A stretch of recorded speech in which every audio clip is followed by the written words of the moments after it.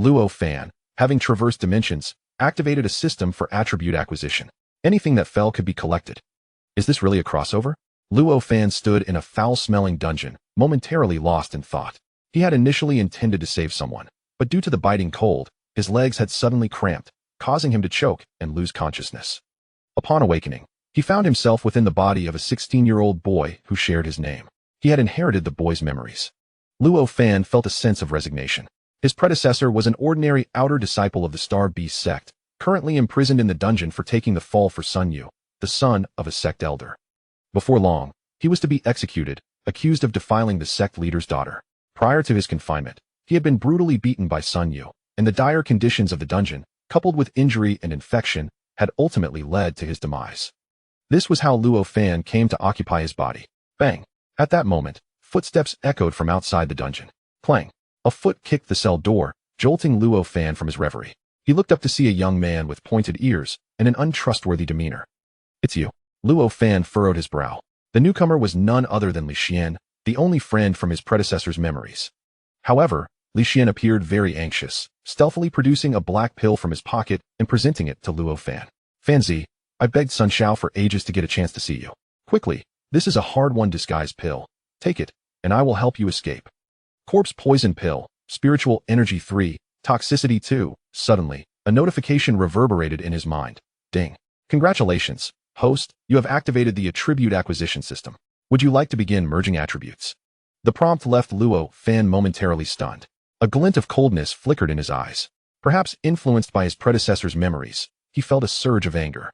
He realized that Li Xian's sudden appearance was not to aid him, but rather to curry favor with Sun Yu. Li Xian had likely been ordered to deliver the corpse poison pill, intending to deceive him into ingesting it. Consuming the pill would render him mute and deaf, solidifying the accusations against him. How treacherous! How cruel!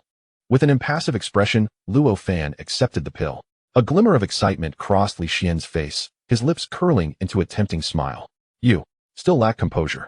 Luo Fan shook his head, popped the pill into his mouth, and silently thought. Merge the pill. Merge successful. Host gains spiritual energy 3. Host gains toxicity 2. Attribute panel activated. Panel opened. Host. Luo Fan. Cultivation. 2-star martial apprentice. Backpack. Toxicity 2. Would you like to consume 1 point of toxicity to activate the basic poison finger technique? Luo Fan's eyes brightened. Having fully assimilated his predecessor's memories, he understood the significance of techniques. With his current cultivation at merely 2-star martial apprentice, comprehending a technique seemed nearly impossible.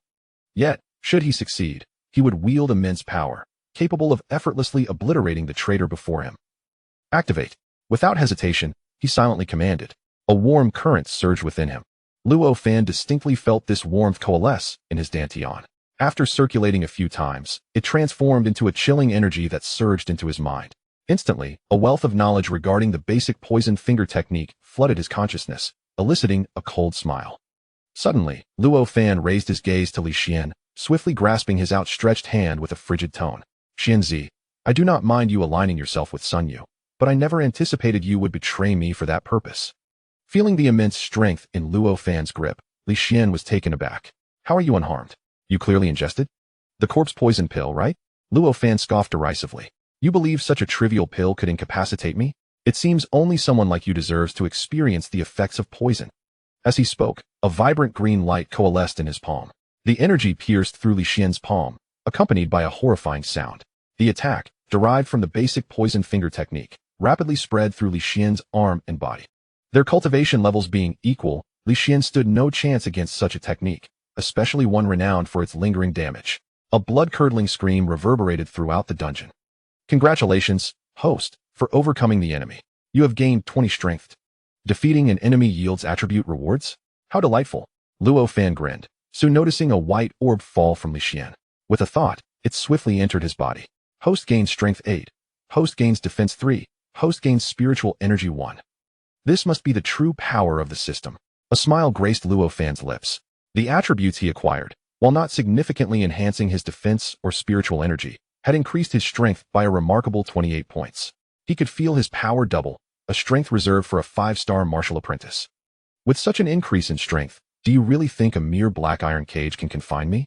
Luo Fan scoffed, placing his hands on the iron bars and exerting force. Creak. The bars emitted a screeching protest as they began to bend. Once they were sufficiently deformed, Luo Fan ceased his efforts, slightly winded from the exertion. As he wriggled his way out of the dungeon, he mused, "Fortunately, my predecessor's cultivation was low, rendering him unimportant. Being confined in a black iron dungeon meant, for those below, 3-star martial apprentice, is lucky. Had I been imprisoned in a black crystal dungeon capable of restraining martial artists, I would have been in dire straits." Beside him, Li Xian, still alive but engulfed in a green glow, was growing increasingly feeble. Witnessing Luo Fan escape the dungeon, he screamed in terror, "Help! Someone is breaking out." Soon, hurried footsteps echoed outside the dungeon. "Seek death." Luo Fan could hardly believe Li Xian's repugnant nature. Even at death's door, he resorted to such vile actions. Bang! With a flash of cold light in his eyes, Luo Fan kicked Li Xian's chest with tremendous force, exceeding 40 points, shattering his ribcage into a mangled mess, extinguishing his life completely. Chapter 2. Surge of Attributes. A group of guards stormed into the dungeon, led by Nyo Air, who, upon witnessing the gruesome demise of Li Xian, trembled with rage and bellowed, "You little rascal, not only have you escaped, but you dare to commit murder?"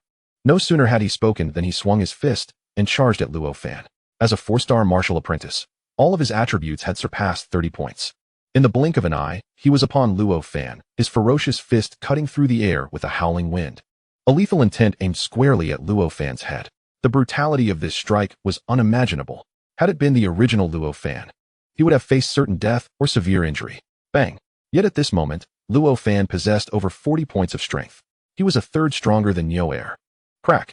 The two fists collided, and Nyo Air let out a piercing scream as his body was propelled backward with astonishing speed. Congratulations, host, for defeating an enemy beyond your level. Reward, speed 30. As the notification sounded, a warm current surged within him. Luo Fan could distinctly feel his body growing considerably lighter. With an additional 30 points of speed, his agility doubled, reaching the level of a 6-star martial apprentice, surpassing even his strength. Nyo Air, everyone, attack together. Let us eliminate this audacious brat. The guards who had entered the dungeon alongside Nyo Air were taken aback by his complete loss of combat ability. A surge of furious wrath ignited within them. "Heh!" Luo Fan emitted a derisive chuckle. With a light push of his foot, he launched himself forward. His lithe form resembled an enraged leopard, or a tiger amidst a flock of sheep, sweeping through the group of dungeon guards with the ease of autumn winds scattering leaves. The notifications ringing in his ears brought an almost euphoric smile to his face. Congratulations, host, for defeating an enemy beyond your level. Reward, strength 30. Congratulations, host, for defeating an enemy beyond your level. Reward, spiritual energy 30. Congratulations, host, for defeating an enemy beyond your level. Reward, defense 30. Congratulations, host, for defeating an enemy beyond your level. Reward, strength 30. Congratulations, host, for defeating an enemy beyond your level. Reward, martial skill experience 1000, with a total of 5 foes vanquished. Luo Fan had acquired an astounding 120 points in attributes and 1000 points in martial skill experience. Averaging this out equated to a 3-star cultivation level typical of martial apprentices. Haha, Luo Fan couldn't suppress his wild laughter. A fervent desire to access his attribute panel and admire his newfound prowess surged within him, though he had already sensed an overwhelming sense of invincibility from the fusion of these attributes. He found it curious that he did not perceive any elevation in his cultivation level. As expected, the moment the attribute panel materialized, the smile on Luo Fan's face instantly froze. Host, Luo Fan cultivation level, 2-star martial apprentice system. Why is this? My strength has clearly reached the level of a martial artist, and my defense and speed are comparable to that of a 6-star martial apprentice. Why does my cultivation level remain at 2 stars? Luo Fan inquired, perplexed. The enhancement of one's cultivation requires the host to achieve the minimum values in 5 attributes: strength, defense, speed, vitality, and spirit, in order to meet the baseline requirements for each level of cultivation. Currently, the host's vitality and spirit are notably low. Therefore, it is imperative for the host to strive further and acquire additional attributes. Perhaps the system understands the principle of 1 carrot and 1 stick. After reassuring Luo Fan, it prompted again. The host possesses martial arts experience. Shall the unique technique, basic poison finger, be upgraded? How does one upgrade? Initially, Luo Fan was unaware of the purpose of martial arts experience, but now, with this clarification, he began to comprehend. The system promptly unveiled a new panel before him. Martial arts, basic poison finger level, beginner, 0-100. Would you like to consume 100 points of martial arts experience to elevate basic poison finger to the minor achievement stage? Upgrade. The process requires no toxic substances, only the expenditure of martial arts experience to enhance the level of the technique, which is immensely beneficial for Luo Fan. Most cultivators struggle to advance in their cultivation primarily due to the extensive time wasted on various martial arts. If all that time could be devoted entirely to cultivation, his prowess would undoubtedly double. However, this is not feasible. Other cultivators cannot simply enhance their cultivation by acquiring attributes like Luo Fan. They must invest time in comprehending martial arts, thus entrapping themselves in a vicious cycle.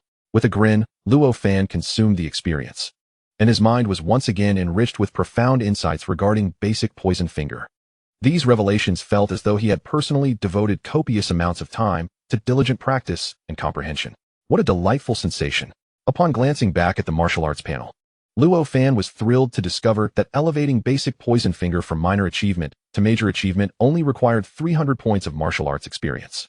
With a substantial 900 points at his disposal, he felt like a wealthy magnate. With a sweeping gesture, he continued to consume the experience. Swiftly, more insights manifested in his mind. He barely had time to absorb them before glancing again at the martial arts panel. As anticipated, advancing basic poison finger from major achievement to pinnacle required 500 points of martial arts experience. Without a moment's hesitation, Luo Fan opted to upgrade once more. The pinnacle level of basic poison finger represented the highest attainable realm for an average cultivator, as per the memories of his former self. His mind brimming with insights left him utterly elated. Yet, when his gaze returned to the martial arts panel, he was struck dumb. To his astonishment, an experience value appeared next to basic poison finger. This time, the upgrade required 1,000 points. Alas, he had none left. But how could basic poison finger have reached pinnacle? System, what is the meaning of this? Does the host underestimate this system? It retorted, I can assure you, as long as you possess adequate martial arts experience, even a technique as rudimentary as basic poison finger can be elevated to a level surpassing that of divine techniques. Luo Fan inhaled sharply, a chill running through him. Almost immediately, however, he was engulfed by a wave of ecstasy. Initially, he had harbored fears that his tumultuous actions in the dungeon, which included the slaughter of numerous disciples from the Starbeast sect, would force him into a life on the run, relegated to the status of a wandering cultivator. Yet, the prospect of becoming a rogue cultivator posed its own formidable challenges, particularly when it came to acquiring martial arts techniques. System, I adore you. Chapter 3. The shadowy manipulator emerges bang. At that moment, the heavy dungeon door was forcefully kicked open once more. A young man clad in a black long robe, with a sinister countenance, strode in with an air of arrogance. However, upon observing the scene within the dungeon, his expression turned icy. Luo Fan, you are utterly audacious. How dare you slay so many disciples of my Starbeast sect? Someone, incapacitate him. I shall avenge my fellow disciples. The door behind the young man swung open again, and a throng of outer sect guards from the Starbeast sect surged in. An overwhelming aura of malice emanated from them as they rapidly encircled Luo Fan, poised to strike at the command of their leader. Sun Yu, you finally arrived. Luo Fan remarked with a cold smile. The young man before him was none other than Sun Yu, the mastermind who had orchestrated his predecessor's imprisonment. Luo Fan had anticipated Sun Yu's arrival, but had not expected it to occur so soon. Yet, this turn of events was fortuitous for Luo Fan. He had originally planned to depart the Starbeast sect immediately after escaping the dungeon, with intentions of returning to exact revenge once he had gained strength. But now, Sun Yu had come right to him, presenting an opportunity he could not afford to squander. Kill. In the face of his nemesis, Luo Fan spoke little. With a sudden burst of energy, he propelled himself forward like a gust of wind. What? Sun Yu's expression shifted dramatically as he exclaimed, this is impossible. This brat is merely a 2-star martial apprentice. How can he outrun me, a 5-star martial apprentice? Panic surged through Sun Yu as he hastily retreated, shouting, quickly, stop him. The outer sect guards surrounding Luo Fan sprang into action. Possessing the strength of 6-star martial apprentices, their speed was nearly on par with Luo Fan's. As they blocked his path, a smile spread across Luo Fan's face. Suddenly, he raised his fist and, with a swift motion, directed it towards the only 7-star martial apprentice among the guards, delivering a crushing blow. With a resounding thud, the impact sent the 7-star martial apprentice flying. His body crashed against the dungeon wall with a thunderous explosion, reducing him to a gruesome mess that splattered across the walls. A notification from the system chimed in. Congratulations, host, for defeating an opponent of a higher rank. Reward, speed 30. Speed again? Luo Fan's heart soared with joy. Meanwhile, Sun Yu was stricken with terror. Even he would find it exceedingly difficult to contend with a 7-star martial apprentice. Yet Luo Fan had dispatched him with a single punch? No, I cannot remain here. Staying here will lead to my demise. I must seek my father. He will surely aid me in eliminating Luo Fan. Sun Yu was utterly terrified. He turned and attempted to flee the dungeon. The outer gate guards stood frozen in shock, their faces displaying sheer disbelief. How could he have killed Brother Hu? A mere 2-star martial artist. How could he possibly slay a 6-star martial artist? His power was terrifying. I merely felt the wind from his punch. And look at my face. It's a mangled mess. Surely you jest. Despite my nearly 50 units of strength, I couldn't breach your defenses. He merely unleashed a punch's wind. And look what happened. Our Starbeast sect has encountered a prodigy. Most alarming of all, he is currently only a 2-star martial artist. Even our most talented disciple, Sister Lanxing, did not possess such terrifying strength at that level. Attempting to escape? Upon seeing Sun Yu's intention to flee, Luo Fan chuckled ominously. Young Master Sun, did you even consult me? With a speed enhanced by 30 points, Luo Fan appeared like a specter before the disciples of the Starbeast sect, all of whom were merely 6-star martial artists. They could scarcely discern Luo Fan's figure before hearing Sun Yu's anguished scream. Just a step away from the dungeon's entrance, he was suddenly seized by Luo Fan as one would grasp a chick. Struggling desperately, Sun Yu felt a suffocating sensation wash over him, turning his face a deep crimson. Yet he still mustered a fierce threat. Luo Fan, what do you intend to do? Do you dare to kill me? My father is an elder of the Starbeast sect. If you take my life, you will not survive the night. Release young Master Sun. That is young Master Sun. If you harm a hair on him, Elder Sun will not let you off lightly. The outer gate guards shouted in panic. Their concern was not genuinely for Sun Yu's well-being. They understood all too well that if Sun Yu perished here, they would face dire consequences as well.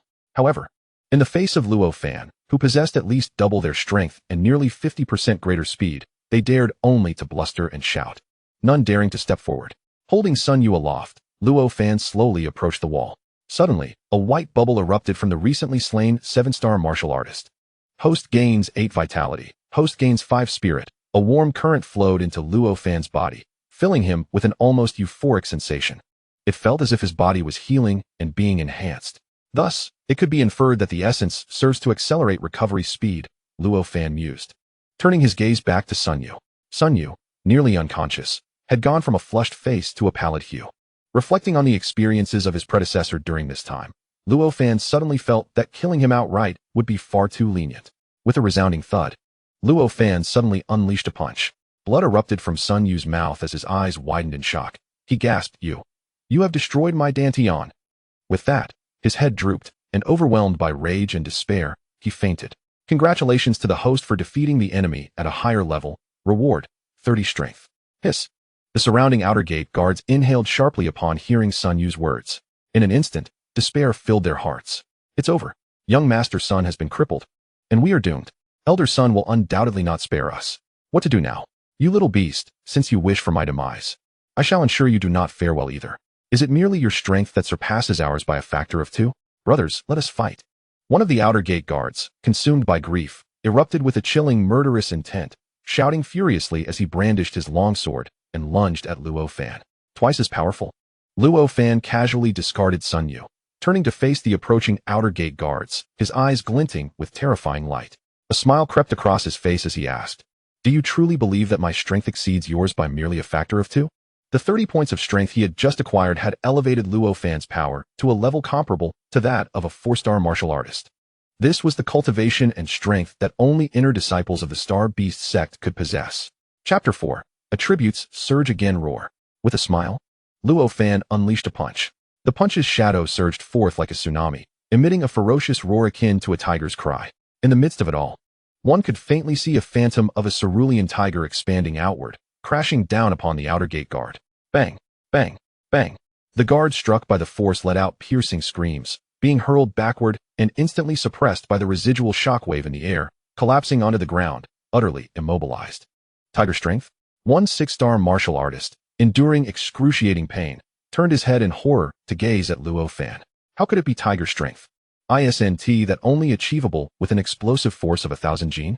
How can a martial artist possess such terrifying power? Sun Yu, you bastard. You clearly sent us to our doom. The other guards wore expressions of utter desolation, no longer harboring any thoughts of opposing Luo Fan.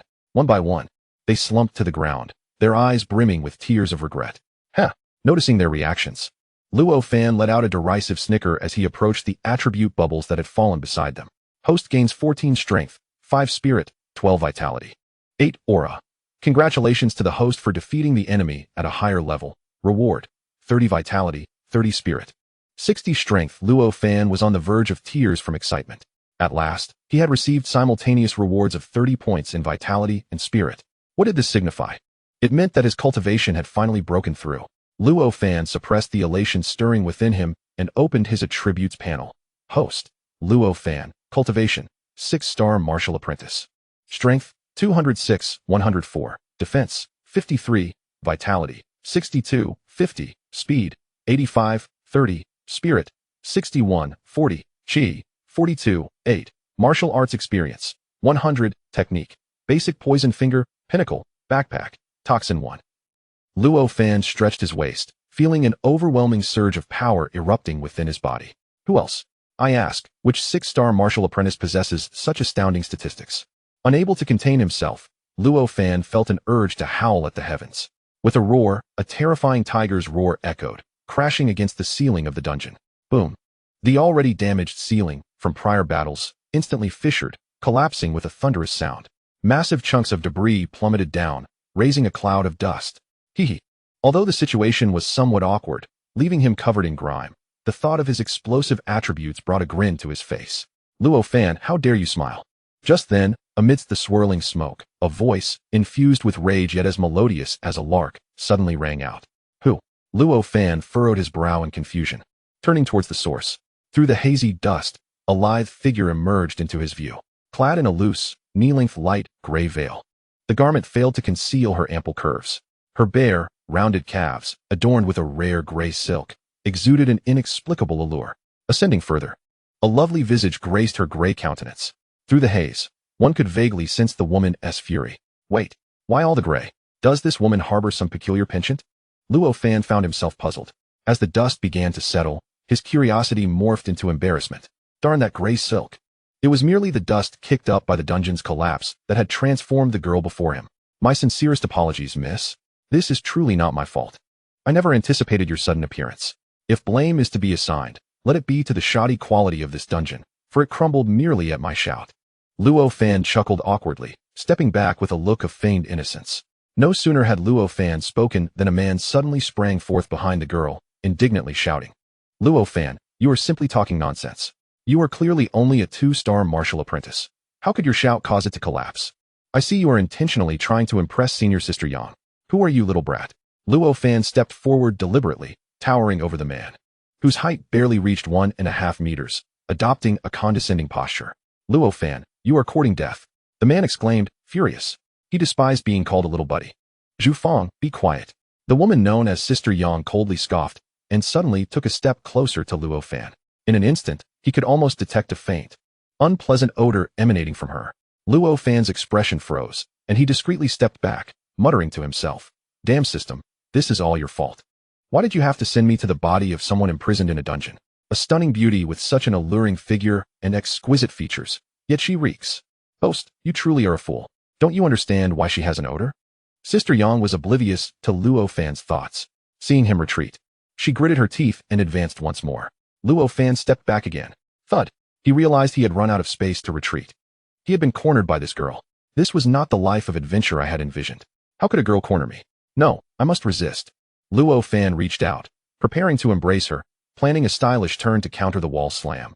But her sudden declaration left him dumbfounded. Luo Fan, I want you to marry me. What nonsense is this? Not only was I cornered, but now I'm being forced into marriage? No, I am a grown man. If anyone should marry, it should be you marrying me. Infuriated, Luo Fan retorted, on what grounds? I am the man, you are the woman. It is only right that you marry me, not the other way around. All right, I will marry you, Sister Yang replied, a mischievous smile curling at the corners of her mouth. You said it yourself. I agree now. Come, let us go meet my father. We shall marry at once. Upon hearing this, the two men present were left in shock. I do not consent, Luo Fan and Zhu Fang exclaimed in unison. What does it matter to you? Sister Yang shot Zhu Fang a glare before turning back to Luo Fan with a gentle smile, softly asking, so, are you planning to take advantage of me and then deny it? Chapter 5. Why do you not resemble? Luo Fan instantly erupted in anger. I just crossed over. How can you say I took advantage of you? I don't even know you. It wasn't just him. Even in the memories of his predecessor, there were no images associated with her. Could it be that you have discerned my status as a transmigrator, possessing a formidable system that guarantees my rise to greatness? And now you wish to latch onto me? A glimmer of murderous intent flashed in Luo Fan's eyes. The existence of the system must not be exposed. He quickly contemplated the idea of silencing her. Sister Yang noticed the murderous intent in Luo Fan's gaze, but was unaware of its cause. A sense of grievance enveloped her, akin to a wronged woman in a secluded chamber, emanating a chilling aura as her eyes, filled with resentment, bore into Luo Fan. Why were you imprisoned? Have you forgotten? It was you. Luo Fan suddenly snapped back to reality. The woman before him, Sister Yang, was none other than Yang Chufei, the young master of the Starbeast sect. The very person responsible for the disgraceful accusation of defiling the sect master's daughter that he bore. How is it that you do not resemble? Upon awakening, Luo Fan, filled with confusion, reached out to gently caress Yang Chufei's face. It was smooth, imbued with a certain resilience, as if enchanted, making Luo Fan somewhat reluctant to withdraw his hand. Luo Fan. A voice laced with resentment echoed from Yang Chufei's lips once more. Luo Fan chuckled, retracting his hand. And upon closer inspection, he beheld Yang Chufei's true visage, now free of dust. Indeed, she was stunning. Even in the era of information explosion in my previous life, I encountered countless women daily, yet few could rival her beauty. No wonder that scoundrel Sun Yu was willing to risk his life to pursue her. Alas, he ultimately met with failure. Yang Chufei, feeling somewhat bashful under Luo Fan's intense gaze, a delicate blush gracing her fair cheeks, pressed on, "Will you marry, or shall I?" Luo Fan shook his head once more, replying, "This matter requires careful consideration." The diminutive Zhu Fang immediately interjected with heartfelt concern, "Senior Sister Yang, please think this through. What right does someone like Luo Fan have to marry a paragon such as yourself? Although he nearly tarnished your reputation, he ultimately failed and was captured by young Master Sun, was he not? Do not act rashly and bind yourself to someone of his ilk. That would be a stain you could never wash away." Zhu Fang's words struck Yang Chufei like a dagger. How dare you mention Sun Yu as the party involved? She knew the truth all too well. She recognized that Luo Fan was merely a scapegoat. The true perpetrator intent on sullying her was Sun Yu. Help me. Coincidentally, at that moment, Sun Yu suddenly regained consciousness. Spotting Yang Chufei and Zhu Fang, he immediately called out, "Sun Yu? Young Master Sun." Zhu Fang, taken aback, rushed to Sun Yu's side and lifted him from the ground, reprimanding him fiercely, "Young Master Sun, who had the audacity to harm you so grievously within the Starbeast sect? Tell me, and I shall avenge you." Luo Fan. A name filled with seething hatred escaped Sun Yu's lips. Him? Zhu Fang and Yang Chufei exchanged astonished glances. "Young Master Sun, could it be that you are mistaken? While Luo Fan may indeed be a brute, he is merely a 2-star martial apprentice. How could he inflict such harm upon a 6-star martial apprentice like yourself? He is not just a 2-star martial apprentice. His strength is formidable. He killed Hu Gao, a 7-star martial apprentice, with a single punch." A flicker of fear crossed Sun Yu's eyes as the memory of Luo Fan's devastating blow resurfaced in his mind. "Quick, take me away. We must find my father. Otherwise, we shall all perish here." Sun Yu seized Zhu Fang's arm with manic urgency, his voice rising in a desperate crescendo. "You have indeed reached the level of a 6-star martial apprentice?" Yang Chufei, who had been scrutinizing Luo Fan, finally discerned his cultivation level and exclaimed, "How on earth did you achieve this? Before being imprisoned in the dungeon, you were undeniably a mere 2-star martial apprentice. Yet, within less than a week, how could you have astonishingly ascended to 4 stars? Even our sect's most gifted disciple, Sister Lan, took a full year to elevate her status from 2-star to 6-star martial apprentice." Yang Chufei was utterly astonished, her spirit nearly shattered. Zhu Fang was equally bewildered. Although he possessed the strength of an 8-star martial apprentice, he was not as formidable as Yang Chufei. However, after scrutinizing Luo Fan for a couple of moments, he confirmed that Luo Fan indeed had attained 6-star status. "Rest assured, young Master Sun, I shall avenge you at once." Zhu Fang seethed with fury, his eyes burning with murderous intent as he glared at Luo Fan. He carelessly dropped Sun Yu to the ground, failing to notice the jutting black iron bar on the floor. Sun Yu, whose powers had been rendered useless and whose body was gravely injured, was nearly devoid of sensation and thus did not perceive the glinting black iron bar. A heart-wrenching wail erupted from his lips as he unexpectedly sprang up from the ground, clutching his backside, but was unable to stem the flow of blood seeping through his fingers. "Has he been?" Luo Fan was momentarily taken aback, then burst into laughter, exclaiming, "Young Master Sun, I suspect Zhu Fang is envious of your stature and has seized this opportunity to strike you while you are defenseless. Yang Chufei trembled slightly, evidently suppressing her laughter, her face flushed yet adopting a serious demeanor as she chided, Zhu Fang, how dare you? Do you not recognize who young master's son is, that you would treat him so? What are you standing there for? Hurry and take him to receive treatment. If he loses too much blood and perishes, you will not escape responsibility. You wait here. Zhu Fang, realizing the urgency of Sun Yu's condition, disregarded Sun Yu's wary gaze and, after issuing a menacing remark, scooped him up in a princess carry and dashed out of the dungeon ruins. Haha. Yang Chufei could no longer contain herself, bursting into laughter. A smile tugged at the corners of Luo Fan's mouth, yet he discreetly began to move away, intending to slip away unnoticed. Luo Fan, halt.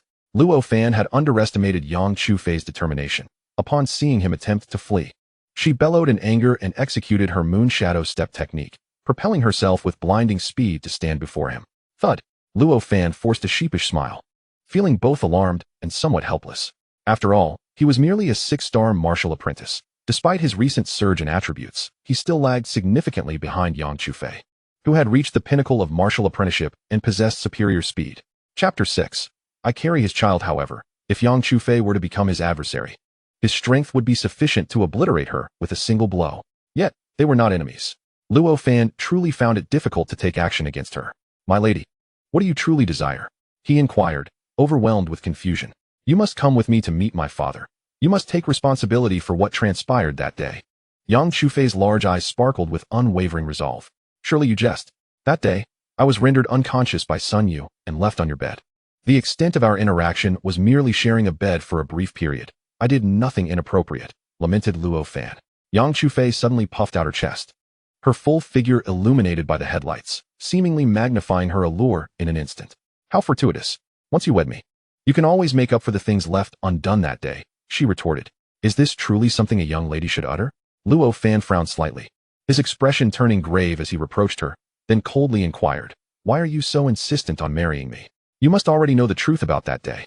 Simply revealing it would surely silence any dissenters. Do you believe it is that simple? Yang Chufei's head drooped slightly, her words betraying a painful melancholy. Moreover, there is something imperative that I must do. Otherwise, my very life hangs in the balance. What is it? Luo Fan asked, perplexed. Yang Chufei's demeanor grew increasingly desolate. Her complexion suddenly drained of color, revealing a sorrowful smile as she recounted her tale. Within the lair of the Starbeast sect's leader, a thunderous roar erupted, causing the elders and disciples eavesdropping outside to tremble in fear. What? You intend to marry Luo Fan? Yang Yunlong's eyes widened in disbelief, rage nearly clouding his judgment. A primal urge to pummel the man standing beside his daughter surging within him. Yet, he managed to restrain himself. Why? His daughter had secretly been with Luo for quite some time, fearing her father's disapproval, hence she had kept it from him. That night, it was indeed her initiative. She had not anticipated Sun Yu's misunderstanding, thinking Luo had feelings for her. Although Yang Chufei intended to frame it that way, her cheeks flushed with a rosy hue, a delightful crimson spreading down her fair neck, rendering her utterly adorable. Yang Yunlang seethed with indignation, his teeth grinding audibly. The onlookers outside, equally astounded, began to murmur. Is this true? So, Yang Shiji had long been involved with Luo Fan? Surely, this cannot be. Luo Fan is merely a peripheral outer disciple, possessing little more than good looks while lacking any real strength. How could a paragon like Yang Shiji possibly be attracted to him? But I heard that Brother Iching's current partner, Chi Kuer, is actually Luo Fan's companion. What? Could this scoundrel have been playing both sides? Unbelievable. Does having good looks grant one carte blanche? Shock swiftly morphed into jealousy. Yang Yunlang fell silent for a moment, the fury on his face gradually dissipating, replaced by a chilling coldness as he glared at Luo Fan, stating, if you wish for my consent to marry him, it is not impossible. You should recall my previous words. To become your husband, one must be able to touch that object. Father, allow Luo Fan to try. Yang Chufei exclaimed, her gaze suddenly alight with hope. Let's go now? Yang Yunlang promptly turned and strode towards the rear door of the lair. Yang Chufei, brimming with excitement, grasped Luo Fan's arm, pulling him along as they hastened after her father. Luo Fan, filled with confusion, whispered, Senior sister, did your father agree too hastily? Isn't it better to take things slowly? A man should not rush. He spoke earnestly. However, prolonging the matter might adversely affect the situation. Yang Chufei, unaware of Luo Fan's innuendo, helplessly pursed her lips and gently shook her head. Luo Fan couldn't help but twitch his mouth, She was indeed just an innocent young girl. Yang Yunlang, as the master of the Starbeast sect, resided in a cavern located at the heart of the Starbeast mountain range, atop a perilous peak. From a distance, the mountain loomed like a sharp sword thrusting into the earth, emanating a formidable aura of menace. Upon reaching the summit, a time-worn altar came into view before Luo Fan. Atop the altar stood a uniquely designed long sword, its blade embedded halfway into a raised platform. What are these colorful bubbles? Luo Fan's breath quickened in an instant.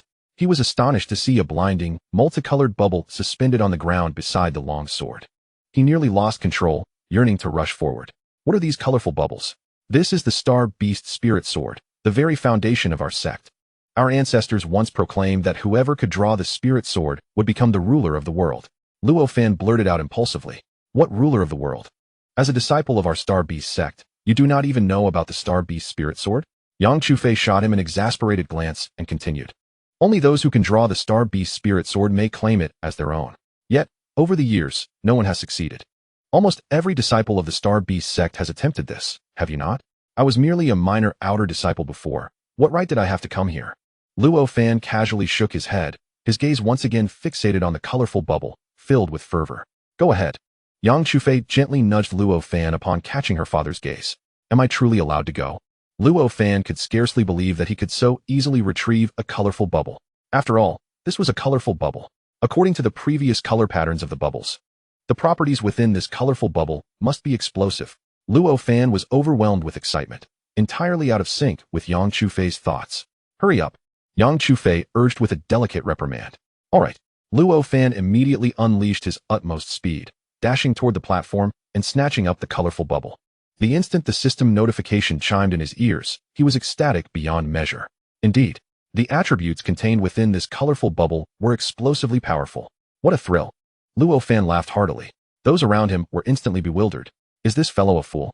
Why is he going mad upon reaching the Starbeast spirit sword? How could he possibly be a fool? Did you not notice he was accompanied by the sect master and senior sister Yang? His status must be extraordinary. Even if his status is extraordinary, he is still a fool.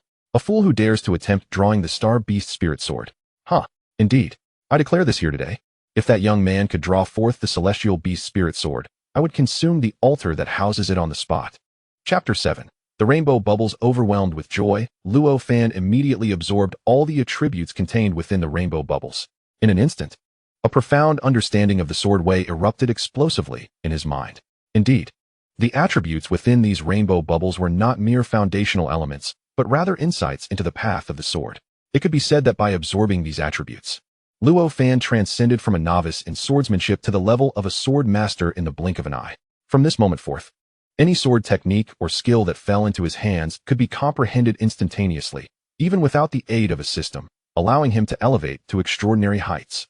Although the attributes seemed to provide little enhancement to Luo Fan's stats, he understood well that this singular boon was far more valuable than a mere increase of tens of thousands in overall attribute values. Simultaneously, Luo Fan obtained the key to grasp the celestial beast spirit sword. As Luo Fan placed his hand upon the hilt of the sword, a brilliant rainbow light erupted from his palm, piercing through the air like 1,000 arrows. In that instant, the entire mountaintop was enveloped in this dazzling radiance. Goodness! Such resplendence heralds the emergence of a hidden dragon. Could it be? How could a lowly commoner like Luo Fan wield the celestial beast spirit sword? Unbelievable. Yet, he truly grasped it. No wonder he could straddle two worlds. This is the mark of a genuine genius. If I possessed such talent, it would be a trivial matter to choose any maiden from our celestial beast sect, let alone the position of a lesser sect master. The disciples of the celestial beast sect were utterly astonished by the spectacle before them. Haha, success. Father, did you see that? Luo Fan has indeed grasped the celestial beast spirit sword. He is destined to be my Yang Chufei's man. At this moment, Yang Chufei cast aside her usual reserve, filled with unrestrained delight. This is not right. Yet, Yang Yunlang did not succumb to the same ecstatic frenzy as those around him. As the sect master of the celestial beast sect, he was privy to certain clandestine information. The celestial beast spirit sword had been wielded by others in the past. Yet the reaction had never been like this. The brilliance atop the mountain attracted the attention of several high-ranking members of the sect. Elders flew from their respective chambers, arriving to witness Luo Fan, standing beside the altar, holding the celestial beast spirit sword, enveloped in a magnificent rainbow light. They were momentarily stunned before erupting into jubilation. The Sect Master is overjoyed. The celestial beast spirit sword has finally been grasped by someone. Who is this disciple? I must take him as my apprentice. Elder Luo Yuanqing, renowned for his swordsmanship within the celestial beast sect, grasped Yang Yunlong's arm, tears of joy streaming down his face. Luo Yuanqing, this is my chosen disciple. You shall not take him from me, shouted the elder beside him, his face flushed with indignation. I have my eye on him too. Who dares to compete with me? I will fight to the death for him.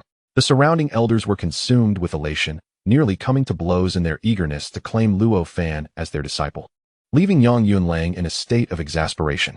With a thunderous roar, he commanded, silence. I sense that something is amiss. Upon hearing Yang Yunlang's words, Yang Chufei's expression faltered, and she instinctively took a step back. She signaled to Luo Fan and exclaimed, Father, I believe you are not one to keep your promises. What do you mean by the situation being amiss? Everyone witnessed that Luo Fan indeed grasped the Starbeast spirit sword. Elders, do you not agree? Indeed. Is this young man named Luo Fan?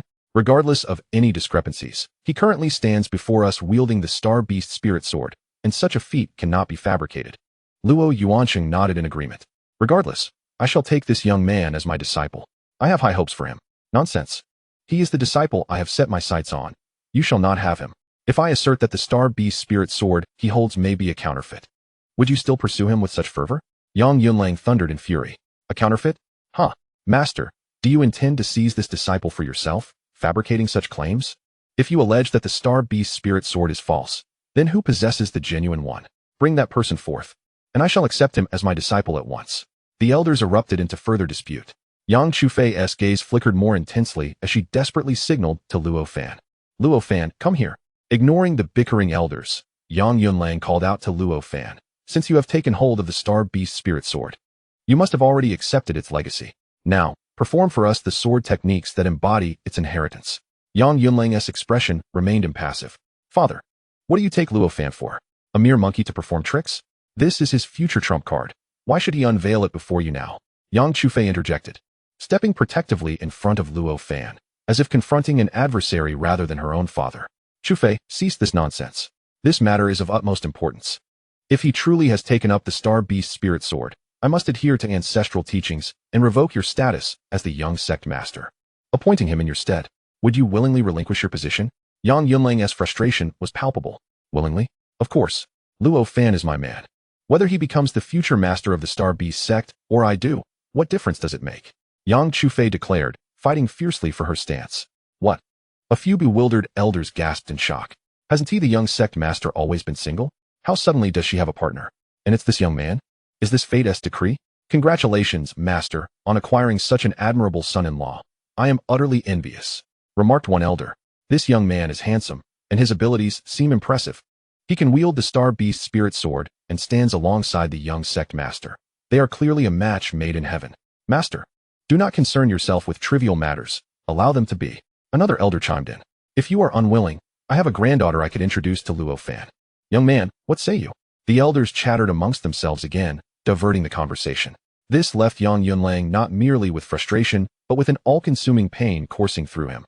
Noticing her father's ever-changing expression, Yang Chufei quickly seized one of Luo Fan's hands and shouted at Yang Yunlang.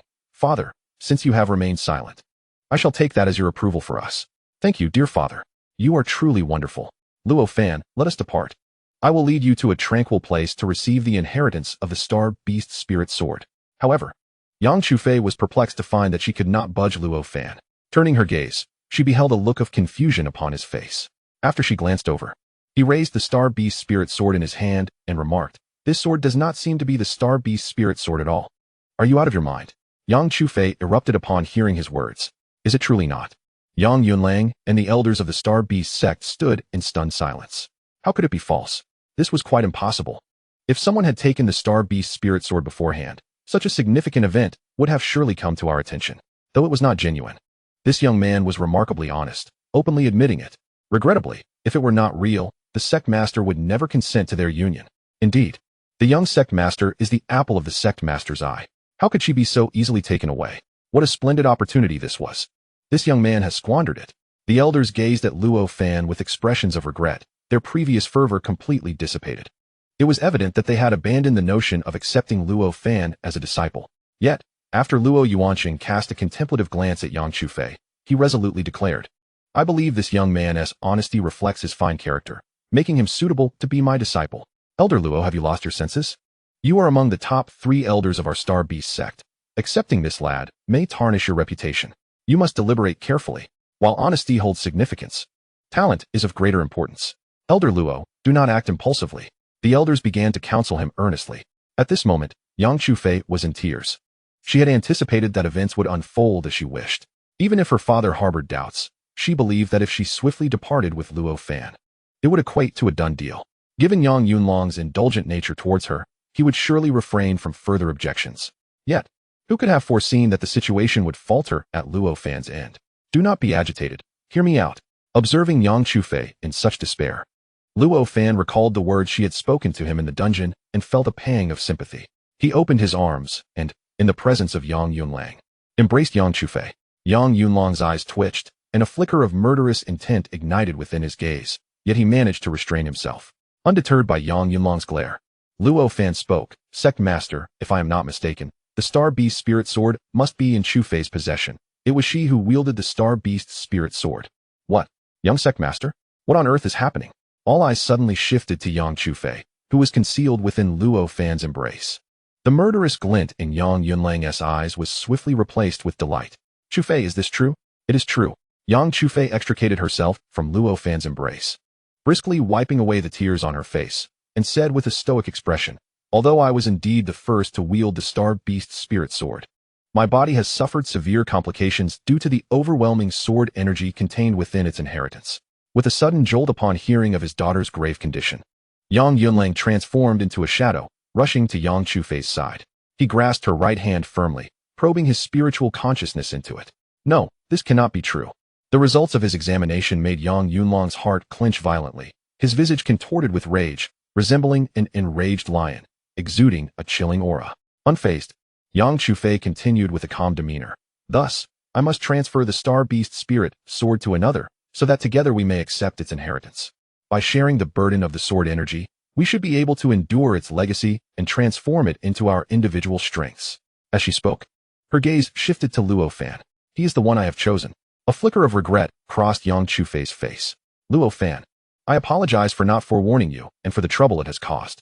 Now that you are aware of the truth, if you are unwilling to assist me, then so be it. Help. You must help. Yang Yunlang bellowed, his eyes wide and bloodshot, as if he were ready to devour Luo Fan whole. Luo, I now consent to your union with Chufei, under the condition that you must save my daughter. Otherwise, I will not let you off lightly. In the face of his daughter's life being threatened, Yang Yunlang entirely disregarded his grievances towards Luo Fan. His volatile and assertive nature finally acquiesced to Yang Chufei's plan. Boy, you must agree swiftly. If you do, you shall become my disciple, and I shall dedicate my utmost efforts to elevate your strength, ensuring you never fall short of becoming a sect master. I can assist as well. If you find the time, you may seek my guidance in alchemy. Even if you cannot match the sect master in strength, achieving proficiency in alchemy will earn you respect. I have decided to take you as my disciple. The situation shifted dramatically. It was evident that Yang Chufei's life was of paramount importance to both Yang Yunlang and the elders of the Starbeast sect. The elders, who had previously shown reluctance to mentor Luo Fan, now transformed from adversaries to allies, expressing their willingness to teach him, all in hopes of ensuring he would be worthy of their sect's future master. Everyone, please refrain from becoming overly excited. The predicament of being coerced into marriage by Yang Chufei had already left Luo Fan speechless.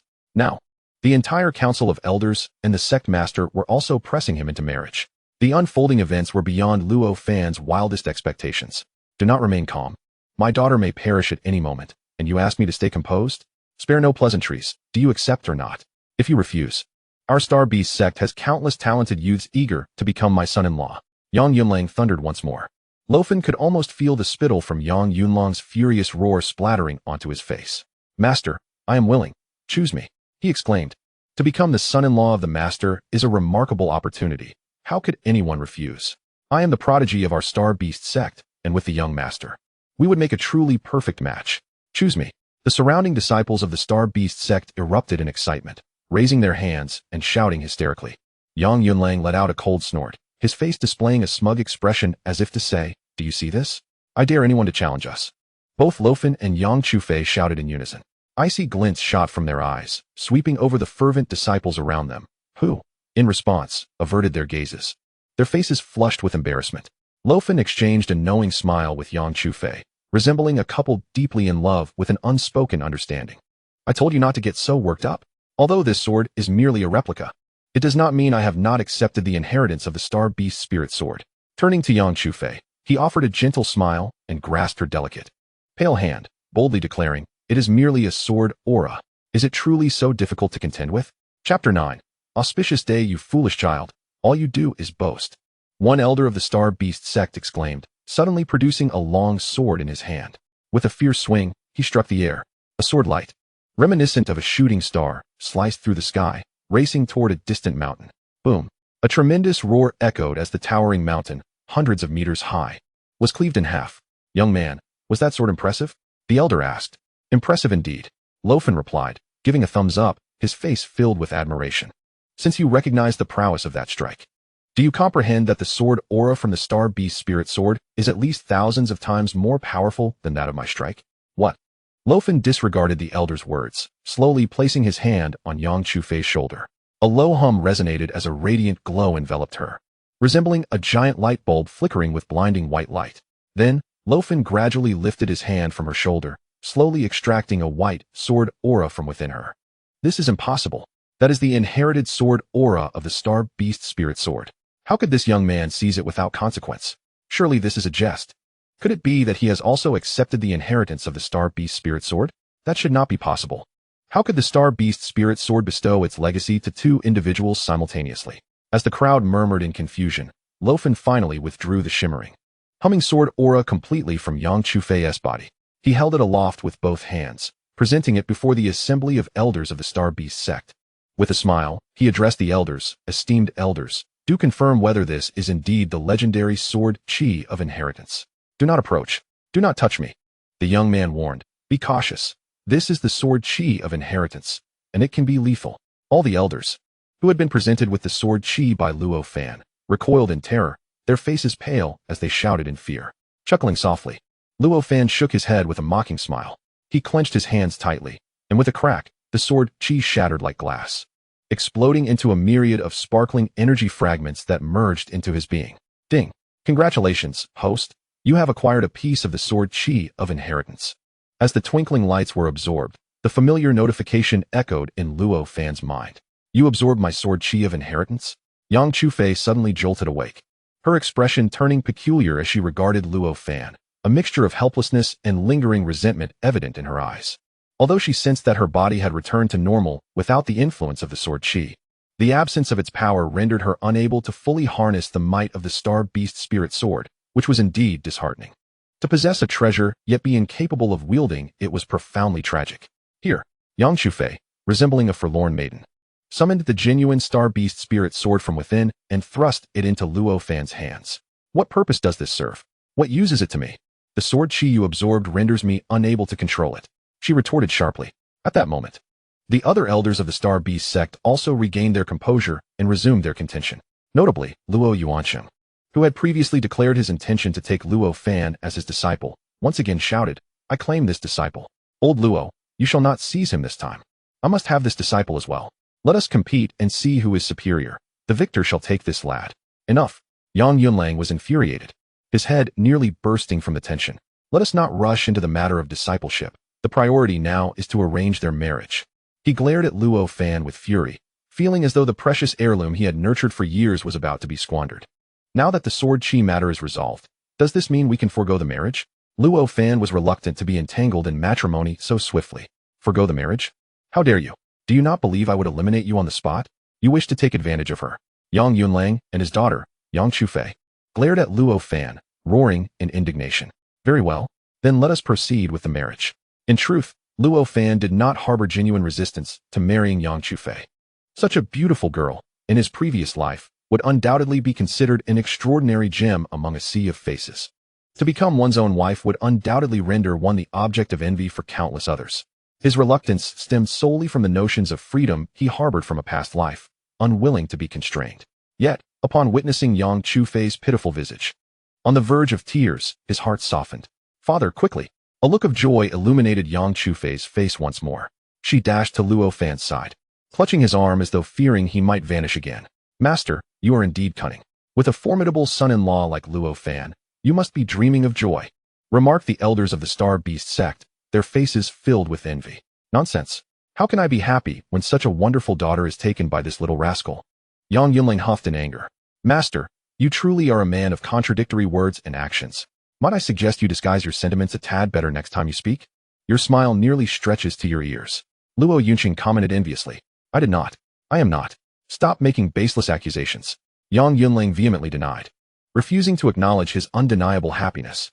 He quickly turned to Elder Su Li, versed in divination, and inquired, Elder Su, when is the next auspicious day?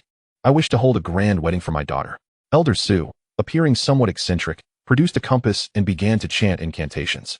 The needle on the compass whirled rapidly before finally settling. Master, a month from now is indeed an auspicious day. It would be perfectly suitable for the wedding. Elder Su exclaimed with delight. Yang Yunlang, filled with joy, proclaimed, Excellent. Announce it forthwith. My daughter shall be wed in a month, and the entire sect shall celebrate, inviting others to witness the brilliance of my son-in-law. Luo Yunqing scoffed, his envy intensifying, claiming to be unhappy. Yet you've already acknowledged him as your son-in-law before the wedding. Such shamelessness. Alas, why do I not have a good daughter? Yang Yunlang shot him a fierce glare, his eyes glinting dangerously.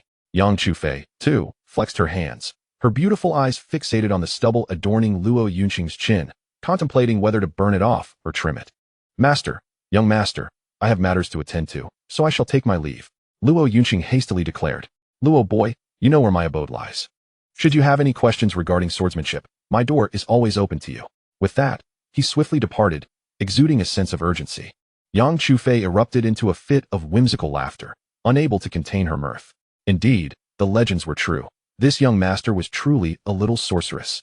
Even the elders feared her. Having such a wife seemed rather delightful.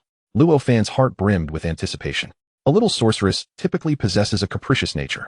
One could say that having a wife equates to having countless wives. The same individual, yet different sensations. How exhilarating. Yang Chufei was momentarily taken away by Yang Yunlang, purportedly for a lesson.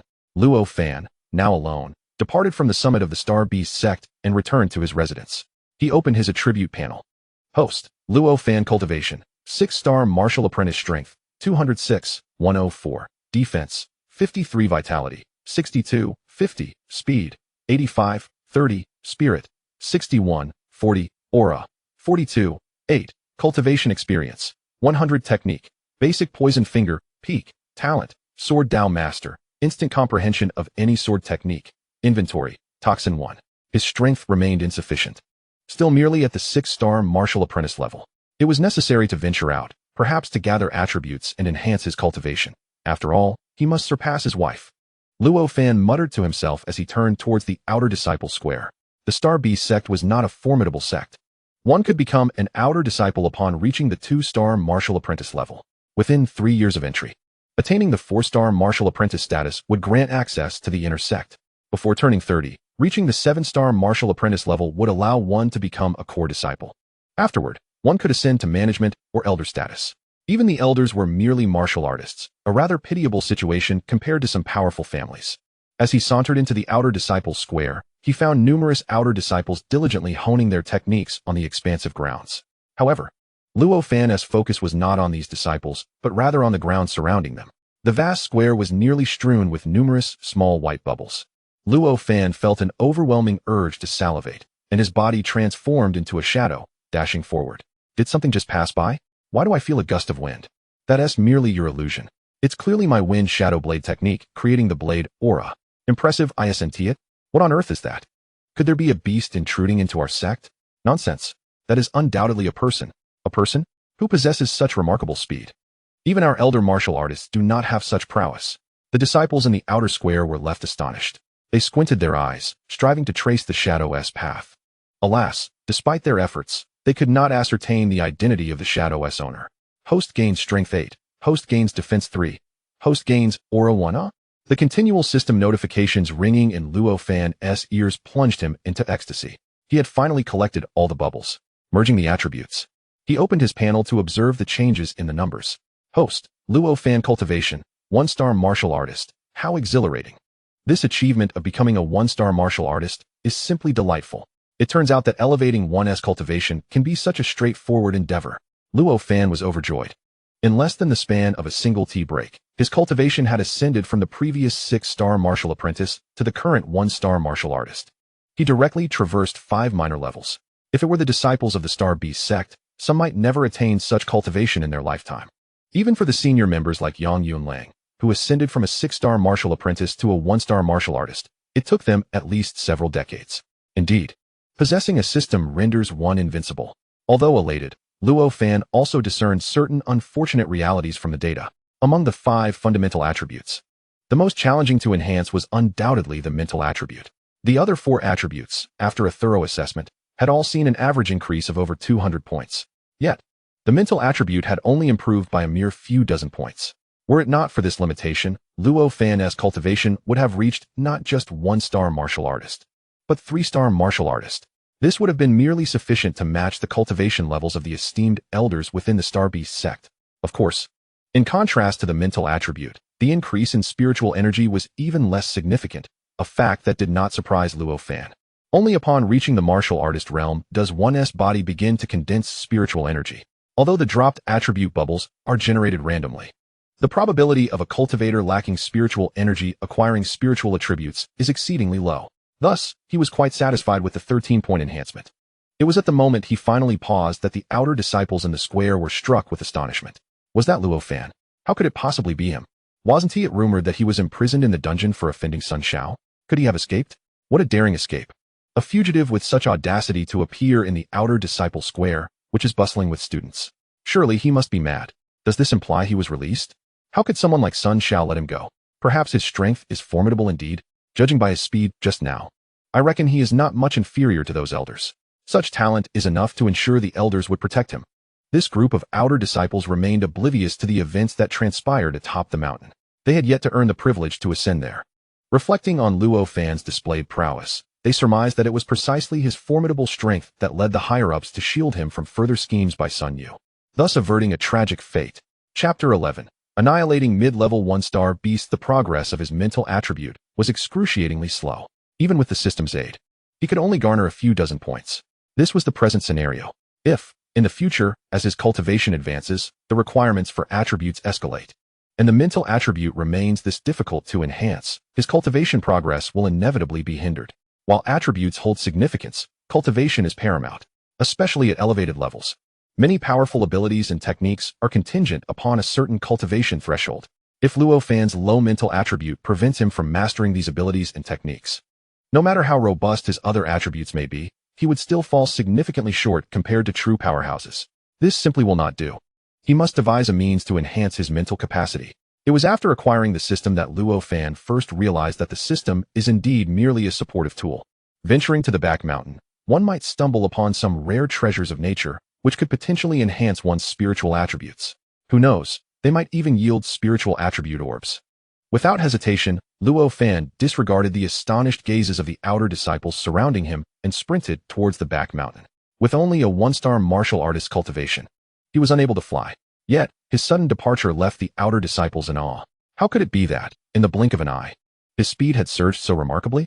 Previously, they could catch a glimpse of his shadow. Now, even that had vanished.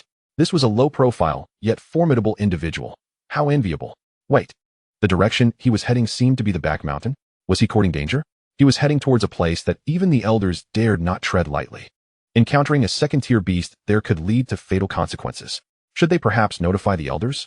The back mountain of the Starbeast sect is a vast and untamed jungle, a territory belonging to the sect, spanning merely several dozen miles.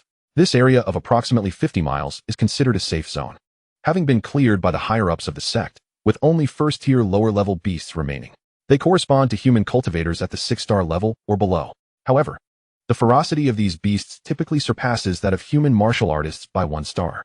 Thus, to roam here, one's cultivation must reach at least 4 stars, allowing only inner disciples and core members of the Starbeast sect access.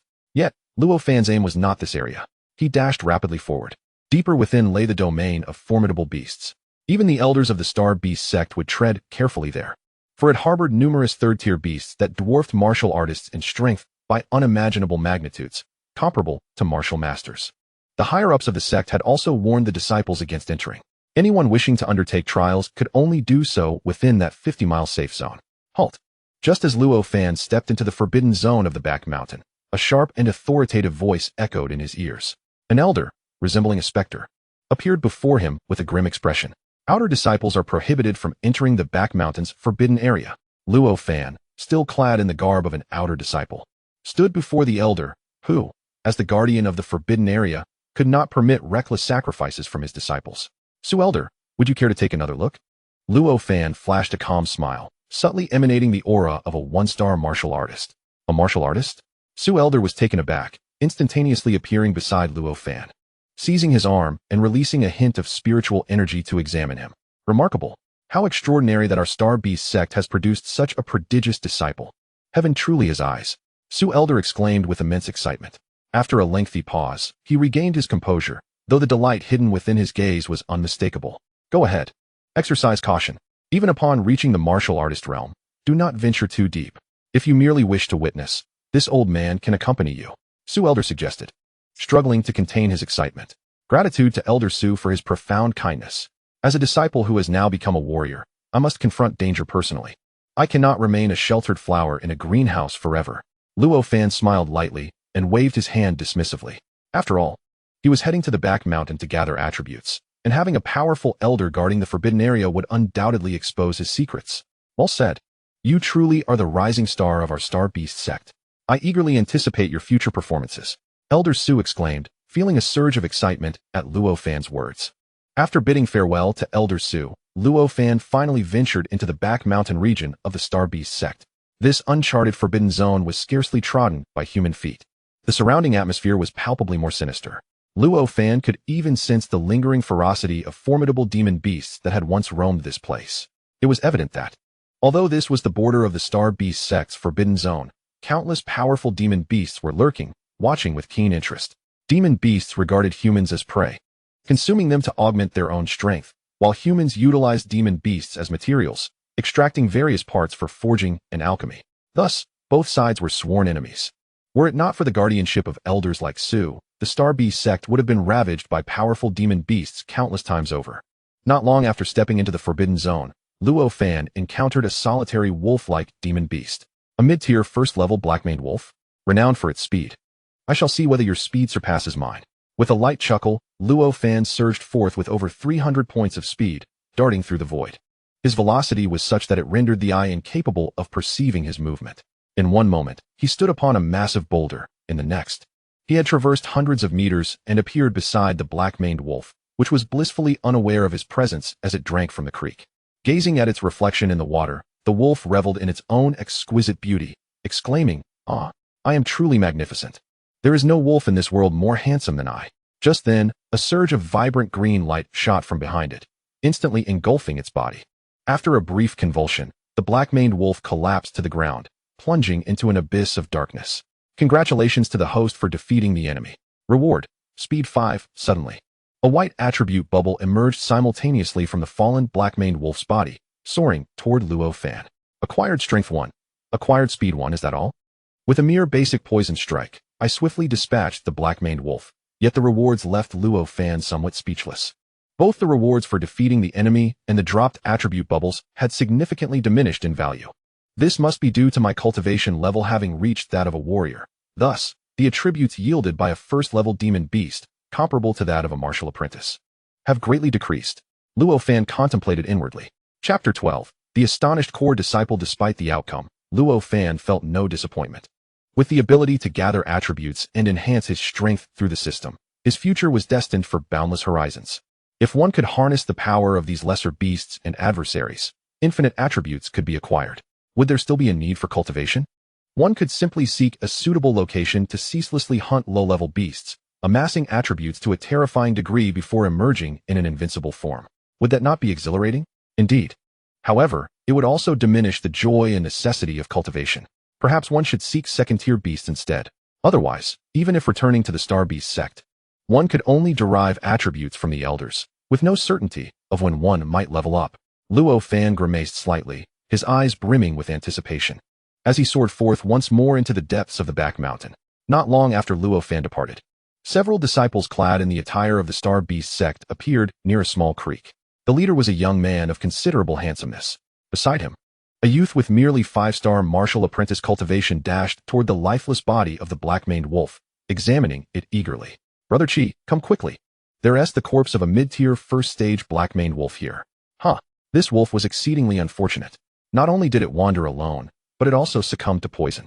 We struck a tremendous bargain. Such a black-maned wolf is worth at least 200 spirit stones. Such remarkable luck? Brother Chi was somewhat astonished. The black-maned wolf was renowned for its speed. Despite its mid-tier first-stage cultivation, its swiftness rivaled that of late-stage martial apprentices. Particularly, its innate talent, once unleashed, could render even peak martial apprentices incapable of tracing its movements. Countless core disciples of the Starbeast sect had suffered losses at the hands of this creature.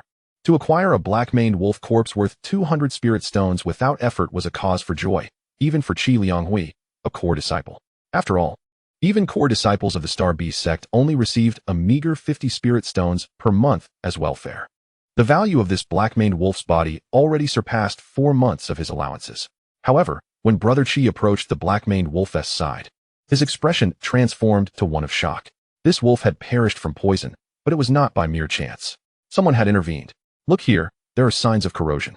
This is clearly the mark left by someone who has mastered the fundamental poisonous finger technique to its pinnacle.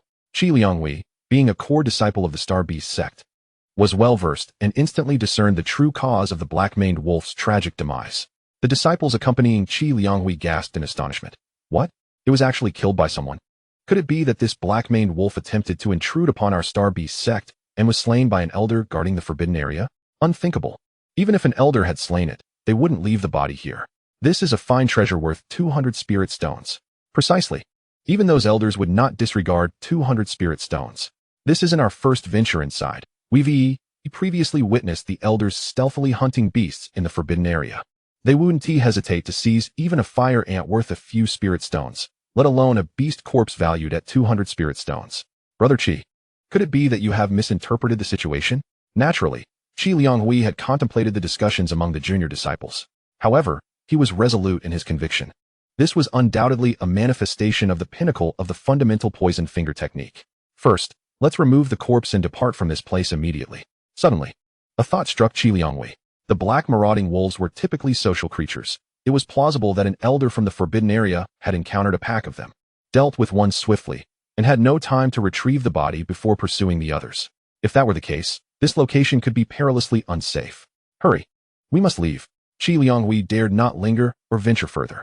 He instructed a robust junior disciple, clearly adept at carrying heavy burdens, to hoist the carcass of the black marauding wolf and hastily make his way towards the novice zone.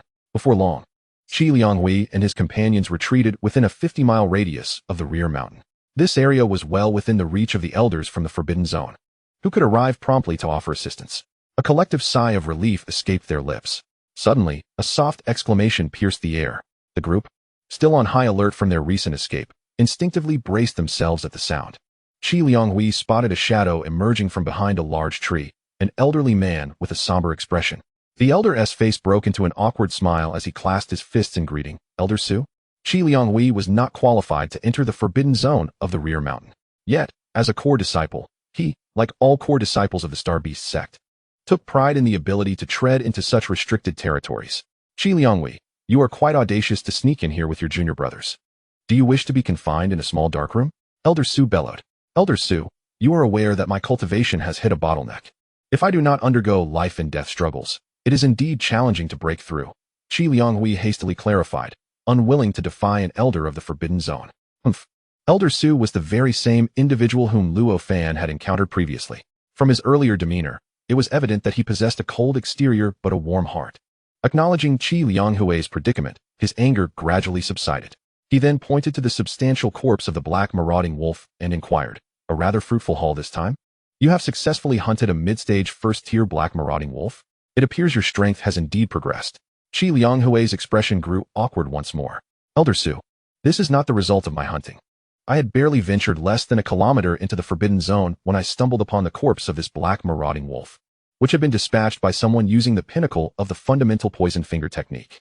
I assumed it was the work of an elder from the forbidden zone who had forgotten to retrieve the body, so I brought it back to present to the sect. Before Qi Lianghui could finish his explanation, Elder Su had already rushed to the large corpse, inspecting it closely. Is it truly the pinnacle of the fundamental poison finger? How could this be? I have not heard of anyone from our Starbeast sect mastering such a technique to its utmost level. Wouldn't it be more advantageous to devote that time to cultivating higher-level techniques for greater power? Elder Su was left in a state of astonishment. Qi Lianghui and the others were utterly astonished.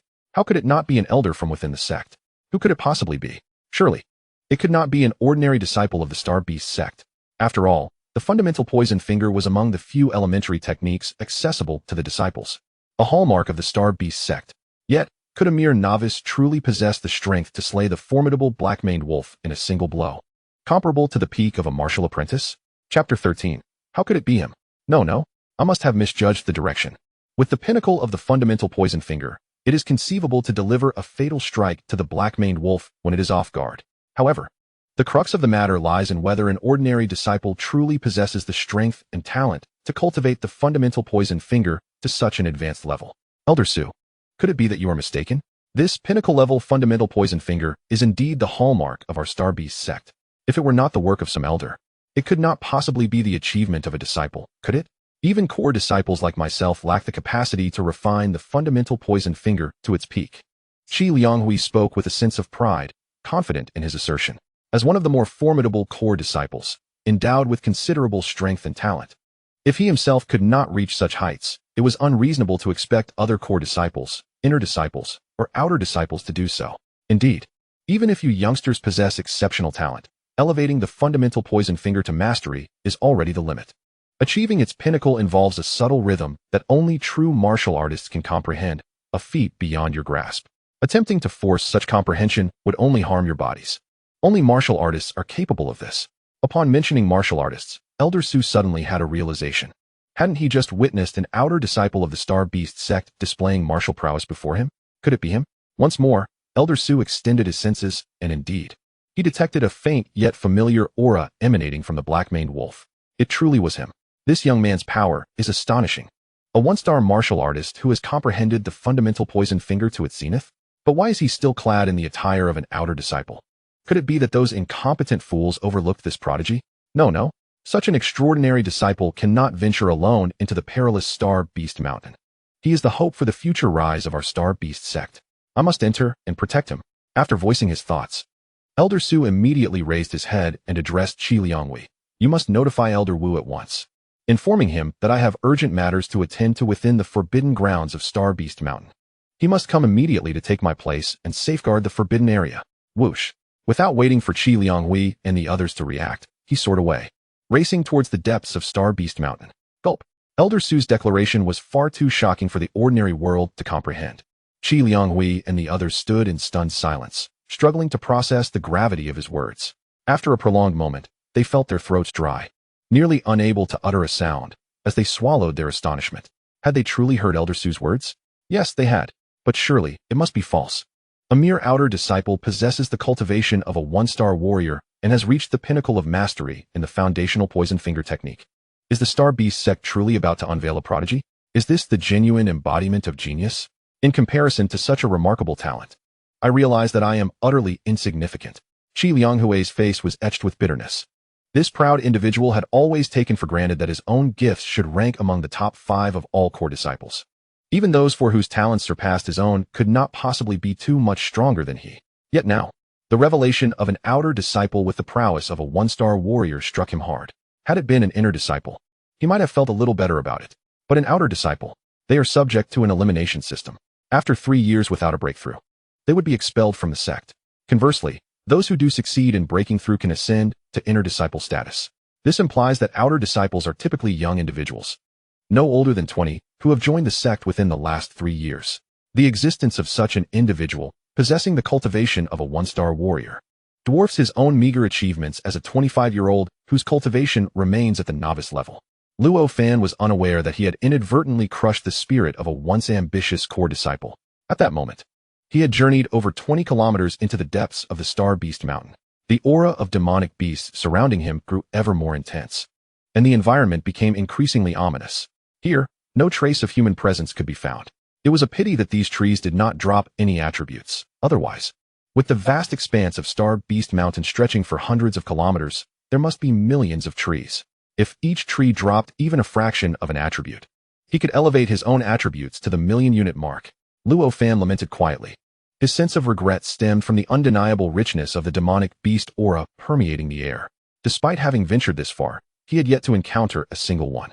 Were it not for his earlier hunt of a black-maned wolf, he might have suspected that this area had been cleared by the elders. Suddenly, a ferocious roar belonging to a demonic beast reverberated through the forest. Luo Fan's eyes brightened, and he immediately dashed toward the source of the sound.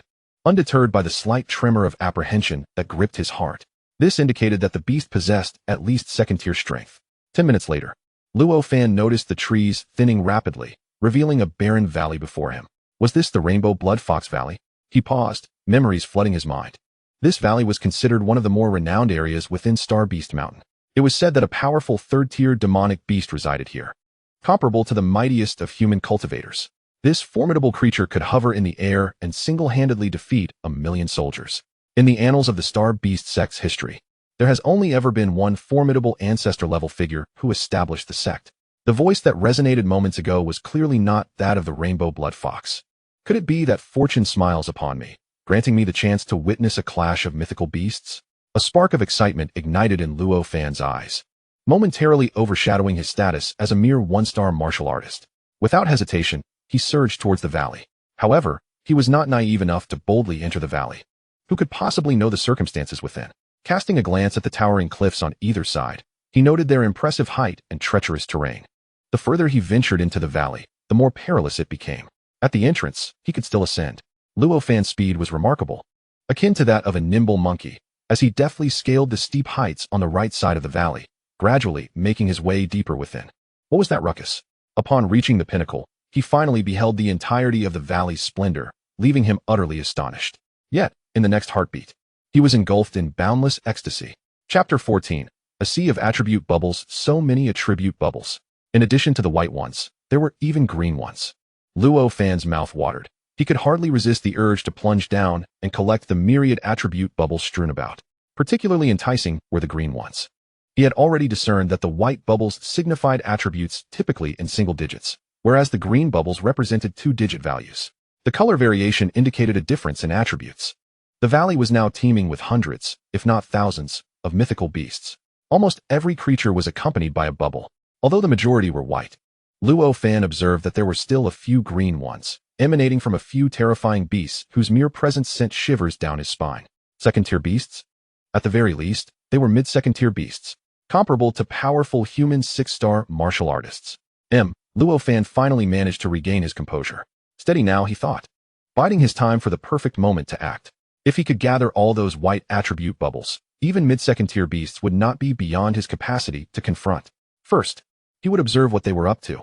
Whispering to himself, he crouched low and continued to advance deeper into the valley.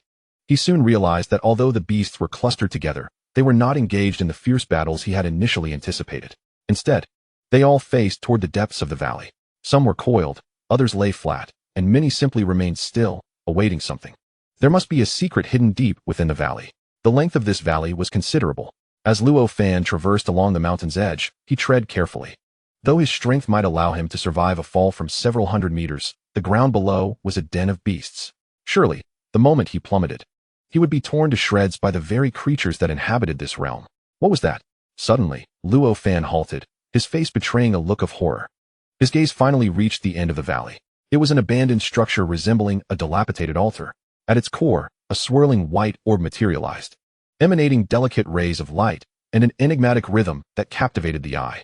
Yet, this spectacle was not the crux of the matter.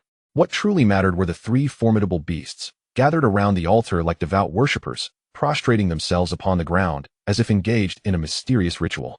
Astonishingly, they were all peak-tier second-order beasts. Luo Fan felt a surge of vigilance. These were creatures so powerful that even an early-stage human martial artist might struggle to contend with them. What were they doing here?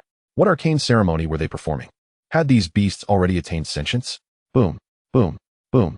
As Luo Fan pondered these questions, the orb at the altar's center suddenly reacted, resonating with deep, sonorous bell tolls.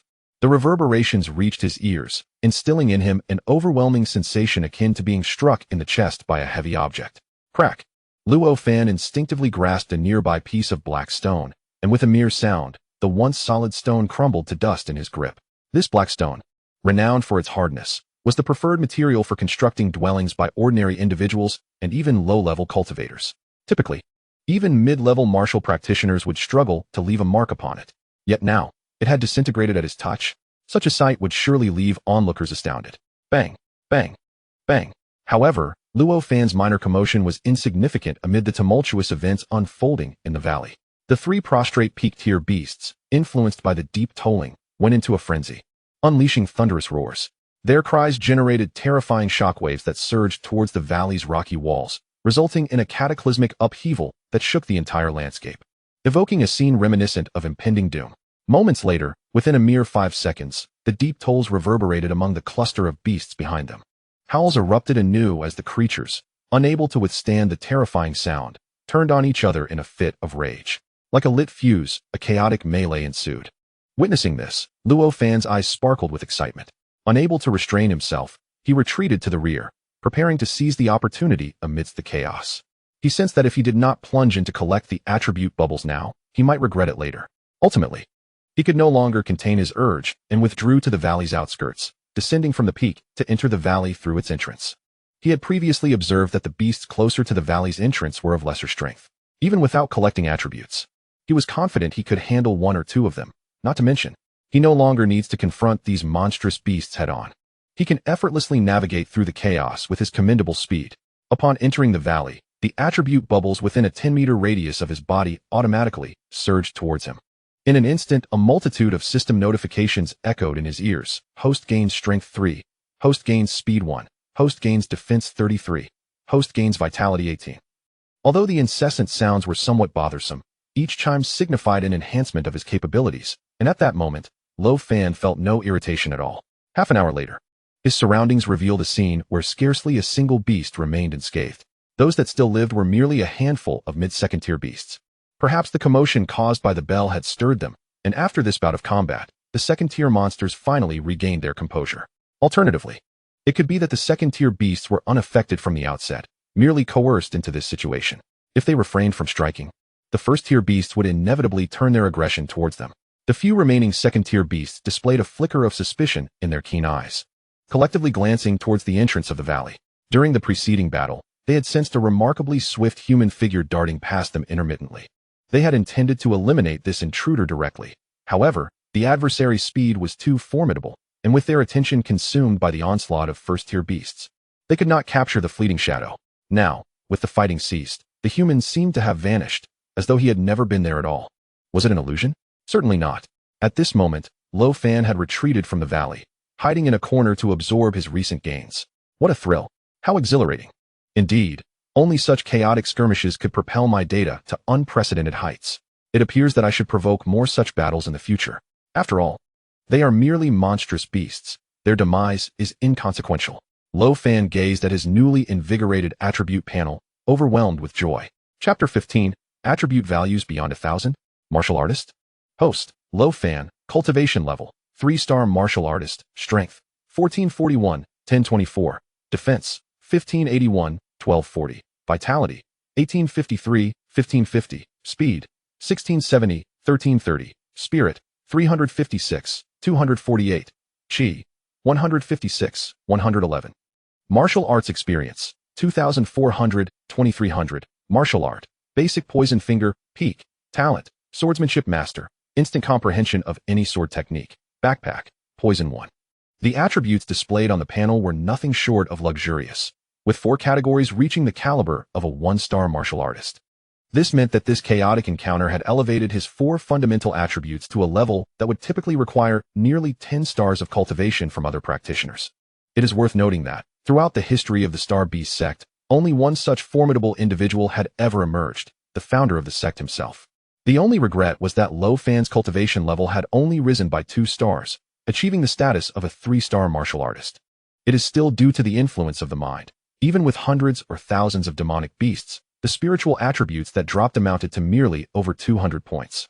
One must not be greedy. One must not be greedy. Although the spiritual enhancement was only a little over 200 points, other attributes had seen an average increase of over 1,000 points. Luo Fan steadied his excited heart and focused his gaze once more upon the valley ahead. Given that his strength had risen significantly, reaching a level comparable to a 1-star martial master, the demonic beasts residing within the valley should pose little threat. However, Luo Fan smiled once again. System, continue to upgrade the basic poison finger. 1,000 points of martial experience vanished instantly from the panel. Luo Fan felt a surge throughout his body, a mysterious aura exploding in his mind, causing a slight, throbbing pain. Fortunately, this sensation was fleeting. Moments later, he no longer felt any discomfort, and upon examining the newly acquired aura in his mind, the previously enigmatic information had transformed into something as simple as 1 + 1 = 2. Technique, Poison Nether Finger, Rank, Mid-Level Profound, Level, Beginner, 0-2000. With this upgrade, the basic Poison Finger had undergone a name change. It was now the Poison Nether Finger, classified as a mid-level profound technique. In the Tianxian continent, techniques are categorized into 4 major ranks: Heaven, Earth, Profound, and Yellow, each further divided into lower, middle, upper, and extreme subranks. Do not underestimate the mid-level profound techniques. In fact, even within the Starbeast sect, the number of profound techniques does not exceed 4. Each of these is a treasured possession of the sect. Apart from the sect leader, others must meet certain contribution criteria to study them, contributions that could take elders decades to accumulate.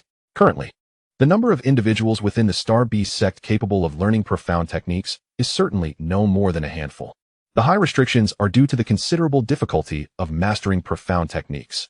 It is said that Yang Yunlang, the sect leader, spent 5 years mastering a low-level profound sword technique before finally reaching the beginner stage. And this is merely the beginning. Achieving minor success, major success, and ultimately the pinnacle is exceedingly challenging. Even with Yang Yunlang's exceptional talent, it is conceivable that dedicating an entire lifetime might not suffice to reach the major success stage of this low-level profound sword technique, let alone the pinnacle. To become a sect leader, both talent and strength are indispensable.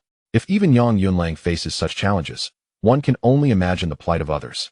Yet for Luo Fan, such worries are non-existent. As long as he is provided with sufficient martial experience, he can endlessly elevate his abilities.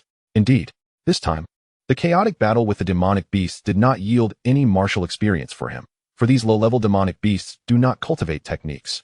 Martial experience can only be obtained from other cultivators who practice techniques, and these cultivators are not limited to humans. The poisonous Dark Finger, imbued with the formidable essence of dark flames, is capable of unleashing a strike that incinerates the very souls of its adversaries. Astonishingly, the upgraded version of this technique is incredibly powerful, an assault that delivers a dual blow to both spirit and body. The rudimentary poisonous Dark Finger can inflict damage even upon foes whose vitality is twice that of my own. This implies that my poisonous Dark Finger possesses the potential to harm formidable warriors of the 3-star rank. How exhilarating! Does this not afford me the opportunity to transcend a considerable stage and inflict harm upon my enemies? With such a potent technique at my disposal, even the mid-tier 2nd-class beasts, let alone the peak 2nd-class creatures lurking within the depths of the valley, are insignificant before me. However, to my dismay, I find that with my current reserves of spiritual energy, I can only execute this technique 15 times, with each use consuming 10 points of energy. Thus, I come to realize the true purpose of spiritual energy. It is indeed the essence required to wield advanced techniques. Until now, I had been oblivious to the application of this attribute, as my cultivation had not necessitated its use. Now that I comprehend its significance in executing martial skills, I must remain vigilant in the future.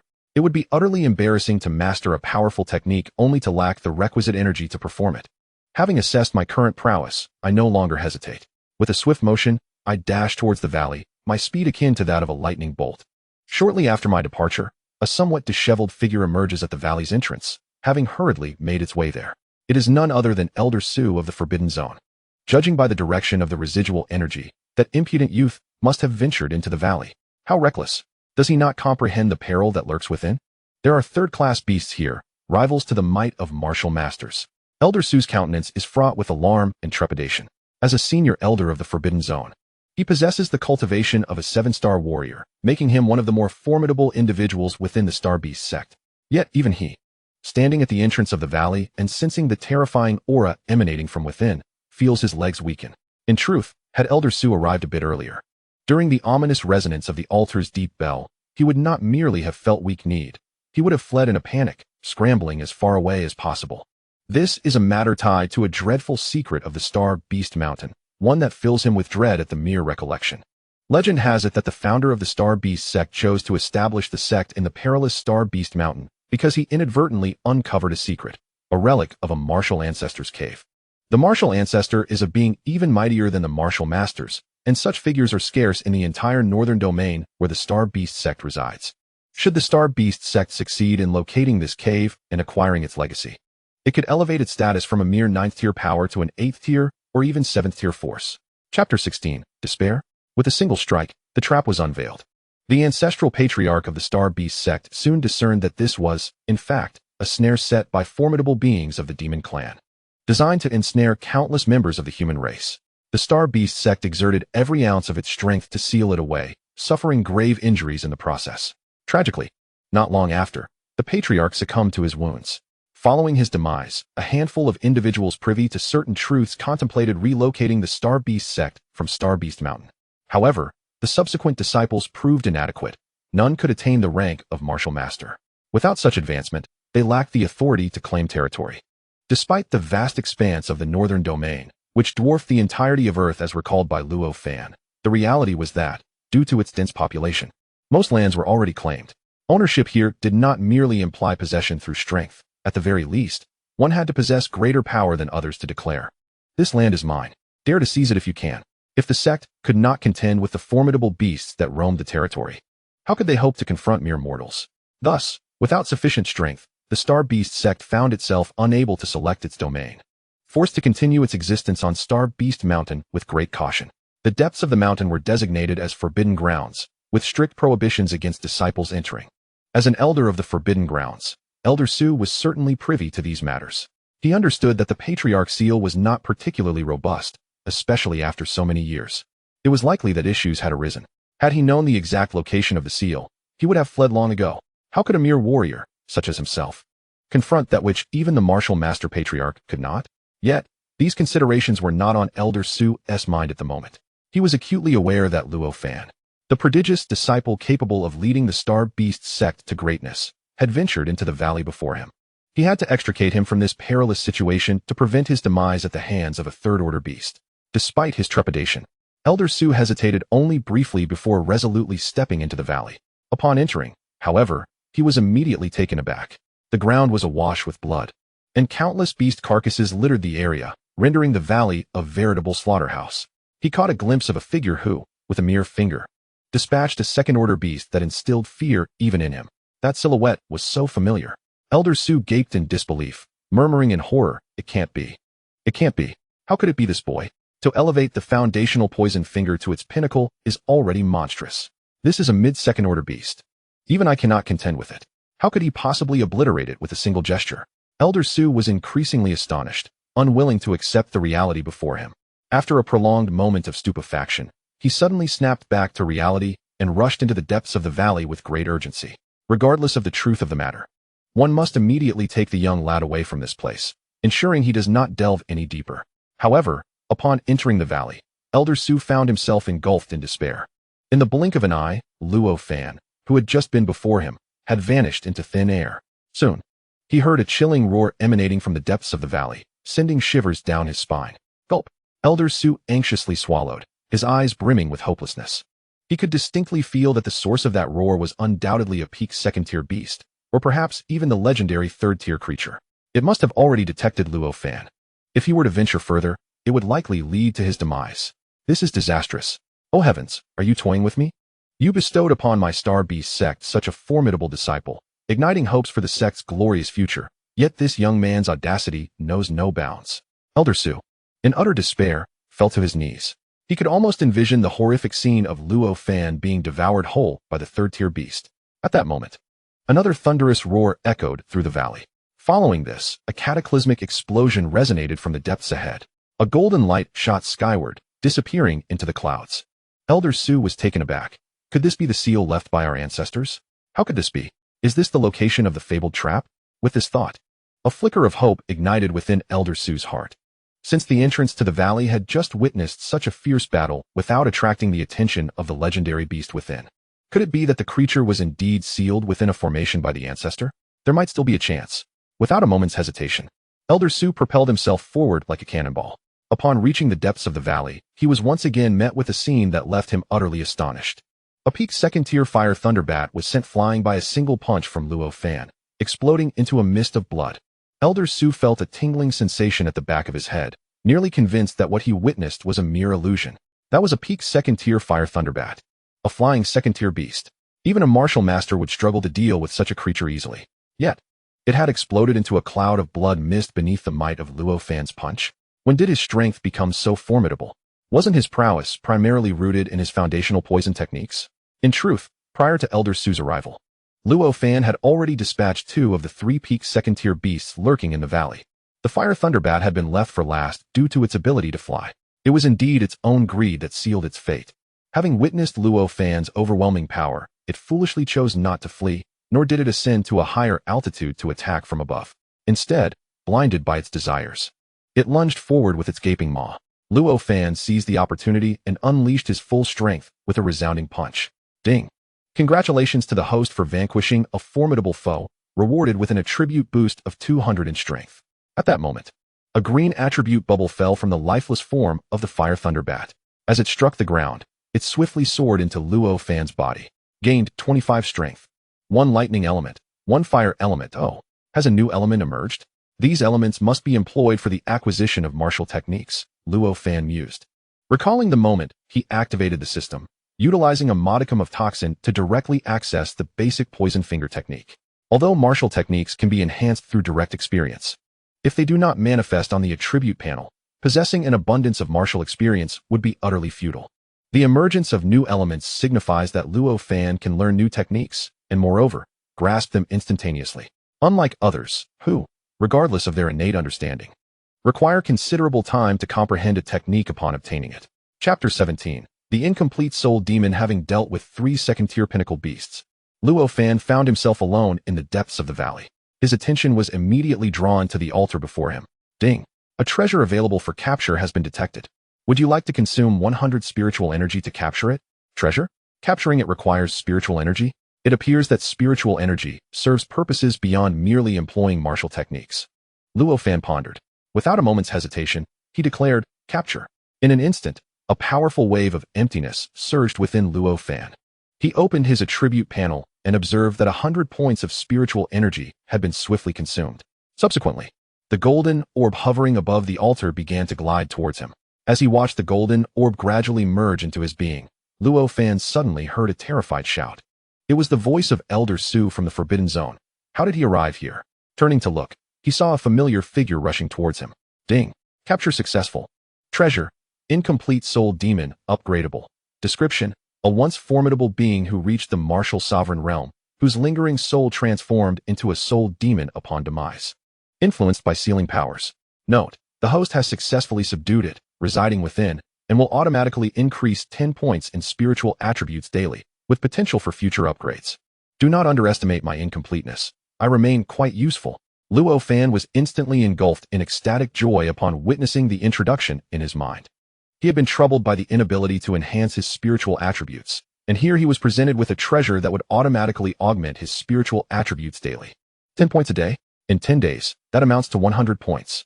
This implies that, disregarding other attributes, his spiritual attribute could elevate him to the first star of the martial artist stage within 10 days. Presently, aside from his spiritual attribute, all others had already surpassed 1,000, reaching the level of a martial master.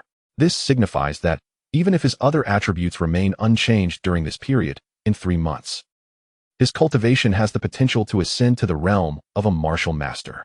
The realm of a martial master. This is a strength that does not even exist within the Starbeast sect at present. The foremost individual of the Starbeast sect. It would merely take 3 months. If the entirety of the Starbeast sect, and indeed countless cultivators throughout the northern region, were to learn of this, they would surely be driven to madness with jealousy. Just as Luo Fan was reveling in his elation, Elder Su finally rushed to his side, furious and exclaiming, "You audacious boy, how dare you? We agreed you would merely wander the outskirts. How could you venture so deep, arriving at this place?" Elder Su's ire stemmed from his eagerness for talent. If it were any other disciple within the sect, even if they were a core disciple, he would hardly pay them any mind. Your recklessness is of no concern to me. Elder Su, is there a problem here? Luo Fan managed to calm himself amidst his excitement. Recalling the system's warning, he thought of a damaged soul spirit, still affected by sealing forces. Even the altar before him was imbued with an eerie aura. This was indeed the back mountain of the Starbeast sect. Was there some hidden secret here? Though Elder Su reprimanded Luo Fan, his primary concern was whether he had sustained any injuries, and he began to scrutinize him closely. Upon closer inspection, he was once again taken aback. Huh? Your cultivation has actually increased again? How is that possible? You entered Starbeast Mountain with only a 1-star martial artist level. Now, you are at 3 stars? No matter how monstrous one may be, it is inconceivable to elevate 2 stars in just 1 hour. Elder Su furrowed his brow, his scrutinizing gaze fixed sternly upon Luo Fan. Have you been concealing your cultivation? I thought to myself. A 1-star martial artist would hardly possess the audacity to delve so deeply into Starbeast Mountain. Luo Fan found himself at a loss for words. The notion of elevating 2 stars in 1 hour was indeed extraordinary. Thus, he decided to play along with Elder Su's words, offering an awkward smile. Elder Su, your insight is remarkable. I did indeed conceal my cultivation a bit, but I never anticipated it would be discovered by you. Of course, you ought to consider who I am, a martial artist at the 7-star threshold, an elder of the Forbidden Zone. Elder Su, with a playful demeanor, boasted before Luo Fan, completely forgetting his prior astonishment at witnessing Luo Fan dispatch a mid-stage 2nd-tier beast with a mere finger and obliterate a peak 2nd-tier beast with a single punch. Come back with me. Regardless of your concealed cultivation, this place is not suitable for you to traverse at present. After his moment of boasting, Elder Su suddenly recalled the perilous nature of their surroundings and promptly grasped Luo Fan's hand, preparing to return to the Starbeast sect. Luo Fan suddenly remembered and spoke up. Elder Su, I previously entered Starbeast Mountain and unexpectedly found that there were no beasts present along the way. Upon arriving at this valley, I discovered countless beasts engaged in fierce combat. You must have seen the slaughter of those mid-stage 2nd-tier beasts on your way here. Upon hearing Luo Fan's words, Elder Su finally recalled the scene he had witnessed earlier.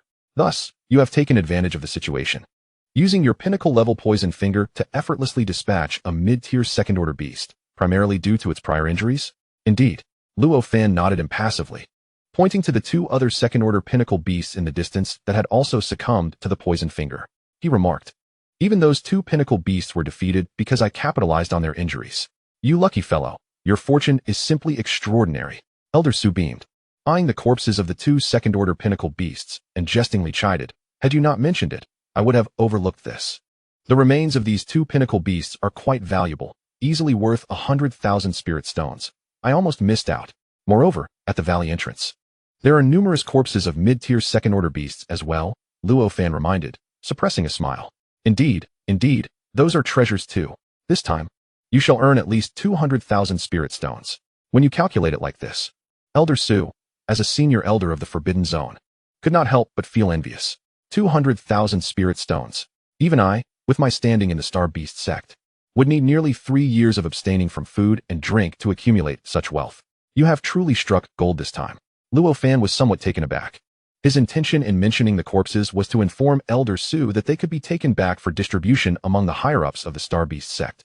However, Elder Su's words clearly implied that the corpses belonged to him, and the sect would directly compensate him with 200,000 spirit stones. With the attributes of a scavenger system, Luo Fan currently had no use for spirit stones and thus did not regard them as particularly precious. Hence, he had no desire to hoard them for himself. Chapter 18. The Assault of the Third-Order Beasts. Elder Su, do these beast corpses truly belong to me? Luo Fan could not suppress his curiosity, asking in astonishment. Of course they are yours. Would they belong to me? I did not engage. You were the one who dealt with them, Elder Su replied with an air of certainty, prompting a smile from Luo Fan. By the way, previously, you also hunted a mid-tier 1st-order black-maned wolf, did you not? That creature's remains are worth 200 spirit stones. One of our sect's core disciples discovered it and dragged it away. Given that you are now set to acquire 200,000 spirit stones, I assume you wouldn't mind parting with those 200 spirit stones? Perhaps you could gift them to him? Elder Su recalled the black-maned wolf's corpse, subtly reminding Luo Fan. That sounds good. I shall gift it to that senior brother and ask him to assist in taking the remains out. Luo Fan promptly understood and nodded in agreement. Very well, I shall speak to him about it. Let us tidy up here. You do not yet possess a storage ring. So gather the items together. I will help you carry them out. Once we return to the sect, I will speak to the sect master in hopes of acquiring a storage ring for you, Elder Su said, gesturing towards the surrounding beast corpses, and began to busy himself with the task at hand. Thank you, Elder Su. Luo Fan expressed his surprise and gratitude. Although the prospect of earning 200,000 spirit stones was a delightful surprise for Luo Fan, he remained largely indifferent to it. However, The acquisition of a storage ring indeed brought him immense joy. In the Tianxian continent, storage rings can only be forged by formidable practitioners of the martial master realm and above. The process also requires the bone of a Kongming beast, typically a rare creature of the 4th or 5th tier. Their numbers are scant, and hunting them proves to be quite a challenge. Consequently, storage rings are regarded as exceedingly rare treasures on the Tianxian continent. Within the entire Starbeast sect, there are but a few cultivators who possess such rings. Most of their storage rings are either inherited from ancient legacies or purchased at the exorbitant cost of millions of spirit stones. Although Luo Fan had obtained 200,000 spirit stones, he was still far from being able to acquire a storage ring. The possession of a storage ring would greatly facilitate matters, particularly in transporting the corpses of the hundreds of demonic beasts back home. Master Su, how large is your storage ring?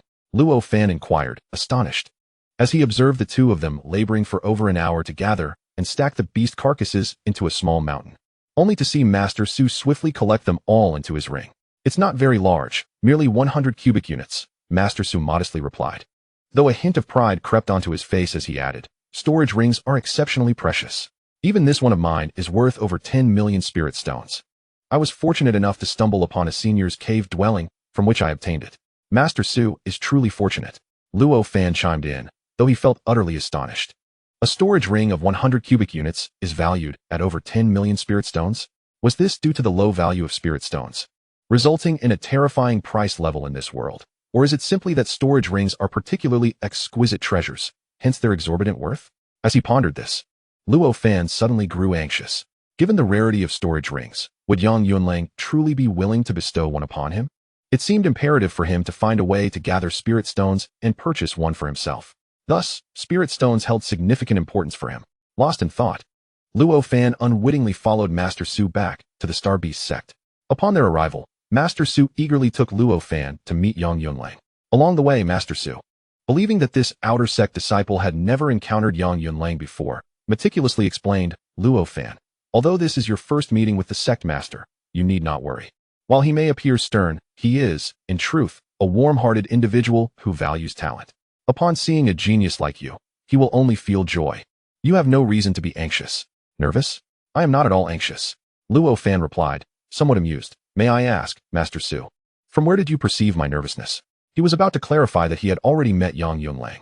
At that very moment, a thunderous roar erupted from the depths of the Starbeast mountain, sweeping towards them from the direction of the valley where they had returned. Alarmed, Elder Su's expression shifted dramatically. It is that third-tier beast. We are doomed. How could I have forgotten that there is still a third-tier beast in that area? Quickly, Luo Fan, you must return immediately to inform the sect master and summon the elders to confront the enemy. You must lead the disciples to temporarily evacuate the sect. A chilling glint flashed in Elder Su's eyes as he gritted his teeth and declared, we old fellows should still be able to buy you some time. If, by any chance, something unfortunate occurs, take the other disciples and find a suitable place to hide until you grow stronger, then return to avenge us. With that, Elder Su solemnly removed his storage ring, erasing his personal mark from it, and pressed it into Luo Fan's hand. Inside the ring, apart from the beast corpses we just collected, are treasures and techniques I have gathered over the years. Once you are settled, I hope you can pass on those techniques. Whoosh, whoosh, whoosh. Before Luo Fan could respond, several figures came rushing in from the direction of the Starbeast sect. From their aura, it was evident that they were Yang Yunlang and the others. Elder Su, what is happening? Yang Yunlang immediately recognized Elder Su, the elder of the Forbidden Zone, and halted in his tracks. Elder Su, with an apologetic expression, quickly explained, Sect Master, it was I who inadvertently provoked this beast while trespassing into the Starbeast mountain. I beg your forgiveness. Upon hearing this, Luo Fan was even more astonished, filled with emotion. It was crucial to note that even if a beast had been provoked, it should have been him who did so. Elder Su's words clearly indicated his intention to shoulder all the blame. Wishing to shield Luo Fan from being held accountable by Yang Yunlang and the others, Luo Fan, you must head to Chufei's cave immediately, summon her, and together with all the disciples, leave the Starbeast sect as quickly as possible. We old fellows will strive to hold off this beast and buy you more time. Yang Yunlang, without further contemplation, echoed Elder Su's decision, insisting that Luo Fan evacuate with the other disciples. Chapter 19. Despair among the sect's higher UPS Luo. Take good care of those young ones. I have left some items in my cave. Once this tumult passes, you may return with the disciples to retrieve them. Luo Fan. This is my storage ring. Inside are the treasures I have gathered throughout my life. Not only Yang Yunlang, But the elders from the Starbeast sect who had accompanied him also wore expressions of impending sacrifice as they prepared their final words. In less than a minute, Luo Fan found himself in possession of 4 storage rings, each belonging to Yang Yunlang, Luo Yunqing, and 2 other elders. Even those without storage rings. Luo Fan also informed Luo Fan that they had left treasures in their cave and hoped that after this matter concluded, Luo Fan could return to the sect and recover those treasures. Let us depart. Without waiting for any reaction from Luo Fan, Yang Yunlang, and the others, having delivered their last words, rushed headlong into the depths of Starbeast Mountain. Wait. At that moment, Luo Fan finally awakened from his emotional stupor and shouted. In an instant, he transformed into a shadow, intercepting them at a speed so swift that even elders and the sect leader, who were at the later stages of martial arts, or even at the peak, could scarcely perceive it. Luo Fan, what on earth do you intend to do? Hurry and lead the junior disciples to safety. The longer we delay, the more lives will be lost. Esteemed elders and sect leader, I believe it is best for you to handle the matter of leading the senior disciples to safety. Luo Fan replied with a smile. No. I know you possess some strength, but this is a 3rd-tier demon beast, not those severely injured 2nd-tier peak beasts. Do not think that just because you had the upper hand before and dealt with an injured 2nd-tier peak beast, you genuinely have the capability to confront such a demon beast. Can you not sense the formidable power of this creature? Elder Su, having guessed Luo Fan's intentions, roared vehemently, and, with a forceful lunge, grasped one of Luo Fan's arms, attempting to hurl him towards the direction of the Starbeast sect. However, to his astonishment, Elder Su found that he could not budge Luo Fan even an inch, despite exerting all his strength. Stunned, Elder Su remained frozen in place. Meanwhile, Yang Yunlang and the others, upon hearing Elder Su's words, were even more astonished. They were aware that Luo Fan had accepted the inheritance of the Starbeast spirit sword and indeed possessed some prowess in the sword arts. Yet, the issue remained that Luo Fan's cultivation was merely at the martial apprentice realm. Even with the aid of the Starbeast spirit sword's inheritance, he could not possibly possess the strength to contend with a 2nd-tier peak demon beast. What the heck? Luo kid, how have you already broken through to martial artist 3 stars? What on earth have you consumed? Martial artist 3 stars? How is that possible? Just half a day ago, he was merely a 6-star martial apprentice. Could it be that accepting the inheritance of the Starbeast spirit sword allows for such rapid advancement? That shouldn't be the case. I've never heard of such a phenomenon. Moreover, didn't the young sect master receive the inheritance first? Her cultivation did not experience such an explosive increase. The discussions among Yang Yunlang and others further astonished Elder Su. He gazed at Luo Fan, his expression one of disbelief. These items, esteemed sect leader and elders, you should take them for now. I shall explain the matter of my cultivation shortly. Sensing the ominous presence of the 3rd-tier demon beast drawing ever closer, Luo Fan calmly returned the items he held to Yang Yunlang and others, offering a confident smile before turning away. With a powerful kick against the ground, a terrifying aura emanated from him. The ground trembled slightly in response, sending 2 waves of shock through Yang Yunlang and the others. A surge emanated from Luo Fan, while another wave arose from the ground beneath their feet. The force left them nearly unsteady, staggering precariously as if on the verge of collapse. Suddenly, before they could regain their balance, they beheld Luo Fan transform into an indistinguishable shadow, shooting forth with remarkable speed. The turbulent gusts of wind surged towards them once more, overwhelming their defenses and scattering them chaotically to the ground in utter disarray. However, Yang Yunlang and the others paid no heed to their own disheveled state. They stood, wide-eyed and speechless, gazing in the direction Luo Fan had departed, their minds a blank slate. What on earth had just transpired? After a prolonged moment, Yang Yunlang finally regained his senses and swiftly turned to Elder Su, his eyes ablaze with fervor. Elder Su, equally perplexed, recounted their initial encounter with Luo Fan, detailing how he learned from Qi Liangwei that Luo Fan's fundamental poison finger had ascended to its zenith, and subsequently narrated the events that unfolded in the valley, leaving no detail unmentioned. Yang Yunlang and the others gasped in astonishment, inhaling sharply to alleviate their shock. Ultimately, a singular thought echoed in their minds. This young man was indeed a prodigy, with such an exceptional disciple. It was inconceivable that the Starbeast sect would not achieve greatness. Most importantly, they felt compelled to congratulate the sect master, for such a disciple was, astonishingly, his son-in-law. The Starbeast sect had truly struck gold. Luo Yunqing, filled with envy, raised his fist and praised Yang Yunlang. Are you not curious how this young man's abilities came to be?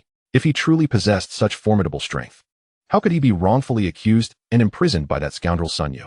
One elder queried, voicing his concerns. It likely relates to the inheritance of the Starbeast spirit sword. Although my daughter also received the inheritance, she has not yet assimilated the sword's essence, and thus her strength has not improved. However, this young man may possess innate talent that allowed him to absorb that essence, leading to his current accomplishments. Yang Yunlang interjected, ardently defending his esteemed son-in-law. Indeed, that seems plausible. After all, the sword's essence is a treasured legacy from our ancestors. It is said that it was obtained from a formidable martial king. For Luo Fan to absorb it and elevate his cultivation to the level of a martial artist, or even a martial master, is entirely reasonable. Absolutely, that serves as the most fitting explanation. Should we not pursue him to ascertain the extent of his newfound strength after absorbing the sword's essence? What a splendid idea. Let us hasten. With their worries dissipated, Yang Yunlang and the others, convinced they understood the reasons behind Luo Fan's rapid elevation, believed wholeheartedly that even if he were only a 3-star martial artist, he possessed the capability to confront a 3rd-tier demon beast comparable to a martial master. And thus, the narrative unfolds in Chapter 20, Traitor, expelled from the sect. Yang Yunlang and others do not believe in Luo Fan's true strength. Rather, they hold faith in the formidable legacy bestowed by the most powerful treasure of the Starbeast sect, the Spirit Sword. This legacy is deemed potent enough to assist Luo Fan in resolving the impending crisis facing their sect. The 3rd-tier demon beasts draw ever closer to the Starbeast sect, and the terrifying aura is not solely perceived by Yang Yunlang and his companions. Even the disciples within the sect are acutely aware of it. In contrast to the higher echelons of the sect, the majority of the disciples are merely martial apprentices. Faced with the ferocious aura emanating from 2nd-tier demon beasts, they muster a semblance of defiance. However, when confronted with 3rd-tier demon beasts, even the core disciples are rendered pale with fear. Those of lesser strength and wavering resolve do not hesitate to flee, abandoning the Starbeast sect. Convinced that the sect lacks the power to withstand such an onslaught, chaos ensues within the Starbeast sect. Fortunately, those who have ascended to the rank of core disciple possess commendable character and do not opt for solitary escape. Instead, they quickly unite to shield their less capable peers. In this turmoil, figures like Yang Chufei and Qi Lianghui play pivotal roles. Under the leadership of the young sect master, Yang Chufei, the disarray within the Starbeast sect swiftly subsides. Most disciples are guided by Yang Chufei and others to a vast underground chamber, a sanctuary crafted by the ancestors of the sect, hollowed from the heart of a colossal mountain. This refuge was designed for situations like the current one, where a sudden assault by massive beasts leaves little time for escape. Even so, upon arriving in this chamber, the expressions of the core disciples remain grim. Originally, the Starbeast sect boasted over 100,000 disciples, yet now fewer than 80,000 have congregated in this sanctuary. 2,000 to 3,000 fled amidst the chaos, abandoning the sect. Surprisingly, the greatest impact is not felt by the outer disciples, but by those within the inner circle, with 80% of the 2,000 who fled being inner disciples. Presently, the Starbeast sect is left with fewer than 5,000 inner disciples. Gu Wei, a core disciple of notable standing and nearly equal in cultivation to Yang Chufei, approaches her with a troubled countenance to report the situation. With her striking short hair and an air of cold elegance, Gu Wei commands attention, having garnered many admirers in the sect. As one of the few female cultivators among the core disciples, and with a good rapport with Yang Chufei, she is likely to become a trusted ally once Yang Chufei ascends to the position of sect master. After the gathered individuals loudly informed Yang Chufei of the current situation, a glimmer of cold murderous intent flickered in their eyes. They leaned closer to her ear and whispered, "Chufei, I just discovered that scoundrel Sun Yu, with the support of several disciples of the elders, has stealthily departed from the Starbeast sect. It seems they intend to seek out Elder Sun." Upon hearing this, Yang Chufei let out a derisive laugh. Elder Sun has been wandering for half a year, and not a word has returned. No one knows his whereabouts. If he chooses to flee, he resorts to such a pathetic excuse. Her expression darkened further, and she shouted, capturing the attention of all the disciples present at the Starbeast sect, "Convey this order. In the name of the young sect master of the Starbeast sect, I hereby revoke Sun Yu's status as an inner disciple, branding him a traitor. From this day forth, anyone who encounters Sun Yu may slay him and claim a reward from me." Yang Chufei did not conceal her murderous intent towards Sun Yu. Everyone understood that this was a personal vendetta, yet none deemed her actions inappropriate. While the flight of other inner disciples could be somewhat fathomed, as they were merely ordinary disciples with a desire for survival, Sun Yu, as the son of an elder, enjoyed privileges akin to a core disciple in many circumstances. What constitutes a core disciple? Such disciples are expected to stand alongside the sect's leadership in times of peril, confronting danger head-on. Since Sun Yu has reaped the benefits of being a core disciple, how could he choose to flee instead of resisting when the sect is threatened? Humph. Even if Yang Chufei harbored no animosity towards him, his status as a revoked inner disciple and a declared traitor is entirely justified. Young Sect Master, splendid work. Traitors like Sun Yu deserve universal condemnation. What of being an elder's son? Does that grant him the right to escape? As the son of an elder, benefiting from the sect's superior privileges, he should be the first to rise and support the young Sect Master in times of crisis. Well done, young Sect Master. Though I am merely an outer disciple at the 2nd star level now, I vow that if I ever encounter Sun Yu in the future, I shall surely slay him. As soon as Yang Chufei's orders were issued, countless inner disciples erupted in cheers. In that moment, her prestige soared to unprecedented heights. Silence. Yang Chufei, satisfied with her disciples' reactions, allowed a slight smile to grace her lips before her demeanor shifted back to seriousness. All inner and outer disciples, proceed to Passage 1 for excavation work. Core disciples, remain vigilant in the vicinity to prevent detection by the demonic beasts. Go away, accompany me outside to assess the situation. Yes. In unison, everyone echoed her command. In the next moment, all sprang into action. Passage 1, as it was called, was actually an underground tunnel leading to the outside world of the Starbeast sect. This chamber, constructed within the mountain, was still far from completion. Despite the presence of certain defenses within the secret chamber, it would prove insufficient against the formidable beasts of a strength comparable to martial masters. Should the enemy breach the sanctum, the tens of thousands of disciples within would be left vulnerable, akin to fish in a barrel, destined to suffocate. Thus, the existence of Passage 1 is paramount. This passage leads to a location 100 kilometers away from the Starbeast sect. Once fully excavated, it would take but half an hour's journey to reach a nearby city, from which the disciples could swiftly escape via the city's teleportation array. In truth, once inside the city, safety is generally assured. At present, however, only half of this passage has been unearthed. With the simultaneous efforts of thousands of disciples, it would not take long to complete the excavation. Chapter 21. He is a hero. Yang Chufei, accompanied by Go Wei, exited the secret chamber and returned to the surface.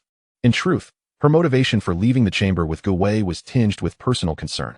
Earlier, while gathering disciples to enter the chamber, she had made a detour to check on Luo Fan's residence, but found no trace of him. Upon reaching the chamber, she still did not see any sign of him. However, she could not believe that Luo Fan was the type to flee at the first sign of danger. A sense of worry crept in. Had he encountered peril? She felt compelled to search for him. The terrifying aura of the beast still pervaded the atmosphere, rendering both Yang Chufei and Go Wei's faces ashen, causing them to involuntarily cough up blood. They were, after all, merely at the pinnacle of martial apprentices, not yet full-fledged martial artists, and thus ill-equipped to withstand the overwhelming pressure emitted by a third-tier beast of martial master caliber. Over there, Yang Chufei, undeterred, gritted her teeth and wiped the blood from her lips, gesturing toward a group in the distance led by Yang Yunlang. Indeed, Go Wei nodded in understanding. Father. Yang Chufei dashed to Yang Yunlang's side, calling out, "Greetings, Sect Master, esteemed elders." The others quickly bowed in unison and stood silently beside Yang Chufei. "What brings you here? How fare the disciples within?" Yang Yunlang inquired, perplexed. Currently, around 20 to 30,000 are fleeing, while the remaining disciples have been organized into the secret chamber to excavate Passage 1. Yang Chufei reported briskly, still gritting her teeth. "Furthermore, that scoundrel Sun Yu has also fled with several disciples of Elder Sun. I have just issued an order to revoke Sun Yu's status as an inner disciple, branding him a traitor." Yang Yunlang paused, recalling his earlier conversation with Yang Chufei, and nodded in agreement. "Well done. A petty character like Sun Yu is indeed unworthy of being an inner disciple of our Starbeast sect. I believe that even Elder Sun, upon his return, will comprehend this matter." With Yang Yunlang's endorsement, the other elders refrained from further comment, tacitly accepting the outcome for Sun Yu. In truth, they were all aware that Yang Yunlang was seizing the opportunity to dispose of Sun Yu, the wretch who had nearly tarnished his daughter's innocence. They could even foresee that had Yang Yunlang been present at that moment and witnessed Sun Yu's escape, he would have acted without hesitation to eliminate him. Regrettably, the young master was still too inexperienced, and being a girl, her heart lacked the requisite ruthlessness. Several elders lamented inwardly. "Father, what are you all doing here? Shouldn't you be dealing with that terrifying beast? Do you intend to wait until it breaches the gates of our Starbeast sect before taking action? That would inflict devastating losses upon us." Yang Chufei questioned in confusion. "Someone has already gone." Yang Yunlang replied with a slight smile, his tone enigmatic. "Who?" Yang Chufei scanned the senior members of the Starbeast sect present, noting that nearly all the high-ranking officials were gathered here. "Your young admirer," Luo Yunqing interjected teasingly. "Luo Fan, how could it possibly be him? Even if he has accepted the inheritance of the Starbeast spirit sword, he cannot hope to contend with such a fearsome beast. How can you all think this way? Yang Chufei's complexion paled once more, her beautiful eyes brimming with anxious tears. Despair swiftly engulfed her heart. The doting Yang Yunlang could not bear to see his daughter in such distress. Initially intending to prolong the suspense, he quickly clarified, "My dear daughter, you underestimate both the inheritance of the Starbeast spirit sword and your young admirer. You know, merely half a day has passed. Do you have any idea what his cultivation level is now?" Overwhelmed by despair, Yang Chufei trembled, unable to muster any interest in discovering Luo Fan's current cultivation. In her heart, no matter what level Luo Fan had attained, it was inconceivable that he could stand against this ferocious third-tier beast. Just half a day ago, he had been merely a 6-star martial apprentice. Surely, an inheritance could not elevate one's cultivation to the extent of confronting a third-tier beast in such a short span. Observing Yang Chufei's reaction, Yang Yunlang felt a profound ache in his heart and quickly stated, "He is now a 3-star martial artist. Moreover, his strength is undoubtedly on par with anyone present here." Elder Su even mentioned that he has mastered the foundational poison finger to its pinnacle level, extinguishing a peak 2nd-tier beast with a mere gesture in the Starbeast Mountain. It can even be said that the beast currently charging towards the Starbeast Mountain is intricately linked to him. Upon hearing that Luo Fan had reached the level of a 3-star martial artist, Yang Chufei's spirits lifted momentarily. When she learned that he possessed the ability to defeat a peak 2nd-tier beast, a sense of pride and joy blossomed within her. However, when Yang Yunlang suggested that the 3rd-tier beast threatening the Starbeast sect was related to Luo Fan, Yang Chufei could no longer contain herself and retorted angrily, "Nonsense. Luo Fan was clearly with us, receiving the inheritance of the Starbeast spirit sword. He had no time to venture into the Starbeast Mountain, let alone attract a terrifying 3rd-tier beast. Hypocrites. Hypocrites. Women are indeed the greatest hypocrites." Upon hearing others extolling the virtues of her man, she beamed with delight, utterly oblivious to the circumstances surrounding Luo Fan's presence in the Beast Star Mountain. Nonetheless, Yang Chufei's reaction was entirely understandable. If it were to be revealed that the recent assault on the Beast Star sect by a 3rd-tier demon beast might have been lured by Luo Fan, it would cast an indelible stain upon his reputation. The fear of public opinion is potent. Even if such allegations held a grain of truth, Yang Chufei would never allow such a misfortune to befall Luo Fan. In that moment, Yang Yunlang felt a twinge of jealousy. His beloved daughter had never defended him in such a manner. Yet here she was, standing up for a mere stranger, right before his eyes as a father. Yang Yunlang, a cunning old fox, was well aware of his daughter's subtle affections. He understood that such matters should remain unlinked to Luo Fan. Suppressing his inner envy, he quickly remarked, "My dear daughter, you have misunderstood my intention. I am not suggesting that this demon beast was attracted by Luo Fan. Rather, he discovered it beforehand and alerted us. Otherwise, this 3rd-tier demon beast could have stormed into our Beast Star sect, wreaking havoc before any of us had a chance to escape, leading to far graver losses. So it was like this." Yang Chufei's previously confrontational demeanor vanished upon hearing her father's words, replaced by a triumphant expression. "Then, does that mean Luo Fan should be considered a hero of our Beast Star sect?" Chapter 22. The system's new ability hero? Yang Yunlang was momentarily taken aback, exchanging glances with the other elders, who all nodded in unison. He then proclaimed, "Indeed, Luo Fan is a hero of our Beast Star sect. Without him, we might all have perished by now. As the sect master, I hereby bestow upon Luo Fan the title of honorary elder, granting him all the rights and privileges that come with this esteemed position." "Agreed. I concur." The elders expressed their strong support for the sect master's decision. Yang Chufei was left in a state of shock. The title of honorary elder held significant weight within the Beast Star sect. Attaining the rank of elder did not equate to being an honorary elder. This title, established by the founding ancestors of the Beast Star sect, was reserved for those who had made substantial contributions to the sect, entitling them to the same benefits and status as elders, irrespective of their cultivation level or age. Furthermore, should they fall, their relatives and descendants would continue to enjoy the same privileges, though each successive generation would see a reduction in benefits. Thus, from the 3rd generation onward, the descendants of honorary elders would only receive the privileges of supervisors, and by the 4th generation, they would be limited to the benefits of inner disciples. Importantly, these benefits would never diminish further. However, according to Yang Chufei's knowledge, throughout the entirety of the sect's history, there had been no more than 5 individuals qualified to become honorary elders, and only one had truly enjoyed the privileges and status that came with it. The fates of the other 4 remained unknown. It is only after their demise that they are posthumously honored as elders. They themselves have never enjoyed the benefits and status associated with such an honor. Only their descendants, through this bestowed accolade, have reaped considerable advantages. Yang Chufei immediately thought of Luo Fan.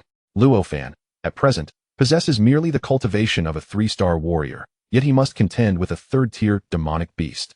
Suddenly, Yang Yunlang conferred upon him the title of Honorary Elder. Does this not imply that Luo Fan is at significant risk of perishing in this battle against the 3rd-tier demon? Father, esteemed elders, I implore you, please rescue Luo Fan. Yang Chufei was instantly flustered, losing all semblance of her earlier composure and calm. She even went so far as to kneel before Yang Yunlang and the others, fervently beseeching their assistance. Meanwhile, Luo Fan remained oblivious to Yang Chufei's frantic efforts on his behalf. He charged once more towards Starbeast Mountain, heading straight for the impending 3rd-tier demonic beast. Before long, he encountered the 3rd-tier rainbow blood fox. With a sudden rush, the crimson-eyed rainbow blood fox accelerated towards Luo Fan, its massive claws slicing downwards. 3 scarlet claw marks, akin to violent sword energies, tore through the air, aiming directly for Luo Fan's face. Humph! Luo Fan pivoted swiftly, retreating as he raised his right hand. A verdant beam of light erupted from his fingertips. This was the formidable power of the mid-level Xian-grade poison finger. Boom! The terrifying poison finger collided with the scarlet sword energies, exploding instantaneously. The resulting shockwave surged forth like a tsunami, wreaking havoc in all directions. In an instant, the area within several hundred meters lay in utter devastation, with mountains and trees reduced to mere dust. Luo Fan was taken aback.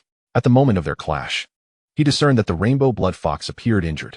Although it was comparable to a mid-level warrior among 3rd-tier demonic beasts, its actual offensive capability was only at the level of a beginner warrior. Nevertheless, even a beginner warrior would be insurmountable should it breach the Starbeast sect. Death. Understanding this bolstered Luo Fan's confidence. Bang! With a resounding thud, a colossal sword energy, stretching over 10 meters, materialized before Luo Fan, cleaving through the air as it surged towards the rainbow blood fox. Roar! The rainbow blood fox let out a fierce howl, its eyes betraying a flicker of trepidation. It could sense the terror emanating from the sword energy, a presence that even a 3rd-tier beast found disquieting. Boom!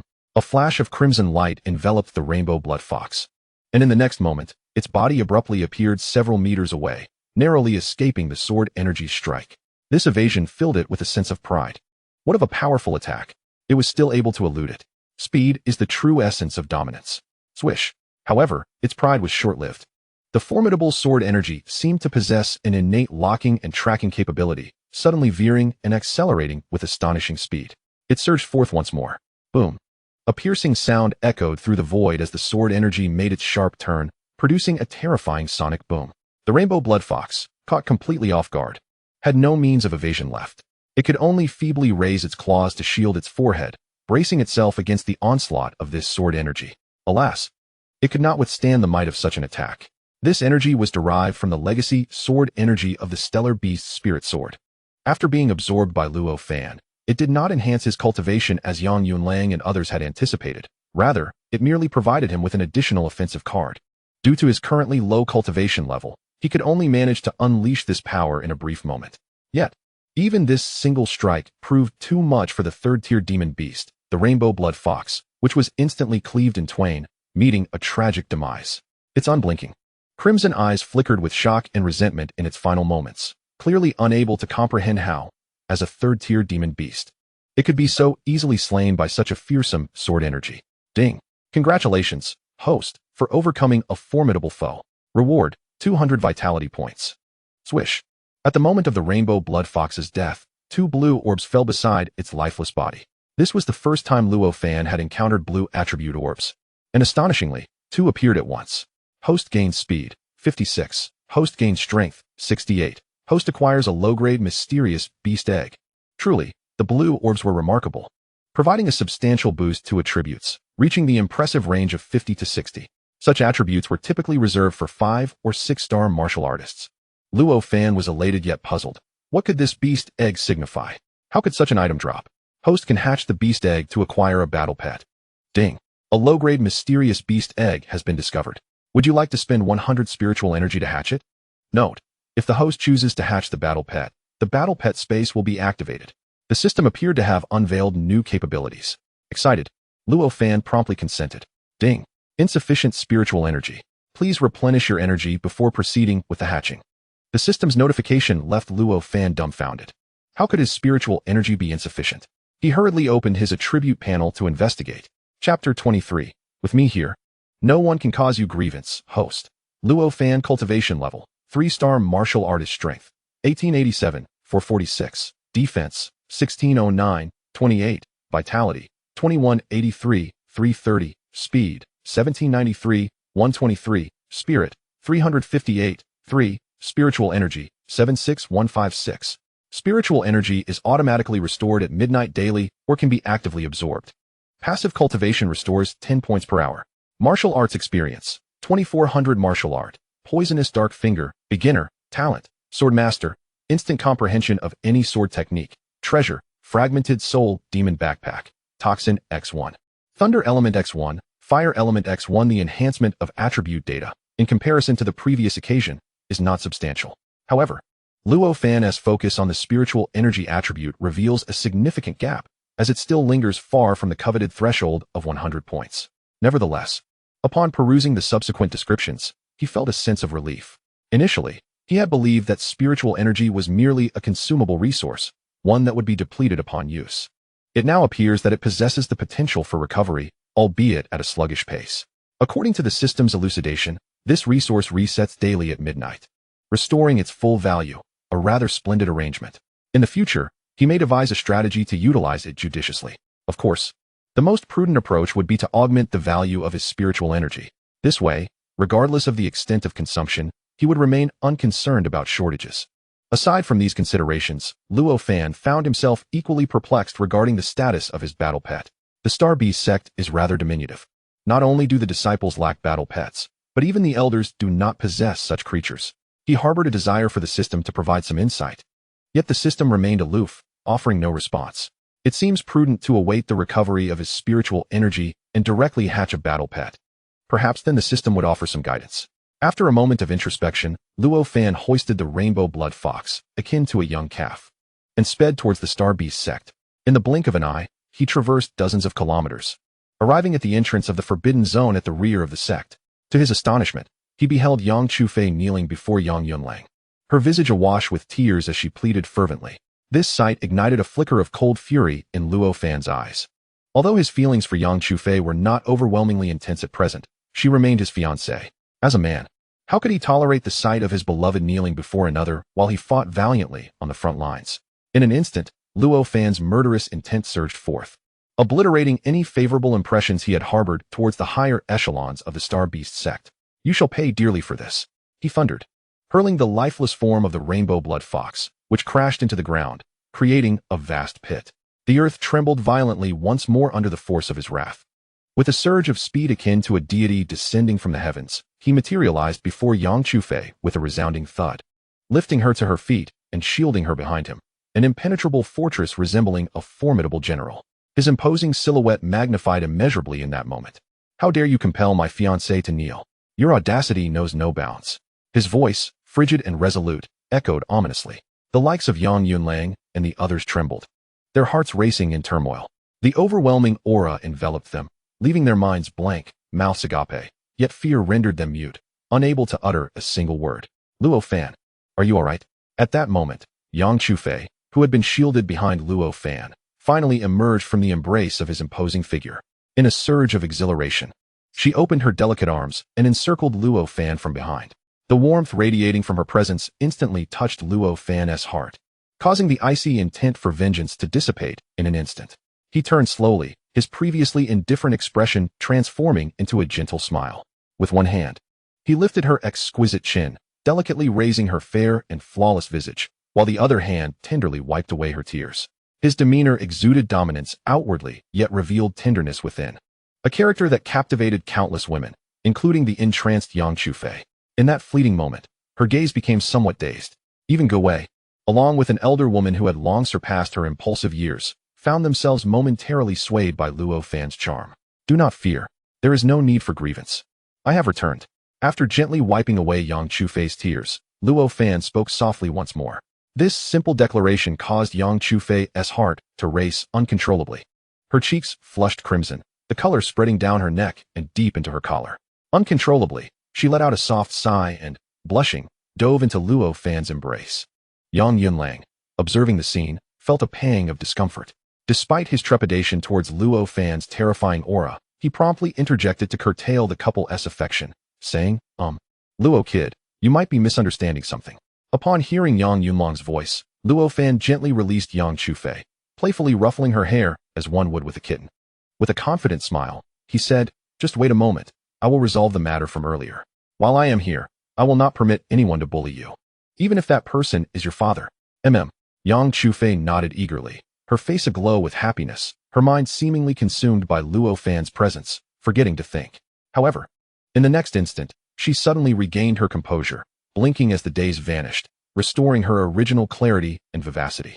Luo Fan, do not act impulsively. You may truly be mistaken, she exclaimed urgently. Misunderstanding? Luo Fan chuckled again, interpreting her concern as worry for her father. He smiled and took her small hand, giving it a gentle squeeze. Do not fret, I know how to handle this. You are truly misunderstanding. I knelt earlier merely because, Yang Chufei hastily began to explain, realizing that if she did not clarify quickly, a significant misunderstanding could ensue. Is that so? Luo Fan, upon understanding the context, felt a wave of clarity wash over him. With no trace of embarrassment, he casually released Yang Chufei's hand as if nothing had transpired and strode towards the corpse of the rainbow blood fox nearby. Master, esteemed elders, this is the third-tier demonic beast, the rainbow blood fox, that I have hunted. Come and see how much spirit stone it is worth. Yang Yunlang and the other elders felt a mix of exasperation and disbelief. You reckless boy, you gave us quite a scare. Understanding that it was a misunderstanding, one might casually change the subject as if nothing had happened. The urge to unleash a beating upon you is indeed overwhelming. However, I shall restrain myself. After all, this is a treasure of the Starbeast sect's future. How could one resort to violence? Yang Yunlang and the elders would never admit it. It is not that they are reluctant, but rather that they are simply outmatched. Chapter 24, The System Space. 1 million spirit stones. Each day Luo Fan preferred not to dwell on the earlier incident. Naturally, the disheveled Yang Yunlang and the others would refrain from mentioning it as well. A group gathered around the corpse of the rainbow blood fox, engaging in animated discussion. Is this the beast that had been lurking in the rainbow blood fox valley? A third-tier demonic beast. And you, young man, managed to vanquish it. It appears to have been cleaved in two by a single sword strike. Lo, you have truly refined the sword chi of inheritance to perfection, have you not? Such formidable power. Despite the passage of time, the residual sword chi emanating from the severed corpse of the rainbow blood fox still instills fear in me. The elders expressed their astonishment, casting envious glances at Luo Fan. They understood that his current strength was sufficient to slay any of them present. Luo Fan, from this day forth, you shall be honored as an elder of the Starbeast sect, enjoying all the privileges that come with it. Yang Yunlang promptly announced Luo Fan's reward. Thank you, Sect Master. Luo Fan, already aware of the situation, maintained a composed demeanor and did not exhibit excessive excitement at his elevation to honorary elder. Were it another disciple, no, even these elders, such news would likely provoke wild jubilation. Becoming an honorary elder is a significant honor, worthy of being immortalized in a statue erected near the inner plaza of the Starbeast sect. As long as the sect endures, these honorary elders will undoubtedly be remembered through the ages, while ordinary elders may be forgotten within mere decades after their demise. Sect Master, I wish to assist young Luo in applying for a storage ring, Elder Su interjected. Despite the momentous events that had transpired, he had not forgotten his promise to Luo Fan. He then produced a multitude of demonic beast corpses from his own storage ring, piling them into a small mountain before everyone. These beast corpses were all dealt with by Luo Fan. I kindly request you calculate their worth in spirit stones for him. Although Yang Yunlang and the others were already aware of the existence of these beast corpses from Elder Su, they were nonetheless taken aback when confronted with the reality before them. A multitude of mid-second-tier demonic beasts, their lifeless forms amassed into a mountain. Even though their aura was diminished compared to when they were alive, when gathered together, they emitted a presence that was hardly weaker than that of the living third-tier rainbow blood fox. A few elders of slightly lower cultivation were caught off guard by this aura and suffered internal injuries, spewing blood in response. However, Yang Chufei and Go Wei, standing behind Luo Fan, recognized the ferocity of these auras and heeded his protection. Otherwise, let it be. Even those at the peak of martial discipleship may inadvertently jeopardize their foundational talents, leading to dire consequences. Elder Su, I implore you to exercise caution next time. Yang Yunlang cast a displeased glare at Elder Su, then, after a moment of contemplation, turned to Luo Fan and said, Luo Fan, I acquiesce to Elder Su's request. This storage ring shall be your reward for rescuing our sect. Additionally, we will need a moment to account for the spirit stones derived from these beast carcasses. Thank you, Sect Master. Luo Fan finally smiled, reaching out to accept the coveted storage ring from Yang Yunlang's hand. Overjoyed as he initiated the blood oath to claim it as his own. Ding. A storage ring has been detected. Host, would you like to expend 100 spirit energy to integrate it into the system and unlock the system space? Oh, a new feature? Luo Fan inquired curiously. What advantages does unlocking the system space entail? Once the system space is activated, subsequent spirit energy can be consumed to expand the space. At a ratio of 100 spirit energy per cubic meter. Incredible. Such a remarkable feature, why not activate it? Without hesitation, Luo Fan consented. The storage ring he obtained from Yang Yunlang possessed a mere 10 cubic meters of space. Do not be misled by its seemingly modest size, for it was indeed the largest among the several rings Yang Yunlang possessed. If placed on the market, it would fetch at least several million spirit stones. Moreover, the internal space of storage rings is typically fixed. Once forged, its size remains constant, with little hope for expansion. However, by integrating the storage ring into the system and unlocking the system space, Luo Fan could consume spirit energy to facilitate expansion. Presently, Luo Fan had over 100 points of spirit energy. Without considering other expenditures, he could acquire a storage ring of 1 cubic meter daily. Such an item would be valued at 1,000,000 spirit stones in the external market. Furthermore, for those who are extravagantly equipped with numerous storage rings, collecting items can be rather cumbersome. Luo Fan, on the other hand, could simply expand the system space and retrieve items with but a thought. Should he ever find himself in a situation where his body was sealed, rendering him unable to access his storage ring, he could still rely on the system and retrieve necessary items with ease. Upon successfully merging with the storage ring, Luo Fan discovered a unique space within himself. At that moment, although the storage ring remained on his hand, it had essentially become mere ornamentation. Even if someone were to acquire it, they would be unable to perceive the internal storage space. This also spared Luo Fan from further complications, as formidable cultivators on Tianxian continent possess the ability to bypass the defenses of storage rings and probe the belongings of other cultivators with their consciousness. By the way, Sect Master, are you familiar with the concept of battle pets? After organizing his storage ring, Luo Fan posed another question to Yang Yunlang. Battle pets? How do you know of such a thing? Yang Yunlang's expression momentarily faltered. Luo Fan also noticed that the other elders displayed expressions of surprise due to his inquiry. Curiosity. Indeed. He shrugged nonchalantly while his heart brimmed with deeper intrigue. After exchanging glances with the other elders, Yang Yunlang finally exhaled deeply and spoke softly. Luo Fan, you have now become an honorary elder of our Starbeast sect, and there are matters that you are indeed entitled to know. Let me ask you, are you aware of the origins of our sect's name? I do not know, Luo Fan replied, shaking his head. Before his transmigration, he was merely an ordinary outer disciple and had no knowledge of such profound matters. Chu Fei, please take away and reassure the disciples, informing them that the crisis of our sect has been resolved. The subsequent matters are not suitable for them to be privy to, Yang Yunlang instructed before addressing the others. Yes, Sect Master. Yang Chufei, visibly dissatisfied, respectfully clasped her fists in salute to Yang Yunlang, even refraining from calling him father and opting for the more formal Sect Master instead. Yang Yunlang could only smile wryly, feeling helpless in the situation. Chapter 25. The resurgence of the colorful bubbles. The Starbeast sect implies that the true combat style of our practitioners relies on the assistance of magical beasts. In fact, our sect was once known as the Beastmaster sect long ago. Unfortunately, Yang Yunlang sighed deeply, expressing a sense of despair. We, the descendants, have proven to be utterly disappointing. None have reached the martial master realm to unlock the Starbeast hall established by our ancestors. All techniques related to beast mastery are stored within this hall. Of course, this was for our own good. He continued, mastering beasts entails certain dangers. Without reaching the martial master realm, one cannot cultivate spiritual consciousness. If one's spiritual consciousness is insufficiently strong, forcibly taming a battle pet poses a risk of backlash. At that point, not only would one be unable to fight alongside a battle pet, but the threat of demise from the backlash would also loom. Is it truly that terrifying? Luo Fan remarked, astonished. So, it seems prudent for me not to incubate that low-grade Shintir beast egg just yet? Sect Master, where exactly is the Starbeast Hall? I have never heard of it, and I wonder if I might visit it now. Luo Fan expressed his regret. He possessed a low-grade Shintir beast egg awaiting his nurturing. Once hatched, it could potentially reach at least the level of a 4th-tier beast, equivalent to a martial sovereign-level powerhouse. The martial sovereign. Such strength had never emerged from the northern region where the Starbeast sect resides. Though Luo Fan was confident he would soon attain the martial sovereign realm himself, having a companion of that caliber would surely enable him to contend with even more formidable martial king-level opponents. Indeed, Yang Yunlang stated without hesitation, "Your current strength and status have indeed qualified you to know of the Starbeast Hall. However, this information should be kept from the ordinary disciples. Even if Chu Fei inquires, it would be best not to disclose it to her." "Sect Master, I understand. The initial consort's cultivation is rather insufficient, rendering her unfit to comprehend such matters. Rest assured, I would never inflict harm upon her," Luo Fan assured confidently. "Very well, this is your word. I hope you shall not forget your promise in the future. Follow me. I shall escort you to the Beast Hall at once."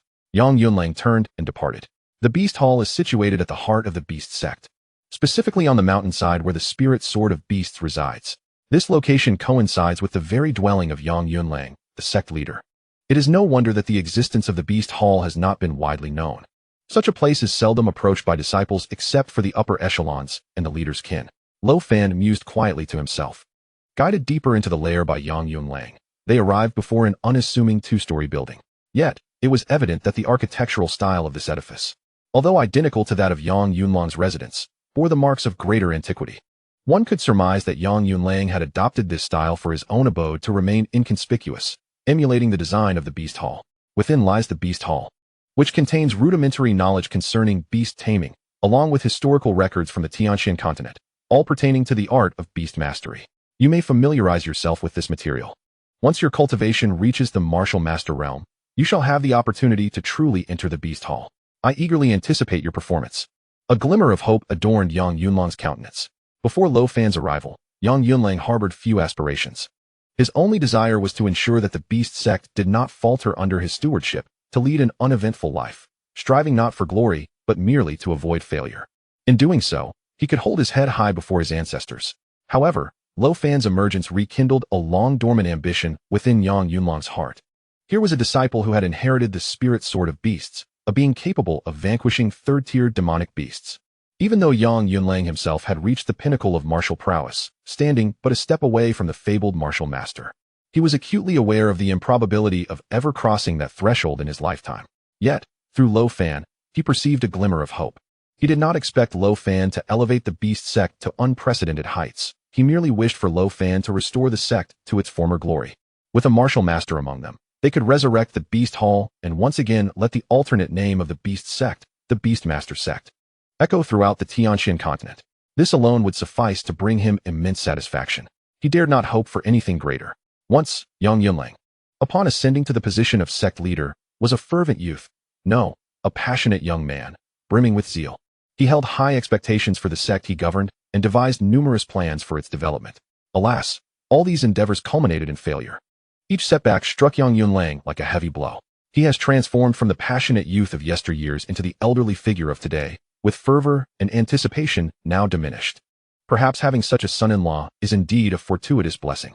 Yang Yunlang gazed at Luo Fan's slow approach toward the Starbeast Hall, letting out a soft sigh as he turned away, the weariness of age vanishing from his visage. In that fleeting moment, he felt as though he had regained decades of youth, reliving the time when he first ascended to the position of the Starbeast sect's leader. As Luo Fan entered the Starbeast Hall, he found himself momentarily taken aback by the simplicity of the room before him.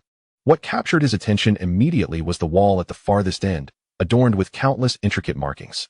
Though he could not decipher their meaning, he instinctively understood that this was indeed the true entrance to the Starbeast Hall. Approaching the wall, he reached out to touch its surface. Suddenly, a surprising sound echoed. A property bubble fell from the wall. Astonished, Luo Fan exclaimed inwardly, "Could it be a rainbow bubble? How is that possible? Aren't rainbow bubbles the highest tier? How could one just drop so casually?" His astonishment overshadowed any joy. Could it be that he was mistaken? Perhaps the rainbow bubble did not signify the highest attributes, but rather a special kind? Before the rainbow bubble could touch the ground, it was absorbed into Luo Fan's body. "Congratulations, host, you have obtained a fragment of the formation diagram. Would you like to exchange the formation fragment for 100 formation experience points?" What purpose does the formation fragment serve? What is the significance of formation experience? Luo Fan pondered, perplexed by the system's notification resonating in his mind. Chapter 26. Formation Fragment. The formation fragment holds no intrinsic value. It can only be exchanged for formation experience. By acquiring formation experience, The host can elevate their secondary profession as a formation master. Then I shall exchange it. Understanding the utility of formation experience, Luo Fan readily consented to the exchange. Exchange successful. Secondary profession, formation master level, 101000. Note: you are but a novice among formation masters, capable of setting up the most basic formations. Essential materials required. As the formation master S level increases, you will be able to utilize spiritual energy to directly establish powerful formations without the need for materials. Luo Fan inhaled sharply, taken aback. Spiritual energy has revealed yet another new effect, capable of replacing materials, allowing formation masters to directly set up formations. Although he had just become a level 1 formation master, both the memories of his past life and the experiences he had gathered made one thing clear. To establish formidable formations, the required materials were both numerous and precious. If he could eliminate the need to gather these materials, how much time could he save? Nevertheless, given that the system had specifically mentioned this, it was certainly not something that could be achieved at merely the first or second levels. Even if he did reach such a level, the consumption of spiritual energy would likely be considerable. Instinctively, he opened his attribute panel, observing the meager amount of spiritual energy still not fully replenished, totaling only around 90 points, and he let out a deep sigh. How can one truly enhance this thing? Suppressing the reverie within, Luo Fan focused his attention on the intricate patterns of the formation before him. As a novice formation master, his rank may not be particularly high, yet he had acquired a modicum of experience. After assimilating the knowledge that spontaneously emerged in his mind, his proficiency in formation arrangement had reached that of a versatile first-level formation master. He could effortlessly deploy any first-level formation, akin to a seasoned artisan who had devoted decades to the study of formations. However, upon confronting the formation etched upon the wall, Luo Fan found himself momentarily dumbfounded. This was not a mere first-level formation. It was a third-level formation. Even if he were to elevate his rank by another level, breaching this formation would still be an impossibility. A headache ensued. With a resigned scratch of his head, Luo Fan sighed, momentarily relinquishing the thought of entering the true Starbeast hall, and redirected his focus to the surrounding bookshelves. Time passed gradually. His understanding of this world was woefully inadequate. The emergence of these books had opened a grand avenue for him to explore this realm. He voraciously absorbed the knowledge and common sense contained within. What is Luo Fan doing? It was only when Yang Chufei's voice suddenly resonated behind him that he jolted awake from his reverie. What brings you here? He inquired, astonished at the sight of Yang Chufei appearing behind him. Isn't this the Starbeast Hall? Hasn't Yang Yunlang forbidden you from knowing anything about it? This is my home. Why shouldn't I come here? Yang Chufei playfully rolled her eyes at Luo Fan, gracefully strolling to his side and peering at the book in his hand, The Glorious History of Yu Zheng. It chronicled the adventures of a traveler named Yu Zheng across the continent. Upon seeing the title, Yang Chufei erupted into laughter, her beautiful eyes narrowing into crescent moons, exuding a charm that was utterly captivating. This fellow, Yu Zheng, is nothing but a charlatan. He has never journeyed to so many places. Most of the tales are mere hearsay, slightly altered to become his own stories. How can you still read such a book? What? It's fake. Luo Fan was bewildered. His knowledge of this world was exceedingly scant. When he encountered this book, the vivid depictions within seemed comprehensive and rich, enlightening him about many aspects. He had marveled at the richness of the protagonist's experiences, assuming him to be a formidable figure. Who would have thought that he was, in fact, a fraud? Most of the stories were mere fabrications. The majority must be false. This individual was merely a peak martial disciple. How could he possess the capability to venture into such perilous territories? This book was merely a concoction born from the author's unfulfilled aspirations after failing to advance in cultivation. Spun through various cities, Yang Chufei explained with a note of admiration, but I must admit, although this fellow lacks remarkable abilities, his talent for storytelling is quite impressive. When I first encountered it, I was captivated by the content within, and I envisioned myself growing up to become a powerful traveler like him. Haha. Luo Fan couldn't help but chuckle, a spark igniting within him as he inquired, did you come across these stories when you were very young? Of course. Yang Chufei proudly nodded, her expression brimming with delight. This was originally just a storage room. When I stumbled upon it in my childhood, I took the initiative to organize it. How about that? Quite impressive, right? She beamed with a hint of satisfaction. Not waiting for Luo Fan's response, Yang Chufei, with a somewhat guilty demeanor, cast a furtive glance outside and whispered, what exactly did my father tell you? What secrets does our Starbeast sect hold? Upon hearing this, Luo Fan's expression turned peculiar, and he struggled to suppress a laugh. Indeed, quite intriguing. How infuriating. Are you going to keep secrets from me too? Yang Chufei pouted her rosy lips, embodying both innocence and a touch of allure. fixated on her pouting mouth. Luo Fan felt a surge of thirst and excitement surge within him. What are you doing? Yang Chufei, feeling bashful under Luo Fan's unwavering gaze, sensed that the atmosphere had shifted. Her cheeks flushed a vibrant red, her delicate skin appearing so fragile that it seemed a mere touch could draw blood. She exuded an irresistible charm. How annoying. Not receiving a response from Luo Fan, she noticed the intensity in his gaze growing bolder. Startled, she playfully scolded, then dashed out without a backward glance. From a distance, her voice echoed, "Stop staring. My father is calling you for dinner." After Yang Chufei left, Luo Fan returned to his usual demeanor. While Yang Chufei was indeed a stunning beauty, he was not a man who let his baser instincts dictate his actions. He was merely at a loss for how to respond to her, deliberately employing such tactics to encourage her departure. His father-in-law was quite the character. He had orchestrated for Chufei to discover this place herself, unaware that the very thing she had always been curious about was the storage room she had uncovered. Luo Fan sighed, then made his way outside. Time for dinner. As a martial artist, he certainly lacked the ability to fast. That was something even martial masters could not achieve. Chapter 27.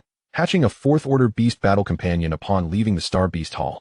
Luo Fan spotted Yang Chufei waiting for him not far away. With a gentle smile, he approached her. Despite her initial shyness and reluctance, he took her small hand and led her forward. At first, Yang Chufei felt bashful, but ultimately, she could not resist. Reluctantly, she allowed Luo Fan to hold her hand. Her head bowed, flushed with embarrassment, as they continued to walk forward in silence. After a brief moment, Luo Fan came to a halt, gazing at Yang Chufei, who appeared as bashful as an ostrich caught in the act of its own folly. Unable to resist the temptation to tease her, he remarked, "Sister, there is an adage that beauty is a feast for the eyes. Your current demeanor indeed stirs my appetite, igniting a sense of mischief within me. However, I believe your father might be growing impatient. If he were to emerge and witness this, it would surely be quite awkward, wouldn't he it?" "How absurd," Yang Chufei responded, resembling a startled kitten. With an unexpected surge of strength, she managed to free herself from Luo Fan's grasp and anxiously scanned the surroundings. Only after confirming her father's absence did she exhale in relief, casting a playful glare at him before hastening her pace towards the dining area. "Quickly, keep up."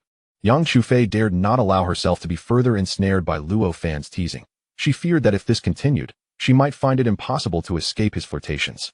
The meal itself was simple fare, prepared by the ordinary disciples designated for such tasks.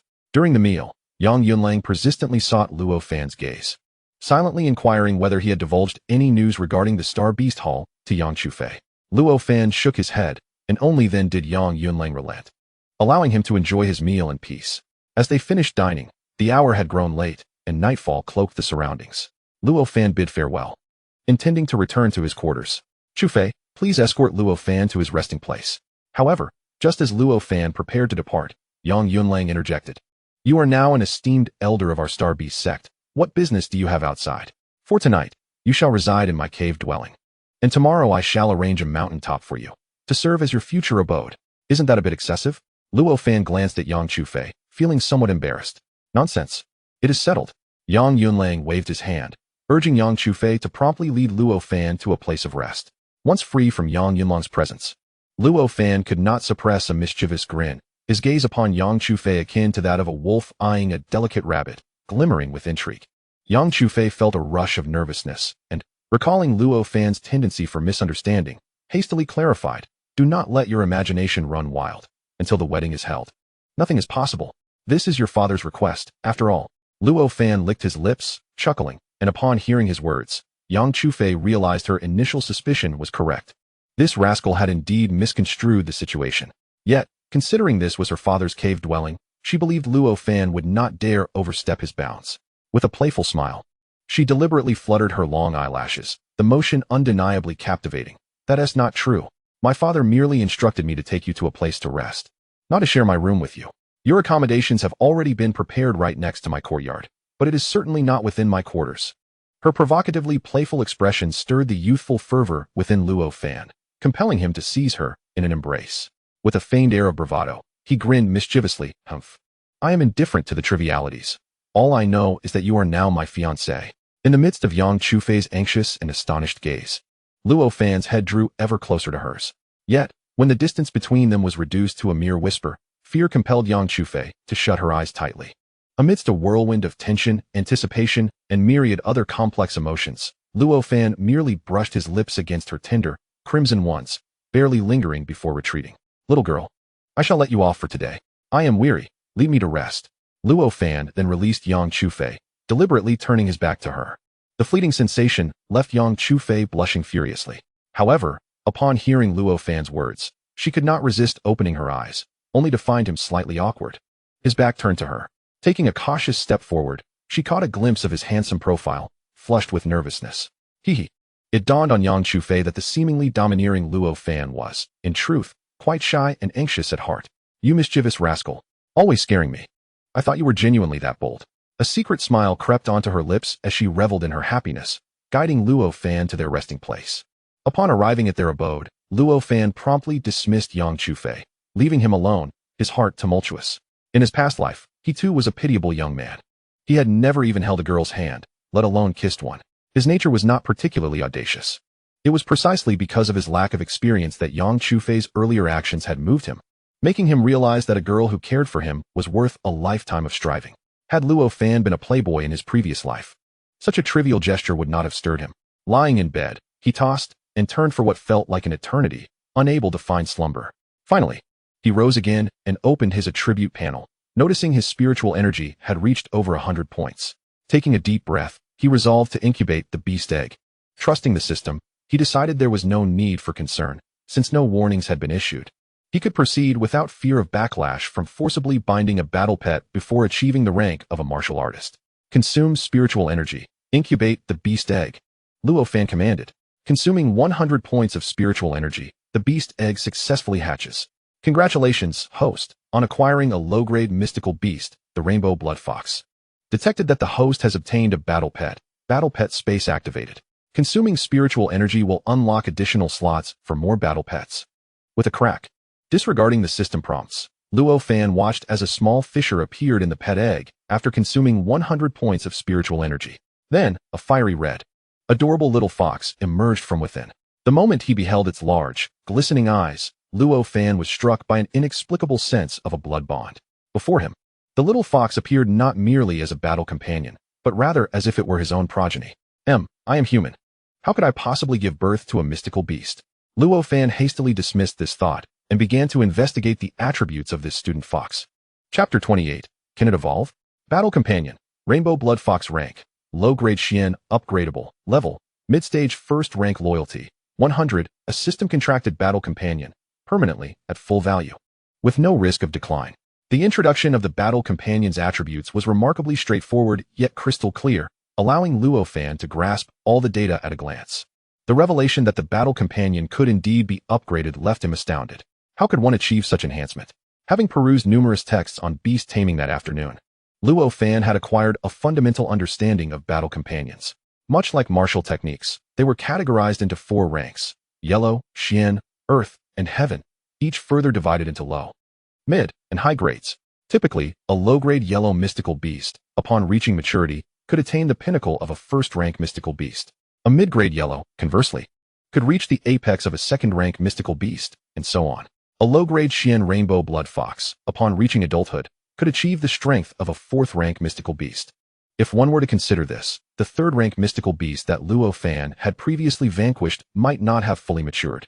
However, in reality, this was not the case. Normally, a rainbow blood fox was, in truth, a high-grade yellow mystical beast, only capable of reaching the 3rd rank upon maturity. The low-grade Xian rainbow blood fox egg that Luo Fan had obtained was a reward from the system, resulting in an upgraded lineage. Furthermore, the system possessed the capability to further elevate the rank of the already low-grade Xian rainbow blood fox. Upon inspecting the upgrade option, Luo Fan discovered that it required 100 fire elements, 100 blood elements, and either an inner core from a mid-grade Xian mystical beast or 10 inner cores from low-grade Xian mystical beasts to enhance the rank of the rainbow blood fox.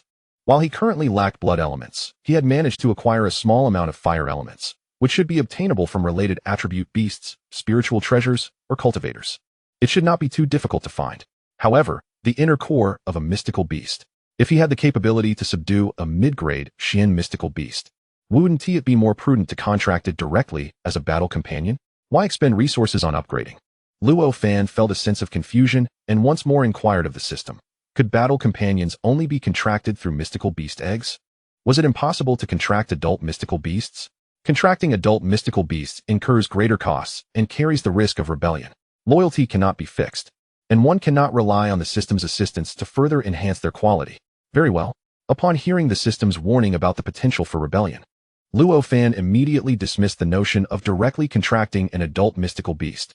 Just as he fell into contemplation, the newly hatched rainbow blood fox affectionately nuzzled its tiny head against Luo Fan's pant leg, emitting an adorably explosive sound.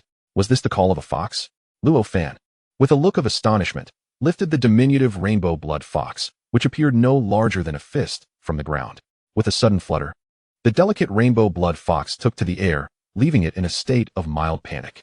Its tiny claws clutched nervously at one of Luo Fan's fingers, while its bright, expressive eyes flickered with alarm as it scanned its surroundings, seemingly fearful of falling. Although this adorable creature was charming enough to melt the heart of any girl, even a man like Luo Fan found it hard to resist its allure. However, he had hatched it with the intention of transforming it into his battle companion, a creature to aid him in combat. Was it truly appropriate for such a cute creature to be in the throes of battle?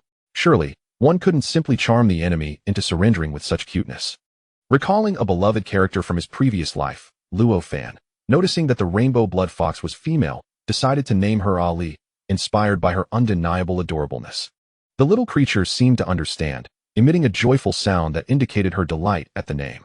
After a playful interlude, Luo Fan recognized that the newly born Ali was becoming fatigued, and he gently placed her beside his pillow for a shared rest. However, he did not succumb to sleep immediately. Time was fleeting, and midnight was fast approaching. After a brief wait, when his spiritual energy was restored to full capacity, he promptly expended 100 points of spiritual energy to expand his system space by a cubic unit before drifting into a hazy slumber. At that moment, Luo Fan was merely a 3-star martial artist and had not yet practiced any mental techniques. Therefore, sleeping was the most effective way to recover from fatigue and exhaustion. When he awoke, the sun was already high in the sky. Ali had long since roused, quietly nestled beside him, making no sound until he opened his eyes, at which point she eagerly called out, "Hungry?" Luo Fan mused as he deciphered the meaning behind Ali's calls, yet he found himself somewhat perplexed. What do you eat? Meat? Spirit fruits? Or something else? Anything will do, but spiritual stones and items infused with fire and blood elements are the best. It dawned on him that she required spiritual stones. Unfortunately, these were not among his possessions. Although he had a slight amount of fire element, he discovered that the system was currently unable to materialize it, rendering it ineffective as sustenance for Ali. Thus, after tidying himself, he promptly took Ali to the adjacent courtyard of Yang Chufei, seeking her assistance. However, he found it quite late, and Yang Chufei was not present in the courtyard. Consequently, he sought out Yang Yunlang instead. "Is this a rainbow blood fox?" Upon seeing Luo Fan, Yang Yunlang exclaimed, pointing at Ali, who was carefully clutching a lock of his hair, and began to shout in excitement. Observing Yang Yunlang's astonished demeanor, Luo Fan felt a twinge of exasperation. "Master, you are the head of our Starbeast sect, which once held the esteemed title of Beastmaster sect. How can you behave so uncouthly upon encountering a battle pet?" "A battle pet? This is a battle pet." Yang Yunlang simply could not calm himself. Just yesterday, he had discussed the matter of the Starbeast Hall with Luo Fan. Although he felt a sense of anticipation, he was acutely aware that for Luo Fan to truly enter the Starbeast Hall and inherit the teachings of the Beastmaster sect, a considerable amount of time would be required. He had steeled himself to wait a few more years. Yet, who could have anticipated that merely one night had passed, and Luo Fan would appear before him accompanied by a battle pet? "Have you already entered the Starbeast Hall?" Yang Yunlang asked, unable to suppress his excitement. "Not at all. This is a battle pet I acquired from elsewhere," Luo Fan replied, shaking his head. "Nonsense," Yang Yunlang exclaimed, his anxiety mounting. "Do you realize that for cultivators below the martial master realm, contracting a battle pet carries the risk of backlash? I distinctly warned you about this yesterday. Yet you still refuse to heed my advice. Master, I assure you that contracting the ally will not result in backlash. I am well aware of this." Luo Fan reassured him. "Well aware? Do you know how to command a beast? Are you familiar with how to interact with a battle pet to ensure its loyalty? Do you understand how to cultivate battle pets to enhance their strength?" Yang Yunlang, filled with exasperation, bombarded him with questions. Luo Fan glanced at Alali, realizing that he had no answers to those inquiries. However, with the system's assistance, he need not worry about loyalty or cultivation. The only concern was how to ensure Alali was well fed. "Master, I require spirit stones and spirit fruits imbued with blood and fire elements. I wonder if you possess any?" Luo Fan stated plainly, foregoing further explanation. "Spirit stones? Spirit fruits containing blood and fire elements? Yang Yunlang looked at Luo Fan with confusion, his gaze ultimately settling on Alalai. Is this what she needs? Do you know how to cultivate her? I shall prepare it for you now. Though Yang Yunlang was perturbed, it was evident that Luo Fan's desire to nurture this battle pet warranted his assistance as the sect leader and as Luo Fan's father-in-law. After rummaging through his storage ring, Yang Yunlang produced several spirit stones and a spirit fruit that flickered with a faint firelight. Will this fire element fruit suffice? I do not have any spirit fruits imbued with blood elements. Let me give it a try. Luo Fan took the fire element fruit and spirit stones from Yang Yunlang. Observing the fruit, which was nearly the same size as the rainbow blood fox, he felt a pang of regret. It's a bit small, it may not be sufficient. Just as Luo Fan was about to slice the fire element fruit, a crimson light suddenly flashed across the rainbow blood fox, causing her body to expand to the size of a small samiyet. Standing upright, she eagerly grasped the fire element fruit with her tiny paws and opened her mouth wide, devouring it in one swift motion. The juice from the fire element fruit splattered across Alalai's face in an instant. Yet she appeared to be quite famished, completely indifferent to her appearance, engrossed in her meal. What have you done to this child? How could you let her become so starved? Look, this is the consequence of your disobedience in binding her too soon. In an instant, Yang Yunlang transformed into a concerned mother, rushing to Ali's side, producing several fiery fruits once more, and gently uttering, "No need to rush, take your time. I still have a few fiery fruits here." Luo Fan felt a bit awkward. Ali's manner of eating was indeed beyond his expectations. He had never anticipated that she would be so ravenous. Nonetheless, he was quite touched. Despite her evident hunger, Ali had remained obedient and quiet beside him, allowing him to rest undisturbed. Such a splendid battle companion, even if she could not assist in combat, was worthy of being cherished as an ordinary pet. She devoured 3 fruits the size of a grown man's fist, and, with a crunch akin to cracking walnuts, consumed 2 pieces of spirit stone before finally pausing. Afterward, she yawned, shrank her body, leaped back onto Luo Fan's shoulder, and promptly fell into a deep slumber. Luo Fan sensed that while asleep, Ali was rapidly absorbing the energy contained within the fiery fruits and spirit stones, enhancing her capabilities. Is this the rainbow blood fox? What tier does it belong to? Adorable indeed, yet I wonder about its combat prowess. Yang Yunlang inquired, puzzled. It's of the lower grade of the Xian tier. Luo Fan casually replied. What? The lower grade of the Xian tier? A beast that can reach the 4th tier upon maturity? How is that possible? The rainbow blood fox should not be capable of attaining the martial sovereign realm, right? Yang Yunlang was left dumbfounded, even harboring a tinge of envy. I am uncertain. After defeating the previous rainbow blood fox, I stumbled upon a beast egg, yet I truly did not know she would hatch. Luo Fan shrugged, secretly reveling in Yang Yunlang's envious expression. Wait, Yang Yunlang suddenly grew anxious. This creature, upon maturity, can attain the 4th tier, rivaling a martial sovereign. Can you truly control it? Will there be any backlash? Master, do you not trust in my talent? Before she fully matures, will I not be able to match a martial sovereign's strength? Luo Fan retorted with confidence. It's not a matter of disbelief. It's just Yang Yunlang struggled to articulate his thoughts, but for a moment, he found himself at a loss for words, his face etched with a bittersweet expression, filled with a poignant sense of loneliness. Luo Fan's talent was indeed something he had seldom encountered. He longed to caution Luo Fan that in the northern region, no martial sovereign had ever emerged, yet he feared that uttering such words might undermine Luo Fan's confidence. Confidence is crucial for cultivators. Without formidable self-belief, even the most exceptional talent risks failure along the way. This very concern rendered him hesitant to speak. Master, if there are no further matters, I have other affairs to attend to, so I shall take my leave, Luo Fan stated, eager to collect attributes. Yesterday, I merely absorbed the attributes dropped by the outer disciples in the small square of the outer sect, as well as those from the group of demon beasts in the Rainbow Blood Fox Valley. I have yet to collect the attributes dropped by the inner disciples. I believe that acquiring these attributes will significantly enhance my strength. Please wait a moment. You have now attained the cultivation level of a 3-star warrior and can select a spiritual energy technique from the technique pavilion. Frankly, I find it quite perplexing that you have reached the 3-star warrior level without even cultivating a spiritual energy technique. Could it be that the effects of the inherited sword chi are truly that potent? Upon hearing Luo Fan's words, Yang Yunlang shook his head, dismissing his wandering thoughts, and asked with a peculiar expression, a spiritual energy technique? Is it used to enhance spiritual energy? Luo Fan's eyes lit up, joyfully inquiring. Is that even a question? It not only enhances spiritual energy, but also cultivates your level. The advancement of our warrior cultivation is closely tied to the spiritual energy within us. Once we can condense the spiraling spiritual energy within into a liquid form, we will attain the rank of a martial master. Yang Yunlang explained, somewhat impatiently. I see. Then I shall head to the technique pavilion right away. Luo Fan immediately dashed out of Yang Yunlang's cave dwelling. He was uncertain if the spiritual energy cultivated through the technique mentioned by Yang Yunlang was the same as the spiritual energy attribute displayed on the system panel. However, since he had the opportunity to learn a new technique, he certainly would not hesitate. While attribute enhancement is beneficial, possessing a technique could unleash even greater power, enabling him to confront stronger adversaries. Chapter 30. The Cold Tremor of Qi. It's here. At the entrance of the technique pavilion, the elder guarding the pavilion seemed to have anticipated Luo Fan's arrival, receiving him with great enthusiasm. He rose from behind the counter and walked to the entrance to greet Luo Fan. Nearby, an inner disciple, met with cold indifference, was taken aback. Elder Qi, you are too courteous. Could you kindly direct me to the floor where I can find the spiritual energy technique I need? Luo Fan asked politely. Despite a twitch at the corner of his mouth, the last time he visited the technique pavilion, back when he had just entered the Starbeast sect, this rather aloof elder had merely glanced at his identity token before dismissing him entirely. How much time had passed since then? This once haughty elder had now removed his mask to display such warmth. Ah, how superficial. You may go to either the second or third floor.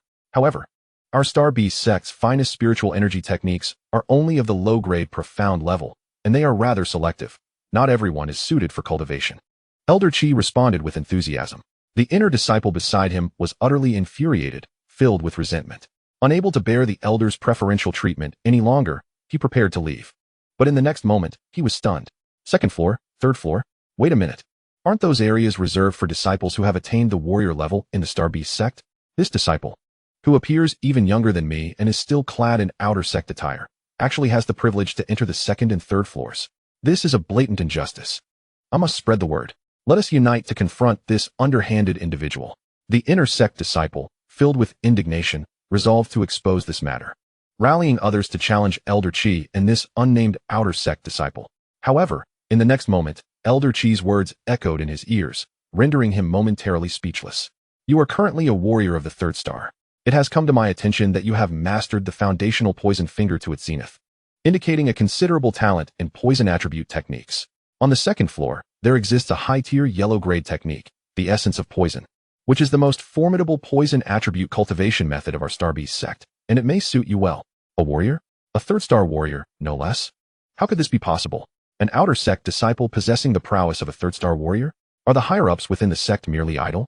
A disciple of such caliber should rightfully hold a managerial position. How could he still be an outer sect disciple? This inner sect disciple, with only the cultivation of a fifth-star martial apprentice, felt utterly dwarfed by the disparity. Instantly, he abandoned the notion of reporting Elder Qi and Luo Fan. He was not to be trifled with. Indeed, he possessed the qualifications to access the second and third floors. To report him would only invite ridicule. Although he relinquished the idea of confrontation, this inner sect disciple continued to scrutinize Luo Fan's visage, committing his features to memory, preparing to circulate the news. An outer sect disciple with the prowess of a third-star warrior. However, in truth, the need for this inner sect disciple's proclamation was rendered moot.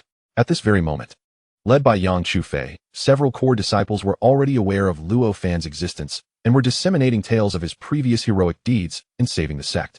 Simultaneously, the Starbeast sect issued an official announcement, elevating Luo Fan to the status of honorary elder, granting him equal standing and privileges as the elders. This announcement, coupled with the endorsements of Yang Chufei and others, sent ripples throughout the entire Starbeast sect. This elder Luo Fan possesses astonishing talent. Not only has he inherited the legacy of the Starbeast Spirit Sword, but he can also contend with third-tier demonic beasts. Incredible. What if Elder Luo Fan were to notice me? Wouldn't he that ensure my prosperity for life?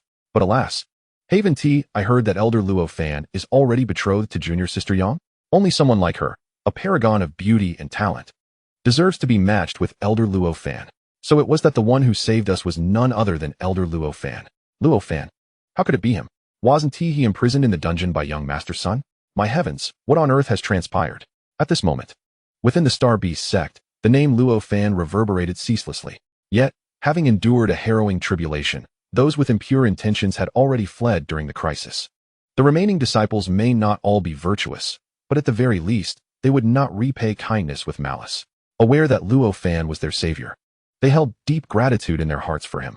Despite the envy of many, Luo Fan ascended from a mere outer disciple to the esteemed rank of honorary elder. inciting a palpable jealousy among his peers. Yet, they recognized that such an honor was indeed well-deserved, especially considering the formidable presence of a third-tier beast. The mere aura emanating from it rendered them nearly immobile with fear. Engaging in direct confrontation must be an arduous endeavor. At this moment, accompanied by Elder Chi, Luo Fan entered the Pavilion of Techniques, blissfully unaware that countless disciples of the Starbeast sect had already labeled him as a paragon of virtue. His eyes sparkled with delight as he beheld the multitude of techniques before him. Luo Fan was not inclined to select an excessive number. Rather, he aimed for a suitable spiritual technique, a fist technique, a sword technique, a body technique, and additionally, a body refinement technique. This comprehensive enhancement would suffice. As for the spiritual technique, Luo Fan deliberately eschewed Elder Chi's poison attribute technique. He understood that his ability to elevate his foundational poison finger was not due to an innate talent for poison cultivation, but rather a consequence of his accumulated experience with techniques. As long as the technique label appeared on his attributes panel, he could immediately employ his experience to enhance it. Not only poison attribute techniques, but even those of more specialized attributes could be mastered with ease, provided he grasped their essence. However, the ability to comprehend such intricacies is indeed tied to one's innate gifts, of which Luo Fan remained uncertain regarding his own body's potential. Nevertheless, there exists another means, aside from innate talent, that could facilitate his immediate comprehension of techniques, the elemental attributes that correspond with the techniques. Presently, he possessed 3 elements: poison, lightning, and fire. This indicated that, even in the absence of relevant innate gifts, these 3 elements would suffice to activate 3 techniques. He had anticipated more. Yet 2 techniques were lacking. With the poison finger in hand, the fist technique became somewhat inconsequential and could be temporarily discarded. Furthermore, since he possessed a legacy of swordsmanship, it appeared that the sword technique could be understood without the need for an element, thus saving him another selection. Perfect. That brings his total to 3 techniques. He resolutely decided upon 3, 1 spiritual technique, 1 body technique, and 1 body refinement technique. After a moment of introspection, Luo Fan swiftly made his choice. With Elder Chi, who was well-versed in the layout of the Pavilion of Techniques, assisting him, Luo Fan quickly located the 4 techniques he sought: the spiritual technique Fiery Sunblaze, the step technique Phantom Thunder Wind Shadow, and the body refinement technique Toxic Body Tempering. As for the sword technique, it was not a selection of his own, but rather one that came to him instinctively after receiving the legacy of the Starbeast Spirit Sword, guiding him to an unassuming sword technique. The name of this technique astonished Luo Fan: Fundamental Sword Art. Indeed, it was the Fundamental Sword Art, a foundational technique accessible to all disciples joining the Starbeast sect. It was not located on the 2nd or 3rd floors, but rather on the ground floor. It can be said that this sword technique is quite commonplace, not only within the Starbeast sect, but even across the entirety of the heavenly Xian continent. Most sects possess this particular skill. Luo Fan, you have acquired the legacy of the Starbeast Spirit Sword, yet you chose this technique? Our Starbeast sect also offers several low-grade profound sword techniques. Why not select one of those? Elder Chi appeared somewhat bewildered and hastily began to persuade him. Although Luo Fan felt a twinge of helplessness, he still trusted in his choice of the Starbeast Spirit Sword. With a demeanor of righteous resolve, he calmly replied, "No, this one will suffice." While it is a fundamental technique, it is said that the greatest principles are often the simplest. Ultimately, all profound concepts lead to the path of simplification. Mastering the foundational sword technique can likewise yield formidable combat prowess. Luo Fan's words instantly plunged Elder Chi into a state of confusion, though perhaps it was more akin to enlightenment. He murmured to himself, "The greatest principles are indeed the simplest. What a profound truth. I comprehend it. I truly comprehend it." Completely disregarding the situation, Elder Chi burst into hearty laughter, resembling a madman. Yet, after his laughter subsided, he promptly seated himself cross-legged and began his cultivation. Half an hour later, an overwhelming aura erupted from Elder Chi as he achieved a breakthrough, reaching the pinnacle of martial prowess. Only after witnessing Elder Chi's successful advancement did Luo Fan turn to leave, embodying the demeanor of one who completes their business and retreats into obscurity. However, in reality, Luo Fan was perplexed. What on earth did you comprehend? Why was I left in the dark? The conundrum baffled him. Muttering to himself, Luo Fan arrived at the training square for inner disciples. As expected, despite it being merely a day since the 3rd-tier demon beasts had attacked, these eager inner disciples had once again gathered here to train and discuss. Scattered across the ground were a multitude of attribute bubbles that only Luo Fan could perceive, each shimmering with its unique glow. Unfortunately, almost all of them were white bubbles. Such was the plight of the Starbeast Sect's disciples. Their cultivation levels were quite low. Even the core disciples had yet to reach the martial apprentice stage, with none having attained the martial artist realm. Quickly circling the inner square and collecting all the attribute bubbles, Luo Fan returned to his former outer sect residence to enhance the techniques he had just learned. His luck proved to be quite favorable. The absorption of the attribute bubbles dropped by the inner disciples yielded a substantial amount of technique experience. Opening his attribute panel, the first thing Luo Fan noticed was the spirit technique Fire Blaze Sun technique. Fire Blaze Sun technique. Grade. Low grade profound. Level. Beginner. 0-300. Remark. Currently enhances the host's spiritual energy by 3 points daily. Upon reaching minor proficiency, it can increase by 8 points daily. Luo Fan couldn't help but marvel. Truly. Low-grade profound techniques were remarkable. Just to reach the beginner level, the required experience equaled a staggering 300 points.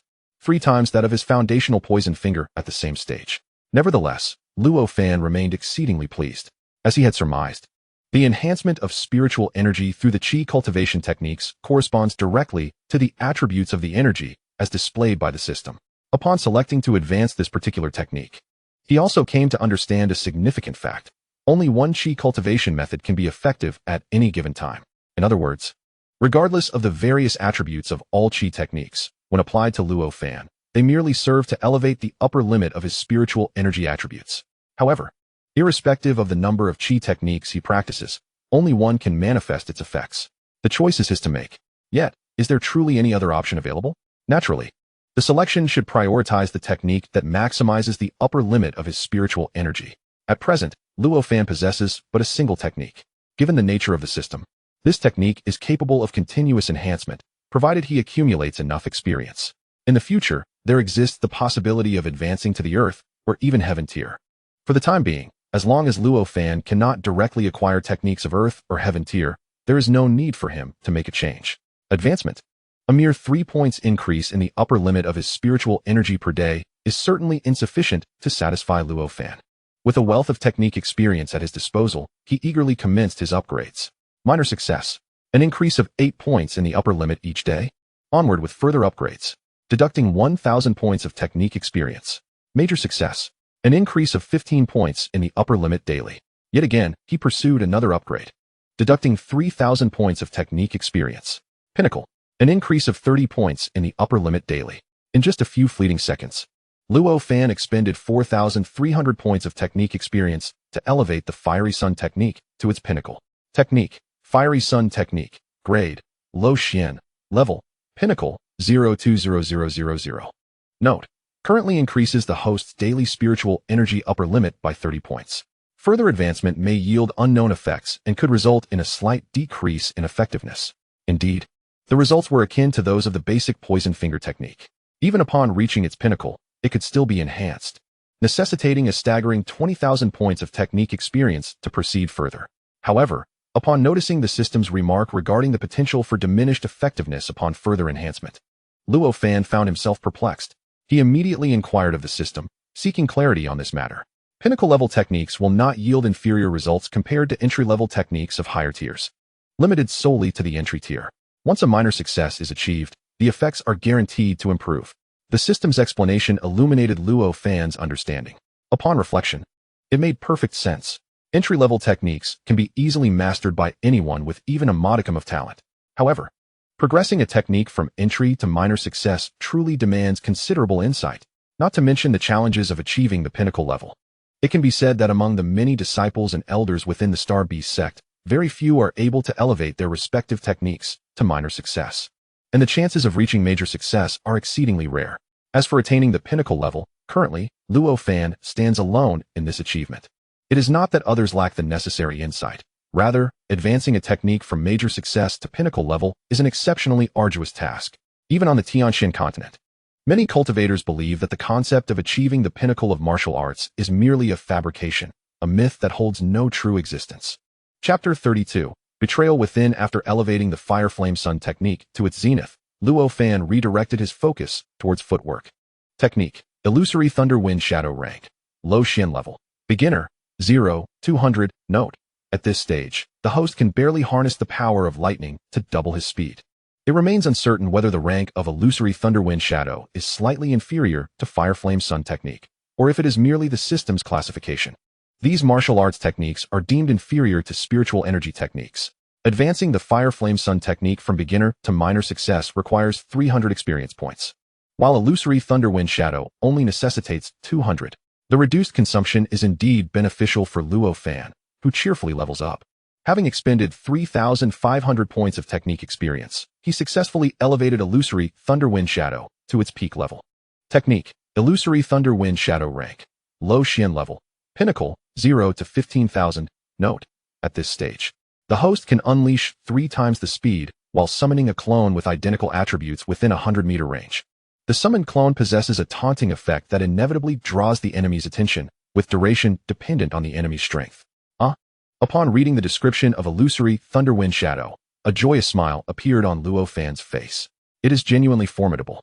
Not only can it unleash triple the speed, but it can also conjure a clone to attract the enemy's focus, even if it is merely for a second.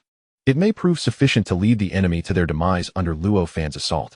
At last, there is the Body Refinement Poison technique. The experience required for this technique exceeded Luo Fan's expectations. The experience he acquired was insufficient to elevate it to its pinnacle. It only reached minor success. However, the effects of this minor success left Luo Fan astounded.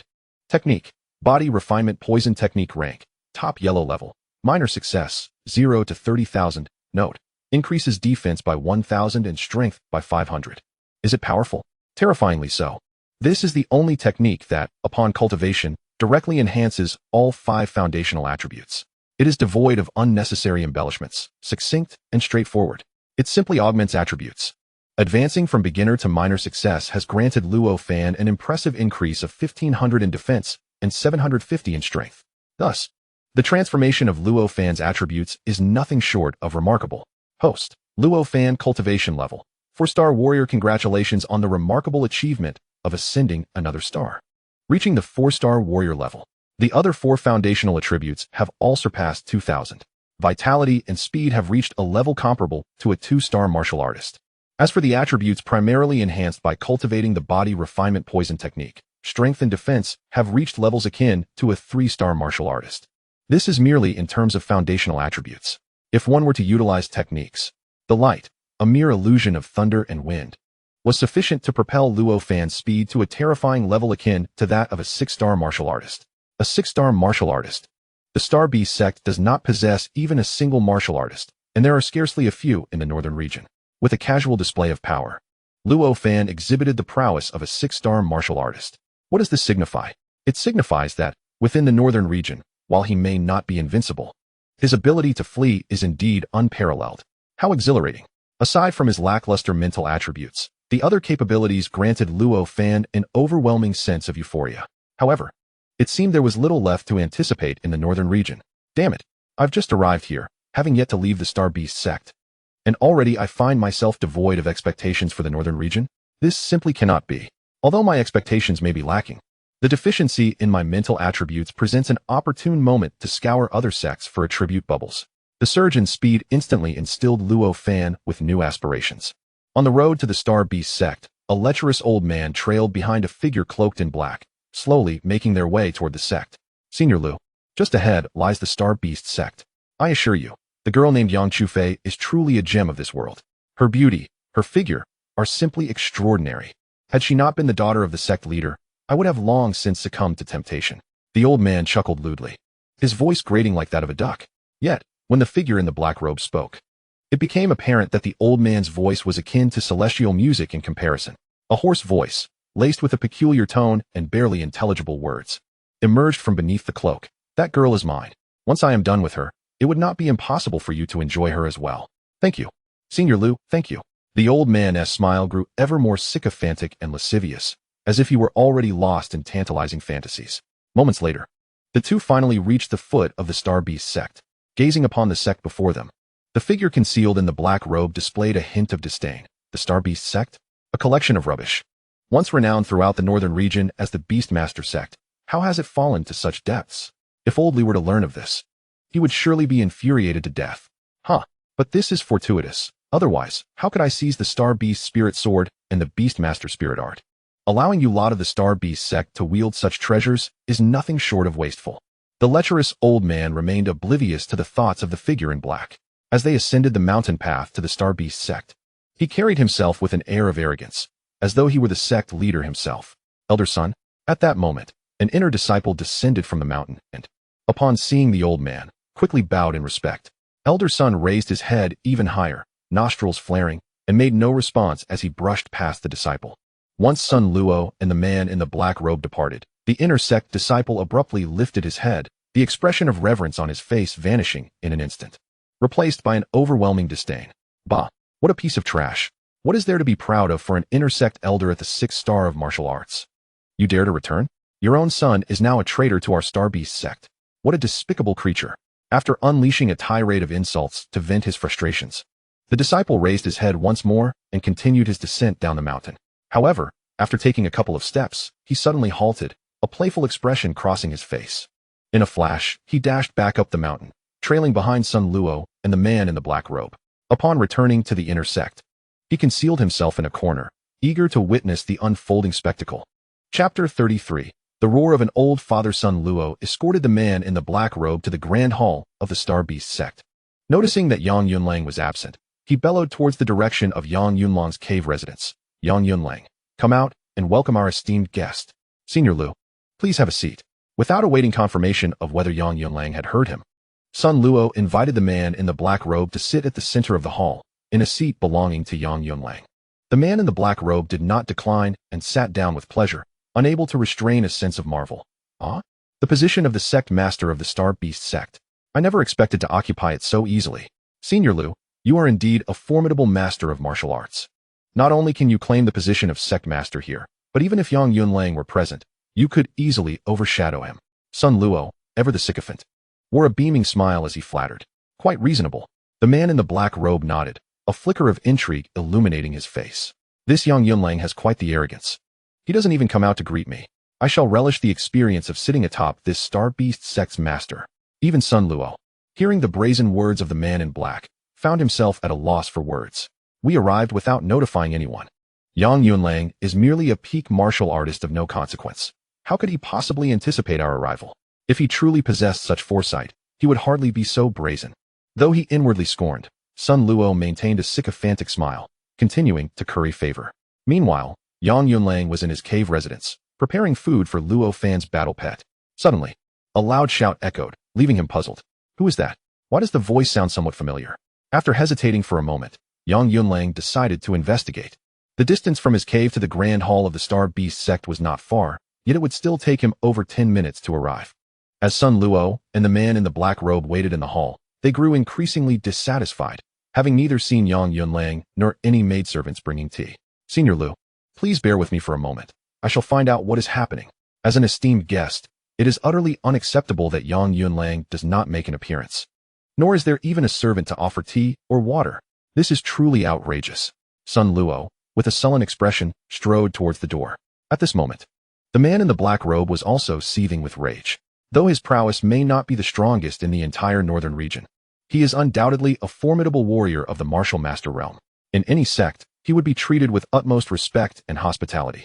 Yet, at the meager Starbeast sect, there was not even a servant to bring him water. Is this a sign of disrespect? Very well, the scum of the Starbeast sect, you have provoked my ire. This time, I shall seize not only the Starbeast spirit sword and the beast control spirit art, but I shall also claim your cultivation resources. How dare you? Who are you? At that moment, a passing inner sect disciple, upon seeing a stranger seated in the position of the sect master, was immediately incensed. The black-robed man, already burning with fury, was suddenly confronted. He raised his head to look. How audacious! A mere martial disciple dares to speak to me in such a manner. With a thunderous clap, the black-robed man struck the armrest, unleashing a burst of vibrant green light that struck the inner sect disciple squarely in the chest.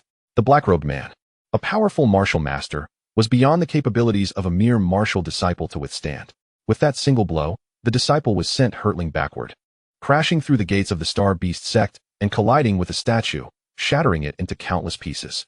The disciple suffered grave injuries, and more alarmingly, there was a gaping green wound the size of a fist on his chest, exuding a foul stench, with exposed, chilling white bones clearly visible. At that moment, Yang Yunlang rushed in from a distance. Although he did not recognize the disciple, he immediately discerned the inner sect disciple's garb and dashed over. Upon seeing the scene, his heart filled with rage. Who dared to be so malicious as to harm a disciple of the Starbeast sect? The injuries inflicted upon the disciple were far too severe.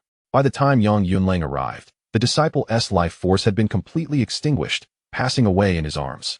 This incited Yang Yunlang's uncontainable fury, since assuming the role of sect master. This was the first time someone had attacked the Starbeast sect and taken the life of a disciple in his presence. A deafening roar erupted from Yang Yunlang, as a violent wave of murderous intent swept through the surrounding debris, reducing it to dust. Carefully laying the lifeless disciple on the ground, Yang Yunlang, with a forceful stomp, propelled himself into the Starbeast sect's grand hall like a cannonball. How dare you? Upon entering the grand hall and witnessing someone seated in his rightful position, he felt a profound sense of humiliation. That seat represents the authority of the sect master of the Starbeast sect. Aside from him, no disciple or elder of the Starbeast sect is permitted to engage, let alone an outsider. This individual clearly intends to defecate upon his head. A profound sense of humiliation surged from the depths of Yang Yunlang's heart. The ferocious aura surrounding him intensified. Are you the sect leader of the Starbeast sect? Yang Yunlang. The man in the black robe sneered upon witnessing Yang Yunlang's arrival, suddenly letting out a cold snort. Humph. I have been here for quite some time. Who gave you the audacity to treat me with such disdain? With a mere cold huff, the black-robed man, a formidable warrior, unleashed an overwhelming pressure that Yang Yunlang could hardly withstand. A mouthful of fresh blood erupted forth, leaving his complexion pallid. A martial master? Yang Yunlang gasped, his expression darkening further. Who are you? What business do you have with our Starbeast sect? Do you hold our disciples in such contempt that you would dare to harm them? Despite his shock, as the sect leader, Yang Yunlang understood that he could not falter. Gritting his teeth, he demanded in fury, do you possess any courage? The black-robed man chuckled derisively, poised to respond when Sun Luo fortuitously entered from outside. Instantly spotting Yang Yunlang with his back to the black-robed man, he exclaimed, Yang Yunlang, you have finally arrived. Do you not comprehend the esteemed status of Elder Lu? I have gone to great lengths to invite him to our Starbeast sect, and you have not even made an effort to welcome him. Not only have you failed to greet him, but you have also neglected to provide tea and refreshments. What punishment do you deserve for this transgression? Sun Luo. Yang Yunlang's teeth nearly ground to dust upon hearing Sun Luo's authoritative inquiry and witnessing his blustering demeanor. Chapter 34. Are you planning to flee again? So, this scoundrel is one you brought here. Yang Yunlang bellowed. How dare you? Do you wish to perish by speaking to Elder Lu in such a manner? He is a martial master. Sun Luo's expression turned to one of horror as he scolded, rushing towards Yang Yunlang, arm raised, ready to strike him. Bang!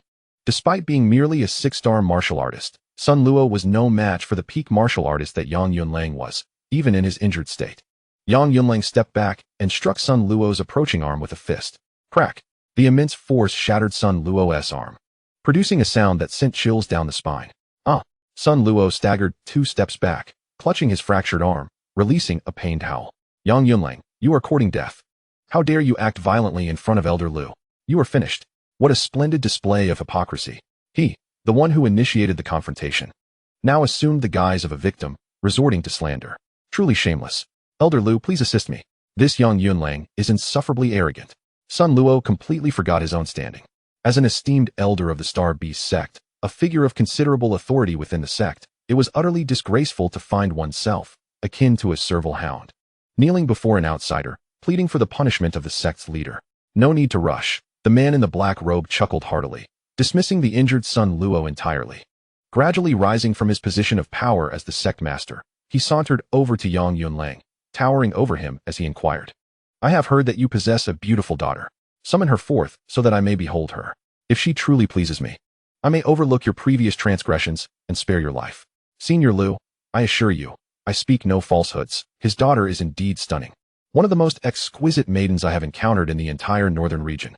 Moreover, Yang Chufei possesses commendable talent, making her an ideal candidate for a furnace. Sun Luo interjected, casting a venomous glance at Yang Yunlang from the corner of his eye. A furnace? Yang Yunlang trembled with fury. Unleashing a roar of a furious father. Sun Luo, you seek death. Even if it meant his demise today, he was determined to tear Sun Luo to shreds. How could he be unaware of what a furnace entailed? In the Tianxian continent, there existed a sinister sect that specialized in the art of yin collection to bolster their power. Women subjected to this practice were referred to as furnaces, typically meeting a tragic fate, reduced to a state worse than that of mere beasts. As a father, how could he ever permit his daughter to be treated as a furnace? I offered my assistance to secure such a formidable protector for your daughter. And yet you wish to kill me? I have never encountered a more ungrateful individual.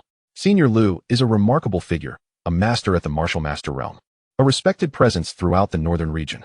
With his immense talent, he is destined to ascend to the martial sovereign realm. Countless maidens would covet to catch Senior Luo's eye, yet he scarcely acknowledges them unless they possess striking beauty. Do you truly believe your daughter could attract his attention? Fuming, Yang Yunlong's eyes blazed with fury as he lifted his leg to deliver a kick towards Sun Luo. His right leg shimmered with a brilliant blue light. The lethal strike capable of obliterating Sun Luo, a 6-star martial artist, on the spot. Senior Luo, save me. Sun Luo, taken completely by surprise by Yang Yunlong's audacity to strike while the man in black was nearby, found himself retreating in a panic, resembling a cornered dog as he sought refuge from the black-robed man. Bang! The man in black intervened, casually extending his palm. A thick green mist spiraled forth from his hand, interposing itself before Sun Luo, swiftly transforming into a gelatinous barrier. The seemingly gelatinous mist effortlessly thwarted Yang Yunlong's lethal attack, even rebounding with such force that it sent Yang Yunlang crashing against the wall of the sect's great hall, creating a gaping hole before he was propelled further away. Boom! Crash! Whoosh! Just as Yang Yunlang was about to land, a figure appeared behind him, effortlessly embracing him and bringing him down. Zhongzhu, what has happened? Luo Fan. Yang Yunlang spat out blood, clearly on the brink of collapse. Upon seeing Luo Fan, his eyes sparkled with joy, as if experiencing a brief revival. And he tightly grasped Luo Fan's hand, imploring, Luo Fan, quickly, take Yang Chufei and leave the Starbeast sect. The farther, the better. Until my cultivation reaches the martial master. No, the martial venerable realm, absolutely, do not return. Hurry, leave this place. What has transpired? Luo Fan was bewildered. He had hurried over after hearing Yang Yunlong's thunderous roar of anger, only to find himself being urged again to take Yang Chufei away. The situation was strikingly similar to the previous attack by a third-tier demon beast on the sect. Could it be that another third-tier demon beast was assaulting the sect? No. It must be something else. The sect master of the steel trough roared in fury, calling out a name that sounded somewhat familiar. This time, the assault on the Starbeast sect was likely not by a demon beast, but by an enemy. Haha, Yang Yunlang. You must be aware of the prowess of Elder Lu now. Quickly, summon that girl Yang Chufei. If he becomes Elder Lu's furnace, perhaps Elder Lu might spare your life out of consideration for her. The mention of furnace ignited a surge of murderous intent within Luo Fan, who dared to suggest that his woman become another's furnace. In his wrath, Luo Fan failed to notice that Yang Yunlang, cradled in his arms, was convulsing and rolling his eyes in distress. Yang Yunlang thought, kid, I am a person, not a stone. Even if you are angry, you cannot vent it by squeezing my arm. It hurts. Let go. The fury that filled Luo Fan's mind suddenly erupted, sending waves of intimidation through the black-clad man within the grand hall of the Starbeast sect. A martial master? How could this be? Wasn't it known that there were no martial masters left in the Starbeast sect? The black-clad man had been so audacious because he believed there was not a single martial master remaining. Yet, in the blink of an eye, one had appeared. The black-clad man felt a twinge of anxiety and hastily fled the grand hall. When he realized that the source of the fearsome aura emanated from a martial artist of the 3rd star, he couldn't help but breathe a sigh of relief. Chapter 35. Is this considered poison mastery? I thought it was someone formidable. A mere martial artist of the 4th star dares to act arrogantly before me. The black-clad man scoffed, his gaze towards Luo Fan dripping with disdain, as he slapped Sun Luo on the shoulder, commanding, go, kill him. At this moment, Sun Luo had regained his composure. Little brat, do you know who I am? I am an inner elder of the Starbeast sect. You, an outer disciple, dare to intimidate me. Upon hearing the words, Sun Luo, with a visage twisted in rage, charged towards Luo Fan and delivered a fierce punch aimed directly at his head. Sun Luo adhered rigidly to the commands of the man in the black robe, exhibiting no intention of holding back. Should Luo Fan truly be merely an ordinary 4-star martial artist, that punch would undoubtedly result in his skull shattering into pieces upon impact. Sun Luo, you wretched beast. Cease this at once. Yang Yunlang, despite being gravely injured and nearly devoid of strength, let out a furious roar upon witnessing Sun Luo's intent to harm Luo Fan. The effort to intervene caused him to reopen his wounds, blood spurting forth as he prepared to leap forward to intercept the blow aimed at Luo Fan. Catching a glimpse of Yang Yunlang's plight from the corner of his eye, Luo Fan felt a mix of gratitude and helplessness. Dismissing Sun Luo entirely as he presented the back of his head toward him, saying, Master, do take your rest. Such a blow will hardly harm me. You insolent fool. A mere 4-star martial artist dares to disregard me. Sun Luo's fury surged even higher. Suddenly, an explosion of flames erupted from his fist as he hurled it towards Luo Fan, its power formidable enough to ignite the very air, creating ripples in the atmosphere. Die! The roar of rage escaped Sun Luo's lips as he envisioned Luo Fan's head being smashed like a ripe watermelon, shattering into fragments at his might. Yet, at that moment, Luo Fan finally made his move. He did not employ any technique. A six-star martial artist was beneath such necessity. With a resounding crack, his powerful fist struck Sun Luo squarely in the chest. Before Sun Luo's punch could land, his body was sent flying backward. The crisp sound of breaking bones indicated that he had at least fractured 5 or 6 ribs. However, as Sun Luo crashed to the ground, his back hitting the earth and exposing his chest, the onlookers, save for Luo Fan, were left in stunned silence. A gaping wound, the size of a bowl, gushed with blood. The edges of the wound resembled a parched riverbed, riddled with cracks that spread outward. The ghastly sight revealed exposed white bones and mangled entrails for all to see. Lying on the ground, Sun Luo coughed up blood incessantly, chunks of his internal organs spilling forth with each heave. His injuries appeared significantly more severe than Yang Yunlong's, rendering his survival all but impossible. Beep. Congratulations, host, for vanquishing the enemy. Reward, 10 fire elements. At that moment, a green attribute bubble fell from Sun Luo's body, soaring toward Luo Fan. Acquired power, 28. Acquired spirit, 21. To Luo Fan's astonishment, he had garnered over 20 points of spirit from Sun Luo. Though he paid little mind to it, clearly, this was not the time for reflection on rewards. Sun Luo, with eyes filled with disbelief, shock, astonishment, and a plea for salvation, turned his gaze towards the man in the black robe, clearly hoping for assistance. However, upon a mere glance at Sun Luo's grievous injuries, the man in the black robe discerned that there was no hope for salvation. This ignited a blazing fury within him. How audacious! To dare to murder my subordinate in my very presence. You wretched creature, perish! With a thunderous roar, the black-robed man commanded, his cloak billowing as if stirred by an unseen wind, producing a rustling sound. Immediately, 2 piercing beams of vibrant green light erupted from the palm of his suddenly raised hand, hurtling toward Luo Fan. Poison? Luo Fan chuckled softly, transforming fist into claw. Venomous finger. With a swift motion, 3 finger-sized darts of poison shot forth from his outstretched hand. 2 of these darts instantly met the black-robed man's assault, while the third dart surged directly toward the man's chest. Sizzling.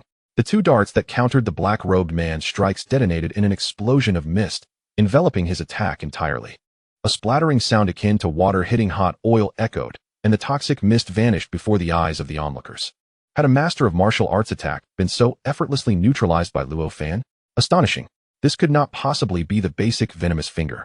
Even at its pinnacle, the basic technique could not wield such formidable power. Could it be that he had just visited the technique pavilion and acquired a new poison-based martial skill? But that seemed implausible. How could he comprehend it so swiftly? Such talent was truly monstrous. Yang Yunlang stood aghast, his mind awash with tumultuous waves. In contrast, the black-robed man was even more astonished. This young man also practiced poison techniques, and with such strength? My own poison skill, the inferior-grade fire poison bomb, is formidable. Yet could his poison technique surpass my own? What a clever lad. I was lamenting the absence of a more potent poison technique, and here you come, offering it to me on a platter. I must express my gratitude. Although Yang Mo had neutralized the black-robed man's move, the man remained unfazed, his eyes gleaming with unrestrained greed. However, he had forgotten that Luo Fan's venomous fingers were not merely 2, but 3. While 2 had countered his poison technique, the third was now swiftly approaching his chest. By the time he sensed the impending danger and sought to evade, it was already too late. The third dart of poison surged into the black-robed man's body. The next instant, he expelled a jet of inky liquid, his complexion drained of color. His expression contorted in agony, struggling to maintain his balance. With a resounding thud, the black-robed man collapsed to the ground, terror etched across his face. Impossible. I am a master of martial arts. How can I be felled by a mere 4-star martial artist with a single strike? Is this truly the end? Yang Yunlang, hearing the black-robed man's anguished roar, found it hard to believe. Yet, he could distinctly sense the black-robed man's life force waning rapidly. No, this cannot be real. Sun Luo's face mirrored the shock of a momentary resurrection, confusion flickering across his features. When did this happen? In our esteemed Starbeast sect, we have unexpectedly acquired such formidable disciples. A tinge of regret lingered in Sun Luo's heart. Had he known during his travels that the sect had produced a powerhouse capable of vanquishing a martial master with a mere strike, he would never have acted in a manner that betrayed his fellow disciples in hopes of ingratiating himself with the cloaked figure. Chapter 36. Do not insult me step by step. Luo Fan approached the dark-robed man. Lifting his foot, he drew back the figure's hood. An exceedingly grotesque visage, covered in festering sores, immediately came into view. The sight was enough to evoke a wave of nausea within Luo Fan, nearly causing him to regurgitate his dinner from the previous evening. You insolent wretch, do not dare to insult me. The dark-robed man's expression was one of fury. Despite his imminent demise, he still harbored no intention of conceding before Luo Fan. He was acutely aware that his toxic cultivation had rendered him repulsive, yet he still considered himself a martial master. A martial master must not be humiliated. Simultaneously, the dark-robed man was consumed by jealousy. Despite both of them practicing the same toxic arts, why had he been reduced to this abominable state while Luo Fan remained strikingly handsome? This disparity filled his gaze with venomous resentment. Oh, Luo Fan remarked, taken aback once more. You are on the brink of death, yet you still dare to be so arrogant? How intriguing. Does this imply you possess a hidden card? Youngster, you would do well to release me and ensure my survival. I am a member of the Western region's Transformation Demon Sect, the dark-robed man declared with an air of arrogance. Transformation Demon Sect? Luo Fan responded, bewildered. Having only recently traversed into this realm, he had not even grasped the intricacies of the northern region, let alone the distant western region. The mention of the Transformation Demon Sect, however, caused Yang Yunlang, the sect leader of the Starbeast sect, to turn pale. Straining his injured body, he approached Luo Fan and whispered urgently, Luo Fan, we are in grave danger. This Transformation Demon Sect is not to be trifled with. Their leader is a martial sovereign, a force beyond our sect's capacity to confront. Perhaps we should consider releasing him? Release him? Luo Fan did not conceal his disdain. Sect leader, this scoundrel intends to turn your daughter into a furnace, and you contemplate letting him go? A look of humiliation washed over Yang Yunlang's face. As a father, he naturally wished to protect his daughter from becoming another's pawn. Yet, as the leader of the Starbeast sect, he could not solely prioritize his daughter's safety. He had to consider the well-being of thousands of disciples. If they were to offend the Transformation Demon Sect, the remaining 80,000 disciples of their sect would surely meet a grim fate. Yang Yunlang felt a deep-seated reluctance, his fists clenched tightly, cracking audibly. Listen well, boy. Your sect leader acknowledges the peril of offending the Transformation Demon Sect. You should bang. Luo Fan delivered a swift kick to the dark-robed man's face. Saliva and blood mingled with shattered teeth, all flying out together, creating a profoundly tragic scene. Gulp. Yang Yunlang suddenly swallowed hard, startled by Luo Fan's ferocity. The man in the black robe appeared dazed, his expression growing increasingly menacing. You truly seek death, don't you? Just wait. Even if you save me, our demon transformation sect will never let you and your Starbeast sect off the hook. Anticipate the arrival of our powerful members to obliterate your sect. Master, you heard that, right? Whether I let him go or not, the outcome remains the same. Luo Fan, with emotionless eyes, cast a cold glance at Yang Yunlang before lifting his right foot once more to stomp down on the black-robed man. Snap! Snap! The crisp sound of bones shattering echoed as Luo Fan slowly crushed the man's limbs into powder. The intense pain nearly sent the black-robed man into unconsciousness. But just as he teetered on the edge, a fresh wave of agony jolted his mind back to awareness. Yang Yunlang sighed and turned away. After half an hour, there were no intact bones left on the black-robed man. Everything had been mercilessly ground to dust by Luo Fan. Finally, unable to withstand the excruciating pain of his shattered bones, the man breathed his last. Congratulations to the host for slaying a formidable foe, earning 200 vitality and 20 toxins. With the death of the black-robed man, a property bubble dropped from his body, glimmering in blue. As expected, the black-robed man was a powerful master, and the corresponding bubble was indeed blue. Acquired strength, 34. Acquired vitality, 31. Acquired spirit, 55. Truly, as a blue attribute bubble, it began with over 30 points, and remarkably, he obtained the highest spirit value of 55 points, coupled with the 21 points of spirit from that fellow named Sun Luo. This battle yielded a total of 76 points of spirit. This was the spirit level only attainable by a 7-star martial apprentice. Luo Fan felt a surge of joy. It was time to gather the spoils. After dealing with Sun Luo and the black-robed man, he had amassed a total of 62 strength, 231 vitality, 76 spirit, along with 10 fire elements and 20 toxins. Given that there were only 2 adversaries, the overall gain was not particularly vast. None of the 5 basic attributes had surpassed the current stage. However, acquiring 76 points of spirit from the 2 was a significant reason for Luo Fan's delight. For his currently fragmented soul demon, it would take 7 days to achieve such an increase. Oh, there's also a storage ring. Luo Fan unceremoniously took a storage ring from the lifeless black-robed man's hand. With his death, the mental restrictions that belonged to him had vanished. However, upon inspecting the ring, which was merely cubic in size and smaller than the one Yang Yunlang had gifted him, a look of disdain crossed his face. Spirit stones, materials, techniques. What is this jade slip? A secret realm? Within the storage ring of the cloaked man, the contents were rather conventional, lacking any extraordinary qualities. However, a seemingly sealed jade slip captured Luo Fan's attention. He deftly unsealed the slip and discovered its contents. A secret realm. Master, are you familiar with secret realms? Luo Fan inquired. Secret realms? Of course. They are indeed treasures. If a sect were to possess a resource-rich secret realm, it could ascend to great heights. Could it be that this fellow's storage ring contains information about a secret realm? Yang Yunlang exclaimed, his face alight with fervor. If the Starbeast sect were to acquire a secret realm, we need not fear even the arrival of the demon transformation sect. Hurry. Let us see what kind of secret realm it is. It's called Beast Sea Mountain, Luo Fan murmured after examining the slip. Beast Sea Mountain? Impossible. How could it be here? That secret realm was thoroughly destroyed hundreds of years ago. How can there be news about it resurfacing now? I understand. This person is not a practitioner from our northern domain and is unaware of this situation. He stumbled upon this secret realm unintentionally and assumed it to be genuine. Yang Yunlang sighed in disappointment. Chapter 37. The emergence of a new attribute. Luo Fan nodded, yet he remained deeply intrigued by the secret realm of Beast Sea Mountain. With a smile, he asked, Master, could you enlighten me about this Beast Sea Mountain? I have yet to hear any news regarding secret realms. Very well. Yang Yunlang nodded but gestured to his own body, saying helplessly, I can certainly provide an introduction, but could you allow me to recover from my injuries first? Additionally, please fetch Elder Zhao Qiuang. He is our sect's alchemy elder and should possess the elixirs necessary for my recovery. I shall attend to it immediately, Luo Fan replied, feeling somewhat embarrassed for having been so focused on the contents of the cloaked man's storage ring that he forgot Yang Yunlang was still severely injured. Guided by Yang Yunlang's instructions, Luo Fan soon arrived at Elder Zhao Qiuheng's cave dwelling. The cave was situated a considerable distance from the main hall of the Starbeast sect, primarily because, as the alchemy elder, he required an appropriate environment for refining elixirs. Practitioners at the martial artist level had yet to condense their own alchemical fire and could only utilize mundane flames for refining, necessitating a suitable location for their craft.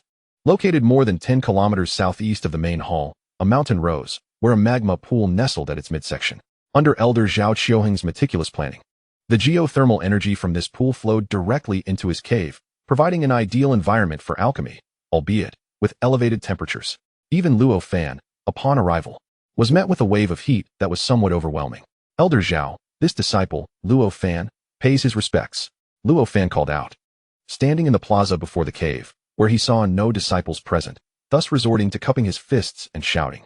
Thud, thud, thud. Moments later, hurried footsteps echoed from within the cave. The bare-chested elder Zhao Qiuheng soon appeared before Luo Fan. Young Luo, what brings you here? Are you eager to learn the art of alchemy from me? Quick, come inside. I must assess your qualifications for alchemy. Zhao Qiuheng's eyes sparkled with enthusiasm. He was well aware of Luo Fan's innate talent and was eager to take him as his disciple. While he humbly acknowledged that he was no match for Luo Fan in terms of strength, as an esteemed alchemist with decades of experience, he believed he could impart valuable knowledge to Luo Fan in the art of alchemy. Luo Fan took a step back, startled by Elder Zhao's fervor, and quickly explained. Elder Zhao, the sect leader has just sustained serious injuries and has sent me to see if you possess any healing elixirs. What? The sect leader is injured? How did this happen? Could it be a mishap during cultivation? Upon hearing this, Zhao Qiuheng's demeanor shifted to one of urgency. Without waiting for Luo Fan's response, he darted into the cave, leaving behind a hasty remark. Wait for me. I shall fetch the elixirs and come right away. Luo Fan scratched his head and stood still, his gaze wandering around. Suddenly, he noticed a cluster of elemental bubbles beside a pool of lava, which piqued his interest and filled him with delight. Whoosh. Acquired Fire Element 3, Acquired Fire Element 6, Acquired Alchemy Experience 300, although the bubbles were white in mere moments. Luo Fan remarkably gathered 132 points of Fire Element and 1,200 points of Alchemical Experience. The 132 points of Fire Element already fulfilled one of the 3 conditions for upgrading the Rainbow Blood Fox. All that remained were a mid-tier beast core of the mysterious rank and 100 blood elements. It seemed that the upgrade process was rather straightforward. Having so easily collected one of the 3 essential conditions for the Rainbow Blood Fox's advancement, a look of astonishment crossed Luo Fan's face. As for the 1,200 points of alchemical experience, it was a delightful surprise. Yet, he felt a tinge of disappointment, for his attributes panel did not reflect the alchemist title. This meant that despite having acquired 1,200 points of alchemical experience, he had no means to utilize it. Reflecting on this, Luo Fan raised his head and glanced at the cave ahead, murmuring, "It appears essential to learn alchemical knowledge from Elder Zhao and unlock the alchemist title." Before long, Elder Zhao Qiuheng emerged from the cave, fully equipped and wearing a serious expression, hastily flying toward Yang Yunlang's cave. Luo Fan barely had time to inform him that Yang Yunlang was currently absent. Fortunately, Yang Yunlang's cave was not far from the main hall of the Starbeast sect. Watching Elder Zhao's retreating figure, Luo Fan couldn't help but mutter, "Is such a hasty temperament truly befitting of an alchemist?" Though he voiced his thoughts, Luo Fan's legs did not lag behind. He swiftly accelerated to catch up with Zhao Qiuheng. After all, Zhao Qiuheng was merely a martial elder, while Luo Fan's speed attributes were already comparable to that of a martial master. Elder Zhao, the sect leader, is currently in the main hall. After catching up with Zhao Qiuheng, Luo Fan offered a reminder. Understood. Zhao Qiuheng replied with urgency, slightly altering his direction as he continued to dash forward. In less than 5 minutes, he and Luo Fan returned to the sect's main hall from 10 kilometers away, where they found Yang Yunlang seated cross-legged at the entrance, tending to his injuries. Upon seeing Yang Yunlang, Zhao Qiuheng, with his seasoned intuition, deduced that Yang's injuries were not due to an unexpected mishap during cultivation, as he had initially suspected, but rather the result of an enemy attack. He immediately roared in anger. Who is the beast that has harmed the sect leader in such a manner? After his outburst, Zhao Qiuheng rushed to Yang Yunlang's side, and upon Yang opening his eyes to reveal a look of resignation, he became as pliant as a marionette, allowing the latter to examine his body. Sect leader, this is a source-nourishing pill. You must take it immediately, and you should be fine. Fortunately, while your injuries appear severe, they have not struck a vital area. Otherwise, even I would be powerless to restore you. Zhao Qiuheng breathed a sigh of relief, producing a milky white pill and directly placing it into Yang Yunlang's mouth, admonishing him. Thank you, Elder Zhao. Yang Yunlang closed his eyes once more, harnessing the spiritual energy within him to dissolve the effects of the source-nourishing pill and expedite his recovery. Luo, what on earth transpired? Was it Sun Luo? Only then did Zhao Qiuheng inquire of Luo Fan regarding the events that had unfolded, but as he began to speak, he noticed Sun Luo's lifeless body not far off. How could it be him? Impossible. With his strength, he could never have harmed the sect leader. Zhao Qiuheng's temperament was indeed quite volatile. Merely having seen part of the situation, he immediately began to speculate. I see it now. It must have been that scoundrel Sun Luo who launched a sneak attack. I knew that beast harbored ulterior motives. Now that his son has defected, he no longer has any reservations and has chosen to act. Chapter 38, The Great Escape. Alas. Luo Fan, standing nearby, felt a twinge of awkwardness. Elder Zhao? It is not as it seems. While this individual is indeed involved, with his capabilities, he could never have inflicted harm upon the sect leader. The primary issue is, Luo Fan explained the sequence of events he had witnessed. Upon hearing Luo Fan's account, Zhao Qiuheng erupted in furious indignation. Kicking Sun Luo's corpse, this treacherous wretch. How dare he conspire with outsiders to harm the disciples of our Starbeast sect? Why did you not call me sooner? Had I been present, I would never have allowed this scoundrel to perish so easily. Elder Zhao, are you not afraid of the demon transformation sect? Luo Fan asked in astonishment. Though the demon transformation sect is formidable, this is our northern domain's territory. They have yet to earn the audacity to act boldly here. Zhao Qiuheng declared with an air of dominance.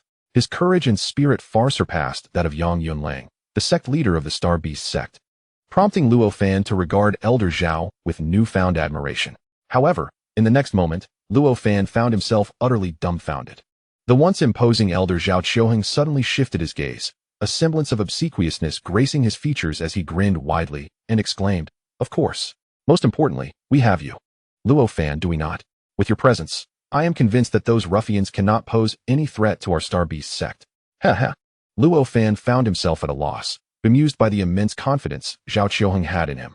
Were it not for the existence of the attribute acquisition system, he would have felt somewhat intimidated facing the demon transformation sect alone. After all, formidable warriors from the martial sovereign realm resided within that sect. If they were to attack now, he would truly be unable to withstand them. However, with the attribute acquisition system at his disposal, Luo Fan felt a surge of confidence. Even if the news of the black-robed man's demise reached the demon transformation sect immediately, it would take them at least a month to traverse from the western region to the Starbeast sect. A month was ample time for Luo Fan to elevate his strength to a level comparable to that of a martial sovereign. Thus, he felt no fear.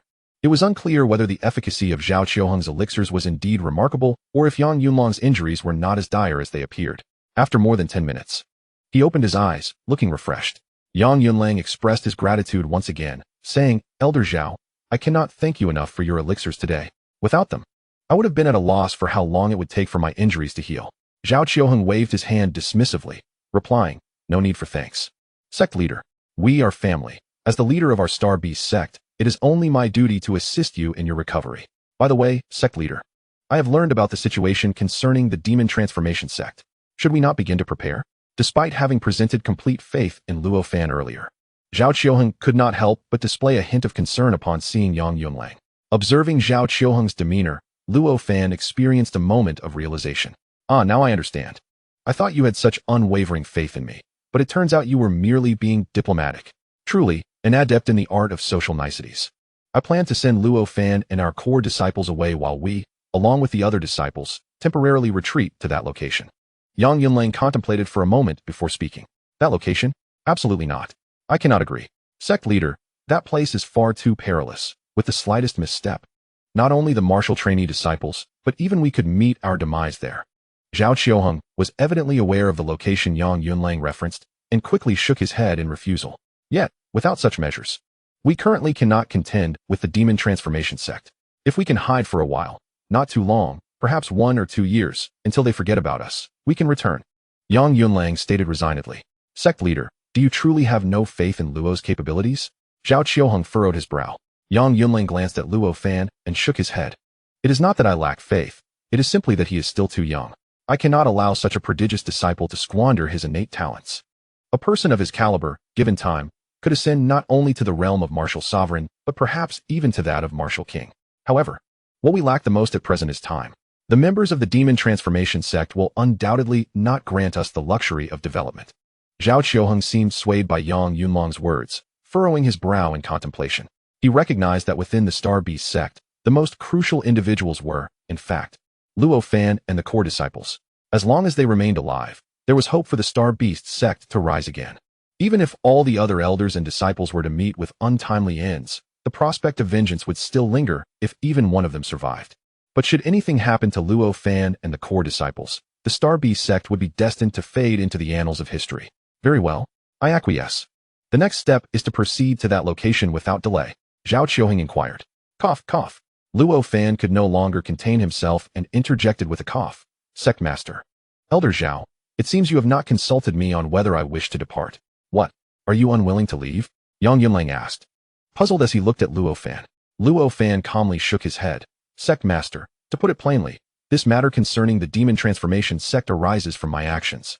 If you truly do not trust me, you may take the other disciples and leave, but I shall not abandon my post. You stubborn child, do you not understand? They are from the demon transformation sect, which boasts martial sovereign level experts. Even if you can currently contend with those at the martial master level, do you truly believe you can face the formidable figures of the martial sovereign realm? Yang Yunlang was filled with urgency. After all, although he professed to want to send Luo Fan and the other core disciples away, he understood that the true beacon of hope lay in Luo Fan. Even if the other core disciples were sent away, given their current cultivation and subsequent experiences in other sects, it would be exceedingly difficult to ensure they would remember the Starbeast sect when they finally reached the level capable of avenging their kin. There was a possibility they might entirely forget this matter due to various interests. Besides Luo Fan, Yang Yunlang had faith in another individual, his own daughter. Yet, even as Yang Chufei's father, he could not believe she could attain such strength in a short span. Even if she did, he would not wish for his daughter to take risks on behalf of others. A single person, especially a girl, would inherently possess less strength than a boy. Chapter 39. The Ancient Sect Ruins. Sect Master. Let us set aside the question of whether to leave for now. May I inquire where exactly you intend to go? Luo Fan asked, perplexed. Yang Yunlang and Zhao Qiuheng exchanged glances before responding. It is approximately 500 kilometers from our Starbeast sect, within the territory of the Qi sect. The Qi sect is significantly stronger than our Starbeast sect and harbors experts at the martial master level within its ranks.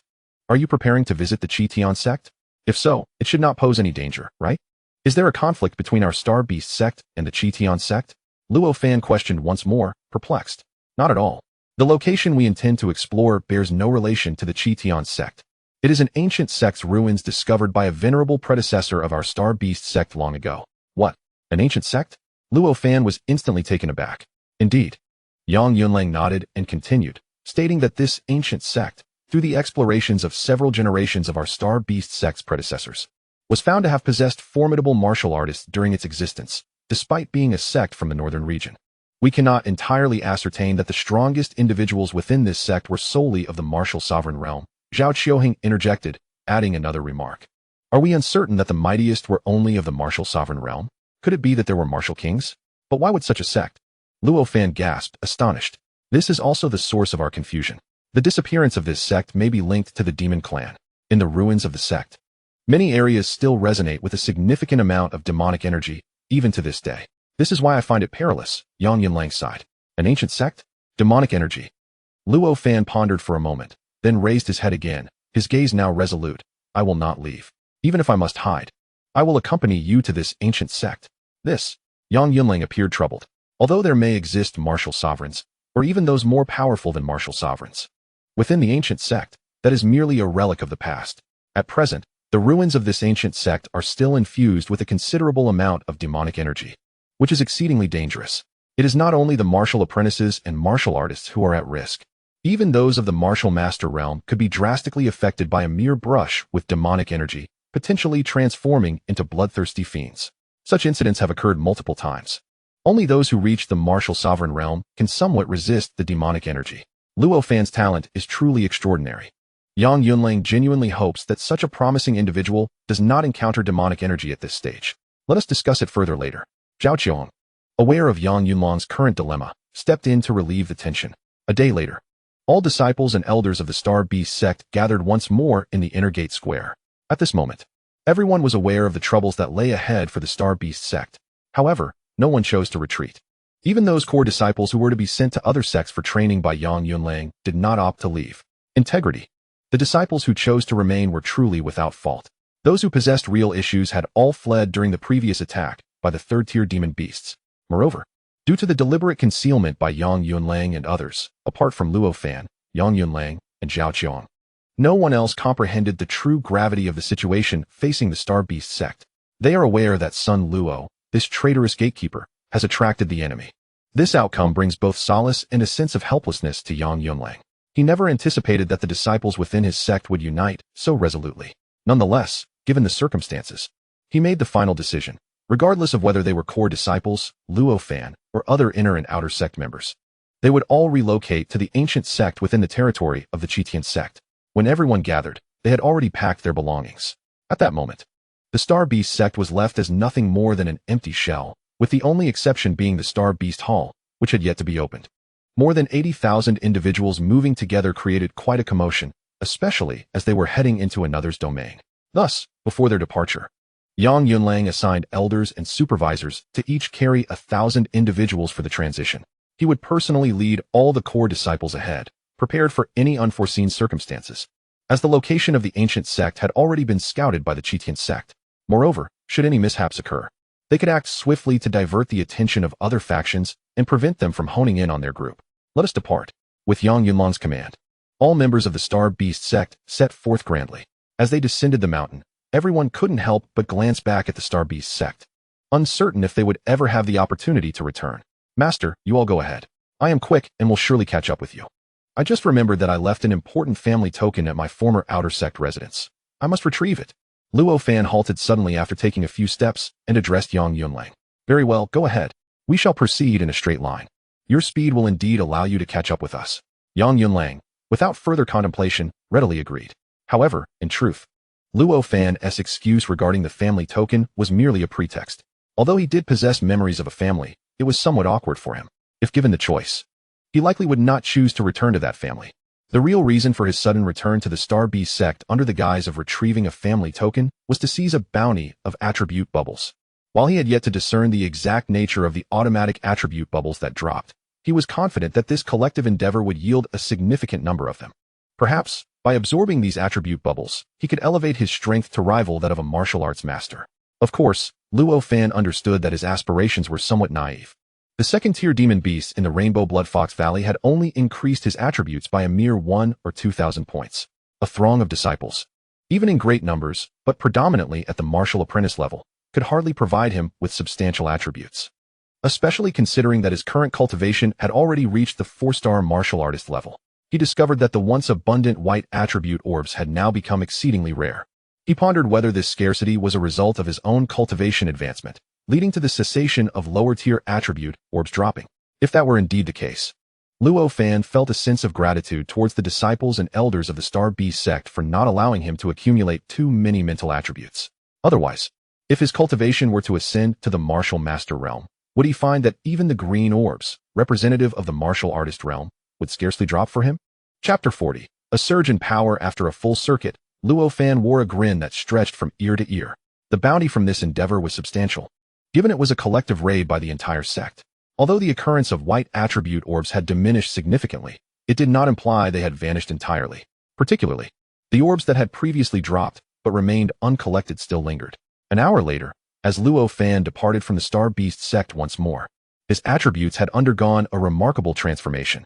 Host, Luo Fan Cultivation, 8-star Martial Artist Strength, 7185, 3678, Defense, 6732, 2963, Vitality, 5955, 3211, Speed, 6338, 4322, Mental, 818, 333, Spiritual Energy, 88541 Backpack, Poison 256, Fire Element 322, Alchemy Experience 5400, Refining Experience 3600.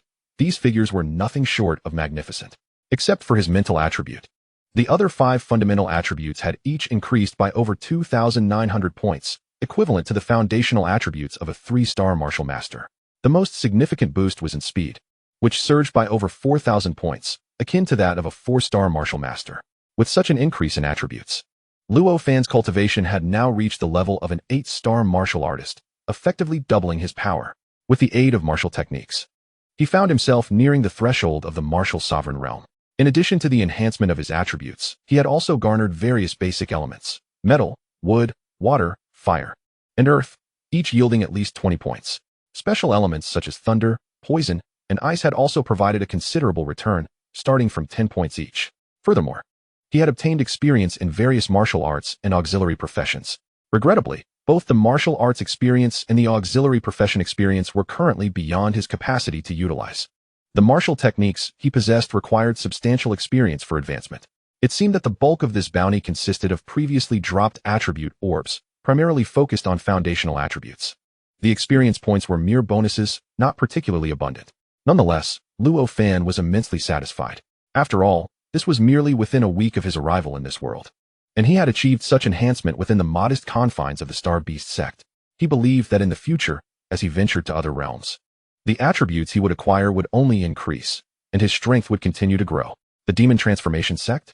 Luo Fan's gaze turned towards the direction of the western regions, a hint of a cold smile flickering across his face. I am rather eager for you to arrive sooner. This way, I can ascertain the true extent of my own strength. Just as Luo Fan was about to set forth in pursuit of the main force, a blue light suddenly streaked across the distant void. A formidable warrior of the martial sovereign realm? Luo Fan's eyes widened, and the corners of his mouth twitched. Could my ominous words have come true, and the members of the Demon Transformation Sect have arrived so swiftly? No, that cannot be. When the blue light swiftly traversed more than 10 kilometers and fully materialized before Luo Fan, he exhaled in relief. It was not a warrior of the martial sovereign realm, but rather a magnificent blue, flying vessel. Luo Fan was familiar with flying vessels from the memories of his past life. They are a type of flying magical artifact that martial artists can control by expending spiritual energy. However, martial artists typically possess insufficient spiritual energy, and even if they own a flying vessel, they cannot control it for an extended duration. Moreover, in the northern region, the price of such vessels is exceedingly high, as they can only be crafted by martial sovereign experts. How many martial sovereign warriors exist in the northern region? Perhaps not a single one. Thus, flying vessels generally originate from other, more powerful territories, which accounts for the scarcity of sects in the northern region that are qualified to possess such artifacts. The vessel swiftly docked before Luo Fan, roughly the size of a small car, and its interior space was likely not very large. A strikingly beautiful woman, clad in a sky blue gown and resembling Yang Chufei in appearance, leaped down from the vessel. Proud, aloof, and mature, her long and slender legs, barely concealed beneath her flowing gown, were adorned with sandals that shimmered like crystal. This woman, despite appearing to be in her early 20s, exuded an undeniable allure, making her an object of desire for countless men. She looked somewhat familiar. Luo Fan stared at her for a moment, and faint memories of his past life began to surface. How could this be? She is a martial master of 2 stars, a practitioner far more powerful than the sect leader of the Starbeast sect, Yang Yunlang. And yet I have knowledge of her? Sister Luo Fan? Suddenly, a spark ignited in Luo Fan's mind as the name of this girl resonated, prompting an exclamation. You recognize me? The seemingly frosty Luo Fan smiled, her demeanor transforming as if a millennium-old iceberg had melted, revealing an exquisite charm. Her voice was remarkably gentle, entirely devoid of the previous air of arrogance and coldness, resembling that of a warm, amiable older sister next door. Sister Luo Fan is a paragon for countless disciples of our Starbeast sect. She broke through to the martial artist realm at the age of 16, shattering records. And within the following 2 years, she ascended to the pinnacle of the martial artist realm, subsequently being sent by the sect leader to the northern region's foremost power, the Spirit Martial Sect. Luo Fan involuntarily recited Luo Fan's accomplishments, a testament to the lingering consciousness of his past life. For someone of Luo Fan's former status as an outer disciple, such knowledge was undoubtedly significant. The experiences of Luo Fan epitomized the lifelong aspirations for which they have fought. With a blink, Luo Fan once again revealed a smile and gently remarked, I believe that after 4 or 5 years, senior sister Luo Fan must have advanced to the martial master realm. Luo Fan had the ability to perceive Luo Fan's cultivation level, although under normal circumstances, his own cultivation would not allow him to do so. He intentionally showered her with compliments. You little rascal, who taught you? Your skill in flattery is remarkably refined. Luo Fan's cheeks flushed slightly. Yet Luo Fan's praise brought her immense joy. She felt deeply touched to know that even after her departure from the Starbeast sect for 4 to 5 years, the disciples within still remembered her. However, the next moment, as Luo Fan turned to Luo Fan, she was momentarily rendered speechless. Why, you have already reached the 8-star martial artist realm? How is that possible? Considering your age, you must not even be 18 yet. Does that mean you are even more talented than I was at that age? A sense of melancholy washed over Luo Fan. Just moments ago, she had been admiring this young man, but now she discovered that his talent far surpassed her own. When she was his age, she had only just broken through to the martial artist realm. No, how could I possibly compare with senior sister? My cultivation is merely a fluke. You need not concern yourself with it. Luo Fan would certainly not admit the truth. Currently, the Starbeast sect found itself in a peculiar situation. The sect's gates were unguarded, and this senior sister, who had been away for 4 to 5 years, had returned to the sect, wielding the prowess of a martial master. No one knew her true intentions, which, it seemed, were likely tied to the Starbeast Hall. After all, he had only just begun to display a hint of talent when Yang Yunlang divulged the secrets of the Starbeast Hall to him. This senior sister Luo Fan had once represented the hope of the entire Starbeast sect, and Yang Yunlang would not have kept such information from him. Thus, Luo Fan speculated that her return was indeed connected to the Starbeast Hall. Had it been in the past, Luo Fan would have welcomed her openly, allowing her to reinstate the Starbeast Hall without hesitation. However, now he said, Senior sister, your return is rather ill-timed. The sect master has taken all the disciples out for training, and I was delayed due to some matters, which is why I arrived late. If you had come even a little later, I fear. What? The sect master took all the disciples out for training? Impossible. How could such a thing happen? Be honest, is it true that our Starbeast sect is facing a serious crisis, and the sect master has led the disciples to hide? Upon hearing Luo Fan's words, Luo Fan instantly realized that the truth was far from what he had described and anxiously questioned him. Her inclusion of our Starbeast sect significantly elevated Luo Fan's regard for her. At the same time, he felt a bit helpless, inwardly remarking, Oh, dear father-in-law, you are simply terrible at concealing things. How is it that everyone knows what your character is truly like? It seems that, previously, the Starbeast sect encountered a similar crisis, and without hesitation, you fled with your disciples? When Yang Yunlang proposed leading all disciples to the ancient sect ruins, he felt a twinge of oddity. Was Yang Yunlang's maneuver not a tad too practiced? Now, hearing Luo Fan instantly discern the flaws in his words, Luo Fan became certain that Yang Yunlang must have engaged in such actions before. Sighing softly, Luo Fan's face betrayed a hint of melancholy as he hung his head, emanating a palpable sadness. Observing this, Luo Fan's heart skipped a beat, and she anxiously inquired, Do not tell me that the entire sect is in crisis, and you are the sole survivor? Of course not, it's just smack. Luo Fan clapped her hand on Luo Fan's shoulder, her voice laced with indignation. If that is not the case, then why the hesitation? Can you not be straightforward? Like a man, I, your senior sister, have already reached the formidable rank of a second-star martial master. Any ordinary crisis can be effortlessly resolved. Her words exuded a commanding aura, resembling that of a fierce woman. Your senior sister has already attained the strength of a second-star martial master? How impressive. I wonder when I shall rise to such heights as well, Luo Fan mused. Well, to speak plainly, the matter is, he deliberately flattered Lan Qin once more before unfolding the events that had transpired. He refrained from embellishing the tale, subtly concealing the fact that he had personally dealt with the dark-robed man. Damn the transformation demon sect. How dare they? Upon hearing Luo Fan's account, Lan Qin was consumed by fury. The aura of a second-star martial master erupted from her, and as a result, her flowing dress billowed dramatically, exposing her long, fair legs to Luo Fan's gaze. Wow, so long, so beautiful, and so fair? Luo Fan quickly averted his eyes, clearing his throat. Unbeknownst to Lan Qin, she had not noticed his wandering gaze. After scolding him, she realized that the handsome junior brother before her possessed only the cultivation of a martial artist and likely could not withstand her overwhelming presence, prompting her to retract it. Junior brother, I apologize. I was too enraged just now and did not notice. It's quite all right, senior sister. I wonder, do you have any strategies to counter the transformation demon sect? Luo Fan inquired, a glimmer of hope in his eyes.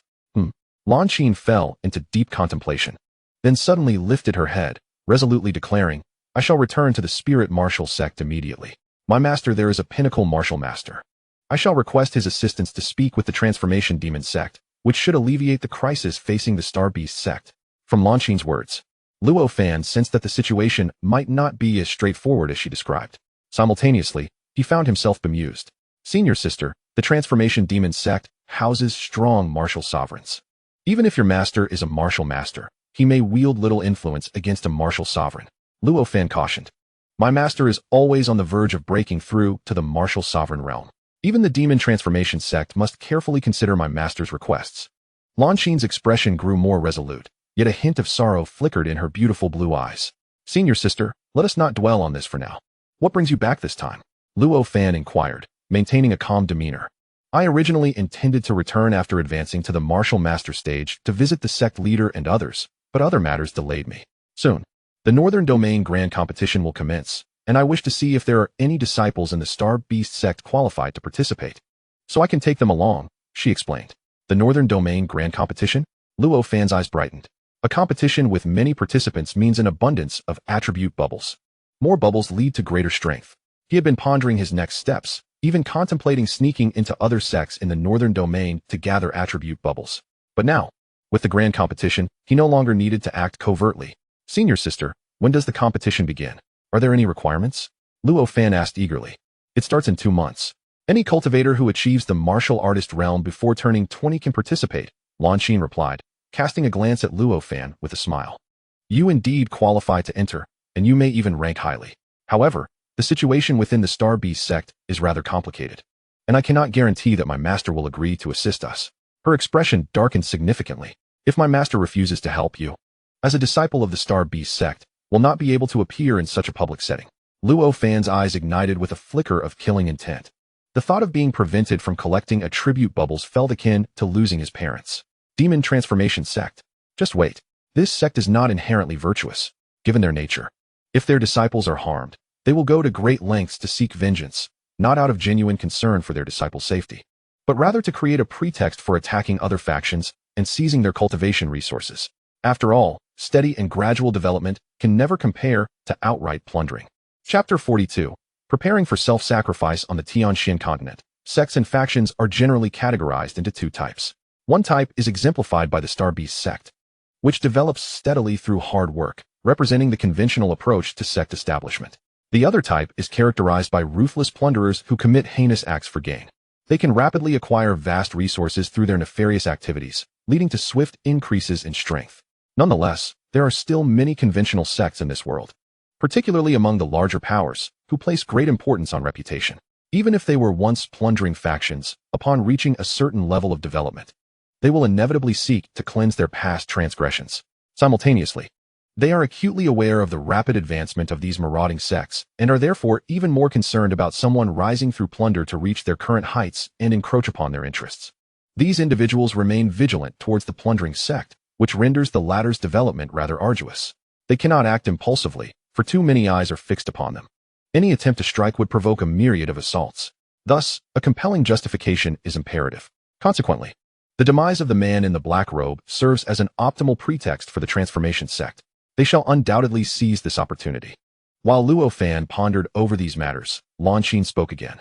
The destination of the sect master and the others must be the Qi Tian sect, correct? Luo Fan was once again taken aback. Such significant intelligence had indeed reached Lan Xin's ears. Doubt momentarily clouded his mind regarding the supposed secrecy of the ancient sect's relics, which appeared to be no longer concealed from her. You need not deny it. I am well acquainted with the sect master's character. The only place where he could hide the entire sect's disciples is none other than that location. Lan Xin smiled gently, encouragingly retrieving a short blade from her storage ring and placing it in Luo Fan's hands. As your senior sister, I have little to offer you on our first meeting. This is a low-grade magical weapon I have wielded, named after myself, the Lan Xin blade. I hope you shall not let it down. After speaking, Lan Xin patted Luo Fan's shoulder and summoned a flying vessel once more, exclaiming, "All right, you may now hasten to the Qi Tian sect. Do not emerge from that place for a while. I shall immediately return to the Lingwu sect, and if there is any news, I will promptly head to the Qi Tian sect to inform the sect master of the outcome." With a swift flash of pale blue light, Lan Xin vanished from Luo Fan's sight, and the vessel accelerated rapidly, disappearing from view. This senior sister possesses quite a character, Luo Fan mused, sensing a hint of resolution in her departure. Without lingering any longer, he sped towards Yang Yunlang and the others. He felt assured that Lan Xin had not deceived him. As a martial artist of the master realm, she had no need to conceal anything from him, a mere 8-star martial practitioner. If her return indeed pertained to the Starbeast Hall, she had undoubtedly acted decisively. Luo Fan's speed was remarkable, and before long, he caught up with Yang Yunlang and his entourage. After a brief hesitation, he revealed his encounter with Lan Xin. What? Yang Yunlang abruptly halted, his expression shifting to one of shock and anger, a manifestation of self-reproach. The core disciples shared similar expressions of sorrow. Yang Chufei, aware of Luo Fan's ignorance of the situation, spoke out in righteous indignation. Senior sister Lan Xin is preparing to sacrifice herself to save our Starbeast sect. Her master at the Lingwu sect is no virtuous person. He presents himself as a paragon of virtue, yet he is a vile and despicable individual. He has long coveted senior sister Lan Xin's beauty. Had it not been for her remarkable talent, which drew the attention of other high-ranking members within the Lingwu sect, she would have long been victimized by that wretch. Sister Lan Xin resolved to seek her master, fully aware that he would seize this opportunity to impose ignoble demands. After explaining, Yang Chufei cast an indignant glare at Yang Yunlang, exclaiming, "Father, we absolutely cannot allow Sister Lan Xin to make such a sacrifice with her talents. It is truly unwarranted." Luo Fan's countenance also darkened considerably. To put it plainly, this predicament was a result of his own entanglement, all in an effort to shield Yang Chufei from the clutches of that sinister figure in black. It would be utterly unacceptable to save Yang Chufei only to allow another to fall victim to malevolent forces. As a man, Luo Fan found this intolerable. "Master, while I may not yet be able to contend with the demon transformation sect, I possess the strength to confront the spirit martial sect. I shall pay them a visit immediately. Rest assured, I will not permit Sister Lan Xin to be victimized by such a beast," Luo Fan declared through gritted teeth. "What do you intend to do?" Yang Yunlang's heart surged with rage, but he was further astonished by Luo Fan's proclamation. "You have only attained the 3rd star in martial prowess. How could you have ascended to the 8th star? Yang Yunlang suddenly realized with horror that Luo Fan's cultivation had surged once more. "The 8th star? How could that be possible? Just yesterday, you were at the 4th star?" This revelation left Yang Yunlang in disbelief. "What manner of prodigy are you? Your cultivation seems to change by the day. Our Starbeast sect is truly on the verge of something monumental." Monumental, indeed. If only we had a few years, we could truly rise, but now, in the face of imminent disaster, there is no time for Elder Yang to develop. The core disciples were all taken aback, their faces etched with shock as they began to murmur amongst themselves. "I have discovered that the inherited sword qi has not been completely absorbed. It continues to gradually enhance my cultivation. It is likely that in no time, I shall break through to the rank of martial master or even martial sovereign." Luo Fan mused, acknowledging that with the assistance of the attribute enhancement system, his cultivation would inevitably progress swiftly. The inherited sword qi provided him with a compelling justification. Is the inherited sword qi truly that formidable? It seems implausible. After all, it is merely a strand of sword qi. How could it elevate your cultivation to that of a martial master or martial sovereign? The elder who left this sword qi cannot possibly possess such formidable strength. Yang Yunlang responded, his expression one of bewilderment, his mind swirling with confusion, as if the situation before him were a fantastical tale. Perhaps the true cultivation of that elder is not as you believe, or perhaps this inherited sword chi does not originate from him at all. Luo Fan replied with a mysterious smile. Yang Yunlang pondered for a moment before nodding. Indeed. It is said that the origins of the Starbeast spirit sword are linked to a martial sovereign-level powerhouse, one who did not emerge from our northern domain in ages. It is entirely plausible that this inherited sword chi is not from our esteemed elder of the Starbeast sect. Chapter 43. What of 1,000,000 spirit stones? Luo Fan had not anticipated that a mere excuse would be taken seriously by Yang Yunlang. The other core disciples, upon hearing this, were filled with envy and self-reproach, lamenting why they could not inherit the legacy of the Starbeast spirit sword. Some individuals, thus, turned their gazes towards Yang Chufei, revealing expressions of pity. As core disciples, they were well aware that Yang Chufei was the first to receive the inheritance of the Starbeast spirit sword. Unfortunately, her physical constitution was inadequate. Not only did she fail to reap any benefits from the inherited sword energy, but she also nearly lost her life to it. Consequently, all the advantages fell to Luo Fan, an outer sect disciple. Otherwise, the object of envy among the crowd would undoubtedly be Yang Chufei herself. Yang Chufei, fully cognizant of their sentiments, rolled her eyes and smugly remarked, "Why do you gaze at me with such pity? Do you feel regret?" "Huh. I do not feel regret at all. Luo Fan is my fiancé. As he grows stronger, surely he will discover even greater inheritances, which will elevate my own prowess as well." Upon hearing Yang Chufei's words, the core disciples instantly ceased their pity and shifted to envy. How could they have overlooked this? Although Yang Chufei may have missed out on the coveted sword energy inheritance, she possessed a formidable husband. With such a powerful partner by her side, there was no need to worry about inheritances or personal cultivation. How foolish they had been to feel sorry for her. At this moment, Yang Yunlang spoke up reassuringly. "Luo Fan, with such an opportunity before you, it is crucial that you do not act impulsively. Since you have stated that it will not be long before your cultivation reaches the martial master and martial sect levels, why not wait until you have elevated your strength before heading to the spirit martial sect, or even the demon transformation sect to resolve these troubles?" "Master, I can indeed wait, and the disciples of the Starbeast sect can wait as well, but senior sister Lan Qin may not have that luxury," Luo Fan lamented. "Had I known about these matters earlier, I would have done everything in my power to stop her." Yang Yunlang felt a sense of helplessness. This girl had chosen the worst possible moment to make her appearance, resulting in such a significant misunderstanding. With a sigh, he contemplated the situation and said, "Let us do this. We shall hasten our pace to the Qitian sect first, ensure the disciples are settled, and then I will make a trip to the spirit martial sect to inform that girl Lan Qin. We should still have time." "How long will it take to travel from Qitian sect to spirit martial sect?" Luo Fan inquired. "Senior sister Lan Qin is using a flying vessel, so her speed should be quite swift." "A flying vessel?" Yang Yunlang's eyes brightened with excitement. It seems that the spirit martial sect truly values that girl Lan Qin, granting her such a reward. If that is the case, we may not need to rush, even if she is willing to offer herself. The higher-ups of the spirit martial sect are unlikely to easily agree to let her master take advantage. Then, how long will it take to reach the spirit martial sect from Qitian sect at your speed, master? Luo Fan asked. Luo Fan never placed his hopes on others. Although he believed his current strength might still fall short against Lan Qin's master, he was confident that once he arrived at the ancient sect's ruins and gathered more attributes, he would not be far behind. If all else failed, he would continue to collect attributes upon reaching the spirit martial sect. Given the formidable strength of the Lingwu sect, which is regarded as the foremost sect in the northern region, it is not unreasonable to assume that the esteemed sect could elevate Luo Fan's capabilities to a level akin to that of a martial sect. If one were to travel at full speed, it would likely require approximately half a month. What? Does it truly take such an inordinate amount of time? Luo Fan was taken aback. Is the northern region truly this vast? With Yang Yunlang's prowess, his speed could rival that of a bullet train traveling over 300 kilometers per hour. How could it still necessitate half a month? If it were he who undertook the journey, he believed he could reduce the duration by at least half. Yet, even then, it would still amount to a week's time. A week. By then, perhaps the food would have gone cold. Why the haste? I never stated that this is the only route to the Lingwu sect.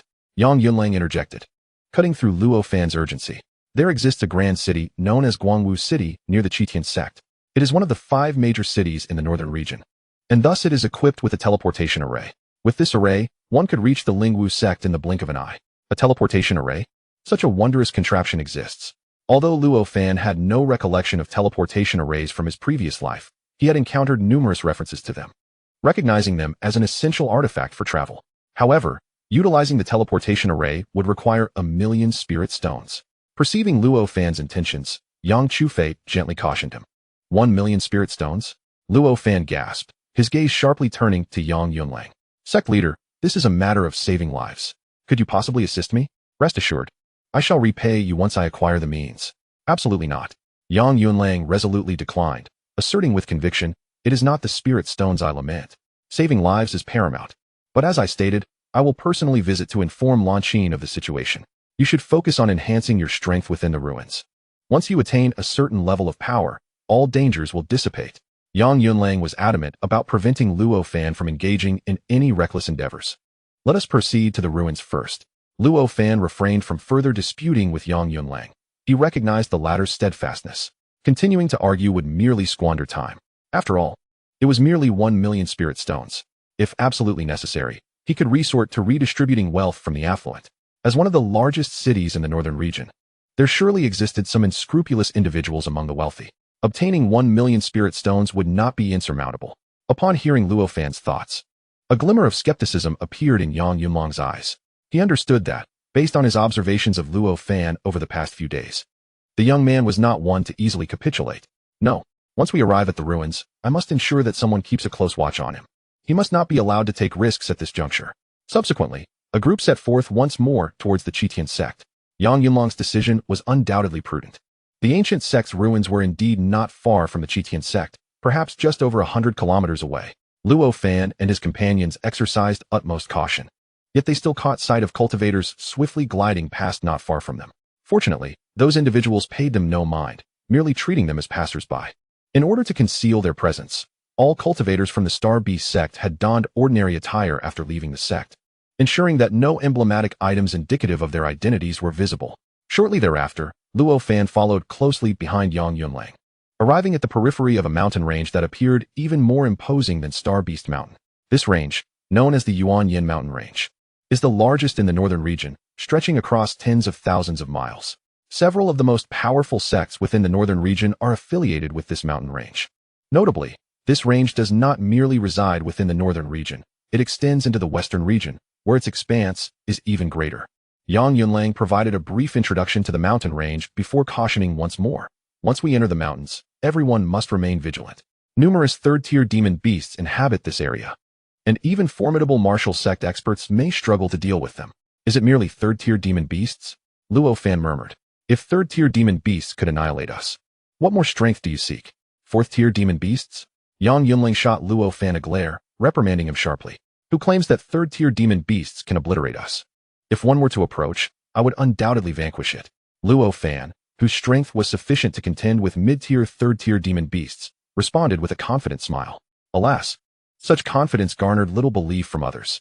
Even though Luo Fan had recently defeated a third-tier demon beast, rescuing the Starbeast sect in the process, the consensus was that the beast was injured and did not truly represent a standard third-tier combatant. While they acknowledged Luo Fan's formidable prowess, they also believed there were limits to his capabilities. However, they overlooked the fact that when Luo Fan had vanquished the third-tier demon beast, his cultivation level was merely at martial artist level 3. Now, he displayed a cultivation level of martial artist level 8. And it was indeed questionable whether a typical third-tier demon beast could pose a threat to him. Let us proceed. According to the original plan, Luo Fan and his companions were tasked with scouting ahead, ensuring that the ancient sect's ruins had not been discovered by the cultivators of the Chitian sect, while also clearing a safe path for the disciples who would follow, preventing them from encountering danger. Upon entering the Yuanyin mountain range, Yang Yunlang issued a command, prompting Luo Fan and the others to disperse. They advanced tactically, with one individual every 500 meters, minimizing their targets while enabling the detection of potential dangers. Bang! A mid-tier third-tier tiger demon fell victim to Luo Fan in a single encounter. Congratulations to the host for overcoming a formidable foe. Reward, Defense 200. Swish! A blue attribute bubble emerged from the tiger demon's body, soaring toward Luo Fan. Acquired Strength 36. Indeed, the Yuanyin mountain range proved to be a paradise for third-tier demon beasts. This marked the second hour since Luo Fan had entered the Yuanyin mountain range.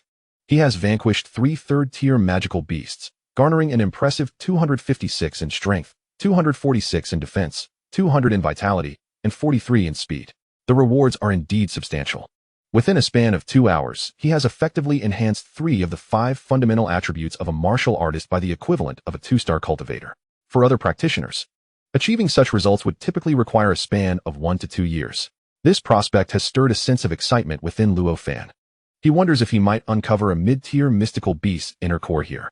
Regrettably, the 3 beasts he defeated were all of the yellow tier. Alas, given the current state of affairs, obtaining a mid-tier mystical beast's inner core would necessitate confronting 5th-tier beasts. Glancing at the little creature on his shoulder, whose face is etched with fear, Luo Fan finds himself in a quandary. If I could truly contend with 5th-tier beasts, would I still require your assistance in battle? It appears prudent to temper my ambitions and first tackle 4th-tier beasts, aiming to procure 10 low-tier mystical beast inner cores to elevate your rank. It has been several days since he acquired Ali, yet Luo Fan has observed that her daily existence revolves solely around eating, sleeping, and displaying cuteness. Those 2 large, glistening eyes could transform even the most rugged of men into a besotted admirer. However, I must express my frustration. Such cuteness is utterly unhelpful. In the course of 2 hours, the group has ventured over 100 kilometers into the Yuanyin mountain range. Yet, this area still constitutes the periphery of the range. Only upon delving 1,000 kilometers inward does one reach the midsection of the mountain range. As for the center, that requires a journey of 5,000 kilometers. The terrain of the Yuanyin mountain range resembles a semicircle. From the northern domain, entering the center is akin to stepping into the territory of the western domain, which is rumored to host even more formidable magical beasts. Of course, this is merely hearsay, as it seems no cultivators from the northern domain have ever reached the center of the Yuanyin mountain range. All of this information has been relayed to Luo Fan by Yang Yunlang. However, Luo Fan harbors doubts. After all, it is but a single mountain range. If indeed there are more powerful beasts residing in the west, how could they not traverse along the mountain range into the northern domain? Furthermore, if no one has entered the center, how can it be claimed that it is considered part of the western domain, inhabited by even stronger beasts? Surely, such tales cannot be mere fabrications. If that were the case, there would be far less to worry about, wouldn't there? Brother, do you think the ancient sect ruins depicted on that map are real? Suddenly, an excited voice broke through Luo Fan's thoughts, causing him to halt in surprise and swiftly make his way toward the source of the sound.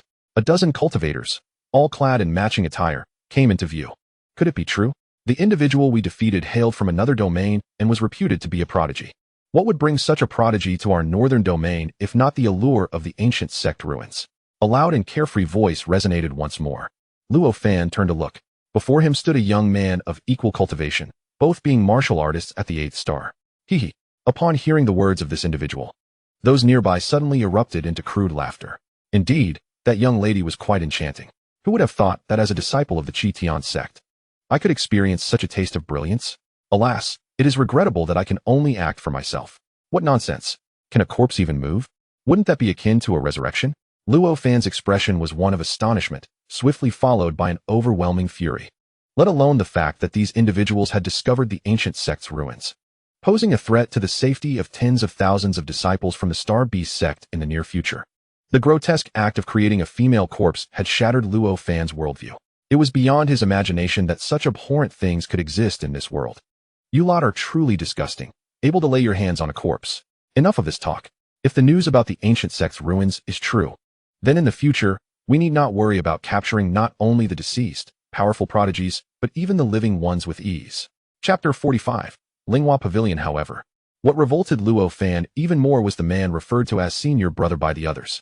Upon discovering the powerful ruins of the ancient sect, the first thought that crossed his mind was to prey upon other female cultivators. Such a person is nothing short of a scoundrel. Bang! With a thunderous sound, Luo Fan descended upon the group of cultivators like a divine weapon, his face contorted with rage. Who are you? The sudden appearance of Luo Fan startled the group. The leading senior brother stumbled and, in a most undignified manner, fell to his knees in fright. You dare covet the ruins of the ancient sect with your meager strength? Without uttering another word, Luo Fan unleashed a deadly toxic finger. Please, don't. Fellow cultivator, spare me. I have a beautiful sister. Just let me. But before the senior brother from the Qitian sect could finish his plea, Luo Fan's toxic finger pierced through his chest, killing him instantly. Even in death, his manner of begging was repulsive, attempting to barter his sister's life for a fleeting chance at survival. Such a loathsome person. Luo Fan truly felt that a swift death was far too merciful for him. Both of them at the same cultivation level, the system offered no rewards. Yet, A green attribute bubble emerged the moment this wretch perished, soaring towards Luo Fan's body. Defensive gain, 13 run. Even the strongest senior brother stood no chance against Luo Fan. And the remaining disciples of Chi Tian's sect quickly realized that the formidable figure before them was not one they could contend with. Illusory Thunderwind Shadow. Observing the scattering Chi Tian disciples, Luo Fan snorted coldly. The pinnacle-level illusory Thunderwind Shadow was immediately unleashed. In an instant his speed surged to its zenith, while simultaneously, a doppelganger emerged, bearing half of his attributes and nearly indistinguishable from the original. Once the doppelganger appeared, Luo Fan did not swap places with it. The two exchanged a brief glance before swiftly pursuing the scattered disciples of the Chi Tian sect. The manifestation of this illusory thunder and wind shadow doppelganger proved to possess such remarkable efficacy, a fact that surprised Luo Fan. However, upon conjuring this doppelganger, a sudden flash of insight surged through his mind, prompting him to employ it without hesitation. In the forest, two figures darted through the underbrush at breakneck speed. Within 10 minutes, the tranquility was shattered by over a dozen anguished cries, only to be followed by an eerie silence. Luo Fan had efficiently dealt with all the Chi Tian sect disciples, amassing over 100 attribute points as a result. The modesty of this bounty was attributed to the fact that these individuals were of lesser cultivation than Luo Fan, precluding him from receiving any rewards from the system. Furthermore, among them were martial apprentices. Akin to Luo Fan as previous encounters, they too did not yield a complete array of white attribute bubbles, though some were still dropped. The probability was reduced to a mere 10th, or even 100th, of what it had been previously. The limited number of adversaries made it difficult for Luo Fan to ascertain this probability accurately. As for Elder Luo, he was not far from Luo Fan and Yang Yunlang. Along with the core disciples, the cries that echoed nearby inevitably drew their attention. Yet, Luo Fan and his doppelganger moved with such swiftness that by the time these individuals arrived at the scene, all they found was a solitary corpse. Fortunately, they discerned that the cause of death was linked to Luo Fan's poisonous dark finger. Moreover, they recognized the attire of the deceased as belonging to the disciples of the Chi Tian sect, which caused Yang Yunlang to feel a twinge of concern. At last, Yang Yunlang encountered Luo Fan, or rather, Luo Fan chose to manifest before him. What transpired with those Chi Tian sect disciples? Yang Yunlang inquired anxiously. They had uncovered information regarding the remnants of an ancient sect. Luo Fan produced a piece of animal hide resembling a treasure map, which he had obtained from one of the disciples, and handed it to Yang Yunlang. What? Yang Yunlang gasped in shock. If the ruins of the ancient sect had indeed been discovered by the Chi Tian sect, the safety of the tens of thousands of disciples of the Starbeast sect would soon be in jeopardy. Do not worry, before they could locate the site, I eliminated them all, Luo Fan replied nonchalantly. Well done. Yang Yunlang exhaled in relief. He considered himself a formidable leader, even without knowing the true motivation behind Luo Fan's actions as the head of a sect. He bore no qualms about eliminating these inconsequential disciples of other sects when his own were in peril. Nevertheless, Luo Fan chose to disclose his genuine reasons for the killings to Yang Yunlang. After all, this ancient parchment, chronicling the relics of a bygone sect, was procured from a prodigious individual belonging to a sect from another realm. Upon hearing Luo Fan's account, Yang Yunlang's previously eased heart tightened once more, his visage once again betraying a sense of despair. How could this be? Were we, the Starbeast sect, destined to be ensnared in this calamity? Why have we attracted the attention of yet another sect from another domain? Yang Yunlang was exceedingly incensed, given that this sect hailed from elsewhere. It was inevitable that their strength surpassed that of the Starbeast sect, which was already the weakest within the northern domain. This paled in comparison to other sects of greater prowess from more formidable regions. Does this mean we are now incapable of concealing our disciples within the ancient sect's ruins? His anxiety deepened at this thought. Sectmaster, there is no need for such distress. I believe that the prodigy from the other realm likely stumbled upon this map by mere chance. It is highly probable that she ventured alone to investigate.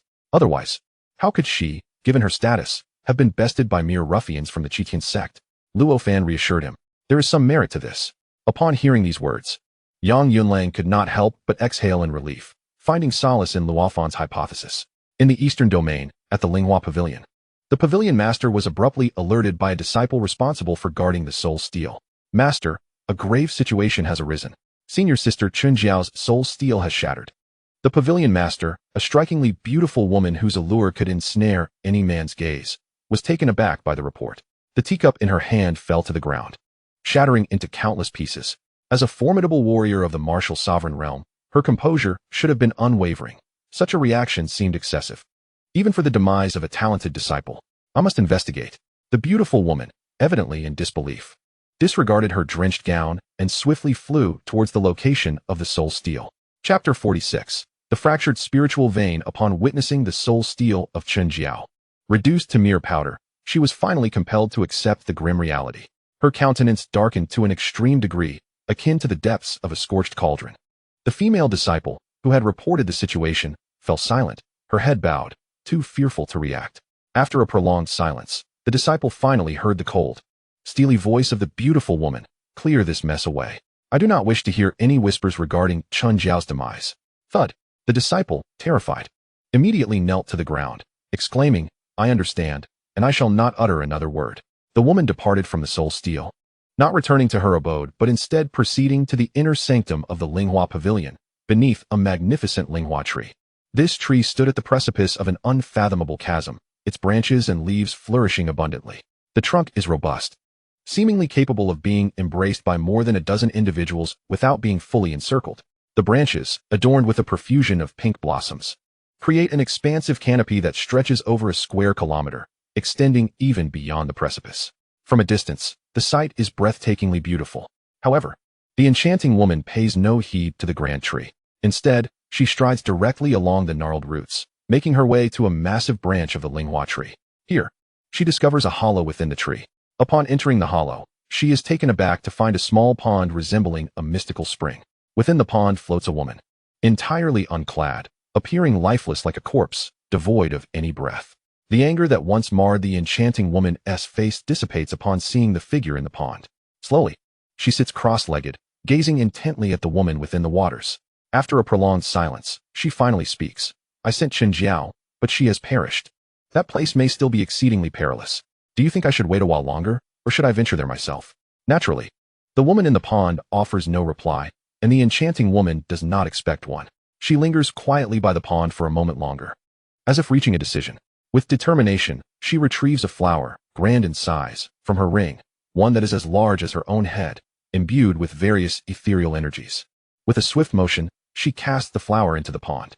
This Linghua divine heart should sustain your body unchanged for another 2 months. I must take my leave, she declares before resolutely exiting the hollow. Once she departs, the hollow flickers briefly before vanishing entirely. Shortly thereafter, a beguiling woman, veiled and alluring, stealthily slips away from the Linghua Pavilion. Meanwhile, Luo Fan and his companions continue to follow Yang Yunlang, sweeping through the Yuan Yin mountain range. Afterward, they encounter no further incidents and finally arrive at the site of the ancient sect's ruins. Yang Yunlang, having visited this place before, meticulously examines the surroundings. Discovering that the various concealed restrictions he left behind have remained untouched, he cannot help but breathe a sigh of relief. Safety. Taking a deep breath, Yang Yunlang retrieves a jade slip and tosses it into the valley ahead. As the slip soars into the valley, Luo Fan is astonished to realize that the valley is merely an illusion, not a reality at all. The air ripples like the surface of water, creating layers of undulating waves. Moments later, a large black opening materializes before them. Come in, Yang Yunlang exclaims with a smile, leading the way toward the gaping entrance. Several core disciples glance at Luo Fan, who returns their gaze. Yet, it is Yang Chufei who decisively takes hold of one of Luo Fan's hands, pulling him along into the cavern together. Upon traversing the cave, the scene that unfolds before Luo Fan is so astonishing that he instinctively gasps in awe. In his mind, a singular thought emerges. This is the true sacred ground of the immortal sect. Compared to this place, the residence of the Starbeast sect is nothing short of a mere shadow. Before us lies a sea of clouds, where countless towering peaks, soaring thousands of meters high, pierce the heavens amidst the mist. Massive floating islands are interconnected by iron bridges and chains, encircling these majestic summits. On these islands, numerous structures faintly emerge, and the entire ancient sect's ruins exude an air of desolation and sorrow. Yet, within this somber ambience, one can almost envision the grandeur of this ancient sect during its illustrious era, showcasing a breathtaking magnificence. Father, is this truly just the ruins of an ancient sect? It feels more like a celestial realm. Compared to this, our Starbeast sect seems woefully inadequate. Yang Chufei pouted, echoing the sentiments of Luo Fan with a look of disbelief. Our Starbeast sect has no grounds for comparison with the Demon Suppression sect, Yang Yunlang remarked. Fully aware of their limitations, his expression reflecting his exasperation. Is this ancient sect named the Demon Suppression sect? Luo Fan murmured. Indeed, Yang Yunlang promptly clarified. Do you see those buildings shrouded in black mist? Those places are absolutely off-limits. The darkness enveloping them is the malevolent energy I mentioned earlier. It is exceedingly terrifying. Even the slightest contact would transform one into a bloodthirsty demon in an instant. With a serious demeanor and a somber tone, Yang Yunlang solemnly warned Luo Fan and the core disciples present. Father, all the buildings here are nearly engulfed in black mist. Where are we supposed to reside? Yang Chufei inquired helplessly. Pointing towards the towering peaks that pierced the clouds, Yang Yunlang asserted, we will dwell on the innermost peak. It possesses some remnants of spiritual veins, which will be a boon for you. Even though these spiritual veins are incomplete, they still hold significance. For practitioners, cultivating in areas with higher spiritual energy concentration accelerates their progress. However, such places are exceedingly rare. Sects that possess spiritual veins are typically large and powerful. Not to mention the Starbeast sect, even the esteemed Spirit Martial sect in the northern region is said to have only one spiritual vein, albeit a fractured one. What a pity. Yang Chufei expressed her dissatisfaction. A pity? Yang Yunlang retorted, his eyes widening in disbelief. Even with a fractured spiritual vein, given your current capabilities, managing 4 hours of cultivation each day is already remarkable. If you extended that time, you might very well burst from the pressure. What a pity indeed. Father, I doubt I am as incapable as you suggest. After all, I am a peak martial apprentice. How could I possibly be unable to endure even 4 hours with a fractured spiritual vein? Yang Chufei exclaimed, astonished and somewhat defiant. The fractured spiritual vein lies over there. You will soon discover the truth of my words. Yang Yunlang gestured towards the distant peak, urging Luo Fan and the others to hurry along. Chapter 47. Is this the Invincible Northern Region? Sect Master, our mission is far from complete, is it not? The incomplete spiritual vein lies ahead. It will not vanish. Let us first complete our tasks before attending to the matter of the spiritual vein. A core disciple named Wang Hui promptly asserted. Indeed, the sect leader interjected. The existence of the spiritual vein is of little consequence. Our primary objective now is to provide cover for the 80,000 disciples within the sect, ensuring their safe retreat to this location. Father, you seem to have forgotten our most pressing concern. One by one, the core disciples voiced their dissent against Yang Yunlang. Yang Yunlang shot them a glare, reprimanding them with irritation. Do not presume I am unaware. Your mission has been accomplished. From here on, you may focus on your cultivation. As for the task of safeguarding the other disciples' retreat, that responsibility shall fall to me and the other elders.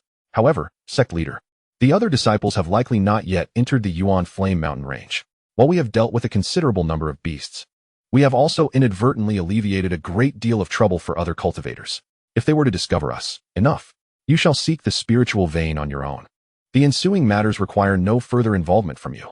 Yang Yunlang once again admonished sternly, then turned to Yang Chufei, stating, Chufei, as the young master of our Starbeast sect, it is your duty to ensure the safety of the other disciples in my absence. Suddenly, Yang Yunlang's gaze shifted to Luo Fan, his tone softening slightly as he inquired, Luo Fan, Chufei is your fiancée. You shall assist her, will you not? Without hesitation, Luo Fan nodded. However, after witnessing Yang Yunlang's look of approval, he added, Yet, I cannot remain here at this moment. What do you intend to do? A sense of unease stirred within Yang Yunlang. To put it bluntly, my strength is arguably the most formidable within the Starbeast sect at present. With other disciples still not safely retreated here, what right have I to linger? Luo Fan replied coolly. But, Yang Yunlang began to protest. I will accompany you. Yang Chufei interjected quickly. Your immediate task is to elevate your cultivation to that of a martial artist. In due time, I plan to take you to participate in the Northern Domain Grand Competition. Luo Fan shook his head, a gentle smile gracing his lips. Though his tone was mild, it was evident that his words were beyond dispute. I understand. Yang Chufei instinctively refrained from opposition, obediently nodding in agreement with Luo Fan's request. Off you go. Luo Fan extended his hand and, under Yang Yunlang's envious gaze, gently ruffled Yang Chufei's hair, urging her onward. I shall take my leave. Please, take care of yourselves. Yang Chufei blushed, nervously embracing Luo Fan before bashfully leading the way toward the incomplete spiritual vein as mentioned by Yang Yunlang. The other core disciples wished to voice their thoughts, yet at a glance from Luo Fan, they found themselves silenced, intimidated far more than by Yang Yunlang himself. Luo Fan, perhaps I should pass the position of sect leader to you at once. You need not utter a word. Merely your gaze is enough to keep these young rascals in line. Yang Yunlang sighed, feeling a deeper sense of envy. Luo Fan cast a casual glance at Yang Yunlang and asked, Do you truly believe that, given the pace of my cultivation, I am suited to be the leader of the Starbeast sect? Let us go. Yang Yunlang replied. Observing that Yang Yunlang had no further words, a faint smile played at the corners of Luo Fan's lips as he turned and soared back in the direction they had come from. A day later, all disciples of the Starbeast sect had safely retreated into the ancient Sect's ruins, which brought a sigh of relief to Yang Yunlang and the numerous elders. However, their journey was not without its challenges. There were unforeseen incidents along the way, but thanks to Luo Fan's presence, these threats were swiftly quelled in their infancy. Yang Yunlang felt a deep sense of gratitude and was relieved that Luo Fan had chosen not to remain in the ancient ruins. Otherwise, even if the ruins went undiscovered by other cultivators, it was likely that 1/5 of their disciples would have perished in the Yuan Flame Mountain range or would have been unable to access the ancient Sect's ruins, rendering their retreat a failure. Please do not look at me that way. I am merely acting out of respect for Chufei, Luo Fan remarked. Perceiving the gratitude in Yang Yunlang and the elders' eyes, he preemptively spoke to halt their impending expressions of thanks, leaving behind only a parting remark as he sped off into the distance. I must return to my cultivation. In truth, Luo Fan was not retreating to cultivate, but rather to reflect upon the day's gains. It must be said that Luo Fan's decision had proven to be astute. Not only did he avert a potentially grave crisis and losses for the Starbeast sect, but he himself also reaped substantial rewards. Upon opening his attribute panel, the fruits of the day were laid bare before him. Host, Luo Fan cultivation level, Martial Master 1-star strength, 10021, 2836, defense, 8865, 2133, vitality, 7710, 1755, speed, 10089, 3751, spirit, 1042, 224, spiritual energy, 88541, Martial Master 1-star. In just one day, Luo Fan's attributes had elevated his cultivation to Martial Master 1-star. This achievement marked him as the sole disciple of the Starbeast sect in the past 5 centuries to reach such a level while remaining within the sect. In essence, Luo Fan had shattered a record that had stood unbroken for 500 years. However, it should not be assumed that no disciples of the Starbeast sect had ascended to the Martial Master realm during that span of time. Not long ago, he had encountered Lan Xin, who was indeed one such individual. Yet, their breakthroughs had not occurred within the confines of the Starbeast sect. Rather, they had been facilitated by the then sect leader, who had integrated them into a more powerful faction. Most individuals, upon achieving a breakthrough, seemed to forget their origins as disciples of the Starbeast sect, adopting the identities of their new sections. For 5 centuries, only Lan Xin, who happened to be a girl, had left the Starbeast sect without forsaking her identity as its disciple. Of course, it is also possible that her departure from the Starbeast sect was relatively recent and that she was still of a tender age. She had yet to truly comprehend the harsh realities of the cultivation world. Once she did, she might even forget about the Starbeast sect. As she gazed at the data on her attribute panel, Luo Fan was enveloped in an overwhelming sense of pride, aside from the elevation of his cultivation. His power and speed attributes had all surpassed 10,000 points. Such figures could only be possessed by those of the martial sovereign realm. This represented an unparalleled strength within the entirety of the northern region. Was this what it meant to be invincible in the north? Luo Fan raised an eyebrow, his expression a curious blend of intrigue and bewilderment. Chapter 48. Can incomplete spirit veins be synthesized? Luo Fan arrived at the training grounds of Yang Chufei and the others. Goodness, yet another rainbow bubble? What on earth? His luck had been exceptionally favorable lately. After acquiring the system, this marked the 3rd occasion he had encountered a rainbow bubble. Luo Fan was overwhelmed with joy. With a burst of speed, he dashed to the side of the rainbow bubble. Ding! Incomplete spirit vein detected. 1. Incomplete spirit vein, a special item. Gather 10 pieces to synthesize into a low-grade spirit vein.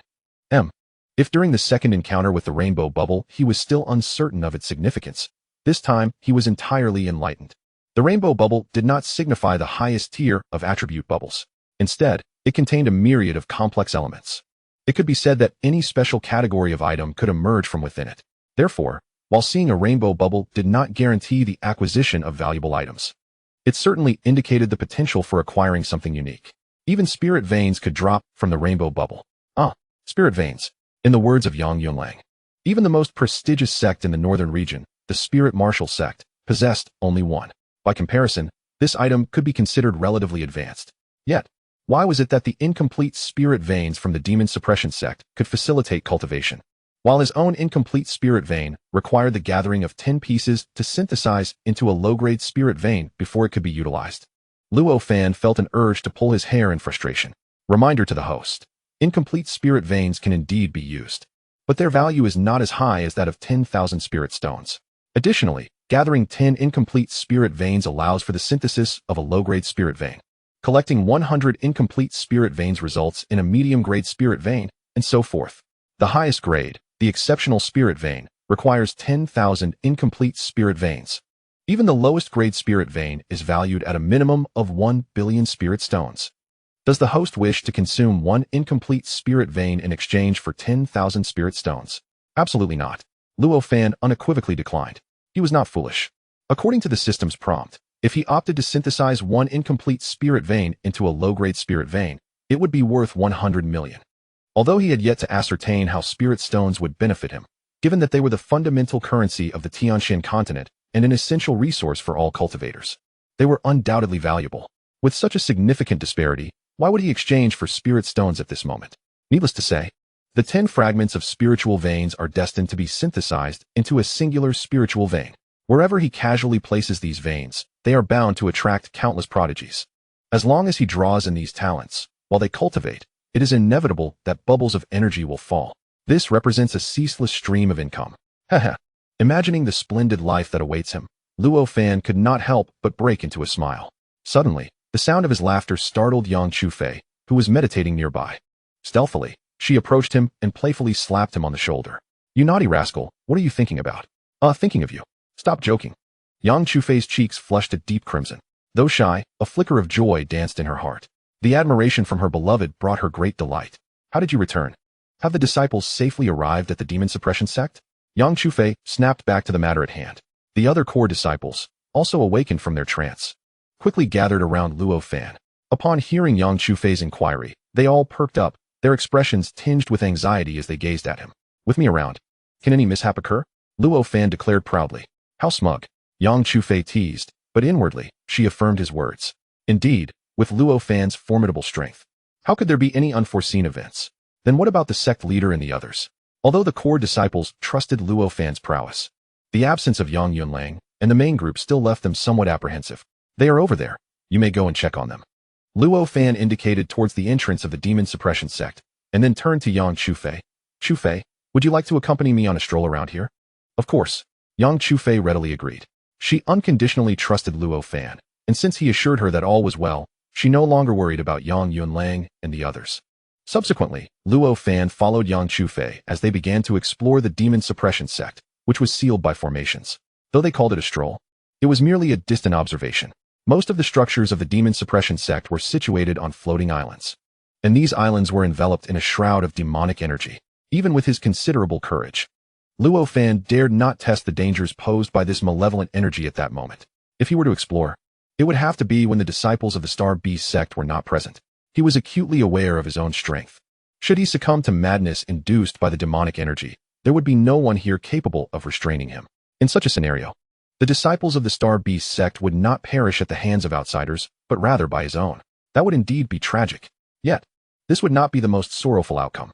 The greatest tragedy would be if Luo Fan, empowered by his formidable system, were to be impulsively swayed by the demonic energy, becoming a puppet of slaughter.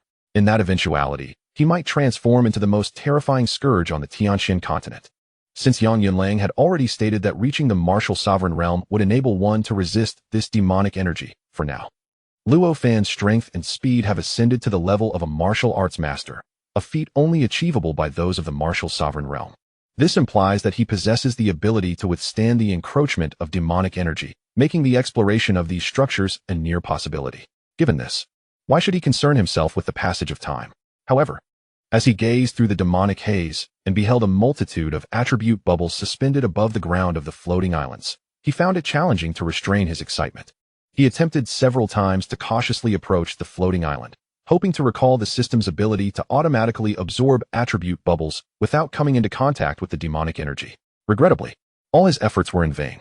Whether it was due to insufficient proximity or the barrier of demonic energy, the attribute bubbles hovering above the floating islands remained unresponsive.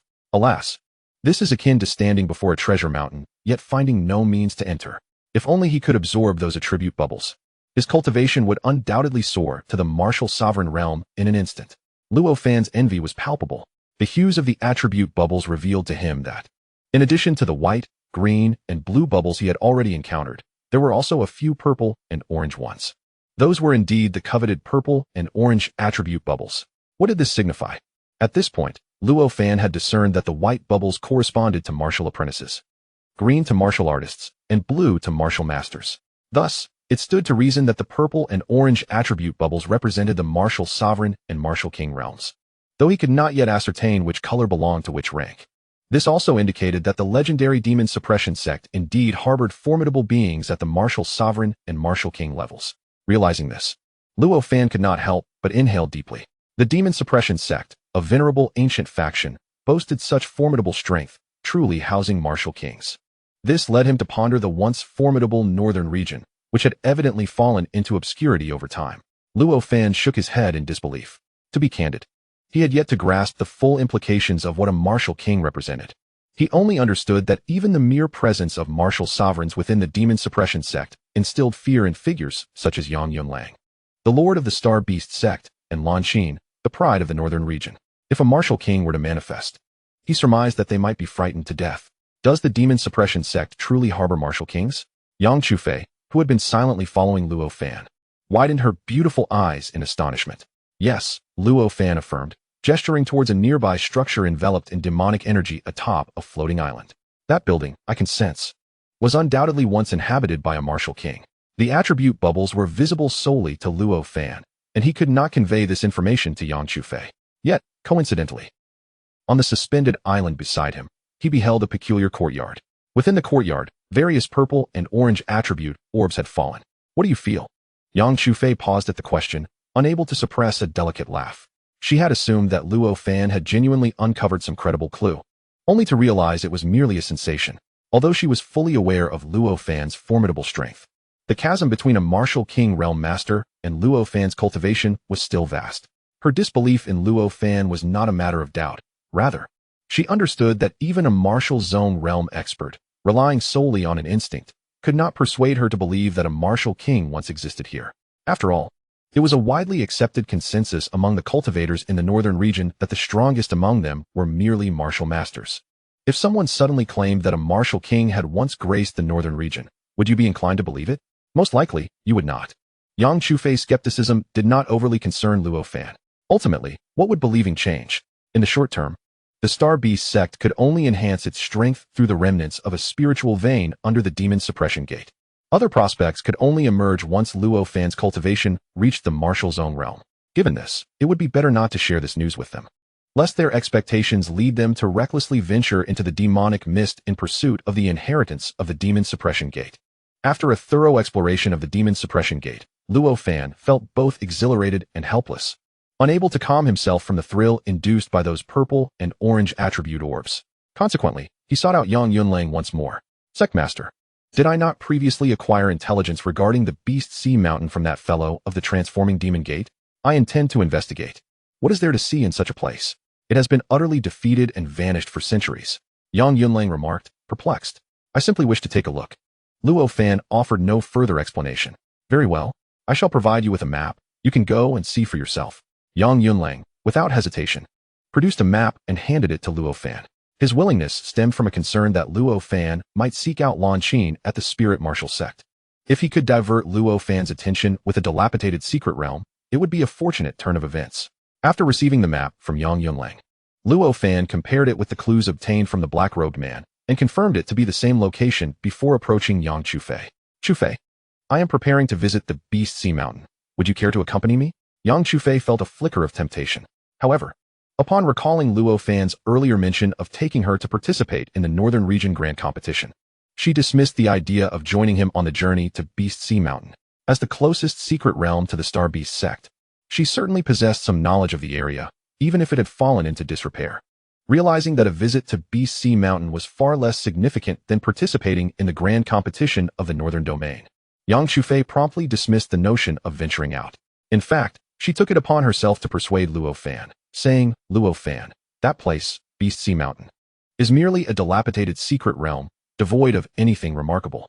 Since you wish to partake in the grand competition, it would be more prudent to utilize this time to cultivate diligently, harnessing the remnants of the spirit vein at the demon suppression sect to enhance your strength. This way, you will be better prepared when the time comes. I have a matter to attend to and will take this opportunity to take a look, Luo Fan replied, refraining from divulging the specifics. Very well then, I shall not dissuade you further. Exercise caution while you are out there, and remember that I am here waiting for you. With a blush adorning her cheeks, Yang Chufei swiftly pecked Luo Fan on the cheek and darted back into the cave housing the fractured spirit vein, resembling a startled kitten. With a chuckle, Luo Fan gently touched his cheek where Yang Chufei had kissed him, a smile curving at the corners of his lips. This little girl. First, she pinned me against the wall, and now she steals a kiss. Next time, if I don't take the initiative, wouldn't that be rather unmanly of me? After departing from the ruins of the demon suppression sect, Luo Fan surged forward at full speed. Beast Sea Mountain lay a little over 100 kilometers from Starbeast sect, while it was nearly 600 kilometers from the Yuan Flame Mountain range of the demon suppression sect. However, with his astounding speed of 10,000 points, he traversed the void like a mere shadow. Upon arriving at Beast Sea Mountain, only 20 minutes had elapsed. This indicated that Luo Fan had achieved a staggering velocity of 2,000 kilometers per hour, surpassing the speed of sound and nearing twice that speed. A truly terrifying feat. Although the ruins of Beast Sea Mountain were in disrepair, the number of cultivators in the vicinity was not significantly less than that around the Yuan Flame Mountain range. Most were martial apprentices and cultivators at the martial realm, exploring in hopes of uncovering overlooked resources. After all, the existence of a secret realm suggests an abundance of resources. Even in its dilapidated state, it still exerted considerable influence over the surrounding area. The immense void energy emanating from the ruined secret realm was sufficient to cause mutations in many nearby plants and demon beasts. However, the nature of these mutations varied due to the high level of the secret realm. Beast Sea Mountain, being a low-grade secret realm, had its surrounding flora and fauna mutate at a rather rudimentary level, only attracting the attention of lower-tier cultivators. Even the nearby Starbeast sect showed little concern for such matters. Upon reaching Beast Sea Mountain, Luo Fan discovered something peculiar. Within a 10-kilometer radius of the secret realm, although many cultivators were present, the majority congregated near the entrance, seemingly engaged in fervent discussion. Could it be that some unusual phenomenon had occurred within the secret realm? Intrigued, Luo Fan approached the group from behind. Brother Lu is truly remarkable, having ventured 10 kilometers into the secret realm. Surely, he will receive a substantial reward this time, at least a second-grade spirit pill. What second-grade spirit pill? The young man, Zhu Chao, merely ventured 5 kilometers into the Beast Sea Mountain secret realm and was rewarded with a spiritual elixir. In my estimation, it should at least be a low-grade magical artifact. Through the discourse among these individuals, Luo Fan discerned that there had indeed been a transformation within the Beast Sea Mountain. The nature of this transformation was not particularly significant. It was merely that some had discovered that, despite the dilapidated state of the secret realm, one could still penetrate its depths.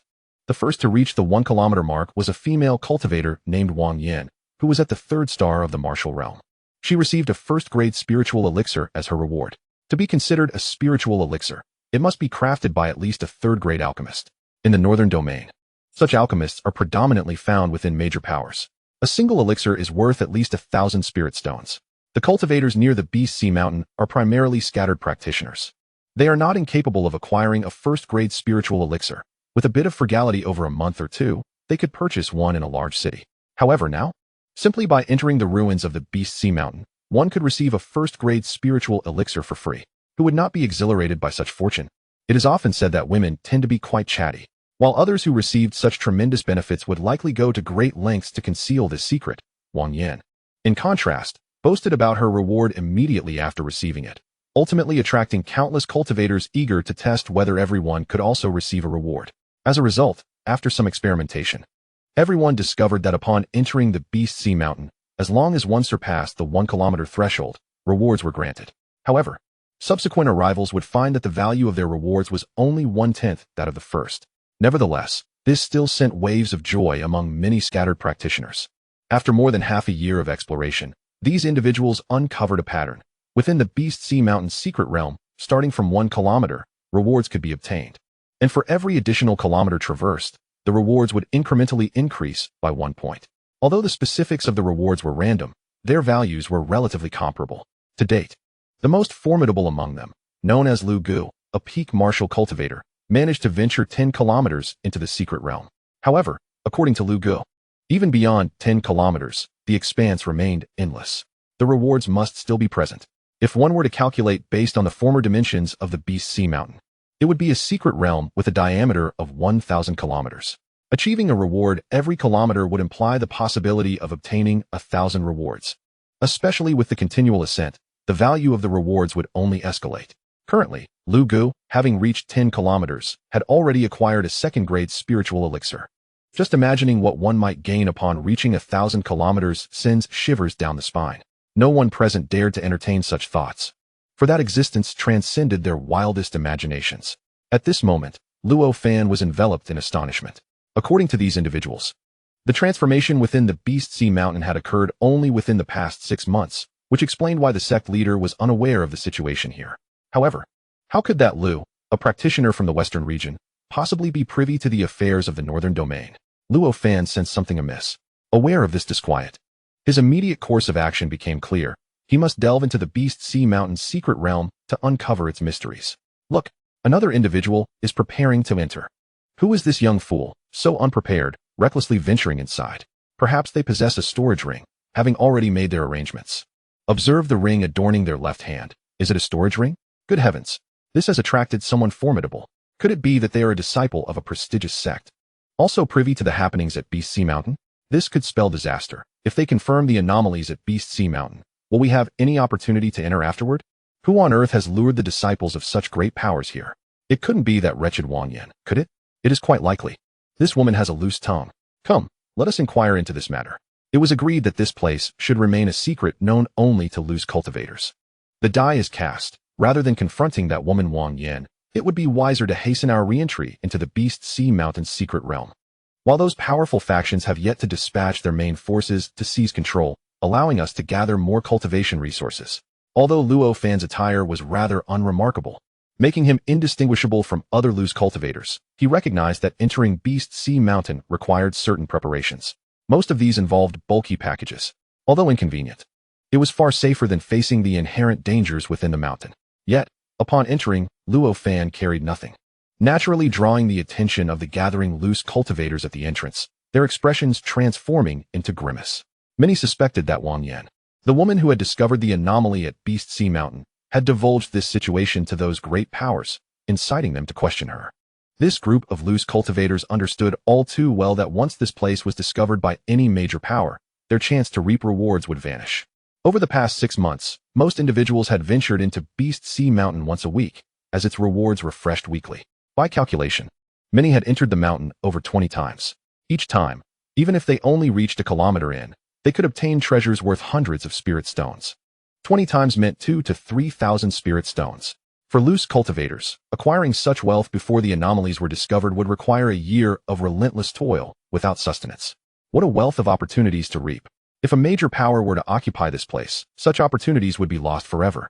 Consequently, some of the more powerful loose cultivators took the initiative to form a loose alliance, united by a singular purpose, to delay the discovery of Beast Sea Mountain's secrets by the great powers for as long as possible. Unbeknownst to Luo Fan, these individuals harbored such intentions. Upon entering the secret realm of Beast Sea Mountain, he was immediately enveloped by a chilling aura that permeated his being. Although the surroundings appeared unchanged, an unsettling sensation gripped him. After surveying the area and finding no immediate threats, Luo Fan proceeded deeper into the Beast Sea Mountain. Chapter 51. The inferior first-grade spirit pill. Luo Fan's pace was unhurried, akin to a leisurely stroll through a grand historic site. In reality, each step he took covered considerable ground, and in the blink of an eye, he traversed over 500 meters without encountering any danger. Turning back, he glimpsed the entrance far behind him. Once more, he faced forward and continued his journey, covering another 500 meters until he reached the point where the first reward awaited him. At that very moment, as Luo Fan stepped into this zone, a mid-level first-tier striped cat suddenly materialized 2 meters away from him. Meow! The sound pierced the air, accompanied by a foul wind. The cat's sharp claws glimmered ominously as they sliced toward Luo Fan. Unfazed, Luo Fan raised his right hand, and 2 beams of deep green light erupted from his fingertips, instantly piercing through the mid-tier striped cat. With a thud, the cat fell to the ground, clearly taken aback by Luo Fan's formidable strength. It lay there, begrudgingly, before vanishing in a flash of blinding light. In its place, a pale white pill was left behind. Luo Fan. Is this the source of the reward? It feels reminiscent of playing a game and clearing a dungeon. What is the true nature of this secret realm? A flicker of unease crept into Luo Fan's mind. Unlike the ordinary loose cultivators, who might think only of slaying these beasts to claim rewards, Luo Fan pondered the deeper implications. These beasts were evidently illusions. Killing them for rewards felt distinctly like a game. Surely, there must be some hidden hand orchestrating this. What could their purpose be? Yet, Luo Fan was aware that these loose cultivators were not foolish. How could they fail to see this? They understood they were but pawns in a grander scheme. If a hidden power did exist, what could they possibly do about it? They were merely lives, easily expendable. Why overthink it? Free gifts should be grasped with both hands. Luo Fan lifted his gaze towards the depths of the Beast Sea Mountain. Regardless of the hidden agenda, he knew that only by persevering to the end could he uncover the truth. As for the striped cat, he was not surprised that it had not dropped any attribute bubbles upon its demise. Given their illusory nature, how could one expect such a phenomenon? Without hesitation, Luo Fan picked up the spirit pill from the ground and dashed deeper into the mountain. Discovered an inferior first-grade spirit pill, water spirit pill. Absorbing it will yield a bit of spiritual energy. Do you wish to absorb it? As he sprinted, the system's notification echoed in his mind once more. This pill could enhance spiritual energy. After traversing through space and time, Luo Fan has encountered only two types of elixirs. The first was the corpse poison pill gifted to him by his dear brother Li Xian. The second is this one. To his dismay, the corpse poison pill at least granted him 3 points of spiritual energy and 2 points of toxin, assisting him in activating his foundational poison finger. However, this inferior first-grade spiritual pill yields a mere point of spiritual energy? Utterly disappointing. Even though he was aware that the reward for a 1-kilometer entry would not be of great value, this garbage still left him somewhat speechless. Having casually chosen to absorb it, he has now arrived at the 2nd kilometer. Upon stepping into this new distance, indeed, fresh challenges emerged. This time, he faced 2 mid-stage Tier 1 striped cats. With a swift strike, both were instantaneously vanquished, their forms transforming into a blinding radiance before vanishing from Luo Fan's sight. On the ground lay 2 inferior first-grade water spirit pills. Mid-stage Tier 1 beasts are roughly equivalent to cultivators at the late stage of the martial disciple realm. As a martial master of the first star, Luo Fan possesses enough strength to contend even with early-stage Tier 4 beasts. Thus, these mid-stage Tier 1 creatures posed no threat to him whatsoever. The 2 inferior water spirit pills transformed once more into 2 points of spiritual energy, which Luo Fan absorbed, continuing his forward momentum. In the subsequent 3rd and 4th kilometers, no changes occurred. The adversaries remained mid-stage Tier 1 striped cats, though their numbers increased to 3 and 4, respectively. It was not until the 5th kilometer that the foes began to shift slightly. They were no longer merely mid-stage Tier 1 striped cats, but rather late-stage ones. Still these striped cats. The quantity dwindled to just 1. What a pathetic display. With such meager prowess, they dare to act as puppeteers? Luo Fan scoffed. Once again, he dispatched the late-stage Tier 1 striped cat with a single strike, and the reward transitioned from an inferior water spirit pill to a standard one. The term inferior has been omitted. Water spirit pill. Absorption grants 3 points of spiritual energy. Well, Luo Fan found himself at a loss for words. Even without the term inferior, this water spirit pill remains subpar. Its absorption now yields 3 points of spiritual energy. A modest improvement that barely matches the efficacy of the corpse poison pill given to Li Xian by Sun Yu. Don't tell me that the standards of this place are so dismal. If that is indeed the case, it is truly lamentable. Unbeknownst to Luo Fan, the mastermind behind all this may have the ability to perceive every action within the secret realm. After a moment of sardonic reflection, he pressed onward. However, he remained oblivious to the fact that his advancement into the 5-kilometer mark had already been noticed by the scattered cultivators outside. At the entrance of the Beast Sea Mountain secret realm stands a stone tablet, adorned with peculiar patterns that resemble jade. Tiny red dots are manifested upon these markings. The scattered cultivators were already aware that these red dots signify the presence of cultivators who have entered the Beast Sea Mountain. The various patterns denote differing depths of penetration. At this moment, most of the red dots are situated on the first stripe, while only a few adorn the second, and merely 1 occupies the third. Those who successfully traverse 5 kilometers will see their corresponding red dot ascend to the second stripe, and so forth.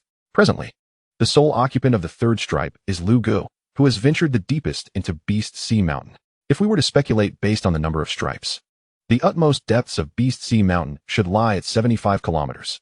However, the predicament arises from the fact that the initial arrivals have discovered that there are only 5 stripes inscribed upon the stone tablet. After someone crosses 5 kilometers, the stripes increase to 10. When Lu Gu surpassed the 10th kilometer, the stripes transformed into the current 15. This enigma explains why no one truly comprehends the depth of Beast Sea Mountain. Look, someone has just crossed the 5th kilometer. It must be a disciple from that formidable faction who recently entered. Their speed is astonishing. Goodness, is this the pace of a disciple from a major power? How can we, the independent cultivators, possibly compete? Then again, it might not be him.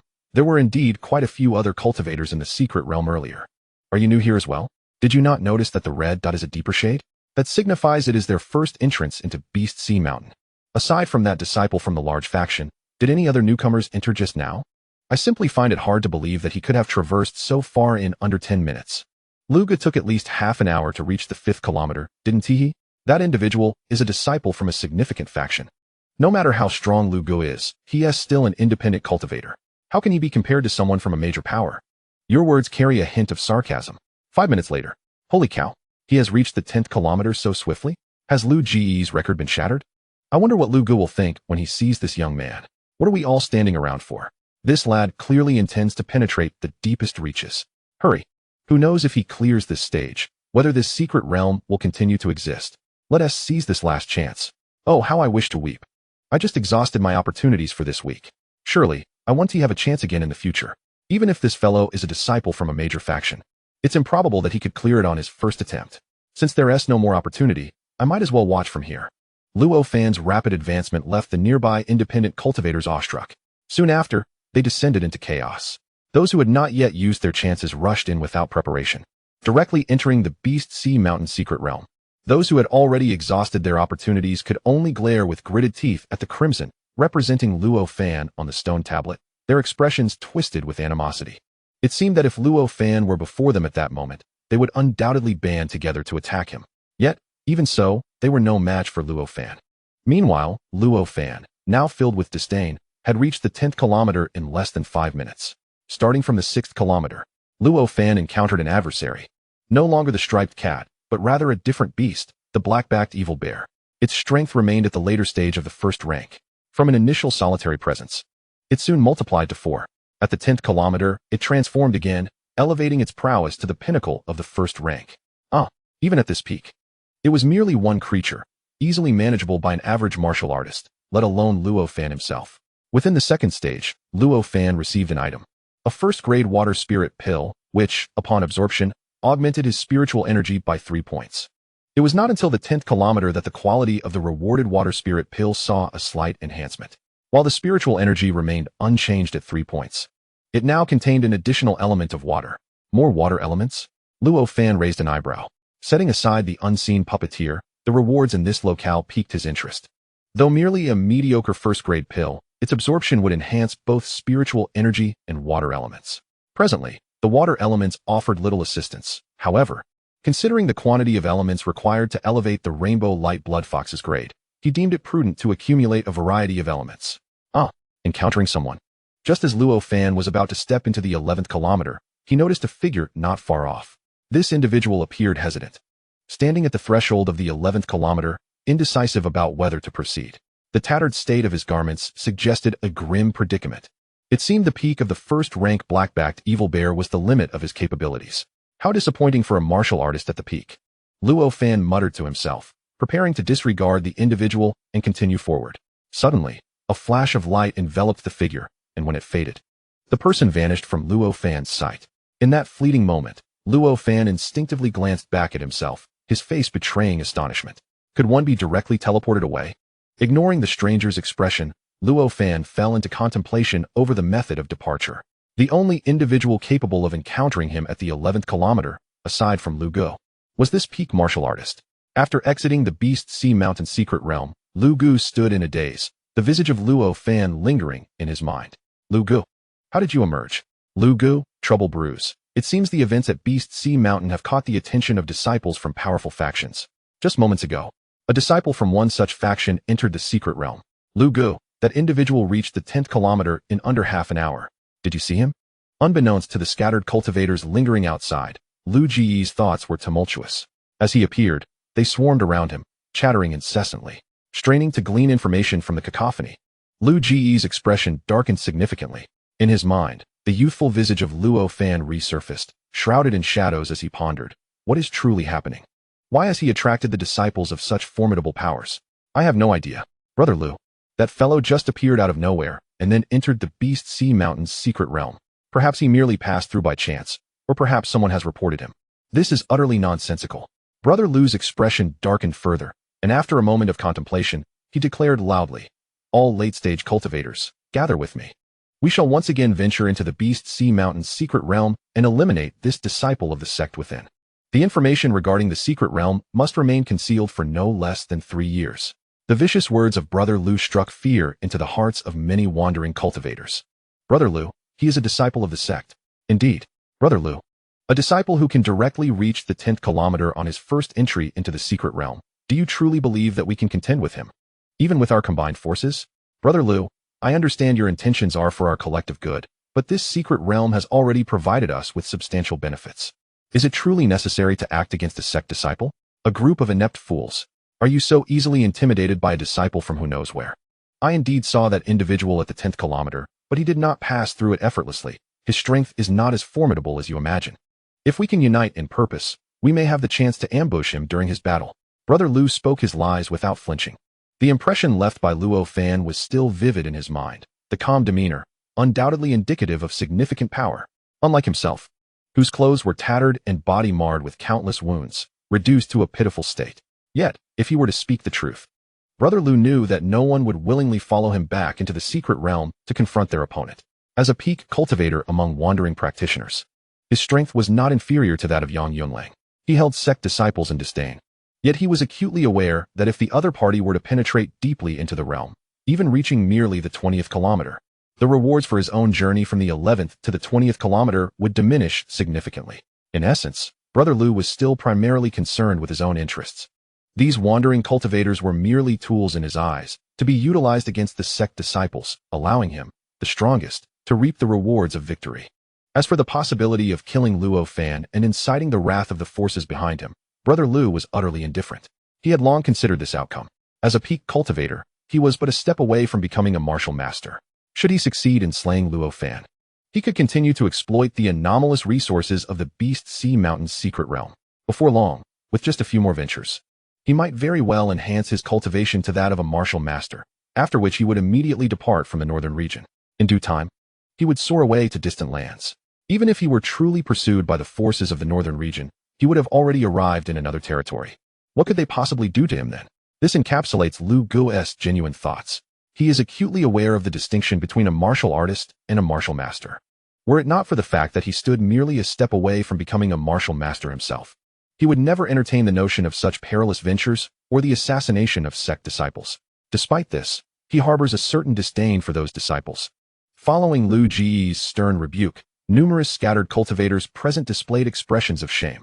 One by one, they hung their heads, silently contemplating Lu Ji's proposal. Observing this, Lu Gu could not help but smile. He recognized that with a bit more persuasion, he could successfully sway these pawns. Clearing his throat with a deliberate cough, he began anew. "Do you not?" However, before Lu Gu could complete his sentence, a startled exclamation rang out. Instantly, his brow furrowed, and a murderous intent ignited in his gaze directed towards the source of the interruption. He was poised to eliminate this individual who threatened to derail his plans. Yet, when his eyes fell upon the person, he noticed that they were entirely oblivious to him, their gaze fixed in shock upon the stone tablet, exclaiming, "Lu Gu, it's not that we are unwilling, but that fellow has already breached the 15th kilometer, a depth you have yet to achieve. Even if we were to agree to your proposal to ambush him in the secret realm, we lack the capacity to do so." What? Lu Ji's heart sank into tumultuous waves of disbelief as he turned his gaze towards the stone tablet. Indeed, he discovered a crimson dot appearing on the 4th jade line, a place he had never even set foot upon. This indicated that in less than 5 minutes since his departure, the opponent had delved another 5 kilometers, reaching the 4th stage. How could this be possible? With my pinnacle strength as a martial artist, I nearly perished when confronted by a peak first-tier demon beast, the blackback evil bear, at the 10th kilometer. How could he have passed through so swiftly? Lu Guo's mind was engulfed in chaos. The image of Luo Fan's indifferent visage resurfacing. Could it be that this individual had already attained the strength of a martial master? In that moment, Lu Gu himself became disoriented, inadvertently revealing Luo Fan's prowess. A martial master? How could a martial master possibly be here? Damn it, Lu Feiwen. What the hell do you mean by this? You are suggesting that we, mere martial artists, encircle and slay such a powerful foe. By all that is holy. I understand now. Lu Feiwen views us merely as cannon fodder. He previously mentioned that if he entered the secret realm a few more times, he would acquire sufficient resources to break through to the martial master realm. The scattered cultivators were not deficient in intellect, merely lacking in innate talent. Upon witnessing Luo Fan breach the 4th stage within 5 minutes, and seeing Lu Feiwen flustered, they finally grasped the true implications of Lu Feiwen's proposal. At this juncture, no one dared to address Lu Feiwen as Lu Gu any longer. A crowd of individuals, whether in agreement with Lu Feiwen's proposal or not, currently bore expressions of united hostility, glaring at him with palpable animosity. Despite Lu Feiwen's formidable strength, he was merely a peak practitioner of the martial realm, and a recently emerged one from the secret realm at that, still recovering from his ordeal. Surrounded by a throng of practitioners, numbering in the hundreds, he was clearly outmatched. With a resounding thud, someone from the crowd launched the first punch, striking Lu Feiwen's shoulder and eliciting a pained scream that resonated through the air like a battle horn, instantly inciting the others to join the fray. This sinister character, Lu Feiwen, did not require any direct intervention from Luo Fan. His own avarice and arrogance had led him to this brutal ambush. Even if he were to survive, by the time Luo Fan emerged, it was likely he would be on the brink of death. At this moment, Luo Fan, having reached the 4th stage, remained oblivious to the chaos surrounding Lu Feiwen. He felt an overwhelming sense of ennui as he charged forward, nearly ceaselessly. During each trial, he unleashed the poisoned dark finger in advance, effortlessly obliterating his foes. Aside from brief pauses to collect rewards, he hardly needed to halt at all. Thus, Luo Fan barreled forward, covering a distance of 50 kilometers. At this juncture, the enemies he encountered had escalated from peak 1st-tier beasts to peak 3rd-tier ones, formidable creatures that could only be contended with by practitioners of the martial sovereign level. For the first time, Luo Fan sensed a hint of peril. Facing the peak 3rd-tier blood essence Guo monkey, he felt the threat, yet his eyes shimmered with fierce determination. Poisoned dark finger. He resorted to his old tactic, launching an attack to gauge the enemy's strength. With a vicious snarl, the blood essence Guo monkey swung its fists, annihilating the poisoned dark finger upon impact. Intrigued, Luo Fan chuckled, undeterred, and promptly issued a command in his mind. System. Allocate all the martial arts experience gathered over the past days to enhance the poisoned dark finger. Beep. Consumed 120,000 martial arts experience. Elevating poisoned dark finger to its peak. Technique. Poisoned dark finger, grade, medium level profound, level, peak, 0300000. Luo Fan's lips twitched slightly. Over these past days, he had indeed amassed a considerable amount of martial arts experience. He had initially intended to seek Lan Qin's assistance at the Lingwu Sect to acquire additional powerful techniques. Little did he know that upgrading the poisoned dark finger from entry level to peak status would consume a staggering 120,000 experience. The prospect of further advancements requiring an astonishing 300,000 experience was daunting. Goodness, this was merely a medium-level profound technique. What would be the cost to elevate it to Earth grade, Heaven grade, or even higher tiers? Chapter 54. You are a fraud. Though the expenditure pained Luo Fan considerably, the latent power of the peak poisoned dark finger, yet to be unleashed, ignited within him a burgeoning belief that with a mere flick of his finger, he could obliterate the blood essence Guo monkey before him. In the midst of a jarring roar, Luo Fan's hand shot forth in an instant, leaving behind trails of afterimages in the void, akin to arrows, as they surged towards the blood elemental monkey. It became clear to him then, a deadly poisonous dark finger was unleashed. In that moment, a flicker of understanding ignited within him. He had grasped how to wield the poisonous dark finger at its pinnacle. No longer did it rely on spiritual energy to forcibly coalesce toxins, resembling a mage's poisonous arrow aimed at foes. The true essence of the poisonous dark finger lies in harnessing immense power to strike the void in rapid succession, generating high-frequency vibrations that brutally assail the enemy. The greater the user's strength, the more terrifying the resultant vibrations, capable of shattering the enemy's defenses in an instant. Should the adversary possess formidable strength, the poisonous dark finger would then exploit its toxins to inflict internal harm. Thus, the toxins were merely ancillary. The true lethal strike was the high-frequency vibrations. Crack. The 3rd-tier peak blood elemental monkey, oblivious to the profound transformation of Luo Fan's poisonous dark finger, responded with mocking laughter. Believing the technique to be unchanged, it swung its massive palm, summoning a crimson radiance to strike. Bang! The high-frequency vibrations generated by the poisonous dark finger instantly shattered the crimson light, crashing into the monkey's fist. The derisive smile upon its face had yet to fade when, in that moment, it froze entirely. Its fist, akin to a watermelon crushed beneath a hydraulic press, burst apart under an overwhelming force. This explosion did not merely confine itself to the monkey's fist, but spread in an eerie manner, cascading upwards. Bang, bang, bang, from the fist to the forearm, the upper arm, the shoulder, and ultimately, the entire body. In the blink of an eye, a formidable third-tier peak beast was reduced to mere fragments of blood before Luo Fan, succumbing to the peculiar technique and meeting a swift demise. Hiss. Even though he recognized the prowess of the poisonous dark finger at its peak, witnessing the outcome still left Luo Fan in a state of astonishment. Did I truly accomplish this? It took him a while to regain his composure. It was powerful, unbelievably powerful. So this is the true might of the poisonous dark finger. I had assumed that merely piercing the enemy's chest with a toxin was no different from the basic technique. How could it be an art of the mid-tier of the Xian rank? It seemed I had misunderstood. Once he regained his calm, Luo Fan turned his gaze to the fallen treasures of the blood elemental monkey. Mid-tier Xian rank beast inner core. Good heavens. This item can drop a beast's inner core, and it just so happens to be the mid-tier Xian rank inner core I need? Luo Fan was instantly elated. With this inner core, the requirements for elevating the Rainbow Blood Fox's tier were almost fulfilled. Now, only one final requirement remained: 100 portions of blood essence. He pondered whether this place could provide such blood essence. In Luo Fan's eyes, a glimmer of light sparkled as he gazed deeper into the Beast Sea Mountain's secret realm. His face adorned with anticipation and a confident smile as he ventured forward. However, the next moment, he collided against an invisible barrier, reminiscent of transparent glass. Puzzled, Luo Fan extended his hand to feel ahead.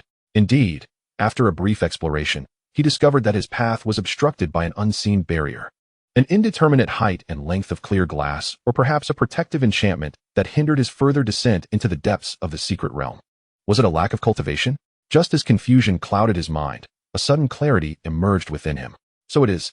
Taking a deep breath, he felt no disappointment. It seemed that he would need to attain at least a 4-star warrior, or the mid-level of a warrior, to continue his exploration. He muttered to himself. Little did he know, upon uttering those words, another realization struck him. Was it truly necessary to reach the rank of martial master to delve further? Who could it be? This sudden insight ignited a sense of vigilance within Luo Fan. Never mind. If I cannot proceed, I shall leave. He cautiously surveyed his surroundings, finding no response. Clearly, the unseen hand had no intention of revealing itself just yet. Swiftly, Luo Fan resolved to depart, his thoughts igniting a radiant burst of light from his form.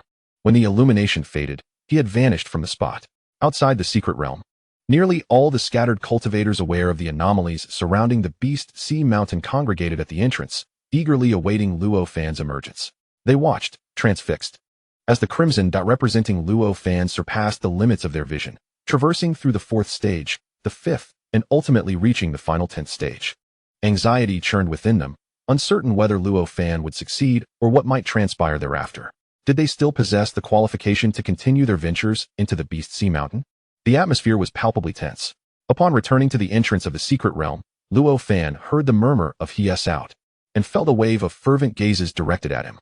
Turning, he beamed with a smile, casually remarking, "Oh, so many have gathered. What is your intention? Do you wish to besiege me?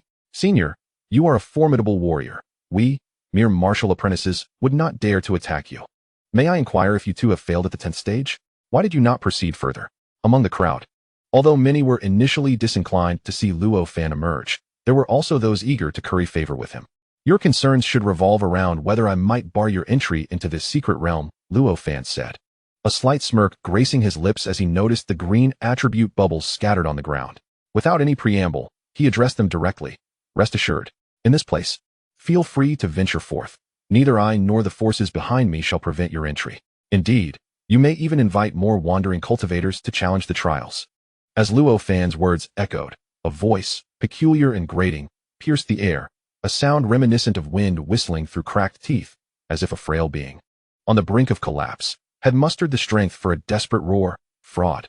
You are nothing but a fraud.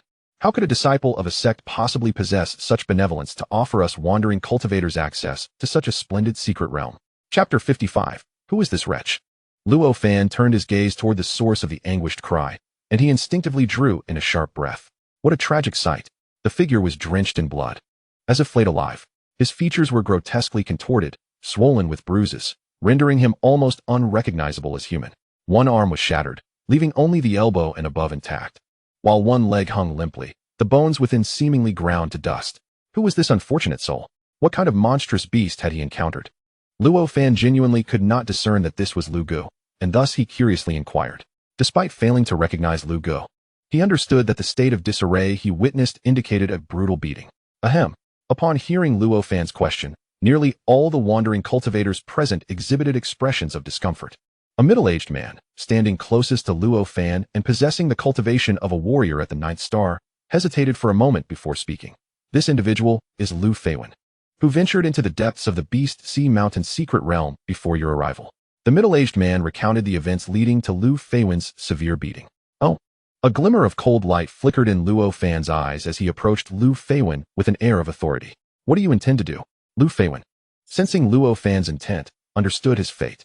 However, in his current wretched condition, he was no match for Luo Fan. Even the chance to flee had eluded him. Without uttering a word, Luo Fan's gaze turned icy. With a swift motion of his right hand, a lethal venomous finger shot forth. Buzz. Bang.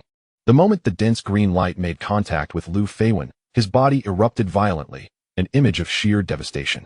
Congratulations to the host for slaying the enemy.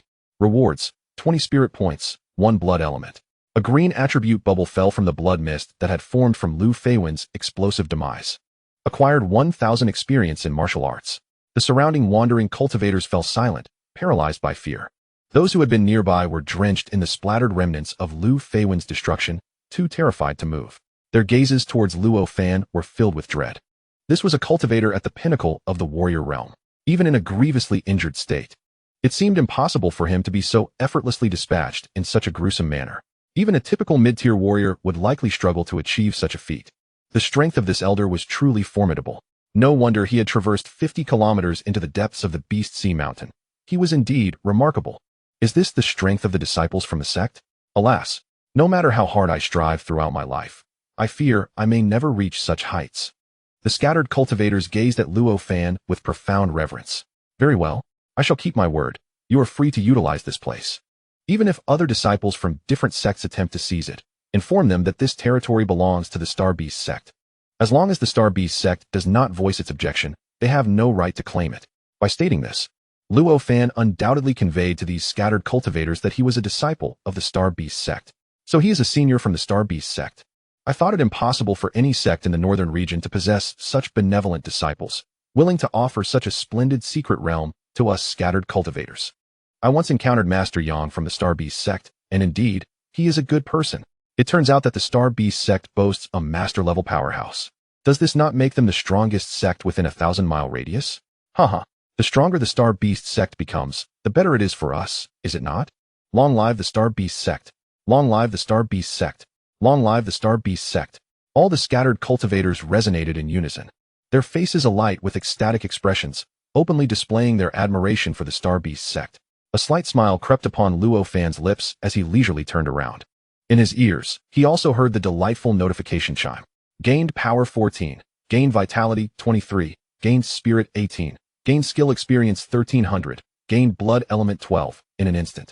The various attribute points Luo Fan acquired reached several hundred. With a beaming smile, he opened the attribute panel and began to appreciate the rewards from this Beast Sea Mountain secret realm.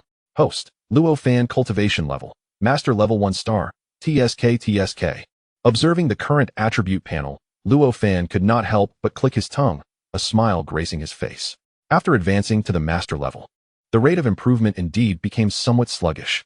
Wait, according to my current attribute data, most have already reached the martial sect level or are close to it.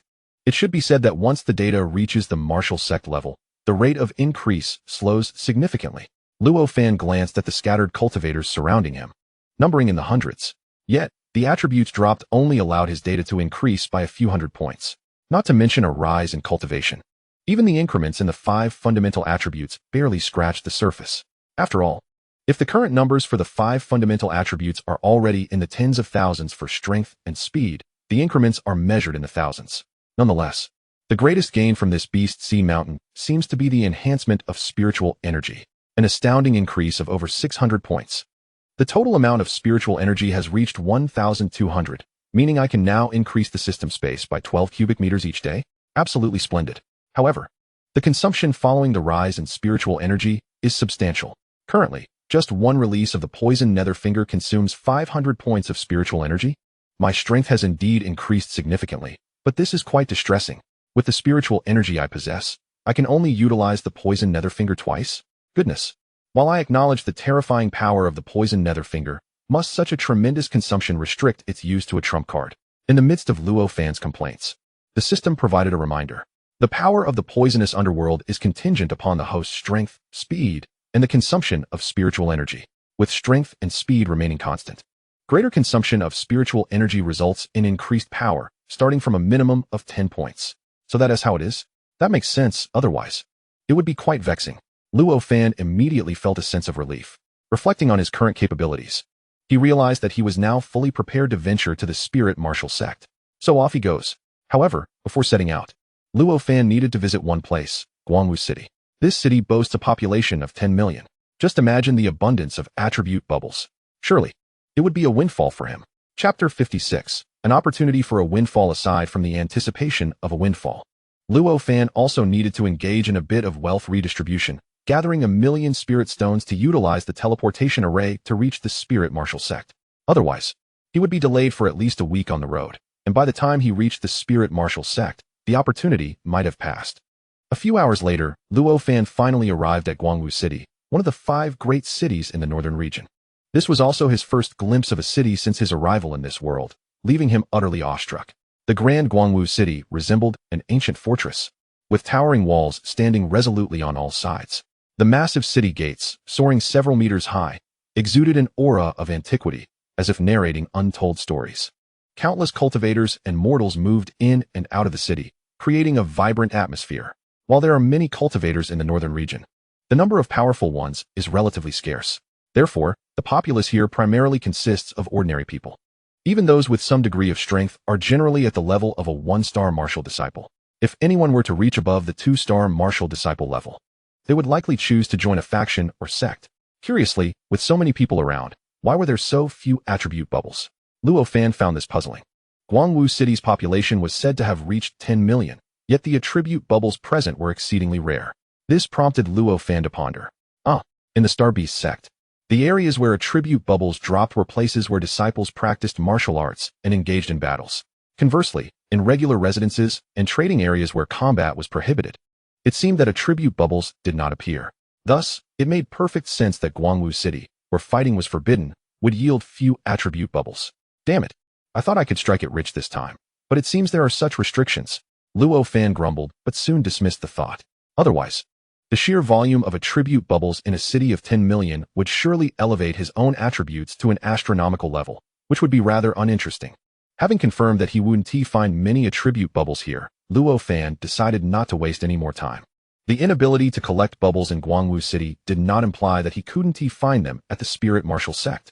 He promptly set his sights on earning 1,000,000 spirit stones. However, as he continued to observe, suddenly, Luo Fan discerned from the transactions of some roadside vendors that the spiritual elixirs he had acquired from the Beast Sea Mountain's secret realm, which he had yet to absorb, could indeed be sold to amass enough spirit stones. Although initially, the rewards he obtained were nothing more than defective water spiritual elixirs and ordinary water spiritual elixirs, which, upon absorption and conversion into spiritual energy, had yielded a single enhancement of over 600 spiritual energy units. However, by the time he reached the 10th kilometer, Luo Fan was no longer a latecomer, but rather a pioneer. The value of the rewards he received had escalated tenfold, predominantly consisting of second-tier spiritual elixirs. While he still began with inferior products, he eventually obtained third-tier spiritual elixirs, reaching the rewards just before the inner cores of mid-grade Shin-level beasts. After directly absorbing all the inferior products, he temporarily kept the remaining elixirs on his person, totaling 134 in number, 84 second-tier spiritual elixirs, and precisely 50 third-tier spiritual elixirs.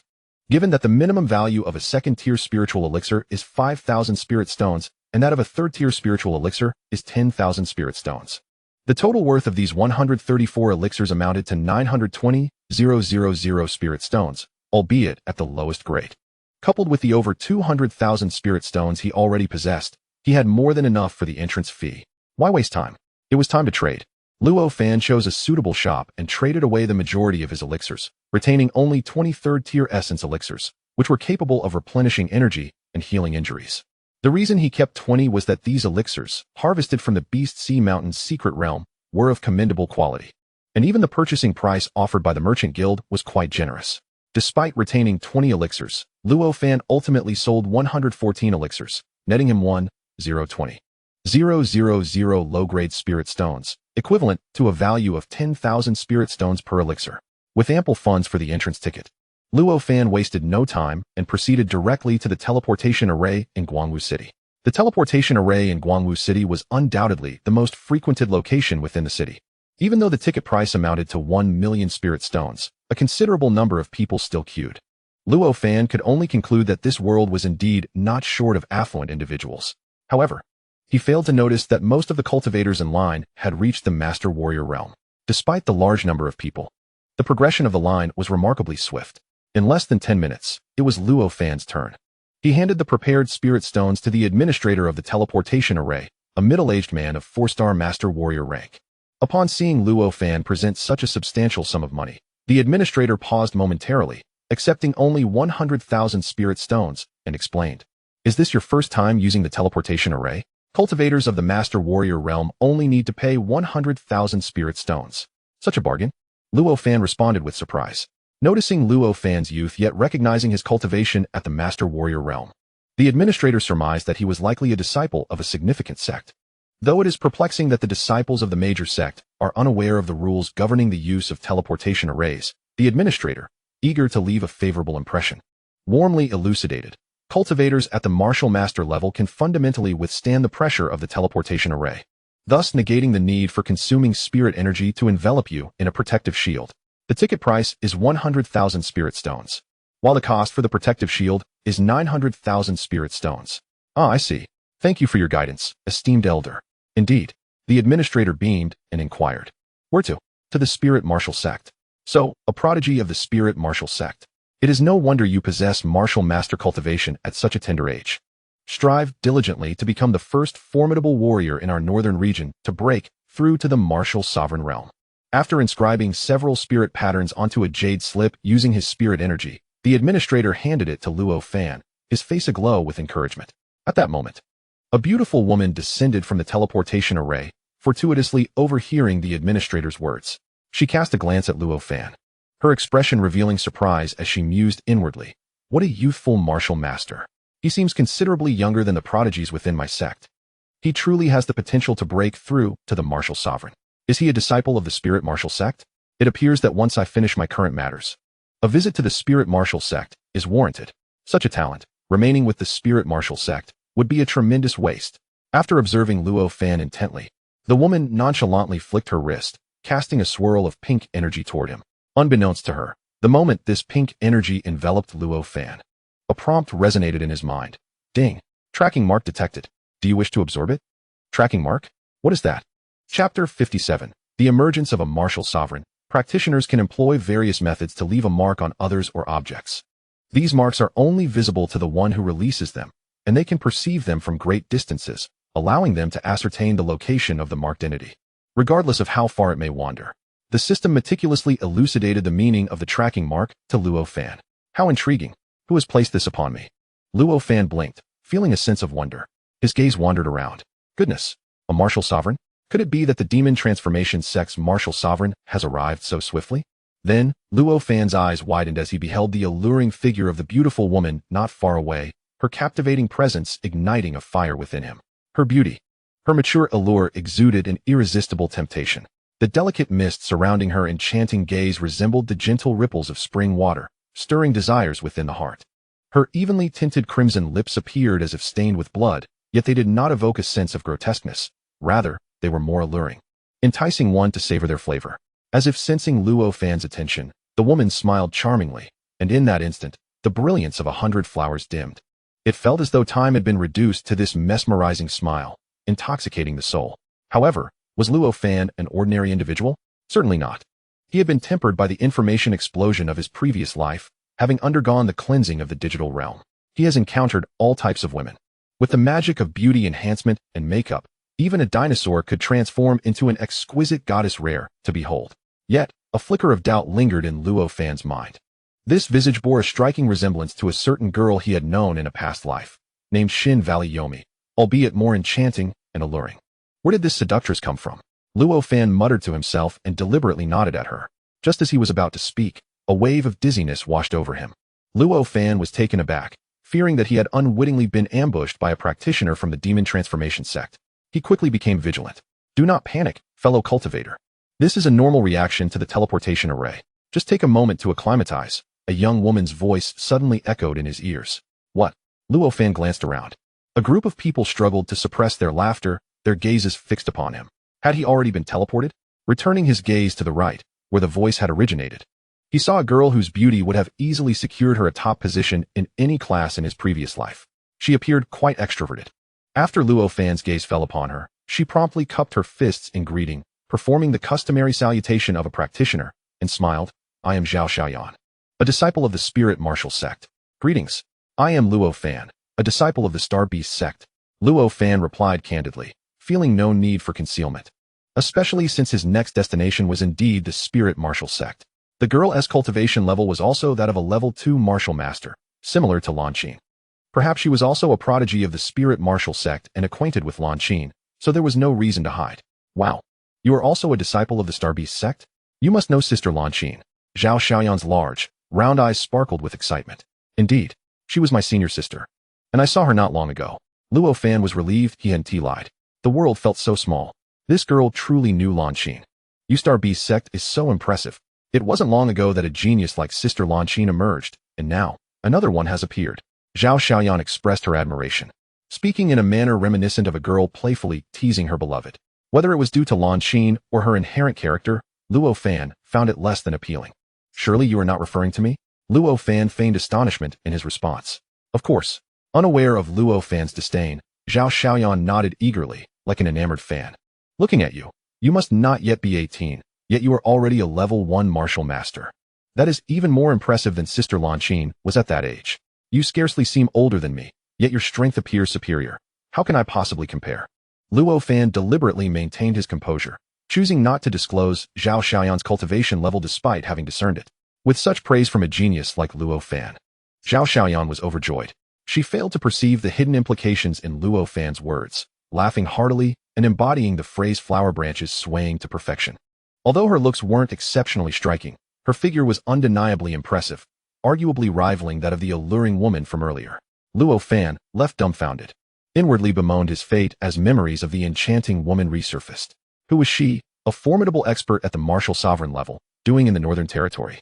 Surely, she was the one who had marked him earlier. Could she truly be a practitioner from the demonic transformation sect? If that were the case, Luo Fan felt no concern. The disciples of the Starbeast sect had all retreated to the demon suppression sect, meaning that even if the practitioner from the demonic transformation sect sought them out, it would be in vain.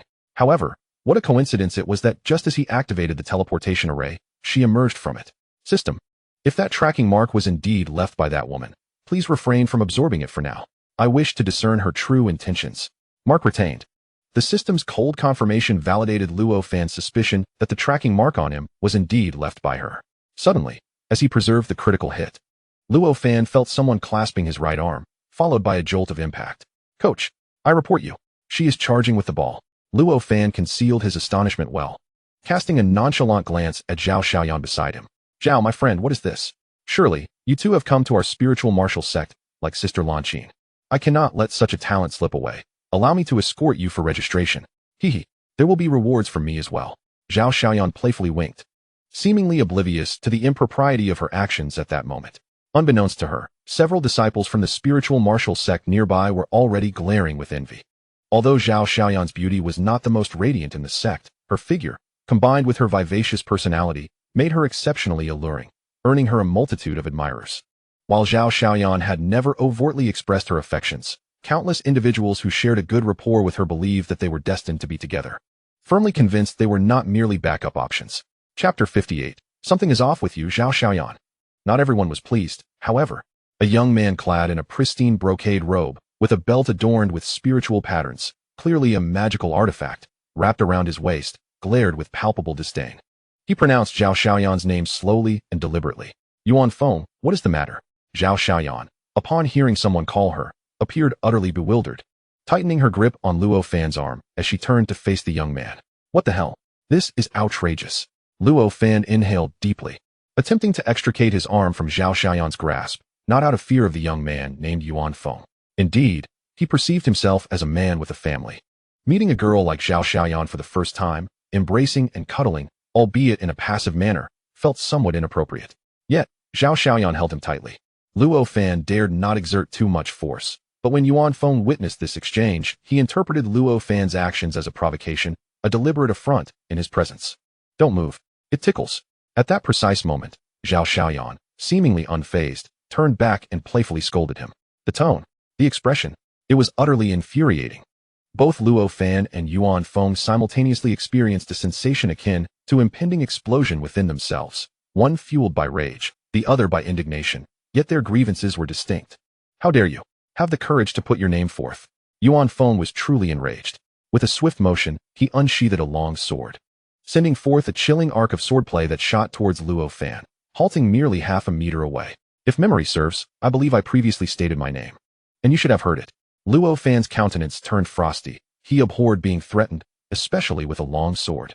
Brother Yuan Feng, what are your intentions? Have I offended you in any way to warrant such treatment?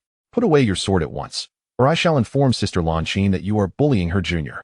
Zhao Xiaoyan puffed up her cheeks, glaring fiercely at Yuan Feng, looking rather adorable. However, dear girl, are you not merely adding fuel to the fire? Luo Fan cast a sidelong glance at Zhao Xiaoyan, dubious of whether her actions were intentional. Yuan Feng's fury intensified, his hand trembling violently with the sword. He seethed internally. Zhao Xiaoyan, you are my woman. How dare you embrace another man? Not only embrace, but you also side with him against me? You shameless couple. I shall annihilate you both. However, killing was out of the question. At least within this teleportation passage, Yuan Feng dared not unleash his spiritual energy. For it was common knowledge that the passage was unstable. Any explosion of spiritual energy from within could potentially lead to the collapse of the passage. If the impact were minor, one might merely fall out prematurely, remaining alive. Yet, if the consequences were severe, there was a significant risk of being drawn into the void and crushed by the temporal forces swirling within.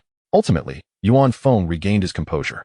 As a prodigy of the Lingwu sect, he deemed it unworthy to perish in the teleportation passage over a woman. Nevertheless, this did not imply he would spare Luo Fan. Nor could he forgive Zhao Xiaoyan's perceived betrayal. Zhao Xiaoyan was utterly bewildered. I merely considered you a pure brother, not my man. How have I betrayed you? A man? Huh. Yuan Feng suppressed his rage, gradually calming down. She sheathed her long sword, her cold and venomous gaze fixed intently on Luo Fan. Alas, my cursed charm. I never anticipated that it could wield such an allure over men. Luo Fan proclaimed with feigned bravado. Ugh, Luo Fan, you are so repugnant. Reveling in your ability to attract men. Surely, you do not harbor feelings for them. Zhao Xiaoyan scoffed, her words dripping with disdain. Yet her grip tightened around him as if she wished to meld into Luo Fan's very being. Sister, what on earth are you trying to accomplish? Even if you intend to use me as a shield, I have already drawn the fire upon myself. Just look at how furious that fellow, Yuan Feng, has become. Will you not release me? What is this? Do you envision me as Tang's son, while you fancy yourself the queen of a daughter state? Absolutely not. I refuse. Amidst Luo Fan's jests, a blinding light finally emerged before the teleportation portal. He instinctively closed his eyes as the brilliance drew near. Upon reopening them, he was met with a throng of people surging forward. The persistent sensation of dizziness that had plagued him dissipated. Had they finally exited the teleportation passage? Though it seemed as if much had transpired within the portal, in reality, less than 5 minutes had elapsed. 5 minutes. 100,000 spirit stones. How exorbitantly priced this ticket is. Luo Fan shook his head and prepared to make his way towards the Lingwu sect, nestled within the mountains and clouds. Luo Fan, halt. I challenge you. Suddenly, a thunderous shout echoed from behind. In the next instant, a familiar sound of a sword slicing through the air reverberated. Having exited the teleportation passage, Yuan Feng, the 4-star martial artist, could no longer contain the pent-up frustration and fury within him. With a roar, he swung his long sword, aiming for the back of Luo Fan's head without waiting for a response. The gleaming sword light shimmered like a meteor streaking across the night sky, brilliant and dazzling. Clang. Before Luo Fan could make a move, he felt the lingering sensation on his right arm fade after several minutes, followed by the clash of metal as he turned to see Zhao Xiaoyan. Her face darkened, wielding a long sword that had intercepted Yuan Feng's lethal thrust. Yuan Feng, what are you trying to do? Do you truly believe you can act recklessly without consequence? Zhao Xiaoyan rebuked. What is happening? Isn't Yuan Feng a devoted admirer of senior sister Zhao Xiaoyan? Why are they at odds? What do you mean at odds? You are the one who is out of sorts. I was asking you a serious question, and I answered you with equal seriousness. Ahem. Have you seen the young man beside senior sister Zhao? I heard he, like senior sister Lanqin, hails from the Starbeast sect and possesses talents that surpass even hers. It is widely acknowledged that Sister Zhao and Sister Lanqin share a close friendship.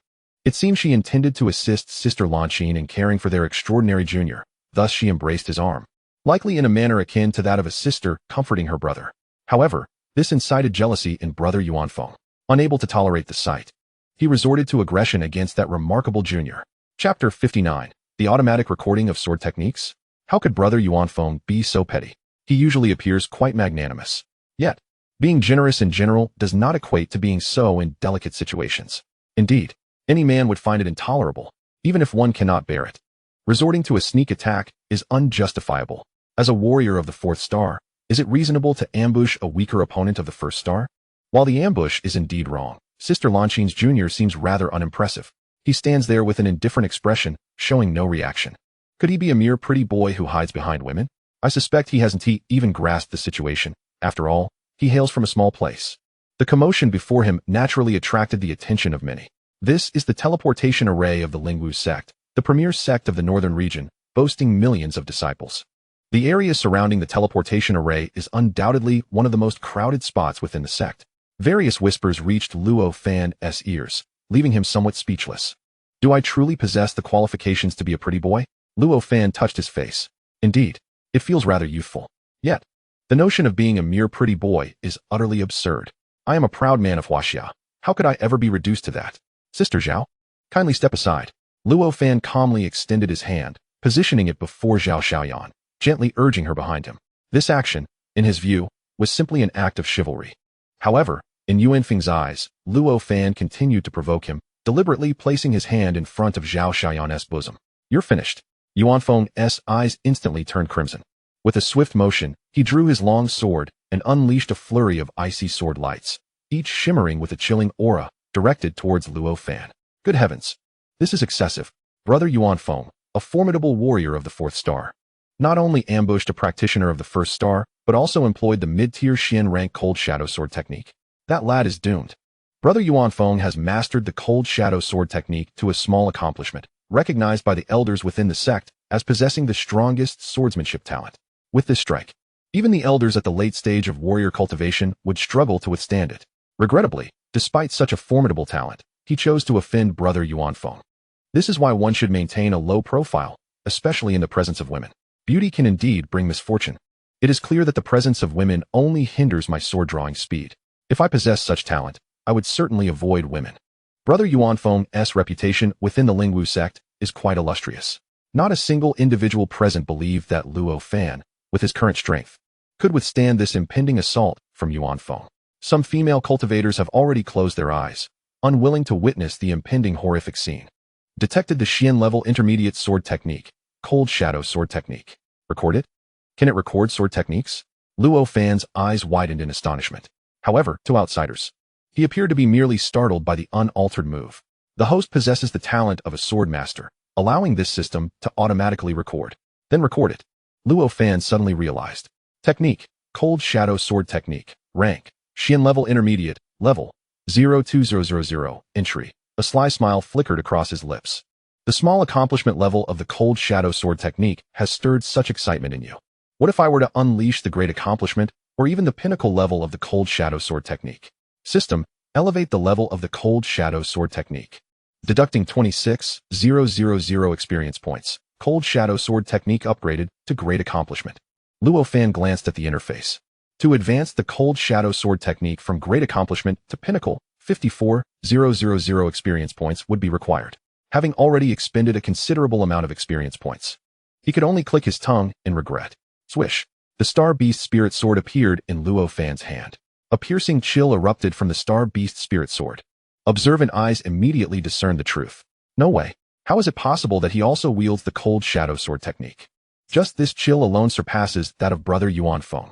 In terms of realm, he must at least be at the great accomplishment level, right? What a ridiculous joke. Brother Yuanfeng is the most gifted in swordsmanship among our Lingwu sect. It took him several years to elevate the cold shadow sword technique to small accomplishment. Yet this young man, who seems even younger than brother Yuanfeng, has somehow achieved great accomplishment? That is not the crux of the matter. The key point is that the cold shadow sword technique is our Lingwu sect's exclusive martial art. How could this guy, clearly a disciple of the Starbeast sect, possibly have learned it? The surrounding disciples of the Lingwu sect were utterly bewildered. Swish. Just as the disciples were in a daze, Luo Fan thrust the Starbeast spirit sword forward. A beam of sword light imbued with an overpowering chill suddenly shot forth, striking Yuan Feng's long sword. Crack!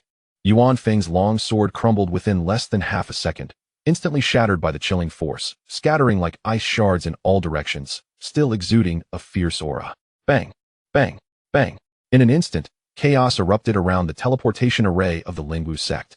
The ground was pockmarked with craters of varying sizes, created by the fragments of the long sword. Amidst the swirling dust, the faces of the surrounding disciples turned ashen. They felt deeply the terror of the cold shadow sword technique unleashed by Luo Fan. Even though this move was not aimed at them, the mere residual aura evoked a chilling sense of impending death. Some of the weaker ones had already collapsed, their legs trembling, falling to the ground.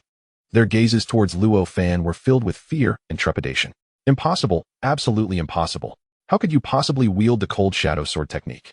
You are not even a disciple of our Lingwu sect. The reality before him was utterly intolerable to Yuan Feng. As a swordsmanship prodigy lauded by numerous elders of the Lingwu sect, he had yet to encounter anyone who surpassed him in the art of the sword. This realization filled him with an unyielding pride. However, the emergence of Luo Fan shattered that pride into mere fragments. Even more unbearable for him was the fact that Luo Fan was his rival in love. How could it be that this insignificant wretch could master the cold shadow sword technique to a level even beyond his own? Yuan Feng felt an intense unwillingness, his gaze turning increasingly crimson, while an aura of malice emanated from him, deterring anyone from approaching. Yet, this fury paradoxically brought a sense of calm to Yuan Feng's mind. He began to comprehend a crucial point. Despite Luo Fan's lesser cultivation level, having elevated the cold shadow sword technique to at least a consummate level rendered any attempt to confront him nearly impossible. Chapter 60. Incitement and ambush martial skills can, at times, unleash formidable combat prowess, particularly for Yuan Feng, who had also trained in the cold shadow sword technique. He understood well just how powerful a consummate level of this technique could be. Even though he possessed a higher cultivation level, he was no match for Luo Fan. Realizing he could not rely on his own strength to eliminate Luo Fan, he decided to incite the elders within the sect to take action. What does it matter if one is a genius? Before me, you must perish today? Why do you possess a technique that only the core disciples of the Lingwu sect can cultivate? Yuan Feng bellowed, adopting an imperious demeanor. How could such a technique, accessible only to our core disciples, be learned by merely observing your demonstration? Is it truly that simple? Luo Fan spoke the truth, yet none would believe him. Nonsense. Do you take us all for fools? This is a mid-grade Xian tier technique, without comprehensive knowledge of the technique's content. How could you possibly learn it in an instant and elevate it to at least a consummate level? Yuan Feng seethed with uncontrollable rage, deeply offended by Luo Fan's insinuation that everyone present was gullible. If you do not believe my words, then I cannot help you. Luo Fan shrugged indifferently, feeling no need to continue explaining himself to this insufferable individual. A cold glimmer flashed in Yuan Feng's eyes, his expression darkening ominously. With a thunderous roar, he startled the surrounding disciples of the Lingwu sect. Speak. Did that treacherous Blue Qin, the traitor, secretly teach you the cold shadow sword technique? Such audacity was astounding. I have long asserted that these foreign cultivators are driven by ulterior motives and should never be prioritized for cultivation. Yet the elders refused to heed my warnings. Now, it seems, even our sect's unique techniques have been clandestinely disseminated. Yuan Feng's voice faltered momentarily before rising again, each word pronounced with deliberate intensity. Is our Lingwu sect truly still our own? This statement struck at the very heart of the matter. The welfare resources within the sect remain constant. As the influx of outsiders increases, the disciples of this sect are allocated fewer resources. Typically, those who join the sect after enhancing their cultivation are exceptionally gifted individuals. Such prodigies are thus entitled to a greater share of resources, resulting in an even smaller allocation for the ordinary disciples below them. This situation has given rise to a significant conflict within the Lingwu sect, which, with the passage of time, has not only persisted but deepened. The crux of the matter lies in the rivalry between the outsiders and the sect's disciples. The outsiders, being geniuses, look down upon the talents of the ordinary disciples, while the latter harbor resentment towards the former for usurping the resources that rightfully belong to them. Although some outsiders, like Lan Qin, are not arrogant and do not seek to belittle the sect's disciples, this conflict has endured for countless years. becoming a widely accepted notion that outsiders, due to their innate gifts, will inevitably disdain the ordinary disciples of the sect. While this discord had become quite entrenched, the elders' suppression allowed both factions to coexist relatively peacefully, with only occasional verbal skirmishes. Genuine confrontations were rare, occurring mainly during the sect's grand tournaments, where, under regulated circumstances, they would fiercely compete against one another. However, now, the recent statements have thrust the outsiders into a figurative bonfire, igniting their ire. Lan Qin's displayed talent has made her a figure of leadership among the outsiders in the eyes of the sect's disciples. In an instant, many disciples, who had previously held no animosity towards Lan Qin due to her beauty and reclusive nature, now wore expressions of cold disdain. The traitorous wretch, receiving such favor from the elders, dares to secretly siphon off the sect's techniques. It is conceivable that the techniques of that minor sect are now entirely composed of our Lingwu sect's unique arts. Such a person deserves to be executed without mercy. It is imperative to inform the elders, not only to execute this ingrate, but also to obliterate the sect that stands behind her.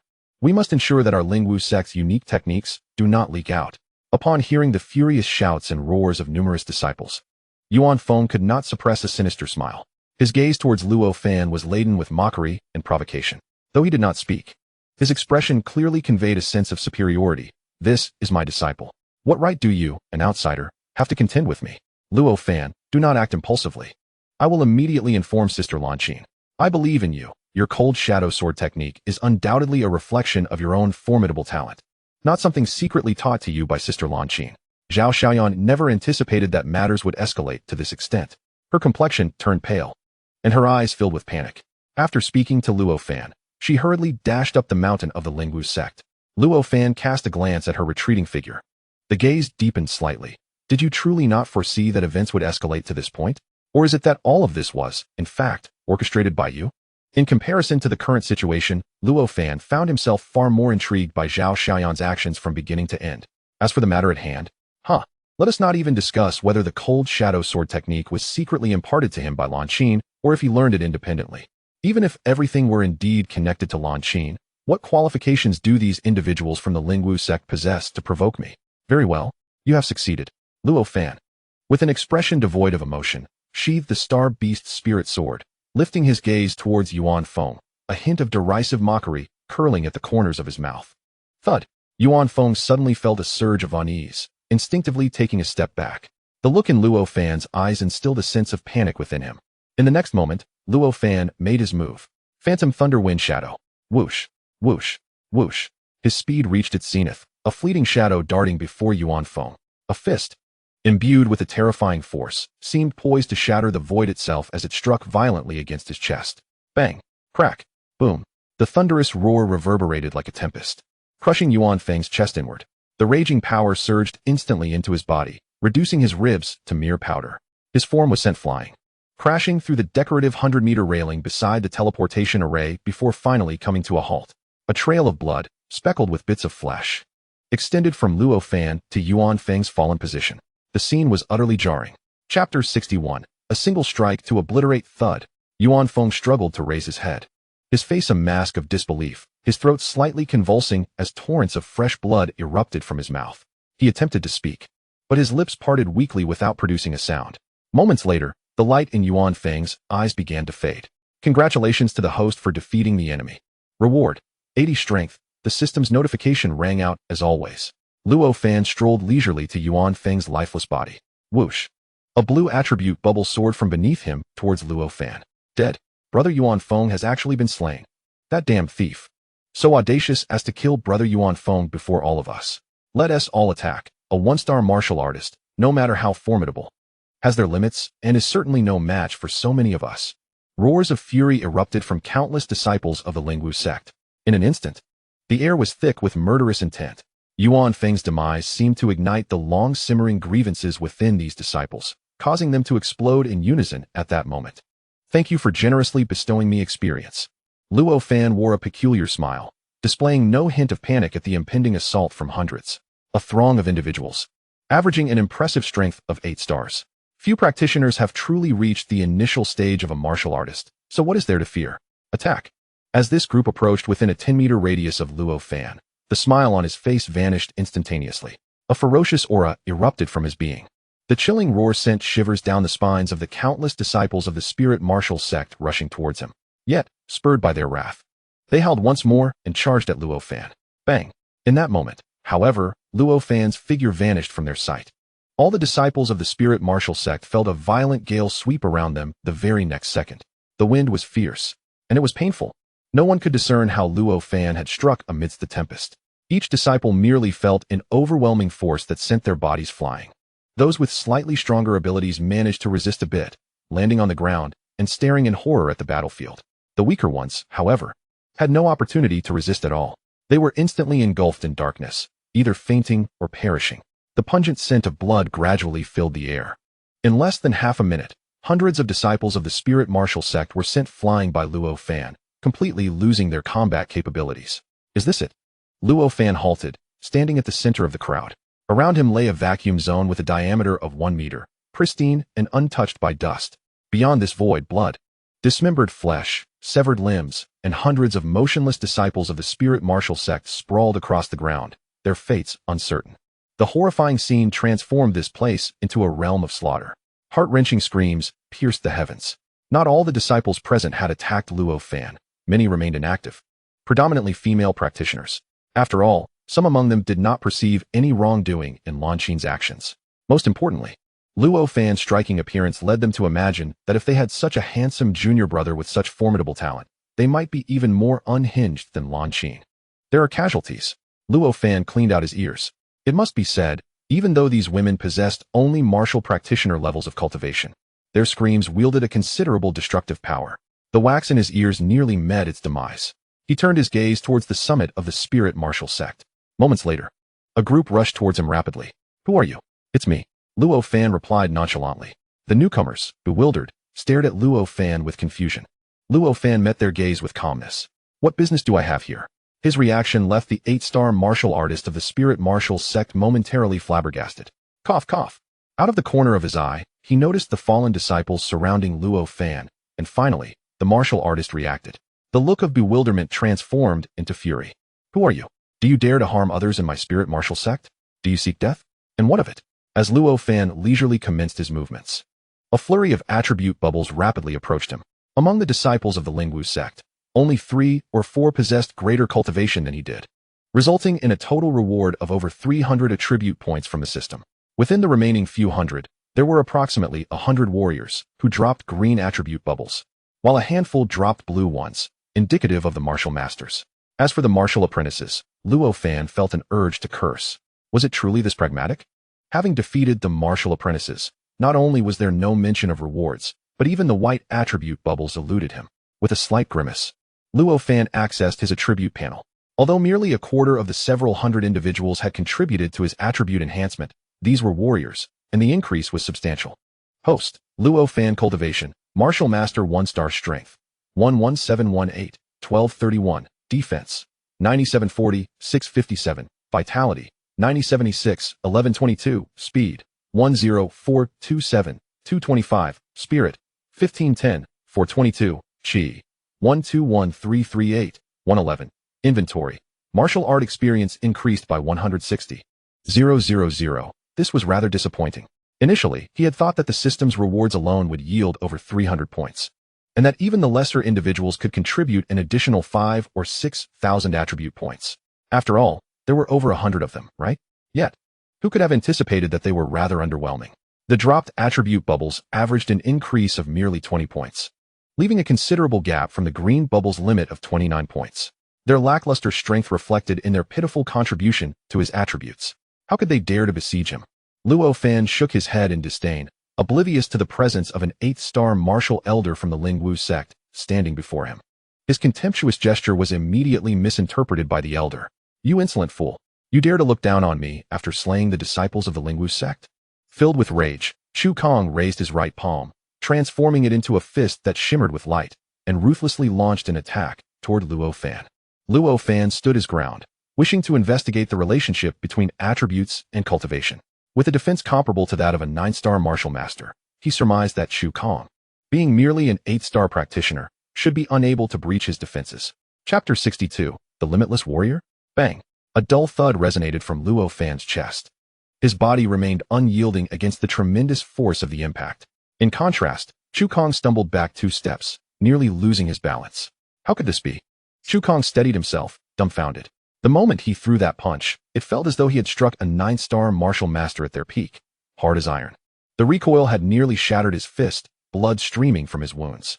Meanwhile, the recipient of the attack, Luo Fan, remained motionless, not even retreating an inch. What kind of monstrosity was this? Despite merely possessing the cultivation of a 1-star martial master, he astonishingly exhibited the defensive capabilities of a 9-star peak warrior. Chu Kong swallowed hard, an overwhelming sense of trepidation surging within him.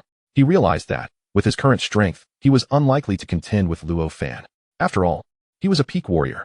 What constitutes a peak warrior? Although the system provides a specific numerical value reflecting Luo Fan's physical strength, which escalates as the value increases, the reality for the average cultivator is devoid of such precise measurements. If one were to quantify the strength exhibited at each level of cultivation, one might consider a 1-star martial master as an example. Typically, their 5 fundamental attributes average around 1,500, which is commendable.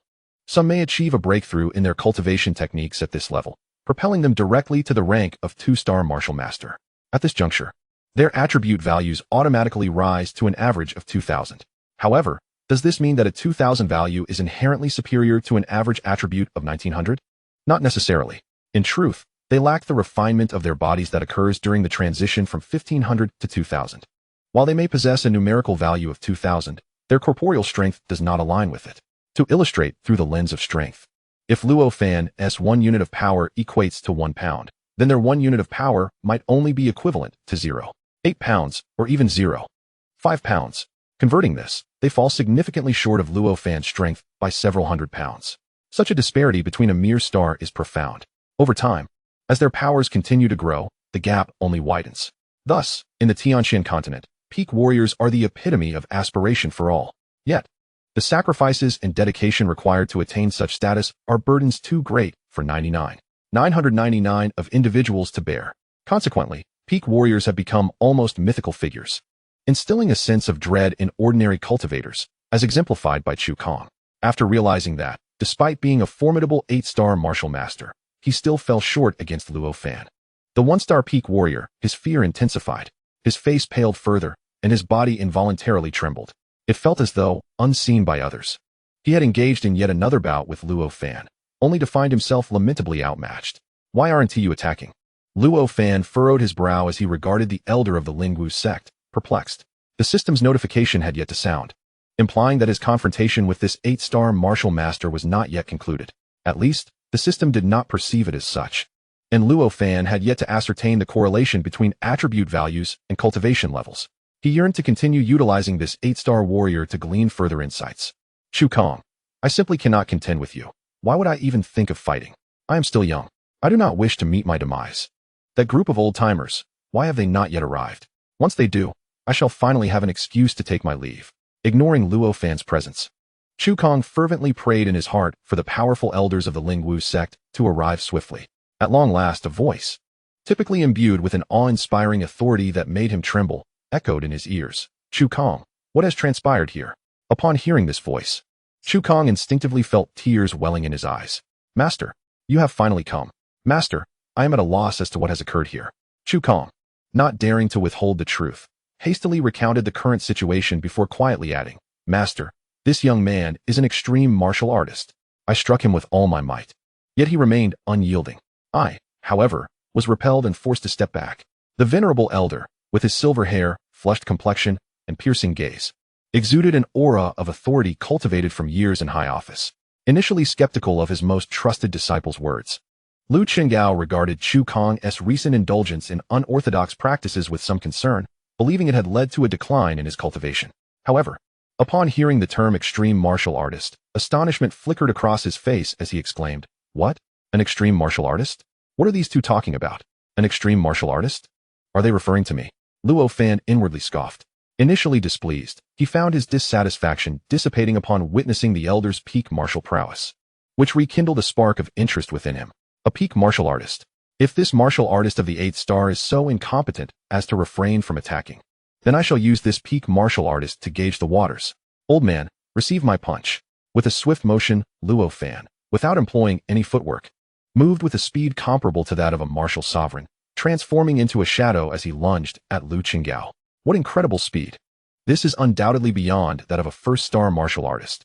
He truly is an extreme martial artist.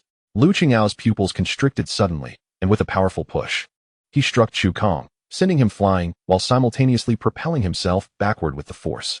Blood flame blade. In Lu Qinggao's hand, a crimson blade materialized, enveloped in a ferocious aura akin to flames, radiating a menacing presence. Goodness, how has Master summoned the blood flame blade so swiftly? Isn't it his trump card? It would be sufficient even against a typical half-step martial sovereign. Yet, he is now employing it against a mere martial artist? Chu Kong, having been sent sprawling, was utterly aghast. The tumultuous waves of shock in his mind rendered him dizzy, questioning whether he was hallucinating at such an exaggerated sight. Elder Chu, you should notify the other elders to arrive promptly. This young man possesses an exceptionally formidable talent in the sword arts.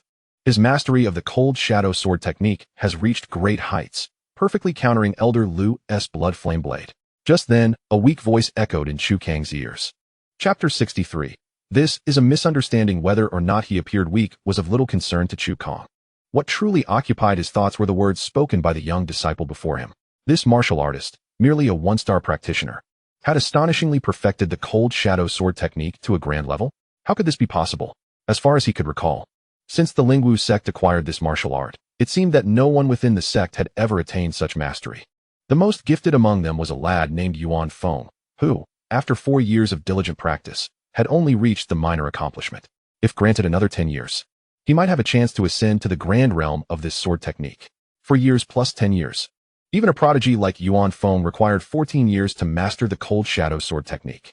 Yet, here stood a youth who appeared no older than 15 or 16, already at the grand level.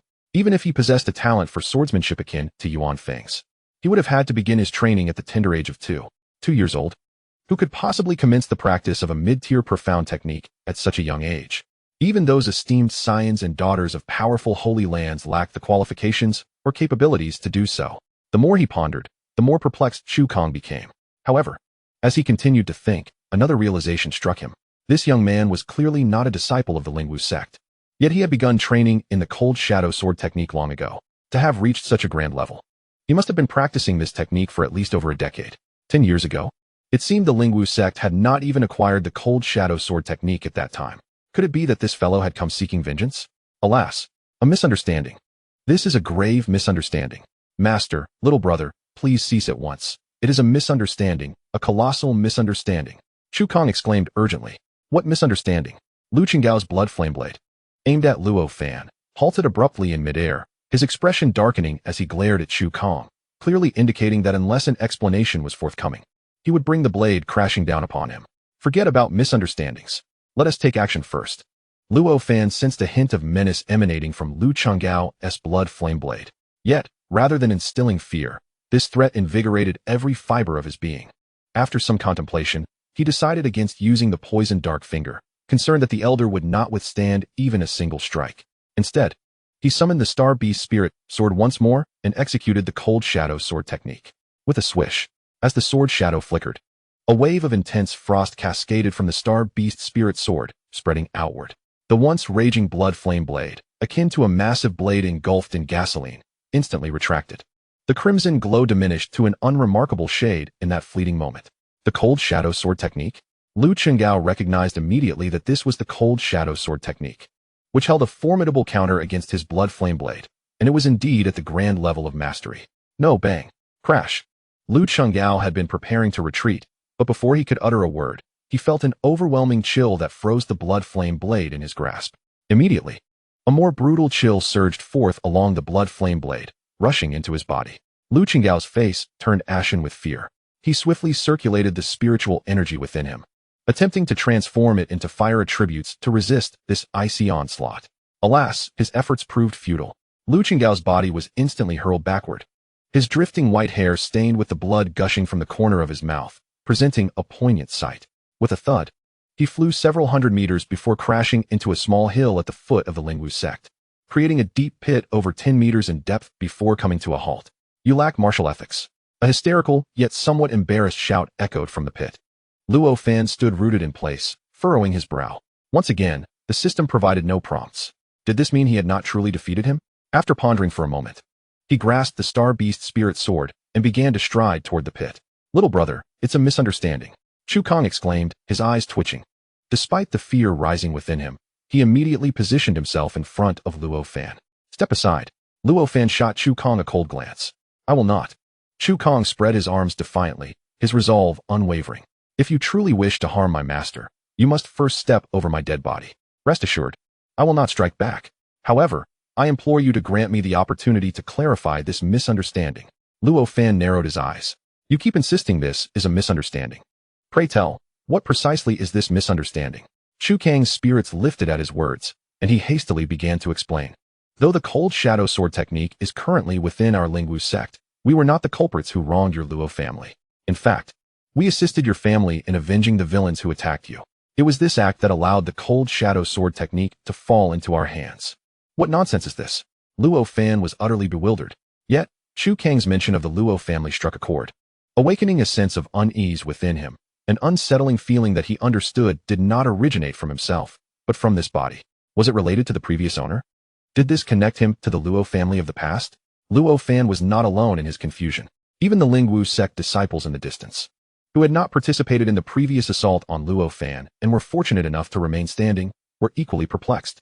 They had yet to recover from the shock of Luo Fan's single strike defeating Chu Kang, followed by another that dealt with Lu Qinggao, one of the top 3 in the sect, and now they found themselves further bewildered by Chu Kang's words. Wait, so you mean to say that group misunderstood? This fellow named Luo Fan did not learn the cold shadow sword technique from Sister Lanqin, but instead, it seems that Yuan Feng should be grateful to him for acquiring it.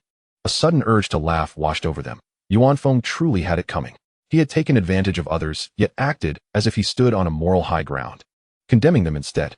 At long last, the misunderstanding has been resolved. His demise was indeed a senseless tragedy. I cannot shake the feeling that this situation is rather amusing. It is merely unfortunate for those disciples who perished due to Yuan Feng's actions. What is there to lament? They were the architects of their own folly, failing to think critically about the circumstances, easily swayed by a few words from Yuan Feng. Such fools deserve their fate. I remain indifferent to his status. This young man is undeniably handsome, and his prowess is astonishing. Even Elder Lu is no match for him, which suggests that his strength must rank among the top 3 within our Lingwu sect.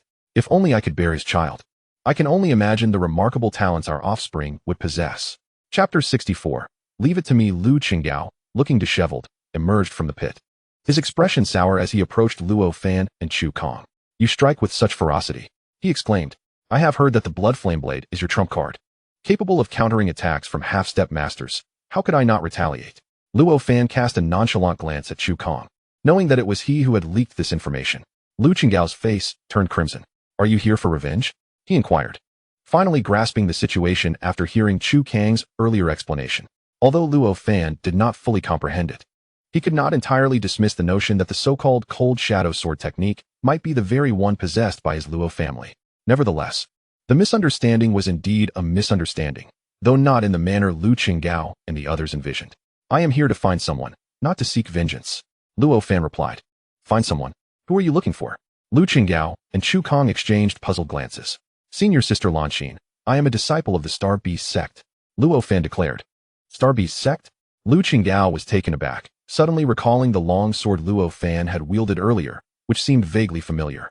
His breath quickened, and his eyes sparkled with an understanding that Luo Fan could not decipher. Is that long sword you held earlier the treasured Starbeast spirit sword of your sect? Indeed, Luo Fan affirmed, revealing nothing to conceal.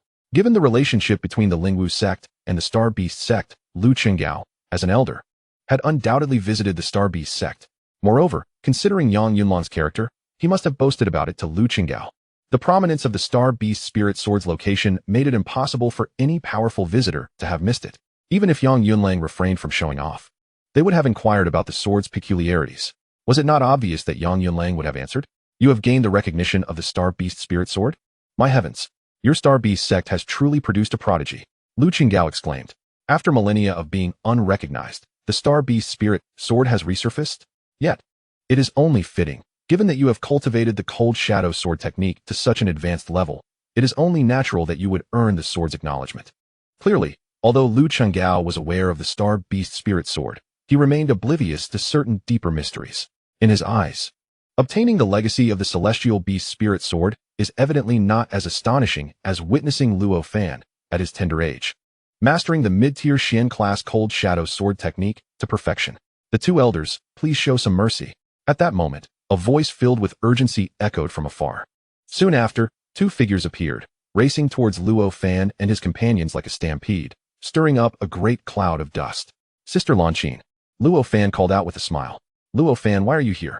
Has there been a problem at the Celestial Beast Sect? I apologize. My master is currently in seclusion, and I have been unable to contact him since my return. Unable to contact him? That's wonderful. Luo Fan sighed in relief. Wasn't that the very reason for his visit? Since there was no contact, that was indeed the best outcome. What has happened at the Celestial Beast Sect?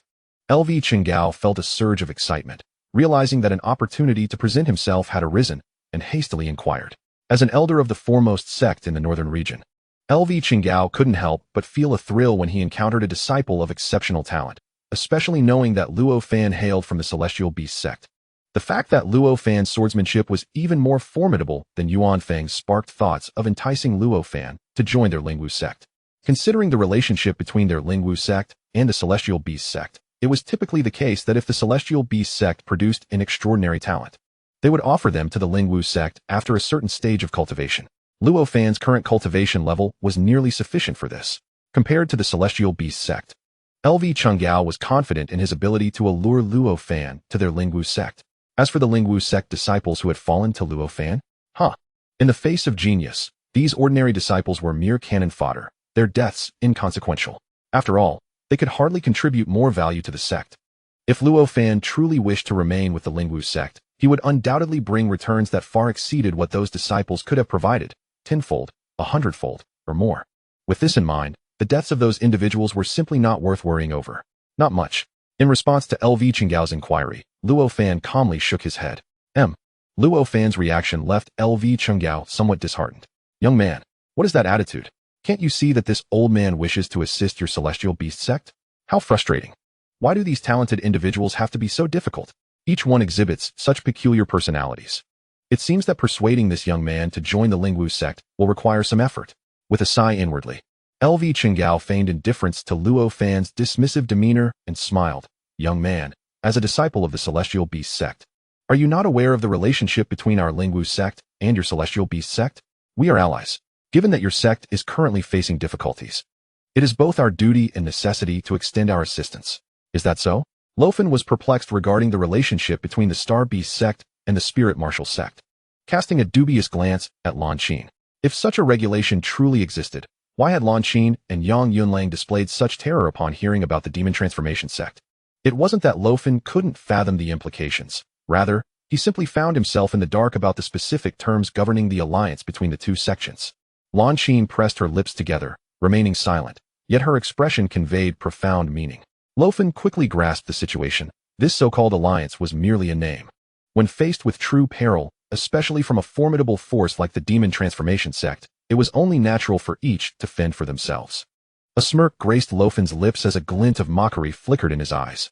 No longer intimidated by the Demon Transformation sect due to his own burgeoning strength, he spoke up. May I inquire, esteemed elder, is this assertion indeed true? Indeed it is, boomed Lu Qinggao, exuding confidence as he thumped his chest.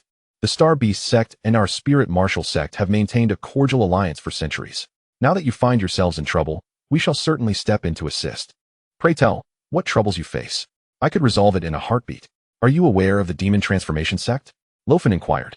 Lu Qinggao, his expression morphing into one of bewilderment, felt a wave of panic wash over him. What is happening?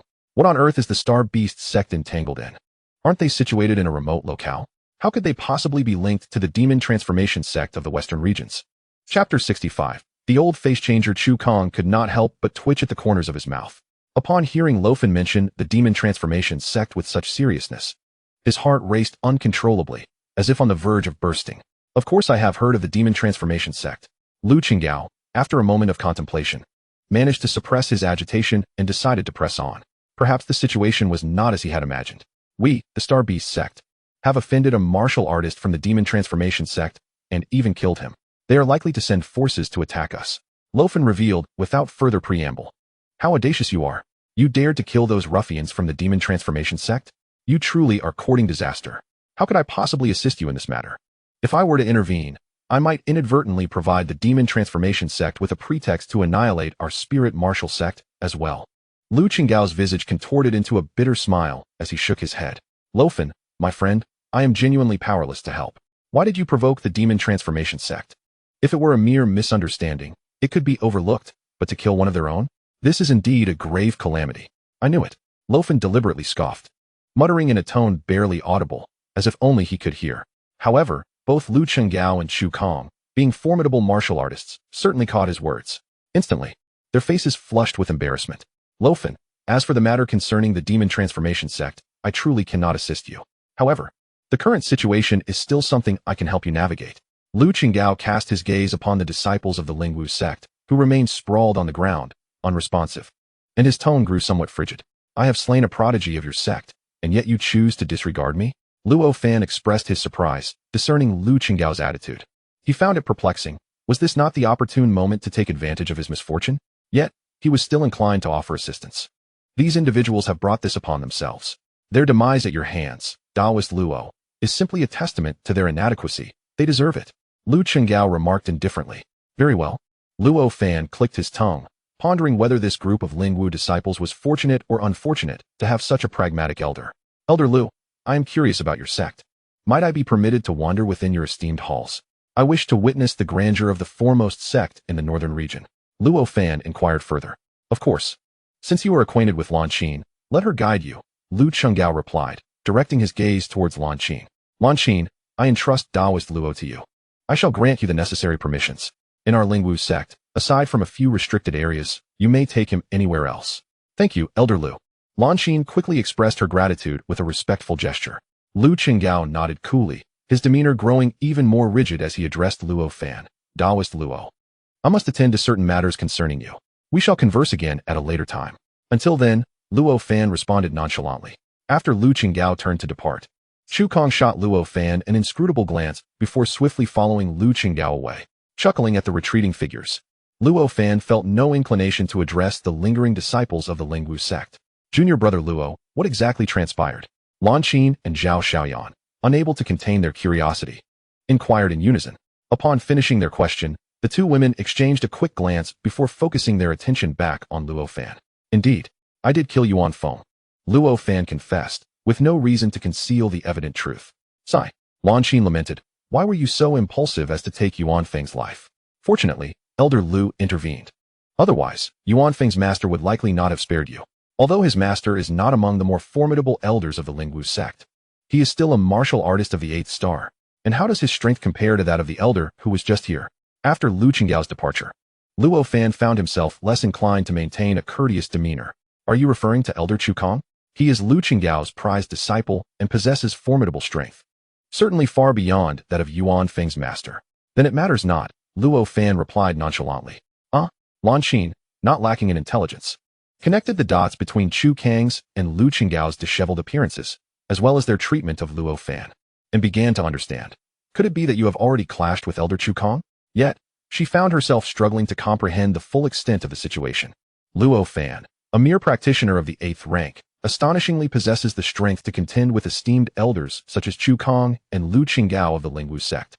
Indeed, the time apart from Lan Qin has not been extensive, yet she remains oblivious to the fact that Luo Fan's prowess has ascended from the 8th rank to the 1st rank of martial masters. They are formidable.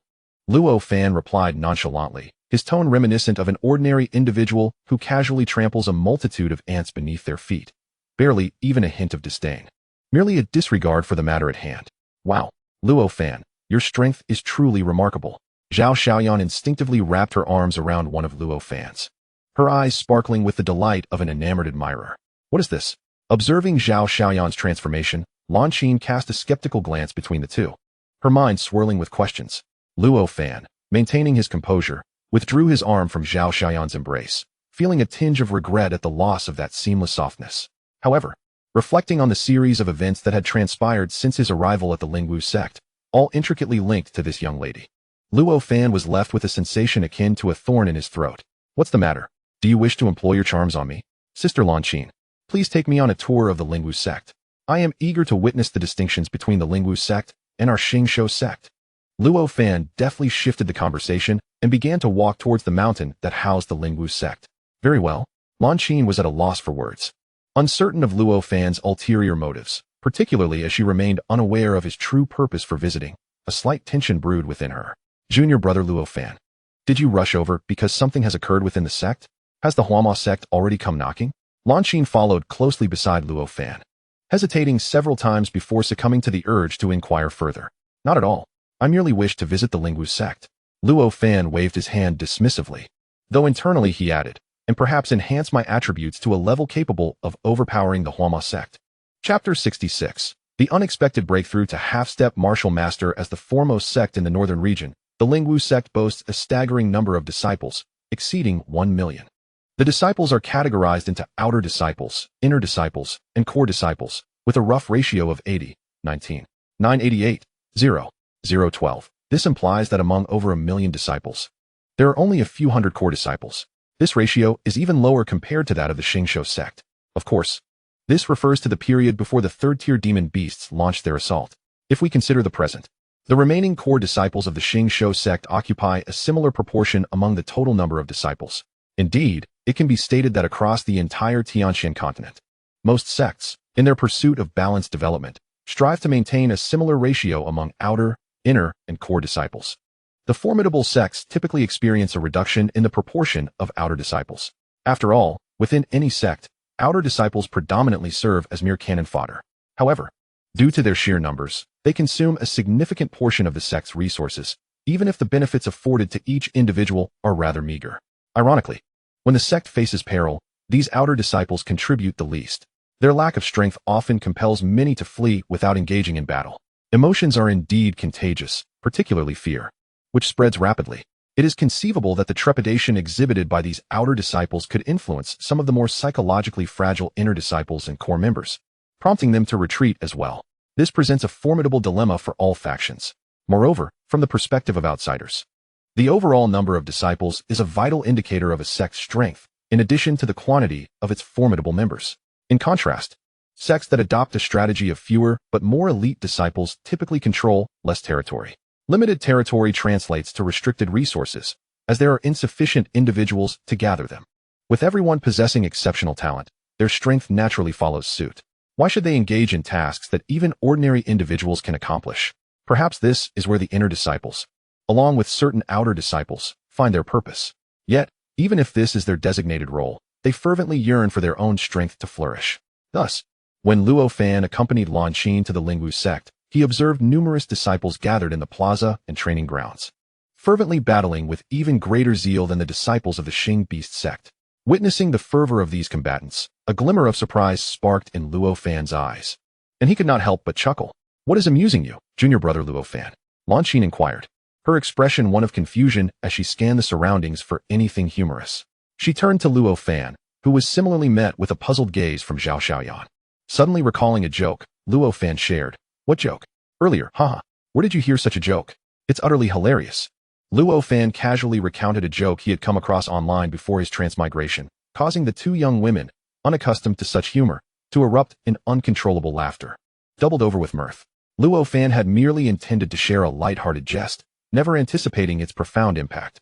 Seizing the moment while their laughter continued, he ambled towards a small square where several hundred Lingwu sect disciples were practicing. Bang! Just then, a brilliant beam of light shot up from the mountainside behind the Lingwu sect, piercing the heavens. Boom! In an instant, the radiance vanished into the clouds. Like the roar of thunder, a deafening sound erupted, giving rise to a colossal mushroom cloud that billowed outward in all directions. Fortunately, the site of this explosion was within the void. Otherwise, the aura emanating from this mushroom cloud would have been sufficient to obliterate over 80% of the disciples within the Lingwu sect on the spot. Just as Luo Fan pondered the unfolding events, a raucous laughter resounded from the peak where the light ascended. Subsequently, he beheld a shadow soaring into the air. Even from several kilometers away, the individual clearly exhibited restraint, yet Luo Fan could still sense a formidable presence emanating from him. This was undoubtedly not the aura of a mere martial master. A martial sovereign? Luo Fan was taken aback, soon filled with astonishment at the revelation that a martial sovereign had appeared within the Lingwu sect. At that moment, the martial sovereign finally spoke, as if declaring his ascension to the entire northern domain. An invisible sound wave instantly radiated outward, reaching the ears of all cultivators it passed. A voice resonated. I, Jiang Chaowei, elder of the Lingwu sect, have now broken through to the peak of martial master, attaining the realm of half-step martial sovereign. Half-step martial sovereign? Upon hearing the voice, a look of disbelief crossed Luo Fan's face. To exude such a powerful aura despite restraint, and yet only be a half-step martial sovereign? How formidable would a true martial sovereign be? In an instant, Luo Fan realized that he had underestimated the human martial sovereigns. With his current strength, even if all 5 fundamental attributes, save for spirit, exceeded 10,000, he might still be no match for a martial sovereign from the demon transformation sect. This represented a monumental threshold. Surpassing it would bring about earth-shattering transformations for any cultivator. It was certainly not as simple as merely reaching a numerical value to equate oneself with a martial sovereign. Shitty. Luo Fan suddenly heard a voice filled with trepidation from Lan Xin at his side. He turned to look, noticing that Lan Xin's complexion had gone deathly pale. Could it be that this Jiang Chaowei, the half-step martial sovereign, is your master within the Lingwu sect? Realizing the gravity of the situation from Lan Xin's terrified expression, Luo Fan exclaimed. Yes. Lan Xin nodded, her face a picture of distress. I thought that once my master reached the peak of martial master, he would attain the realm of martial sovereign. I never anticipated there was an intermediary stage of half-step martial sovereign. This means that even if I summon my master now, they might not regard him with any respect. Yet this was not the gravest concern. The most critical issue was that Elder Zhang's ascension to half-step martial sovereign made him the most powerful being within our Lingwu sect. No one could suppress him any longer. He had always coveted Sister Lan Qin's beauty. Zhao Xiaoyan, equally pale, appeared both furious and helpless, despairingly stating, this time, he will undoubtedly not let Sister Lan Qin off. Chapter 67. Old man, do you still have any shame left? Suddenly, Lan Qin emitted a faint yet profoundly fearful cry. Instantly, her complexion turned as pale as a freshly painted white wall, strikingly terrifying. Master, master, call for me to come over now. Lan Qin exclaimed, nearly on the verge of tears, her voice trembling in panic. Sister, do not be afraid, I am here. But please, wait for me. Luo Fan swiftly darted away, transforming into a shadow that vanished from their sight amidst the astonished gazes of Lan Qin and Zhao Xiaoyan. They barely had time to comprehend Luo Fan's actions before they heard his urgent voice again. Sister, could you please take me to the plaza or the training grounds of the Lingwu sect, where there are many disciples? A slight delay shouldn't pose a problem, right? Absolutely not. Lan Qin was now thoroughly flustered. Her small mind seemed to have lost its capacity for rational thought, rendering her entirely obedient to Luo Fan's commands. Under normal circumstances, such behavior from Luo Fan would have struck her as nonsensical. Although Zhao Xiaoyan sensed that Luo Fan's current actions were somewhat unusual, her attempts to speak up were quelled by the seriousness etched on his face, leading her to abandon the thought of intervening. She was uncertain of Luo Fan's intentions, but understood that his seemingly pointless actions were undoubtedly aimed at rescuing Lan Qin. After nearly half an hour, Lan Qin guided Luo Fan through nearly the entirety of the Lingwu sect, visiting every plaza, training ground, and any location where disciples engaged in combat and attribute bubbles might drop. How splendid! The smile on Luo Fan's face grew increasingly radiant. Once he confirmed that there were no other places Lan Qin could lead him to, he gently took her small hand, smiling as he said, Sister, shall we go meet your master? Luo Fan vowed that his grasp on Lan Qin's delicate hand was devoid of any ulterior motives. He merely believed that holding her trembling hand would provide her with solace. In her dazed state, Lan Qin failed to notice Luo Fan's gesture and led him to Jiang Chaowei's cave dwelling. At that moment, Jiang Chaowei had just advanced to the semi-martial realm, and within the Lingwu sect, elders and officials of all ranks had gathered here. Moreover, Jiang Chaowei's disciples, aside from Lan Qin, had already assembled, all of them female disciples. Clearly no longer innocent maidens. From the expressions they bore when regarding Jiang Chaowei, it was evident that their relationship with him was quite profound. Disciple Lan Qin pays her respects to master. Upon seeing Jiang Chaowei, Lan Qin's internal dread intensified, and her already muddled mind became even more chaotic. She overlooked the fact that Jiang Chaowei, with a beaming smile, was engaged in conversation with other elders of the Lingwu sect, and with a thud, she knelt before him, exclaiming in a delicate reprimand. Humph! Jiang Chaowei snorted coldly. His gaze swept over Luo Fan, and upon noticing him holding Lan Qin's hand, a glimmer of murderous intent flickered in his eyes. However, he swiftly masked his murderous intent and spoke coldly. I informed you to come here an hour ago. Why have you only arrived now? Do you perceive me, your master, as devoid of any authority? The disciple, Lan Qin, trembled in fear, eager to offer an explanation. Yet, Jiang Chaowei granted her no opportunity to justify herself, impatiently interjecting, "Today is a day of great joy. I shall overlook your tardiness for now. Hurry and take your rightful place." "Yes, master." Lan Xin dared not hesitate. She promptly rose and made her way towards the position occupied by Jiang Chaowei's female disciples. As she departed, she instinctively reached for Luo Fan's hand, viewing him merely as a brother who should stand beside her on such an important occasion. "Stop. Who is he? Does he possess the right to stand beside my disciples?" Jiang Chaowei's voice resonated like thunder throughout the hall, causing many elder-level figures present to emit a muffled groan. Their faces paling instantly. They swallowed hard, unsure whether they were suppressing the blood that nearly escaped their throats or merely responding to their fear. It was evident to all that Jiang Chaowei intended to assert his authority through this stranger, Luo Fan. Lan Xin, taken aback, recalled the rules Jiang Chaowei had established when she first entered his tutelage. As his disciple, she was forbidden from any physical contact with males without his permission, though the rationale was to prevent distractions from her cultivation due to romantic entanglements. It was clear to everyone that Jiang Chaowei's true aim was to shape these disciples into the women he desired. Most of Jiang Chaowei's initial disciples were merely beautiful, yet mediocre in talent. The other elders of the Lingwu sect had little to say on the matter. Lan Xin was initially one such disciple. Her potential had not fully emerged within the Starbeast sect, but Jiang Chaowei had recognized her at first glance. The other elders, unaware of her true capabilities, paid her no mind. However, once Lan Xin became Jiang Chaowei's disciple and began to explore the Lingwu sect's techniques, her talents gradually came to light, catching the attention of the other elders. Consequently, some cautioned Jiang Chaowei to refrain from treating Lan Xin like his other female disciples. If only one person had voiced such a concern, Jiang Chaowei would have likely dismissed it. Yet, numerous elders had recognized Lan Xin's potential. At that time, Jiang Chaowei's strength had not yet surpassed theirs, and under the combined warnings of so many elders, he had no choice but to endure. Now, as Lan Xin reflected on these events and recognized Jiang Chaowei's power was sufficient to suppress those elders who had previously warned him, she realized that her fate was sealed. Perhaps it may even implicate Luo Fan.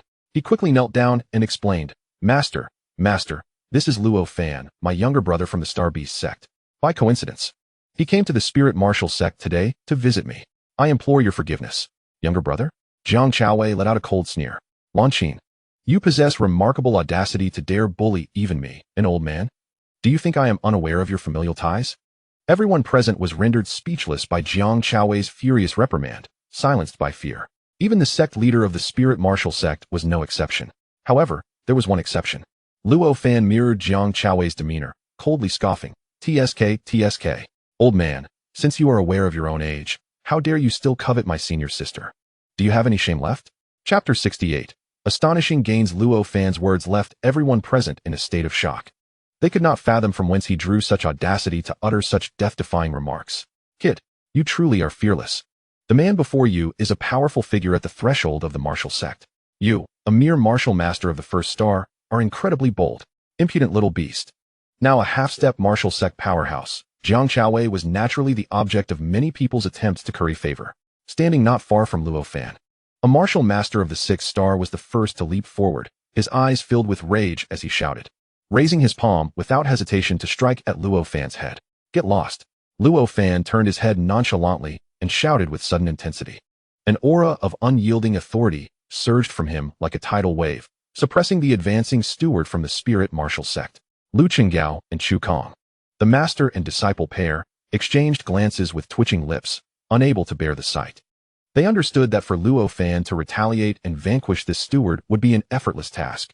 However, they could never have anticipated that after parting ways with them, Luo Fan's strength would experience an explosive enhancement. His attributes had doubled yet again, reaching a terrifying level. It was likely that even Jiang Chaowei, who had barely broken through to the half-step martial sect and become the strongest figure in the Spirit Martial sect by sheer luck, could not come close to matching Luo Fan's impressive statistics. After thoroughly exploring most areas of the Spirit Martial sect, his attributes transformed into the following. Host, Luo Fan cultivation, Martial Master 3 stars without discussing the other 4 primary attributes. They have universally increased to match that of a Martial Master at 8 stars or above. Merely in terms of spirit, it has increased by 2,000 points. This was the first time Luo Fan had experienced such a significant boost in spirit, leaving him utterly astonished. Thus, his cultivation had risen from the original Martial Master 1 star to the present Martial Master 3 stars, not to mention the cultivators from the Starbeast sect. Even the top disciples of the spirit martial sect, regarded as the foremost sect in the northern region, spend at least a year to elevate their cultivation by a single star after reaching the martial master realm. Yet Luo Fan, he had not merely advanced by 1 star, but by 2. Combined, it took less than an hour. Now, apart from his mental attribute, the average value of his other 4 attributes has surpassed 19,000, merely a few points short of reaching 20,000. This is comparable to a 2nd star martial master. Naturally, according to Chu Kong, Luo Fan is an ultimate warrior. As such, his statistics are undoubtedly not something an ordinary 2nd star martial master could compare to. After all, whatever Luo Fan's statistics may be, he can certainly unleash them to their fullest potential without relying on any techniques. If he were to utilize techniques, the amplification would be exponential. Unlike other 2nd star martial masters, who, despite boasting figures over 20,000, cannot fully realize their potential. The enhancement he has experienced this time, though remarkably terrifying, far exceeds any significant boost he has received since his rebirth. However, it is worth noting that this increase has come after he has collected nearly all available attributes from the foremost power in the northern region. In terms of raw numbers, this is merely on par with the martial master realm. It has consumed the strength of an entire sect merely to boost Luo Fan's attributes.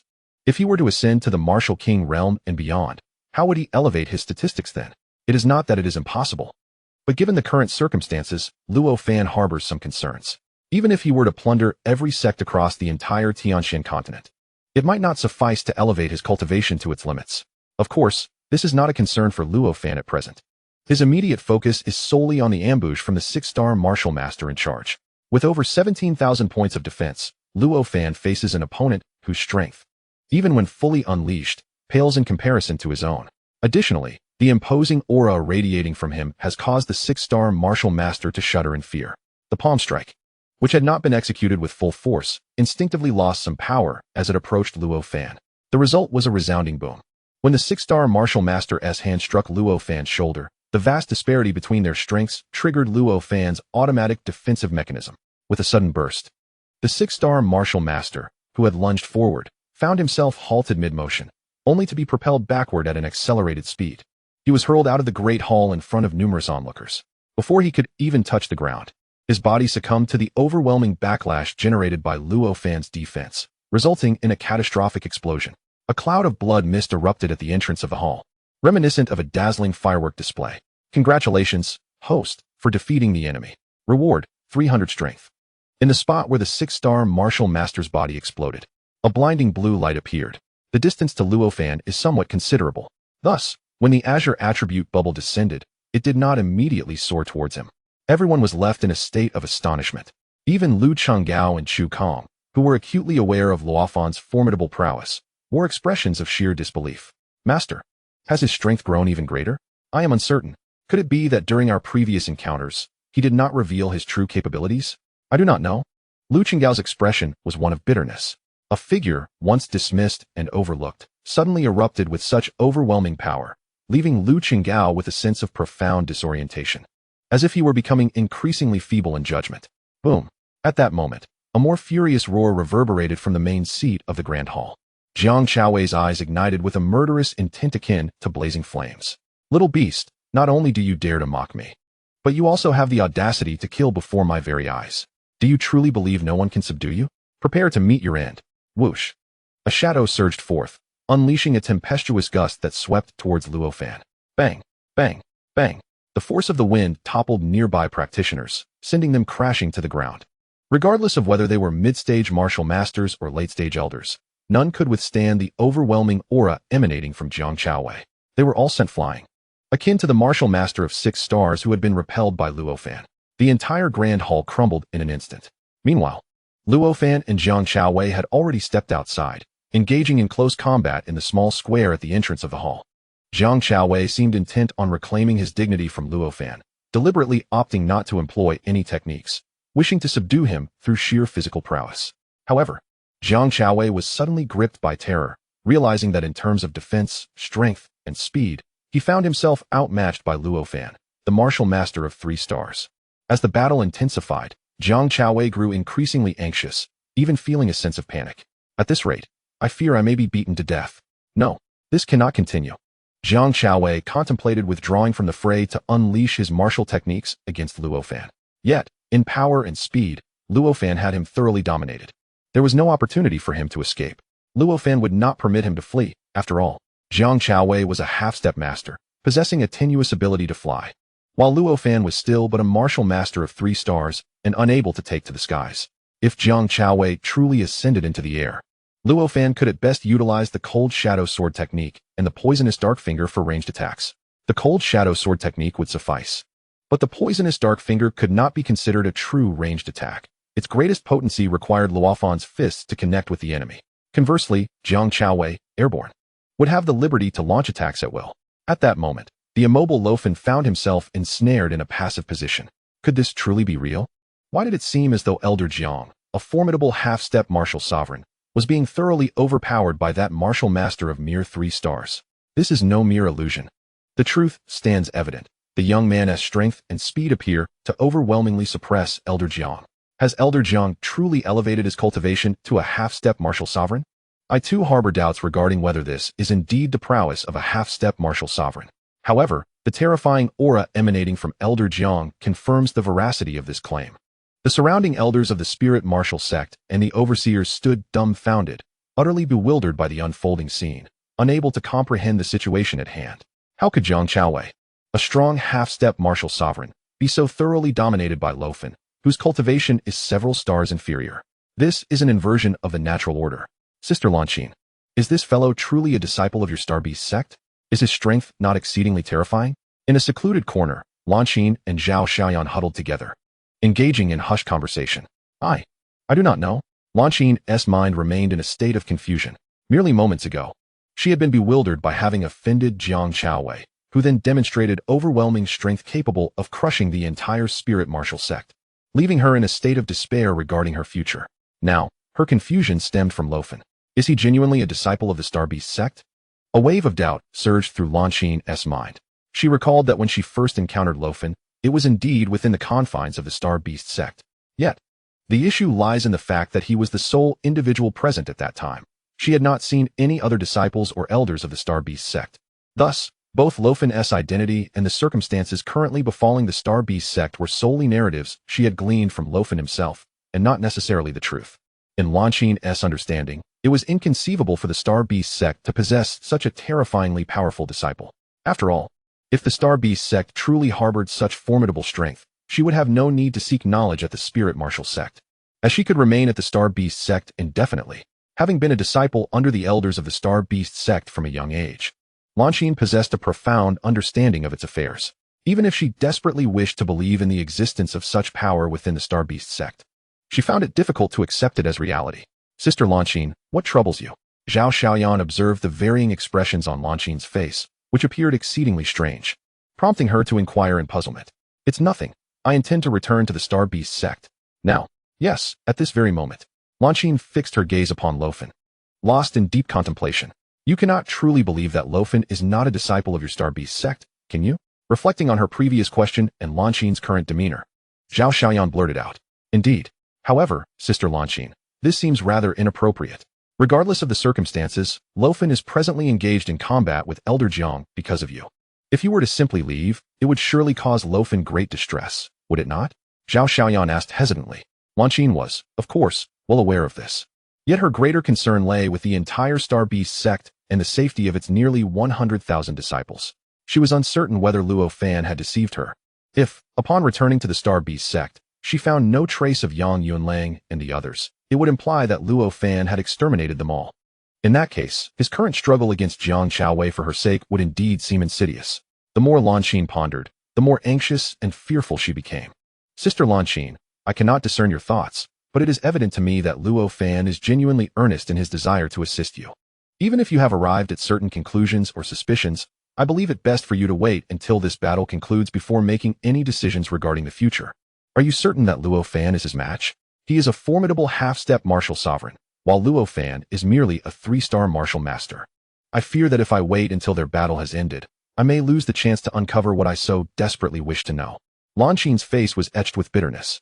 What she yearned to ascertain was whether the Starbeast sect still existed. Of course, she understood that if Luo Fan truly could not rival Jiang Chaowei, the existence of the Starbeast sect would hold no significance for her, as she would undoubtedly fall victim to Jiang Chaowei's malice. Zhao Xiaoyan seemed to sense Lan Qin's sorrow and gradually fell silent. After a moment, she lifted her gaze to the fierce clash between Luo Fan and Jiang Chaowei and softly said, "Sister Lan Qin, if you truly feel there is no point in waiting, I can find a way to help you escape. However, should Luo Fan ultimately emerge victorious, I shall inform him that you departed out of necessity. Thus, I hope once you clarify the outcome of your inquiries, you will return." Chapter 70. Are you planning to leave? I understand. Lan Qin nodded, her expression tinged with sadness.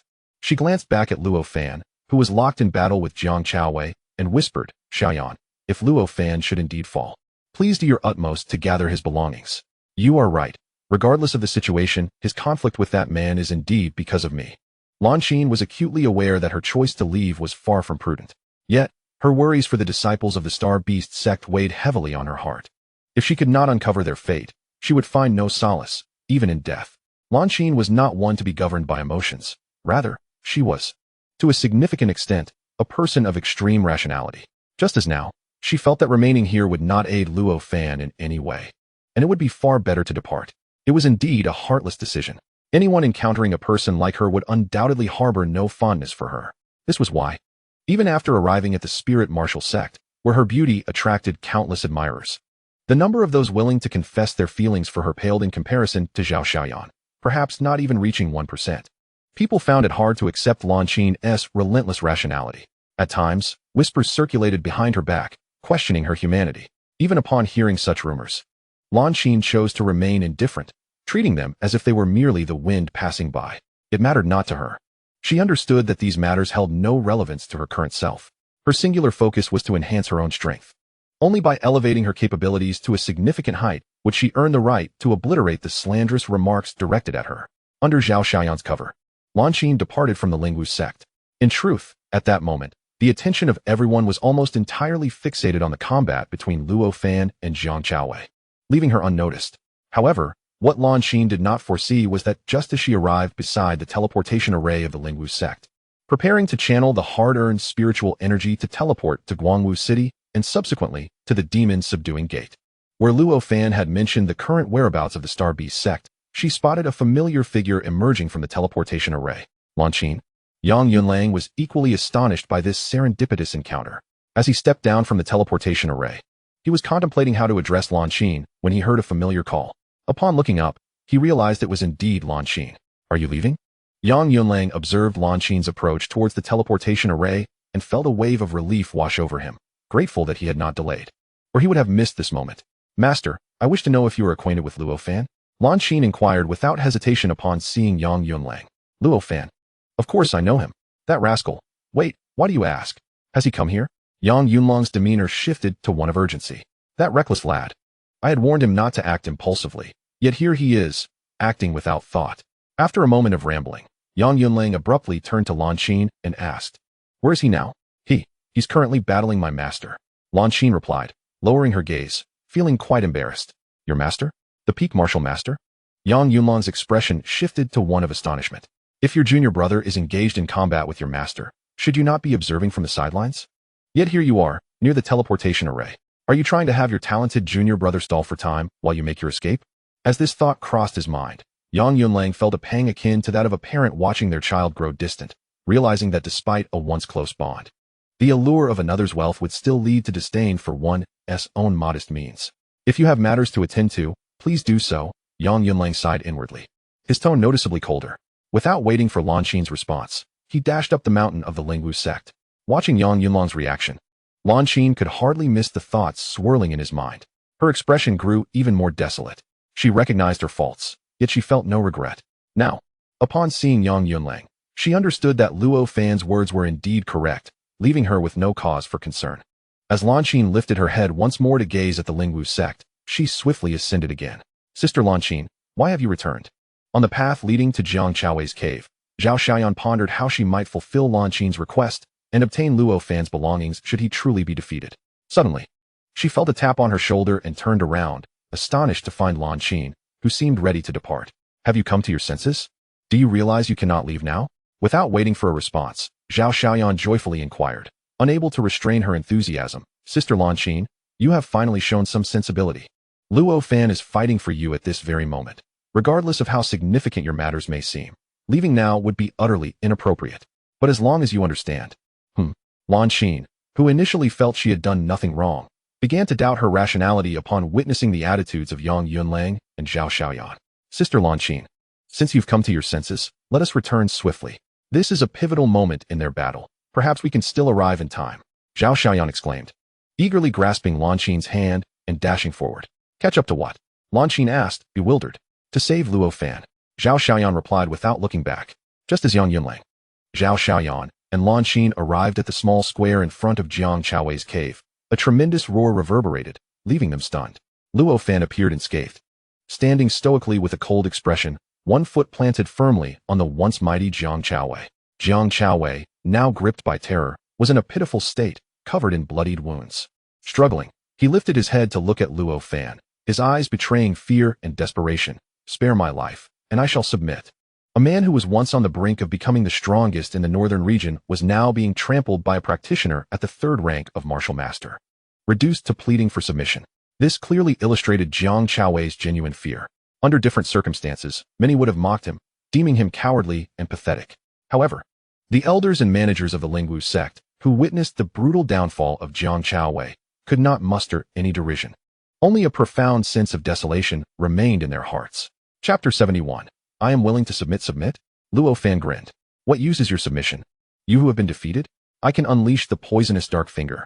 Without granting Jiang Chaowei any chance for reprieve, Luo Fan executed the poisonous dark finger, striking him with tremendous force. The impact, fueled by 20,000 points of power, was terrifyingly potent.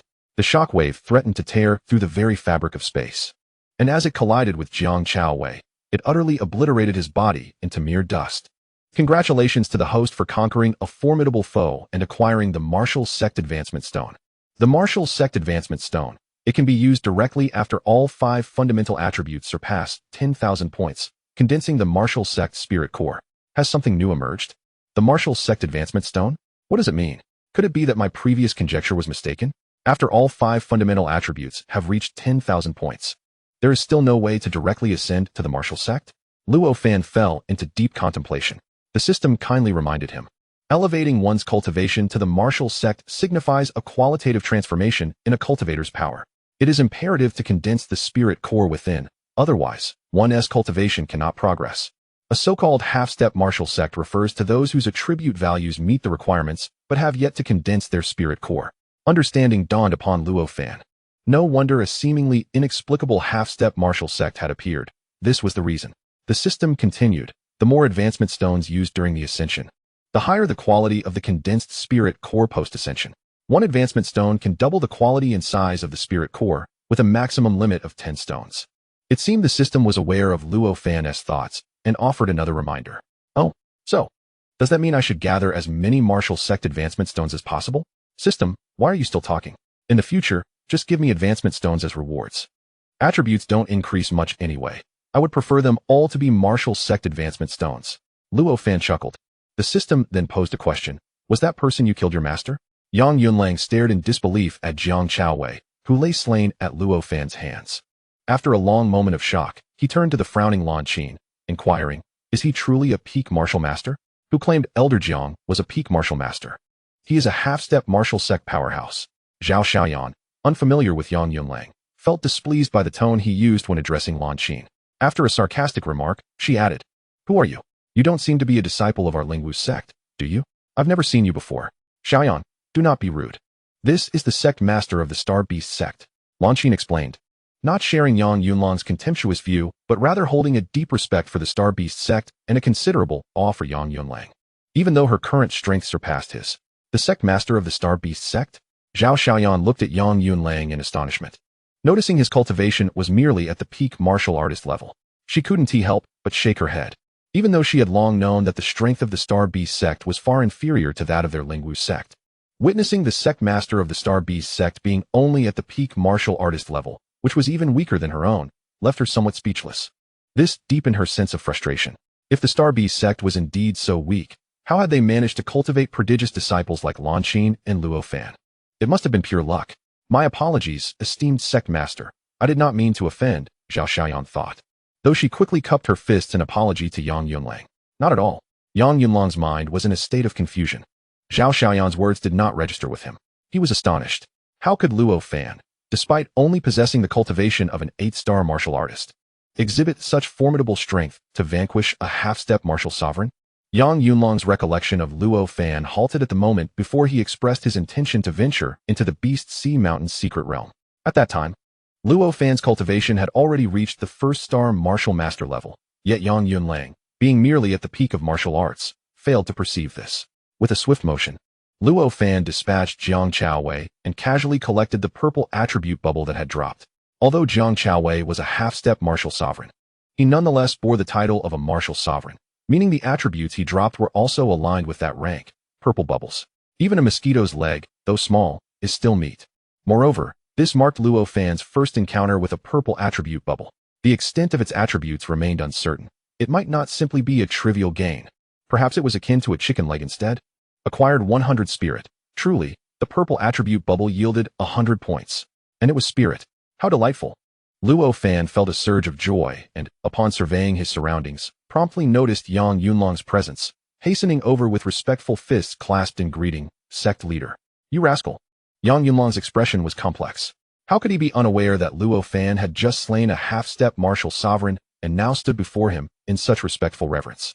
This was merely to enhance his own prestige. Indeed, as a result of Luo Fan's actions, several elders within the Lingwu sect, who maintained a relatively amicable rapport with the Starbeast sect, recognized Yang Yunlong's identity.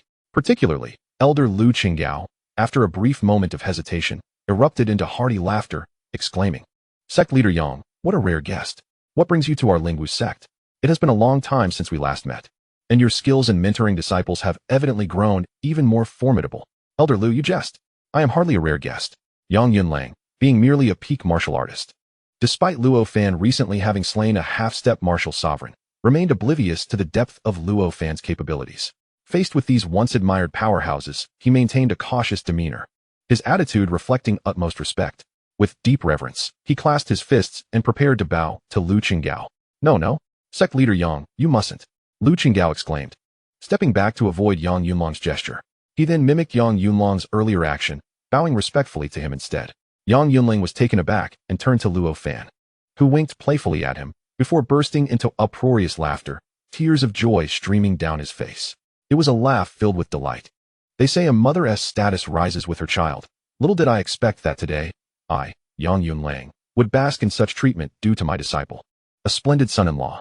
Truly a splendid son-in-law. No way.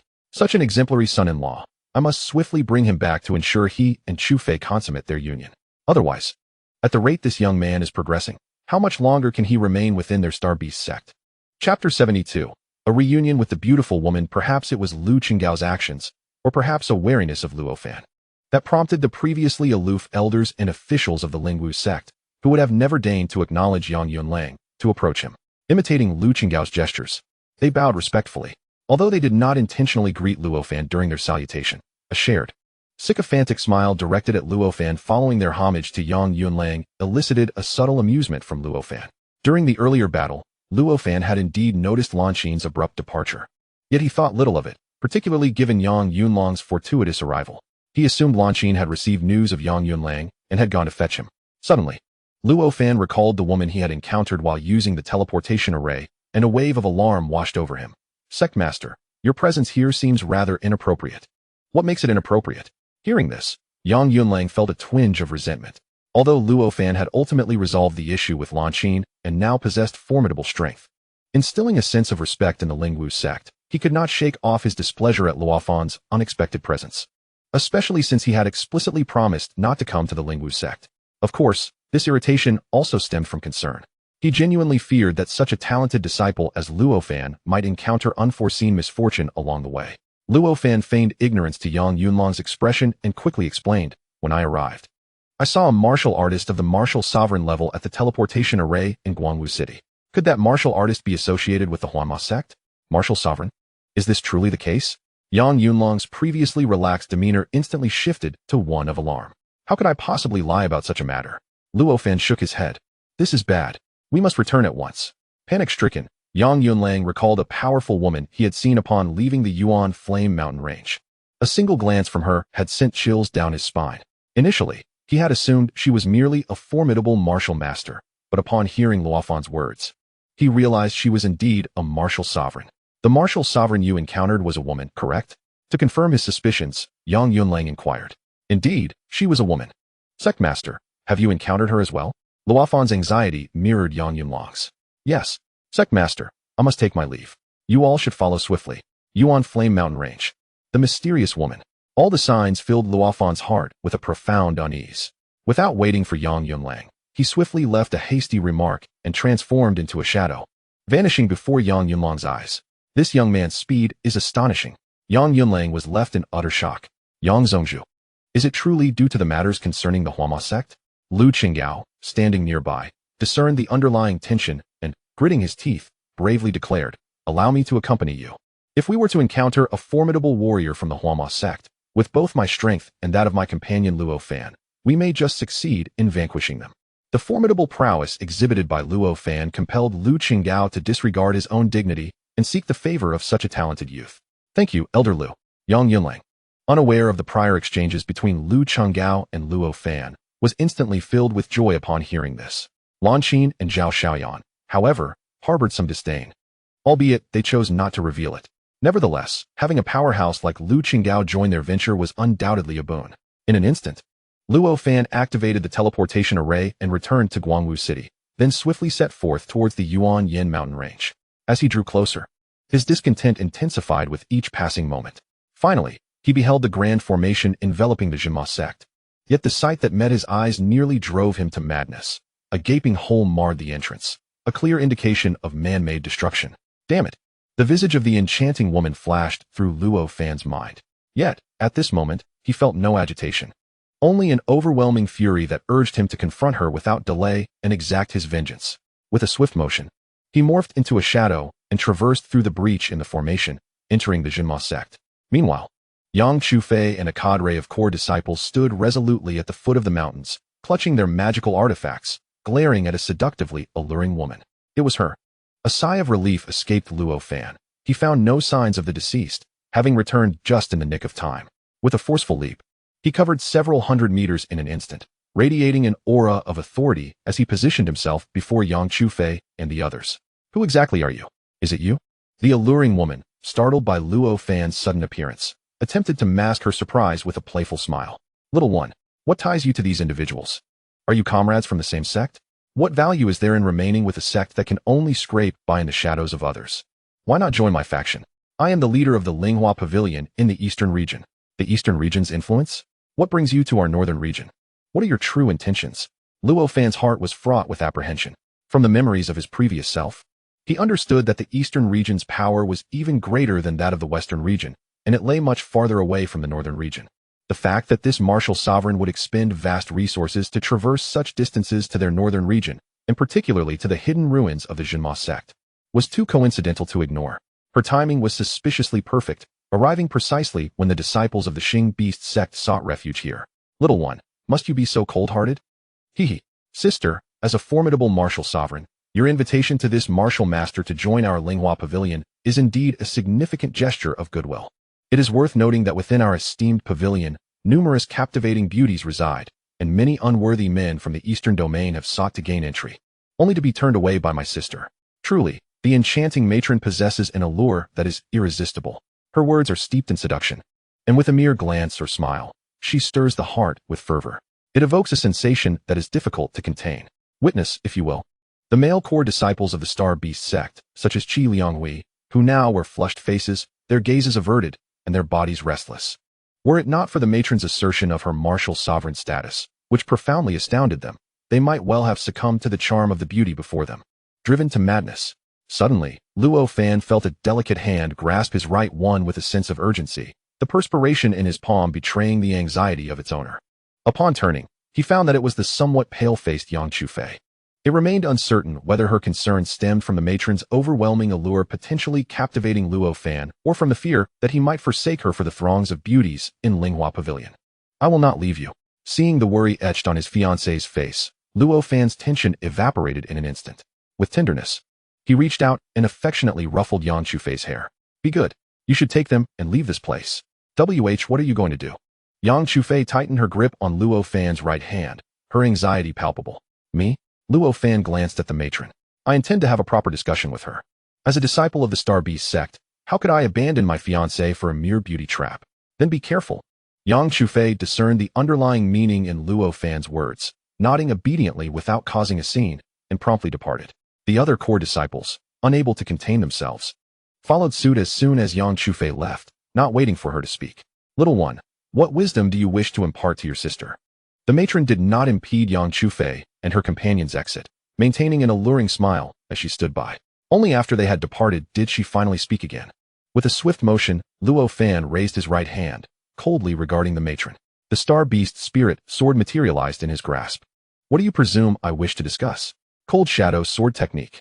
The sword light flickered, exuding a frost-laden aura akin to arrows released from a bow, coalescing into massive ice swords that hurtled toward the matron. Though he was aware that she was not affiliated with the demonic transformation sect, her presence here, having breached the protective barrier of the demon suppression sect, posed a potential threat to the lives of thousands of disciples of the Starbeast sect. Therefore, Luo Fan had no intention of being courteous. Discuss reason? Who in their right mind believes that reasoning with a woman is anything but a fool's errand? Rather than engage in discourse, it would be far more prudent to subdue her. Oh dear, how ruthless you are. The beautiful woman, being a formidable 6-star martial sovereign, hardly regarded the attack from Luo Fan, a mere 3-star martial master, as a threat. Instead, she found herself in a position to tease him. However, deep within her heart, she was genuinely astonished. She recalled their meeting half a day prior at the teleportation array in Guangwu City, where Luo Fan was merely a 1-star martial master. In just half a day's time, he had ascended to 3 stars? Indeed, he was an exceptionally gifted prodigy. What shocked her even more was Luo Fan's audacity to attack her, fully aware of her status as a 6-star martial sovereign. This sheer courage was unparalleled among all the geniuses she had encountered. Yet, when the cold shadow sword technique approached within a meter of her body, her expression shifted abruptly from playful to horrified. This was undoubtedly not the power of a 3-star martial master. Damn it, I have been deceived by this little brat. His strength is certainly beyond that of a mere 3-star. The woman felt the threat intensify and no longer dared to conceal her true power. Boom. A terrifying aura erupted from her in an instant, belonging to a 6-star martial sovereign. Flowersea. The woman swiftly retreated a step, releasing her technique. An array of pink spiritual energy coalesced into enormous, vibrant blossoms, swirling rapidly before her. As the flower discs rotated, beams of light cascaded downwards. Clang. The ice sword formed by the cold shadow sword technique collided with the defensively assembled wall of flowers, producing a series of deep, resonant sounds akin to the clash of metal. Though these flowers seemed soft and delicate under her command, they formed a solid defense that completely repelled the cold shadow sword technique, now at its pinnacle, capable of slaying any 1-star martial sovereign. Luo Fan was also taken aback, his brow furrowing. He realized he had underestimated the woman's strength. She was certainly no low-ranking martial sovereign. Her power far surpassed that of Jiang Chao, the half-step martial sovereign he had just crushed. At that moment, the system activated, revealing the woman's true strength to Luo Fan. Character, Yan Shuiqing. Level, 6-star martial sovereign. Weakness, speed. What the hell? A 6-star martial sovereign? What on earth is a 6-star martial sovereign doing in this remote northern region? Luo Fan cursed inwardly. However, the system's revelation of Yan Shuiqing's weakness sparked a glimmer of hope in his eyes. Illusory Thunderwind Shadow. Since Yan Shuiqing's weakness was speed, it implied that her speed could not reach the 60,000 points expected of a 6-star martial sovereign. After employing Illusory Thunderwind Shadow, his speed, originally just over 19,000 points, would increase to over 57,000 points with a 3-fold enhancement. Although it still fell short of the standard 60,000 speed by 3,000, it was a significant advantage nonetheless. However, Luo Fan is capable of unleashing an astonishing speed of 57,000 points, which should be ample to overwhelm Yan Shuiqing. Initially, having successfully thwarted Luo Fan's attack, Yan Shuiqing could not help but feel a surge of pride, a thought that seemed almost incredulous to her. This little fellow, possessing merely the cultivation of a martial master at the 3rd star, had inadvertently evoked a sense of triumph within her, a formidable martial sovereign at the 6th star. Had she truly fallen so low? Despite a fleeting moment of self-contempt, Yan Shuiqing found herself unable to resist the urge to mock Luo Fan. How could this be possible? Yet, as she turned her gaze towards him, she witnessed Luo Fan unleashing the illusion Thunderwind Shadow, elevating his speed to its zenith, transforming into a fleeting shadow that vanished before her eyes. A flicker of fear ignited within Yan Shuiqing. How could a mere third-star martial master exhibit a velocity surpassing that of her own, a sixth-star martial sovereign? Shock was swiftly followed by terror. She hastily attempted to unleash a technique to evade. However, in the next instant, she felt a chilling hand encircle her neck. A suffocating sensation began to envelop her body. Flower transformation. Just as she felt consciousness slipping away in the grip of that suffocating sensation, Yin Shuiqing abruptly regained awareness. With an indignant cry, Luo Fan discovered that the once soft sensation in his grasp had turned empty, transforming into a pool of liquid-like substance. By the time he comprehended the situation, Yin Shuiqing had already vanished from his sight, leaving only a splash of pink liquid on the ground. "You heartless brat." At that moment, a voice filled with indignation echoed from above Luo Fan. He lifted his head, only to immediately lower it again, his heart brimming with helplessness. Chapter 74. Has the beauty trap been employed? The beauty trap surely cannot be employed in such a manner, Luo Fan muttered, only to abruptly awaken to a realization. What if this was a deliberate ploy? In that fleeting moment when he lowered his head, could it not spell his demise? He quickly raised his gaze once more.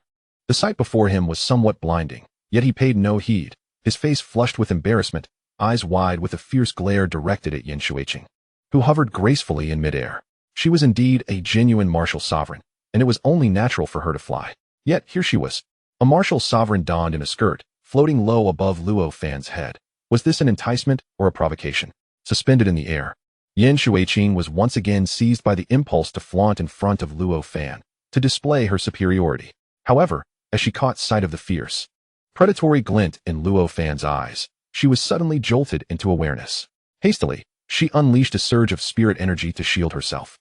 It dawned on her that employing the flower transformation technique, which allowed for corporeal transformation, would simultaneously dissolve her existing defenses.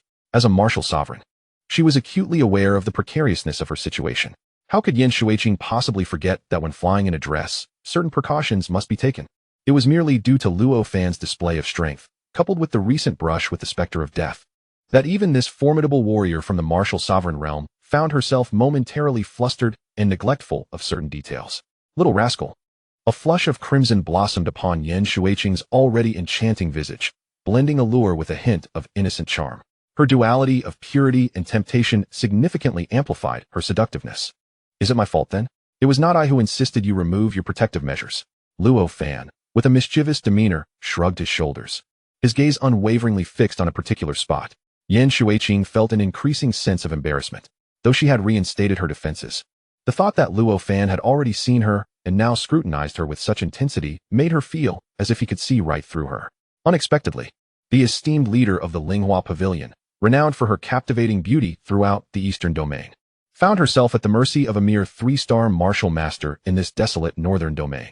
As her cheeks burned with shame, an unusual emotion began to stir within her.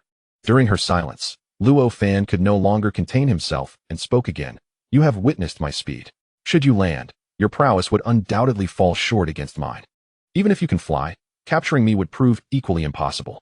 However, should you dare to harm any disciple of my Starbeast sect, I possess the means to infiltrate your Linghua Pavilion and deal with your disciples in a far more brutal manner." Luo Fan did not conceal his threat, a grin spreading across his face as he added, "Why not transform our hostility into harmony? Let us discuss your purpose for being here." Upon hearing Luo Fan's words, Yin Shuiqing snapped out of her strange reverie, feeling a mix of indignation and anger. How could a mere three-star martial master threaten a six-star martial sovereign like herself? Yet, faced with such intimidation, she found herself reluctant to resist, for her arrival in this place was not meant to provoke the Starbeast sect. "Humph." Yin Shuiqing let out a displeased snort. "I hope you remember your words. I, Luo Fan, am a man of my word. A promise is as binding as a nail. As long as you reveal your purpose for being here, I shall refrain from further aggression. Of course, this is contingent upon you not attacking me." Luo Fan thumped his chest, speaking boldly. "Fine." Yin Shuiqing descended before Luo Fan. "No attacking. I don't understand." Luo Fan blinked and stepped closer to Yin Shuiqing. "What are you doing?" Yin Shuiqing glared at him. "You, a martial sovereign, have nothing to fear. I simply believe that being a bit closer will make our conversation more efficient." Luo Fan shamelessly took another step toward Yin Shuiqing, her body tensed in response, poised to take flight at any moment. "Speak." As Luo Fan drew closer to Yin Shuiqing, his movements came to a halt. He gazed at her with a faint expression and inquired, "Within the Linghua Pavilion, there exists a former disciple of the demon suppression sect. However, She currently lies in a state of deep unconsciousness, and only an ancient elixir recipe from the sect can awaken her. Yan Shuiqing did not conceal her intentions, candidly revealing the purpose of her visit. You mean to say that your Linghua Pavilion harbors a disciple of the demon suppression sect? Surely you jest. The sect has been around for at least several millennia. A martial master would barely have a lifespan of 1,000 years, would they not? Pray, do not tell me that your Linghua Pavilion also boasts a martial king among its ranks. Luo Fan scoffed. Though our Linghua Pavilion lacks a martial king, the aforementioned disciple, once part of the demon suppression sect, possesses the cultivation level of a martial master. Yet, that does not preclude her from having lived from thousands of years ago until now. Yan Shuiqing retorted, casting a playful glare at Luo Fan. Oh, how is that possible? Luo Fan inquired. Our Linghua Pavilion is home to a Linghua tree, which can nurture a Linghua spirit pool, safeguarding the practitioner in a state of slumber, thus preventing the depletion of their vitality. Yan Shuiqing understood that Luo Fan, being a practitioner from the northern domain, might not be well versed in the circumstances of their eastern domain. Otherwise, upon learning of her position as the pavilion master, one would easily deduce the connection between the Linghua Pavilion and the Linghua tree. The mere mention of the Linghua tree would conjure thoughts of the Linghua spirit pool. Such an extraordinary phenomenon exists? Luo Fan, clearly taken aback, murmured in astonishment. Where is the ancient elixir recipe you mentioned? I can facilitate your retrieval of it. Luo Fan speculated that the so-called ancient elixir recipe likely resided within those buildings shrouded in demonic energy. As a martial master, Yan Shuiqing should be capable of withstanding a portion of that energy. If he could seize the opportunity to accompany her inside, he might collect the purple and orange attribute orbs. However, upon obtaining the recipe, you must provide me with a copy. Luo Fan reiterated. Yan Shuiqing was left speechless. Although the demon suppression sect and their Linghua Pavilion bore little significant relationship, Luo Fan's audacious assertion that the sect was his domain, despite clearly not being one of its disciples, left her both amused and exasperated. Is this truly your domain? She challenged. Not at all. Luo Fan naturally denied. But I am aware that your desire for the ancient elixir recipe cannot be fulfilled without my assistance. Otherwise, why would you, a martial master of 6 stars, wait until now to seek out this ancient elixir recipe? Chapter 75. What are your intentions? In an instant, Yan Shuiqing fell silent, her expression one of playful reproach. Her slightly pouting lips, rosy and vibrant, and the glimmer in her eyes, reminiscent of a world cloaked in spring rain, stirred a sense of longing for exploration within him. You rascal, if you had already guessed, why must you lay bare the truth? A voice, both playful and tinged with indignation, emanated from the delicate lips of Yan Shuiqing, akin to a charming kitten gently scratching at one's heart with its soft, unpracticed paws. An inexplicable shiver coursed through Luo Fan's body, drawing in a sharp breath. He hastily sought to regain his composure, speaking with a hint of irritation. Hurry up. Do you still want the ancient elixir formula? If not, I might just throw you out.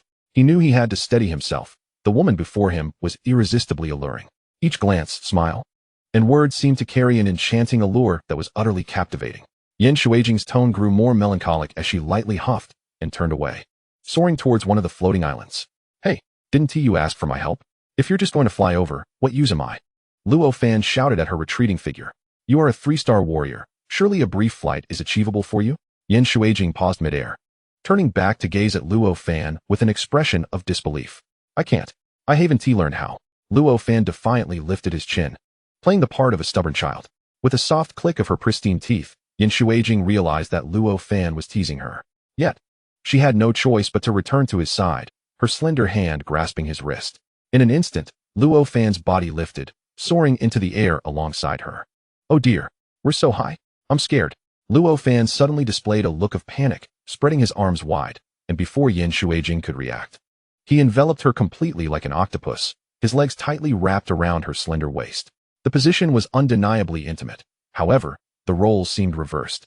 If a girl were to embrace a man like this, it would be suggestive, but now, with a man holding a girl, the atmosphere became awkward. Yan Shuiqing had never before experienced the sensation of being embraced by a man, let alone in such an unusual manner. In that fleeting moment, a heat, distinctly different from that of a girl, surged from behind her, causing her body to stiffen. What do you think you're doing? Yan Shuiqing nearly lost her composure, her clenched teeth making a distinct grinding sound.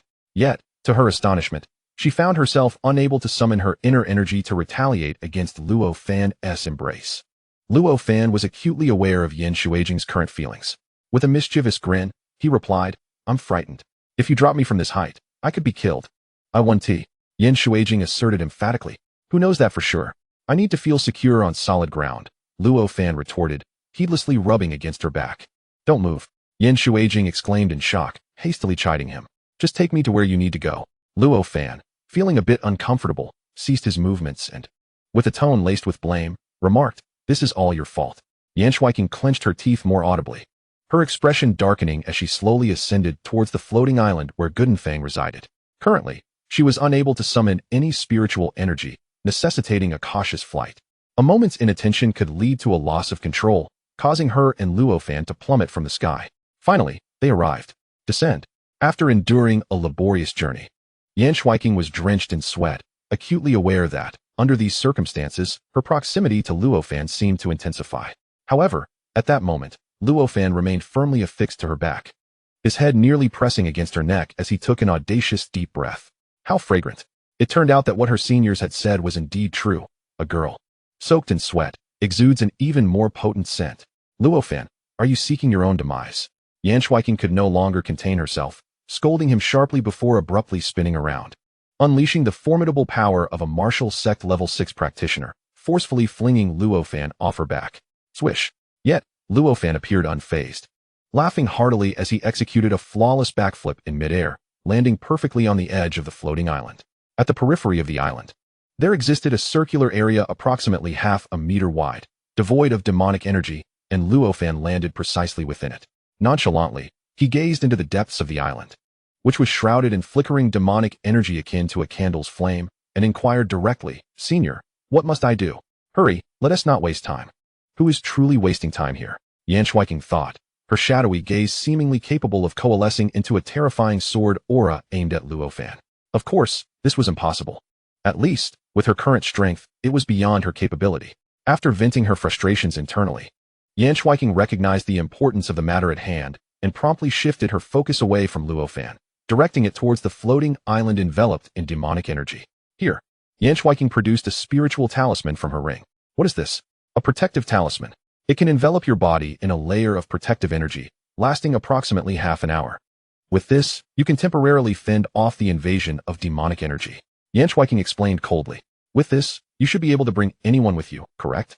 Luo Fan asked, a smirk playing on his lips as he examined the talisman.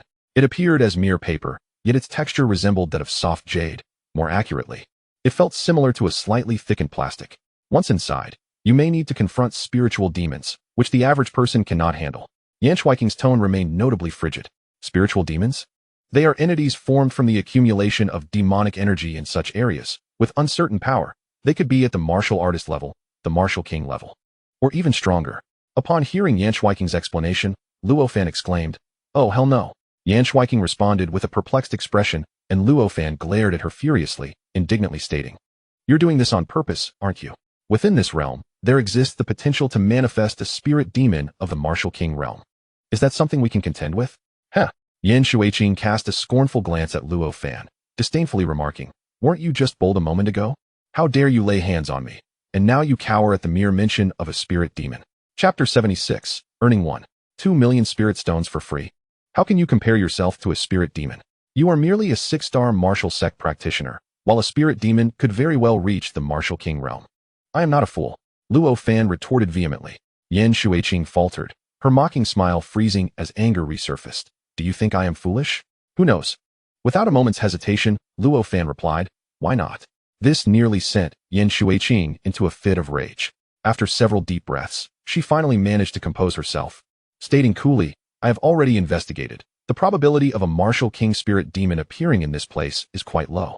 The spirit demons that are likely to manifest should be of the martial sect. If we truly cannot handle it, we can retreat immediately. This layer of demonic energy shield can withstand a spirit demon bursting forth from within. Are you certain? If it were just Luo Fan alone, he would be indifferent to whether the spirit demon could escape. However, with thousands of disciples from the Starbeast sect needing to reside here for a time, the emergence of a spirit demon that neither he nor Yan Shuijing could confront would pose a far greater danger than the transformation demon sect. One can only imagine. Should a spirit demon breach the demonic energy shield, all the disciples of the Starbeast sect present would likely perish. Certain, you had best be speaking the truth. Otherwise, if any of those disciples from the Starbeast sect suffer harm because of this matter, I shall not spare any of your Linghua Pavilion disciples, Luo Fan threatened. Upon hearing this, Yin Shuiqing felt an overwhelming urge to punch Luo Fan squarely in his handsome face. Yet, she ultimately restrained herself, turning away and striding toward the demonic energy shield. Wait, Luo Fan called out. What is it now? Yin Shuiqing replied, her impatience evident. One spirit talisman is not enough. I need several more. Who knows if this is a conspiracy? What if you intentionally trap me inside? Luo Fan asserted matter-of-factly. Here, Yin Shuiqing, exasperated, withdrew nearly 10 powerful spirit talismans from her ring and flung them into Luo Fan's embrace. Upon seeing such an abundance of spirit talismans, Luo Fan erupted into laughter before Yin Shuiqing, exclaiming, what a windfall. If all these talismans were sold, they would fetch quite a sum in spirit stones, wouldn't they? At 100,000 spirit stones per talisman, if you possess the skill, you needn't use any talismans.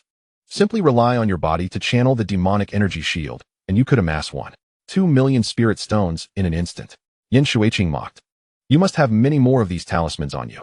Rather than engaging with Yin Shuiqing's ridicule, Luo Fan adopted a predatory expression, his eyes gleaming with an eerie light as he gazed at her.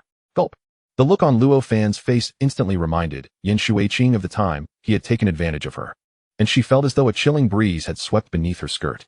With a sense of unease, she swallowed hard, disregarding the flush that adorned her cheeks. Yin Shuiqing promptly turned, darting towards the ominous magic barrier, just as Luo Fan observed, when her form was merely 10 centimeters away from the barrier. A burst of pink light erupted fiercely, ominously dispelling the surrounding dark energy. In the blink of an eye, Yin Shuiqing had entered the magical shield. Luo Fan was well aware of how to utilize the spirit talisman. Channeling the energy within him, he directed it towards the talisman. In an instant, it radiated a brilliant light, enveloping his entire being. He distinctly felt a formidable energy cocooning him. Is this the protective aura? Luo Fan mused, stepping forward to confront the magic barrier. No. At that moment, a frantic scream echoed from the damaged entrance of the demon suppression gate. As Luo Fan continued his advance, he glanced back toward the source of the outcry. Upon recognizing Yang Yunlang and his companions, he couldn't resist waving his hand. In the next moment, Luo Fan completely crossed into the magic barrier. Damn it! What on earth is this boy doing? How can he dare to touch that dark energy? Yang Yunlang's complexion turned ashen, a wave of despair engulfing him once more. At that moment, he regretted having such a prodigy within his sect. Since Luo Fan's arrival, his emotions had plummeted into despair only to be lifted to exhilarating heights, akin to a roller coaster ride. Calm down, Sect Master Yang. Fellow Taoist Luo Fan is no fool. He must be aware of the dangers posed by that dark energy. Since he chose to step in, he surely has a purpose. Lu Qinggao, who had accompanied Yang Yunlang, attempted to soothe him while his eyes gleamed with excitement as he surveyed the surroundings. An overwhelming tide of exhilaration surged within him. He never anticipated that there would be an ancient sect's relic here. If our spirit martial sect could acquire everything within this relic, wouldn't we be able to transcend our limits, potentially reaching heights comparable to those of other regions and their formidable powers? However, just as this thought emerged, it was as if a bucket of ice water had been poured over him, bringing him back to his senses. This relic was discovered by the Starbeast sect. Previously, Lu Qinggao had enough confidence to seize the ancient relic from the Starbeast sect. But now Luo Fan's presence made him realize that such a feat was nearly impossible. Unless, Lu Qinggao's gaze suddenly darted towards the floating island where Luo Fan had vanished, his expression darkening momentarily. Yet, this shadow of gloom quickly dissipated from his face as he regained clarity. This was a relic of an ancient sect, now occupied by dark energy. It appeared that the vital areas were shrouded in this dark aura. To obtain anything from within, one would need to break through to the martial sovereign realm. The Lingwu sect has finally produced a formidable warrior on the brink of the martial sovereign realm, yet their elation was short-lived, as they were swiftly crushed by Luo Fan.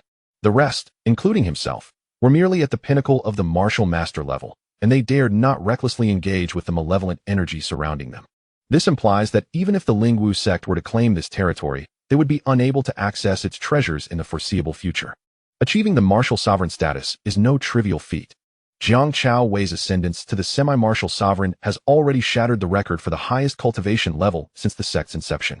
Such power is beyond the reach of the forces in the northern domain. Perhaps the visage of Luo Fan, with his striking features, once again graced Lu Qinggao's mind. Only that young man possesses the potential to transcend these confines, offering the northern domain's forces a chance to engage with such treasures. Lu Qinggao silently hoped for Luo Fan's safe passage into the hovering island shrouded in malevolent energy. yearning to leverage Luo Fan's prowess to uncover the secrets hidden within this ancient sect's ruins. Chapter 77. Purple and orange attribute bubbles. Lu Changgao's words of comfort did little to brighten Yang Yunlang's mood. He anxiously gazed at the vanishing island, his peripheral vision scanning the surroundings as if in search of something. "Master, why haven't I seen a single disciple from the Starbeast sect?" inquired Lan Qin, who stood behind Yang Yunlang, perplexed. Perhaps they were instructed by Luo Fan to conceal themselves for the time being, Yang Yunlang speculated, casting his gaze toward the location of the fragmented spiritual vein behind the demon suppression gate. After a moment's hesitation, he instructed Lan Qin, "Why don't you check that area to see if they are there?" "Understood." Lan Qin, momentarily taken aback, quickly grasped the direction Yang Yunlang referred to and, without hesitation, sprinted toward the fragmented spiritual vein. Lu Qinggao appeared contemplative, yet somewhat speechless. "I've accompanied you here. If there are still secrets left to uncover, do you believe you have any chance of hiding them?" Though such thoughts crossed his mind, Lu Qinggao kept them to himself, not uttering a word and feigning ignorance of Lan Qin's actions. Even Zhao Xiaoyan, whom Luo Fan often deemed thoughtless, exhibited a degree of caution, opting not to follow Lan Qin but instead remaining silently behind Lu Qinggao. "Sister Lan Qin?" Upon arriving at the entrance of the fragmented spiritual vein, Lan Qin halted, ready to proceed inside, when a voice emerged from the cave. Looking up, she saw Yang Chu Fei, her face alight with joy, peering over the edge of the cave with an exquisite countenance directed at her. "Sister Chu Fei, you truly are here? Are you unharmed?" Lan Qin exclaimed, filled with delight as she rushed forward to grasp Yang Chu Fei's small hand, examining her from head to toe. Once she confirmed that Yang Chu Fei had encountered no danger or harm, Lan Qin sighed with relief and, still holding her hand, led her toward the cave's exit. "The master has returned and is waiting outside. In a short while, you will recount to the sect leader what transpired." "Has father returned?" Yang Chu Fei paused for a moment, her expression not one of overwhelming joy but rather of deep concern. "What purpose does his return serve? He is a formidable martial sovereign. Even Luo Fan may not be his equal. What can father accomplish now that he is back?" Lan Qin turned in surprise to Yang Chu Fei. From her words, she discerned a profound trust in Luo Fan. If there are matters that even Luo Fan cannot resolve, then Yang Yunlang's return would be of little consequence. This revelation made Lan Qin realize that in Yang Chu Fei's heart, Luo Fan's standing might have eclipsed that of her own father. Unable to resist a slight smile, Lan Qin remarked, "Do you harbor such doubts about the sect leader? After all, he is the leader of our Starbeast sect. Surely he possesses some hidden trump cards?" "What trump cards could he possess? If he had any, senior sister, there would be no need for you to venture to the spirit martial sect for training." Yang Chu Fei sighed. As they conversed, Lan Qin and Yang Chu Fei approached Yang Yunlang. After another round of inquiries, Yang Chu Fei answered truthfully. "The Linghua Pavilion? Why are they involved? Aren't they a force from the eastern region?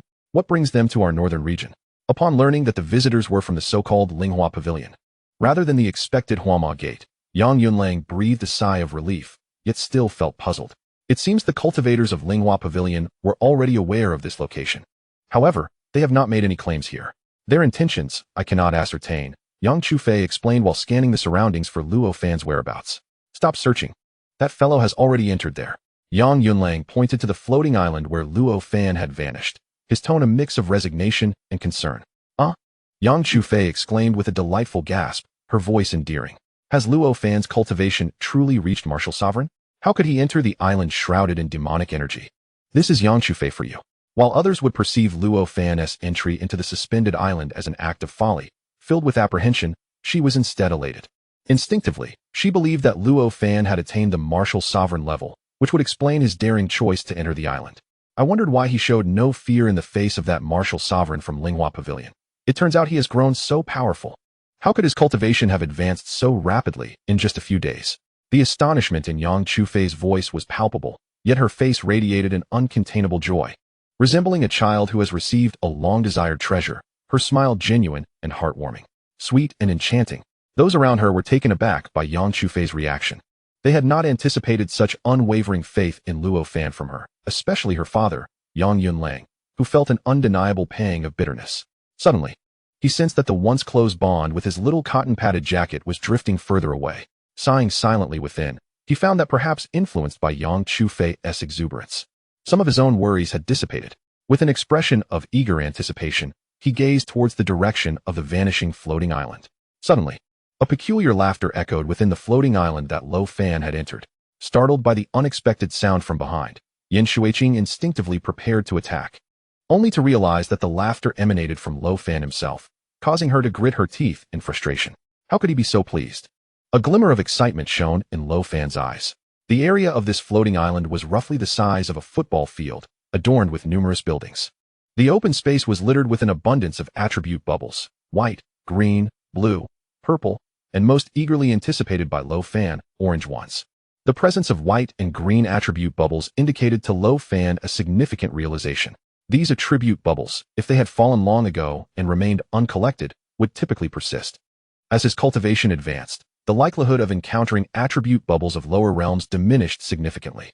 For instance, now that he had attained the martial master realm, the white and green bubbles representing the martial apprentice and martial warrior realms rarely appeared anew. Most he observed were remnants from long past. This thought brought him a modicum of comfort. If his previous conjecture held true, as he progressed in cultivation, the absence of lower realm attribute bubbles would mean countless missed opportunities across the entire Tianxian continent. More critically, as his cultivation level increased, the number of powerful beings would inevitably decrease, leading to a further reduction in dropped attribute bubbles. Presently, his attributes, aside from his mental prowess, barely reached a mere 10 to 20,000 points, making further accumulation increasingly challenging. If the occurrence of attribute bubbles truly diminished, his rate of advancement in cultivation and strength would likely slow significantly, and upon reaching a certain pinnacle, further enhancement might become impossible. Chapter 78. 6 stars of Martial Master in a space the size of a football field.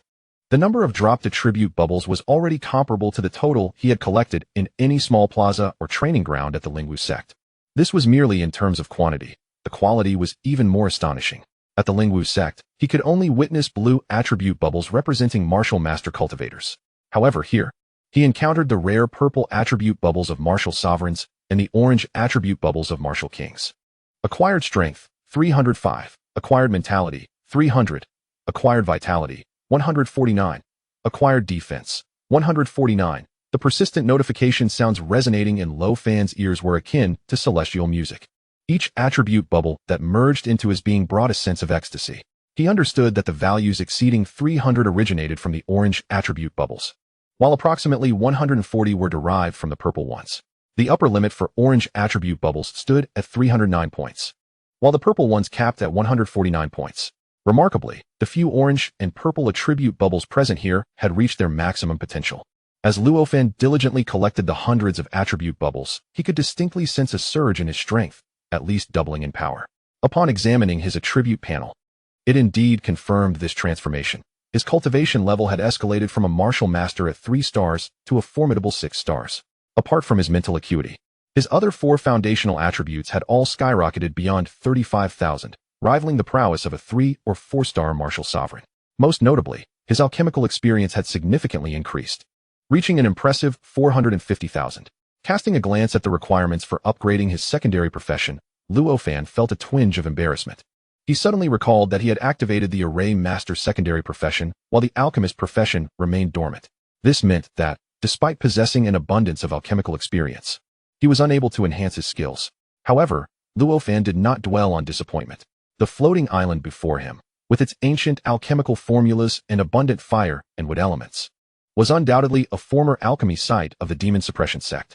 He had merely gathered these attributes from the exterior, perhaps within the structures. He could uncover even more attribute bubbles and activate the alchemist profession. With his gains organized, Luo Fan's spirits lifted further. He lifted his gaze to see the enchanting figure of Yin Shuiqing ahead, unconsciously swaying her waist while remaining vigilant of her surroundings. How delightful, Luo Fan mused, uncertain whether he admired Yin Shuiqing's physique or his recent acquisitions more. Senior, if you cannot detect the spirit demons, perhaps we should enter the buildings and directly search for the alchemical formulas you desire, Luo Fan suggested, aware that Yin Shuiqing was in pursuit of the spirit demons. These entities were notoriously cunning, often launching surprise attacks when one's guard was down.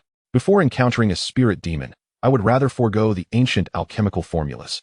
Yin Shuiqing replied coldly, without turning her head. Surely not, Luo Fan muttered. Having already entered, are you truly willing to relinquish the ancient formulas? I cannot believe it. Despite his words, Luo Fan remained cautious, surveying his surroundings intently, hoping to uncover any signs of the spirit demons. Regrettably, he had never encountered any demons, let alone these peculiar spirit demons, and found nothing of interest. Detected that the host has a need. Would you like to consume 1,000 spirit energy to locate the spirit demons? The sudden prompt from the system left Luo Fan momentarily stunned. It was indeed possible to directly consume spirit energy to seek out the spirit demons? He pondered, system, what other abilities do you possess? Why not reveal everything at once? Would you like to consume 1,000 spirit energy to locate the spirit demons? The system, clearly indifferent to Luo Fan's musings, issued a cold reminder once more. Consume. Luo Fan decided. Although his recent increase in spirit energy had been modest, totaling just over 200 points, it was sufficient for a single exploration. In an instant, a chilling aura surged from within Luo Fan, flowing into his eyes. In the next moment, his eyes transformed, resembling infrared detectors, enabling him to discern the identity of objects based on their color variations. Simultaneously, as Luo Fan was purposefully probing, the items he sought emanated a faint golden glow. Suddenly, 3 ethereal, golden entities materialized before him, positioned within the medicinal garden, alchemy chamber, and treasure vault of the floating island. The most formidable among them rivaled an 8-star martial sovereign, residing in the treasure vault. The weakest, positioned in the medicinal garden, was comparable to a 1st-star martial sovereign. The one of intermediate strength, akin to Yan Shuiqing, possessed a 6-star martial sovereign's prowess and was located in the alchemy chamber. Thankfully, despite the abundance, there were no martial king-level adversaries. What are you doing? Yan Shuiqing was startled once more by Luo Fan's exclamations, her eyes flashing with murderous intent as she glared at him. Luo Fan immediately spoke, I know where the spirit demon is. What? Yan Shuiqing was taken aback. She had failed to detect the spirit demon's location, yet Luo Fan had stood still, making no move, and had somehow discovered it? With a suspicious gaze, she regarded Luo Fan. Over there, within those 2 buildings, each harbors one. Luo Fan stated succinctly, without superfluous words. 3. Yan Shuiqing's complexion turned pale. What are their cultivation levels? The strongest should be comparable to an 8-star martial sovereign, and the weakest, let us go. Before Luo Fan could finish, Yan Shuiqing abruptly dashed to his side, seizing his arm and propelling them toward the edge of the floating island. I cannot contend with an 8-star martial sovereign spirit demon. I was reckless. I thought that after my prolonged seclusion, I would finally have a chance to confront the spirit demons here, only to realize there remains a considerable gap. Nonetheless, at least I now understand the precise strength of these spirit demons. When I return, I shall be better prepared. Are we truly leaving? An 8-star spirit demon might still be manageable, Luo Fan remarked, casting a glance at his recently enhanced attributes, his expression one of pride. Manageable? Even if your strength is nearly on par with mine, equivalent to a 6-star martial sovereign, we would merely be offering ourselves as fodder against an 8-star spirit demon. Yan Shuiqing retorted vehemently, her frustration palpable. Chapter 79, a step further? Yet at that moment, a chilling, sinister laugh echoed from the treasure vault. Soon after, a gust of ominous wind swept across the entire floating island. Both Yan Shuiqing and Luo Fan instinctively shuddered. This wind, capable of penetrating their very souls, was undeniably formidable. Bang! Upon hearing the sinister laughter, Yan Shuiqing became increasingly frantic, accelerating towards the demonic energy barrier. Unfortunately, before she could approach, she collided with a grayish light barrier. It's over. That spirit demon has preemptively ensnared us here with its minions. Unless we eliminate that spirit demon, we have no hope of escape. Yan Shuiqing's face reflected sheer despair, her pallid countenance evoking sympathy. Luo Fan was preparing to extend his hand and embrace Yan Shuiqing, intending to offer her solace. However, unexpectedly, Yan Shuiqing tilted her head back defiantly and exclaimed, I refuse to die just yet. After all the effort I've put into my cultivation, I have yet to find a man. Luo Fan, watching her with a peculiar expression, hesitated for a moment before suggesting, why not consider me? After all, I am the first man to have touched you. He feigned shyness, adopting the demeanor of a bashful young girl toying with her garment. How outrageous. Yan Shuiqing, upon hearing Luo Fan's words, felt a stirring within her and, with reckless abandon, disregarded the imminent threat of the 8-star martial spirit behind them. She suddenly embraced Luo Fan, her luscious red lips pressing against his. With a face flushed with embarrassment, a rosy hue spread across her cheeks, making her appear irresistibly enchanting, stirring one's very soul. Luo Fan, feeling a sense of unfulfilled longing, remarked shamelessly, it feels different, sweet, and fragrant. Yan Shuiqing's alluring eyes widened in surprise. Different feelings?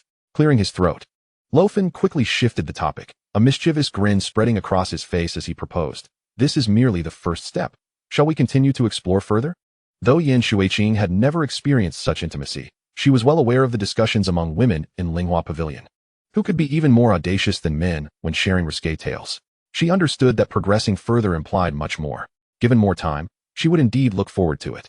Yet, the 8-star martial spirit was perilously close behind them. How could he still be in the mood for such advances?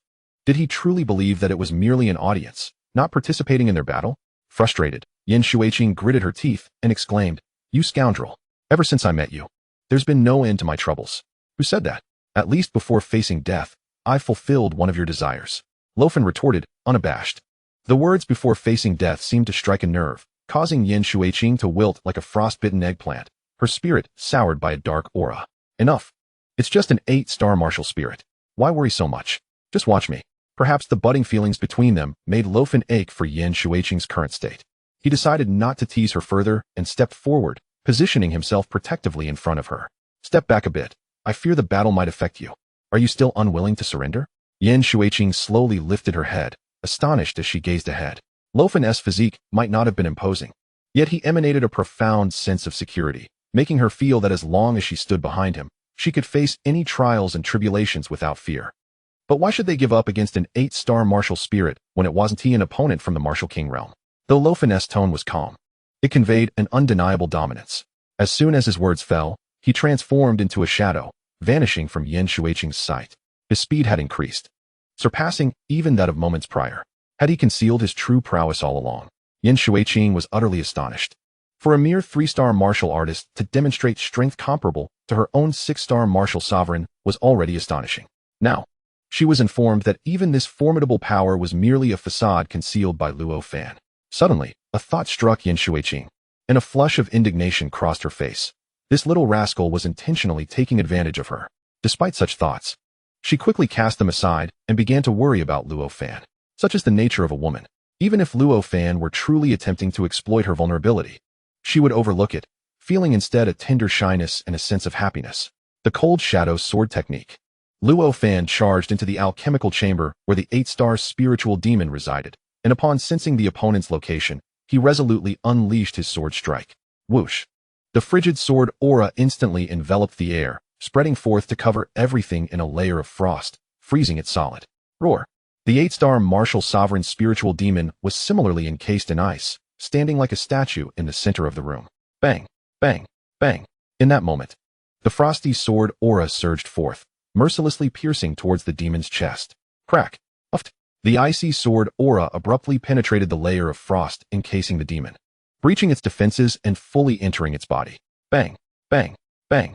Just when Luo Fan believed this strike would annihilate the 8-star spiritual demon, he was taken aback to discover that the icy sword aura had pierced through the demon's body and continued its relentless momentum towards the back wall.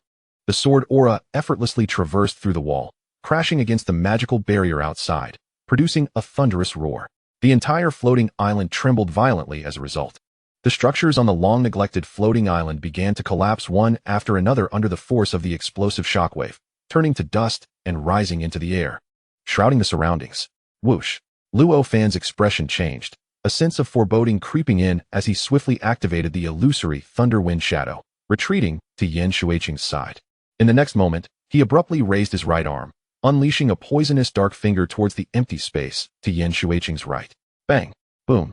The shockwave generated by the poisonous dark finger erupted in the void, yet it exploded nonetheless. At that instant, the 8-star martial sovereign spiritual demon revealed itself from the void, hurtling backward. Be careful. This fellow can turn invisible. By the way, do you possess any techniques that can counter spiritual demons? Luo Fan cautioned while inquiring. Chapter 80. The Azure Flame Thunder Force. Instant mastery. Luo Fan's words left Yin Xueqing in bewilderment. What do you mean? Are you looking to hastily learn techniques to deal with the spiritual demon? Though her heart brimmed with disbelief. However, Yin Xueqing swiftly retrieved a jade slip from her ring and quickly explained, "This is the Tsangyin Thunder technique of the Xian rank, which possesses superior attributes. Both lightning and fire-based arts have a certain restraining effect on spirit demons. This technique, in particular, amalgamates both thunder and fire attributes, thus amplifying its power. Detected technique, Tsangyin Thunder technique. Will you consume 100 fire elements and 100 lightning elements to activate the technique?" Indeed, it was possible. The moment Luo Fan acquired the jade slip, a prompt from the system echoed in his ears. Although the consumption was somewhat substantial, he possessed the required elements and hesitated not, activating it immediately. Technique, Tsangyin Thunder technique. Rank, Xian. Level, Beginner, 0 to 5000. Luo Fan glanced at the attributes of the technique and silently reminded the system once more. Deduced 95,000 technique experience. Sangyin Thunder technique upgraded to Great Achievement. Upon further inspection, Luo Fan discovered that elevating the Sangyin Thunder technique to its pinnacle would require a staggering 375,000 technique experience. It was disheartening. This was merely a technique of the Xian rank, yet ascending from Great Achievement to pinnacle demanded hundreds of thousands of experience points? What a jest! Luo Fan inwardly lamented, but in the next moment, he unleashed the illusory Thunder Wind Shadow, propelling his speed to its zenith. Rushing towards the spirit demon still in midair, and executed a strike with the Sangyin Thunder technique. Boom! A surge of energy infused with both fire and thunder attributes. Wielding twice the force of Luo Fan, crashed into the spirit demon of the 8th star in the martial master realm. This was the might of the Sangyin Thunder technique at Great Achievement, capable of unleashing double the strength of Luo Fan while embodying the formidable and restraining fire-thunder attributes against spirit demons. Luo Fan's current strength stood at 40,155, which doubled to 80,310, combined with the terrifying, potent energy against the spirit demon. How could it possibly withstand such an onslaught? Bang! Amidst the explosion of intertwining red and blue flames with crackling lightning, a torrent of blood erupted. Ding! Congratulations, host, for defeating a formidable foe. Reward, 800 spiritual energy. Swish. Following the demise of the 8th star spirit demon, the purple attribute bubble that dropped instantaneously entered Luo Fan's body. Acquired strength, 134. Acquired defense, 122. Acquired vitality, 112. To Luo Fan's astonishment, defeating the 8th star spirit demon yielded 3 attributes from a single bubble, each exceeding 100. It was a delightful surprise. Did you truly kill it? Yan Shuiqing asked, wide-eyed in disbelief. She remained unconvinced that Luo Fan, merely a 6th star martial master, could vanquish an 8th star spirit demon. Seeing is believing. Do you still doubt me? Luo Fan chuckled. Yan Shuiqing sighed softly, her face turning crimson once more. Perhaps lost in thought. You were teasing me on purpose. Not at all. Were it not for the Sangyin Thunder technique you bestowed upon me, I could never have defeated that 8th star spirit demon. Luo Fan earnestly clarified.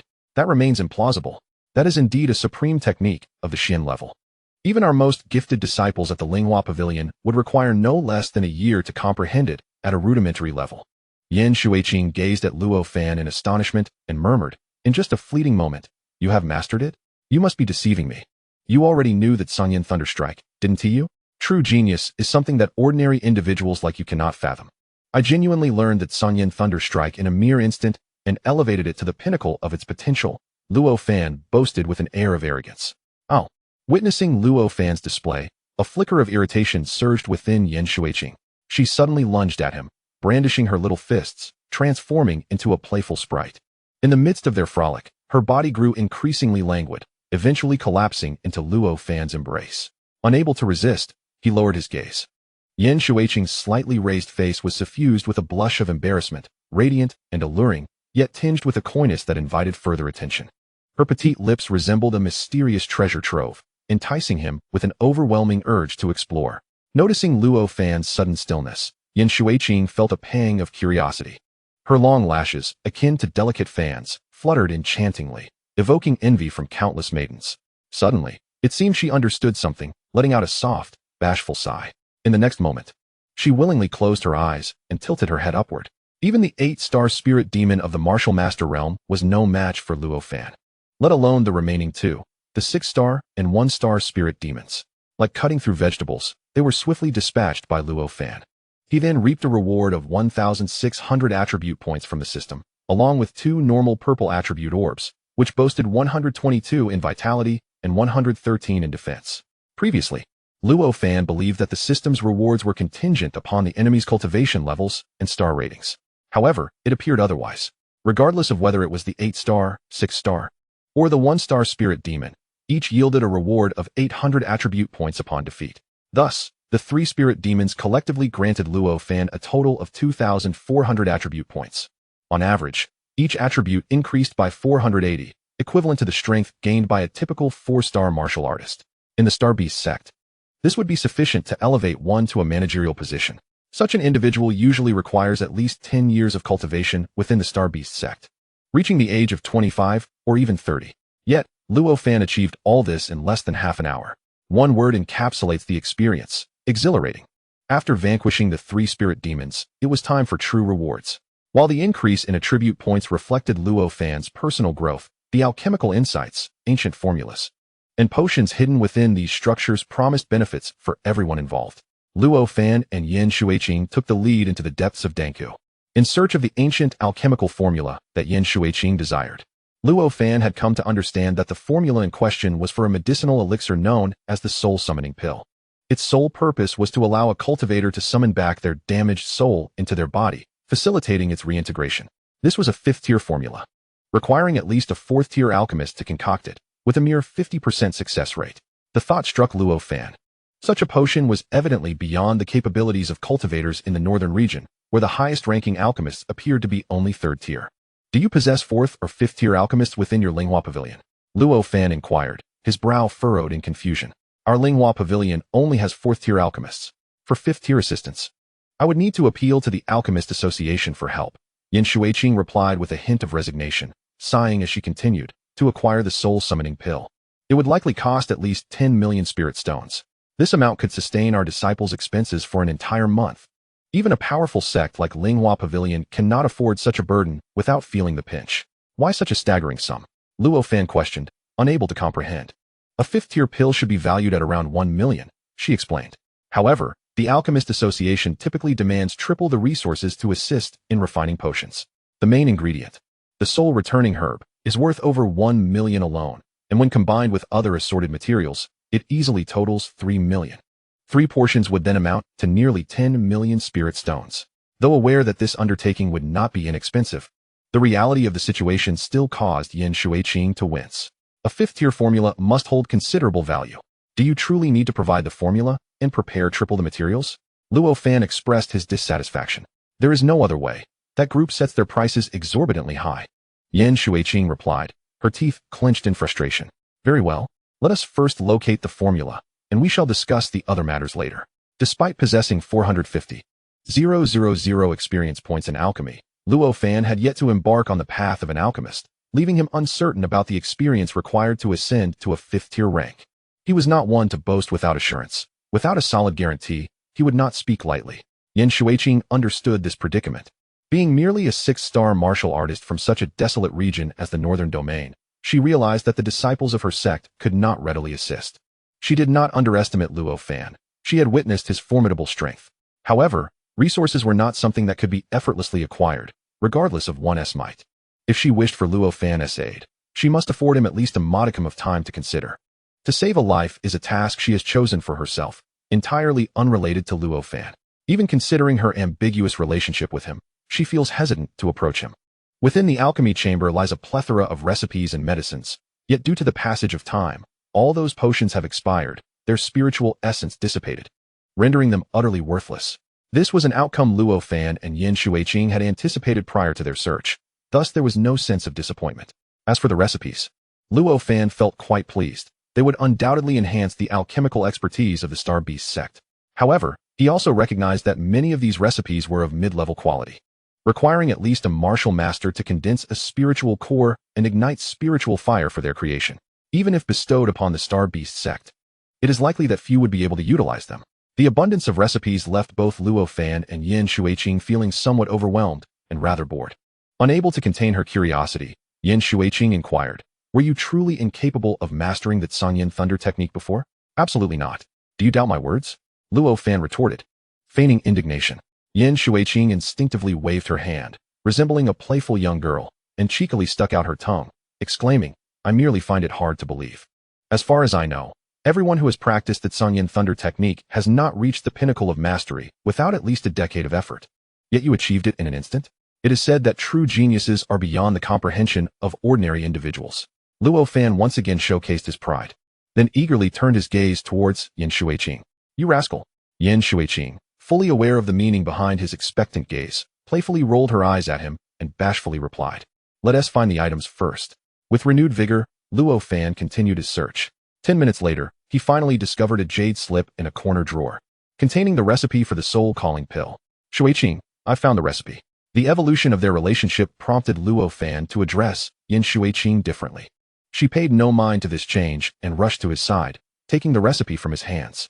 After inspecting it, she joyfully exclaimed, "I spent a full decade seeking this recipe, and now I have finally obtained it. 10 years. Is this considered training?" After acquiring what she needed, Yan Shuiqing reminded Luo Fan, "You should take all these recipes with you. Don't you want them? Many of the recipes belong to our Linghua Pavilion. Only a few rare and advanced ones are missing from our collection. Since our relationship has progressed to this point, if I ever need something in the future, I can just ask you, right? You wouldn't refuse me, would you?" Yan Shuiqing blinked her large, sparkling eyes, revealing a hint of playful challenge, as if inquiring about the true nature of their relationship. "Of course, I will give them to you." Luo Fan nodded without hesitation, yet silently added in his heart, "If it is not too excessive." Such thoughts, of course, should remain concealed from Yan Shuiqing. Even though she is relatively rational, she would undoubtedly be displeased upon hearing such words. "Perhaps we should explore other places. There might be a formidable alchemical furnace to discover," Yan Shuiqing suggested. "Absolutely. This aligns with Luo Fan's desires." The two departed from the alchemy vault and entered the adjacent alchemical chamber. The air within the chamber was thick with the rich aroma of medicinal herbs. Even after the passage of time, these scents lingered, a testament to the many powerful alchemists of the demon suppression sect who had once crafted potent elixirs here. Luo Fan noticed scattered attribute bubbles in the room, including one orange and two purple. However, he did not feel elated. What he yearned for were the multicolored bubbles. Given the circumstances surrounding the activation of his secondary profession as an array master, Luo Fan suspected that to activate the alchemist profession, he would also need to gather relevant items from the multicolored bubbles. Acquired alchemy experience, 24,000. Acquired alchemy experience, 6,700. Acquired alchemy experience, 1,200. To Luo Fan's surprise, the attribute bubbles collected in the alchemical chamber yielded solely alchemy experience. He had long known that experience gained from attribute bubbles typically represented 100-fold of other attributes. From this alchemical chamber alone, he ultimately amassed over 50,000 points of alchemy experience. Chapter 82. Activating the alchemist when combined with the previously acquired 450,000 alchemy experience. Luo Fan now possessed a total of 500,000. Why had the alchemist's secondary profession not yet activated? Luo Fan sighed inwardly. It was akin to a prisoner suddenly acquiring 5 billion, yet having no means to utilize it. Frustrating and disheartening. It would be better if he had nothing at all. "Let us head to the herb garden." Luo Fan expressed his disappointment. Yan Shuiqing waved her hand, pointing towards a nondescript corner where a small door, nearly invisible unless approached, was situated. She remarked, "Wait, there seems to be a hidden chamber over there." "A hidden chamber? It must merely be a private alchemical room." Luo Fan dismissed it casually. Without responding, Yan Shuiqing walked straight towards the hidden chamber, her consciousness shifting as she located the mechanism to unlock it and opened the door. In an instant, a cascade of multicolored lights streamed from the hidden chamber, illuminating Luo Fan's vision. Gasp! Luo Fan's breath quickened immediately. "What is this? What is this? Is this not the legendary realm of mountains and waters, where a glimmer of hope arises in a darkened grove?" Whoosh! Before Yan Shuiqing could react, a fierce gust of wind surged, nearly knocking her off her feet. Once she steadied herself and looked ahead, she beheld Luo Fan's silhouette. "What treasure have you discovered that prompts such urgency?" Yan Shuiqing asked, her expression one of disbelief as she slowly approached Luo Fan, curiosity evident in her voice. Upon entering the dim chamber, Luo Fan discovered the vibrant, multicolored bubbles cascading down beside a prominently utilized alchemical furnace. He exclaimed, "An alchemical furnace. It appears rather ordinary, doesn't it? If placed outside, it would perhaps be worth merely 20,000 spirit stones. Is such excitement truly warranted?" Yan Shuiqing cast a fleeting glance at the furnace before responding with exasperation. So inexpensive?" Luo Fan feigned astonishment while delightfully absorbing the colorful bubbles. In truth, he was indifferent to whether it was an alchemical furnace or not. As long as the system could activate the secondary profession of alchemist, he could concoct potions even in the absence of a furnace. The attributes emanating from the multicolored bubble were precisely what Luo Fan had yearned for. Ding!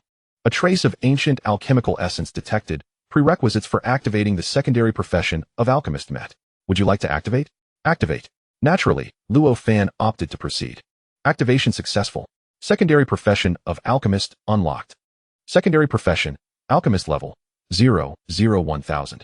Note: you are merely a novice alchemist, at best. You can utilize mundane flames to concoct potions, but cannot yet brew elixirs. Essential materials required. Upon advancing alchemist level, you may harness spiritual energy to concoct potions directly. without materials, using spiritual flames and an alchemical furnace. The secondary profession of alchemist had finally been activated. Without a trace of hesitation, Luo Fan immediately consumed alchemical experience to elevate his alchemist level. From level 0 to level 1 required 1,000 alchemical experience. Advancing from level 1 to level 2 necessitated 5,000 experience. Leveling from 2 to 3 demanded 25,000 experience, and so forth. Each successive elevation in level required quintuple the alchemical experience of the previous tier. By the time Luo Fan attained level 5, qualifying him as a 5th-tier alchemist, he would require 375,000 alchemical experience. The next tier would demand an astonishing 875,000 alchemical experience. A staggering 1,875,000 experience. After such an extensive period, having plundered the alchemical grounds of the ancient sect, the Demon Suppression Sect, he had amassed a total of over 500,000 alchemical experience, just sufficient to elevate his alchemist level to 5. He found himself with merely over 30,000 experience remaining. Luo Fan knew all too well that achieving level 6 in the short term was utterly implausible. However, this current rank sufficed to assist Yan Shuiqing in concocting the soul-summoning pill, with potential for achieving impeccable quality. A chuckle escaped Luo Fan's lips involuntarily. "What are you laughing at?" Yan Shuiqing, startled by his sudden, peculiar laughter, shot him an irked yet charming glance, complaining, "Are all you prodigies harboring some odd quirks? Yours seems to be emitting strange laughter without warning, nothing more. Uncontrollable. Uncontrollable." Luo Fan pointed at the alchemical furnace before him, grinning as he spoke. "Though this is merely an ordinary furnace, when I approached it earlier, I discovered within a legacy of alchemy. Having embraced this alchemical inheritance, I am now capable of crafting the soul-summoning pill." "What? There exists an alchemical legacy?" Yan Shuiqing was utterly astonished, yet she held no doubts regarding Luo Fan's words. In the realm of Tianxian, anything could potentially harbor a legacy. The Zhenmo men had fallen into obscurity for many years. It was conceivable that a powerful alchemist from the sect, foreseeing its imminent decline, had entrusted a part of their inheritance to this alchemical furnace. Such occurrences had been documented in various locations. Generally, once a legacy had been transmitted, it was improbable for other cultivators to receive it again. However, Yan Shuiqing remained undeterred, her beautiful eyes even sparkling with a hint of delight. "If you can concoct the soul-summoning pill, I won't need to venture to the Alchemist Association to seek out those unscrupulous fellows. Given our relationship, could you perhaps offer me a discount? I shall provide 1 set of materials and an additional 3 million spirit stones. In return, could you assist me in crafting the soul-summoning pill for the price of just 2 sets of materials?" Yan Shuiqing inquired with a cheerful smile. She exhibited a commendable level of composure, refraining from assuming that Luo Fan would create the pill for her free of charge simply due to their connection. She was still willing to offer double the materials to incentivize Luo Fan's assistance. She was also acutely aware that, for Luo Fan, the value of the materials for the soul-summoning pill was likely less than 3 million spirit stones. "What do you take me for, Luo Fan? Setting aside my alchemical heritage, your meticulousness might have led you to overlook this opportunity. You are still my woman. Crafting a single pill does not require me to exert much effort. Charging you a fee would be tantamount to slapping my own face," Luo Fan responded, his youthful age notwithstanding, with a pronounced sense of male pride that was sometimes laid bare in his demeanor. This amused Yan Shuiqing while simultaneously warming her heart. "Are you foolish?" Yan Shuiqing teased, extending her delicate hand to gently pat Luo Fan's face. Perhaps feeling the gesture was somewhat inappropriate, she quickly rose on her toes and, like a dragonfly skimming the water's surface, bestowed a light kiss where her hand had just been. "The purpose of the soul-summoning pill is to benefit our Linghua Pavilion. The expenses for your alchemical services shall be borne by Linghua Pavilion, not by me personally. Although I am the pavilion master, I am also an individual in my own right." As she spoke, Yan Shuiqing's cheeks flushed a deeper shade. Her voice lowered a notch as she chuckled softly. "Besides, you have declared that I am your woman. I should consider our interests, should I not?" Chapter 83. Perfect quality. Luo Fan was taken aback, his expression becoming rather peculiar as he teasingly regarded Yan Shuiqing, quipping, "Doesn't that amount to blatant embezzlement?" "Absolutely not. The original plan was to expend 10 million spirit stones. And now I am only spending 6 million. I have saved our sect 4 million spirit stones. How could this be considered embezzlement?" Yan Shuiqing quickly defended herself, appearing quite averse to the very notion of misappropriation. Luo Fan found Yan Shuiqing's earnestness utterly charming, prompting him to open his arms and embrace her gently. Their hug was devoid of any unnecessary gestures, a simple yet profound connection. A few minutes later, Luo Fan released Yan Shuiqing and inquired, Do you currently possess the materials for the soul summoning pill? I wish to give it a try. In truth, Luo Fan, already a 5th-tier alchemist, merely requires the expenditure of spiritual energy to concoct elixirs directly, rendering the need for materials unnecessary. However, this is a boon from the system. Even the most skilled individuals cannot conjure potions from thin air without the requisite raw materials. Luo Fan would certainly refrain from divulging the intricacies of the system to anyone. There are aspects that must be concealed, even if Yin Shuiqing has come to be regarded as his woman. Without hesitation, Yin Shuiqing unconditionally trusted Luo Fan and produced the materials for a soul-calling pill. There happens to be an alchemy furnace here. I shall give it a try. Please wait for me outside. Luo Fan indicated towards the furnace in the room. Very well, I shall step outside. Yin Shuiqing made her way to the door, but paused momentarily, turning back to Luo Fan with a comforting expression. Do not force yourself, if it proves too challenging. I can wait longer until you have fully absorbed the alchemical inheritance before attempting the concoction. I am well aware of my capabilities, Luo Fan replied with a smile. Once Yin Shuiqing exited the alchemy chamber and closed the door, Luo Fan promptly tossed all the materials into the furnace and, adopting a pose of deep concentration, seated himself before it. He activated the alchemist's secondary profession interface within the system. Would you like to expend 100 spiritual energy to simulate the alchemical environment? The system kindly prompted before Luo Fan embarked on his alchemical endeavor. Can it really simulate the alchemical environment? Luo Fan exclaimed with delight. With this feature, he could concoct elixirs even in the presence of others without fear of exposure. However, the necessity to expend spiritual energy each time left him somewhat disheartened. As his current reserves were rather meager, the host may consume spirit stones to exchange for temporary spiritual energy, which is equivalent to ordinary spiritual energy. However, once expended, it cannot be restored, nor can it enhance the host's spiritual energy limit, the system wisely reminded him. Luo Fan was momentarily stunned, only to be engulfed by elation. With the ability to exchange spirit stones for temporary spiritual energy, he not only found a purpose for his spirit stones, but also alleviated his concerns regarding insufficient spiritual energy. The only requirement was for Luo Fan to accumulate a substantial amount of spiritual energy. Glancing at his current spiritual energy attribute, he noted a limit of 3,077. After vanquishing an 8-star martial spirit, the system rewarded him with an additional 800 spiritual energy.